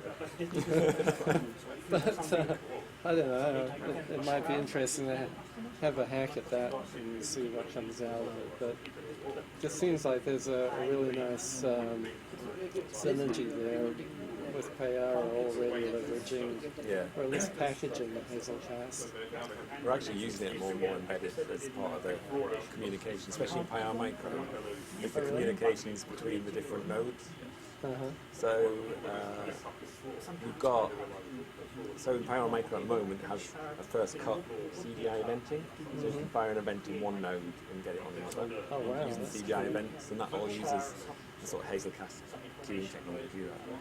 You know what I mean? That's only on Micro, or is it on all of them? It's not. It's just only on Micro at the moment. Oh. So Micro is where we put in interesting things, and currently the strategy is PyR server is a drop-in for Glassfish. Right. Okay. Eventually. Some of the things will migrate. When people know more about it, then they know about Glassfish, and they'll move it all. But PyR Micro sort of, it's probably, say 3-4 years from now will be the future direction, so no domain cluster, in the sense that it's flexible. You know, you could cluster 4 together. So currently, if you take PyR server, it uses Hazelcast for web session clustering, so you don't actually have to cluster based on the Glassfish cluster. Oh, really? So just take standalone instances that have the same and they will all it depends how hungry they are. the same way. Where is that documented though? It's documented on our wiki. Oh, okay. So it actually just will happen. If you don't change any of the defaults, you try fire up to each of them has the same and you enable, config by default. you have to enable Hazelcast in PyR server because it's not their default, it's not in Glassfish. But once you enable it, as if you don't change any of the standard config on the admin console, then they will alter it. So you can have web session state on multiple standalones. And that's where rolling restarts will go through that way rather than the current sort of Oh, okay. So that could be quite useful. The phone isn't so new, but it's a new operating system. If you're looking for high availability with no impact on loss of server switching to another node,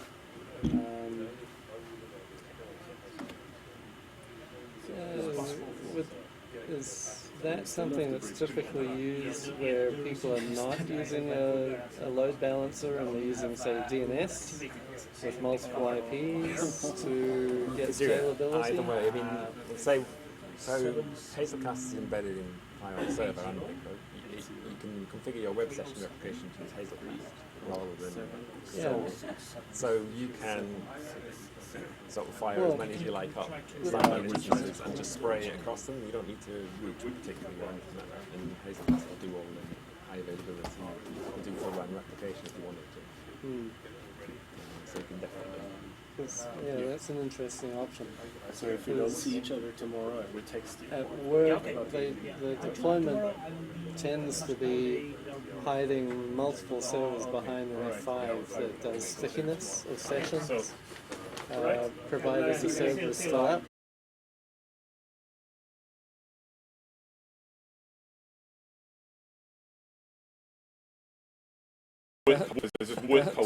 I hope you guys are getting quite, good support in terms of people coming to you and saying, I want commercial support, because... So we always need more. Yes, I understand. But we are there's a reason why Oracle walked away from it. Right. Yeah, but what's small to Oracle is big to us. Right. Yeah. But yeah, no, we've got some big customers needing support, and they are, wanting it to survive. So, yeah. Did you? What's up with Well, there's another technology that we're using called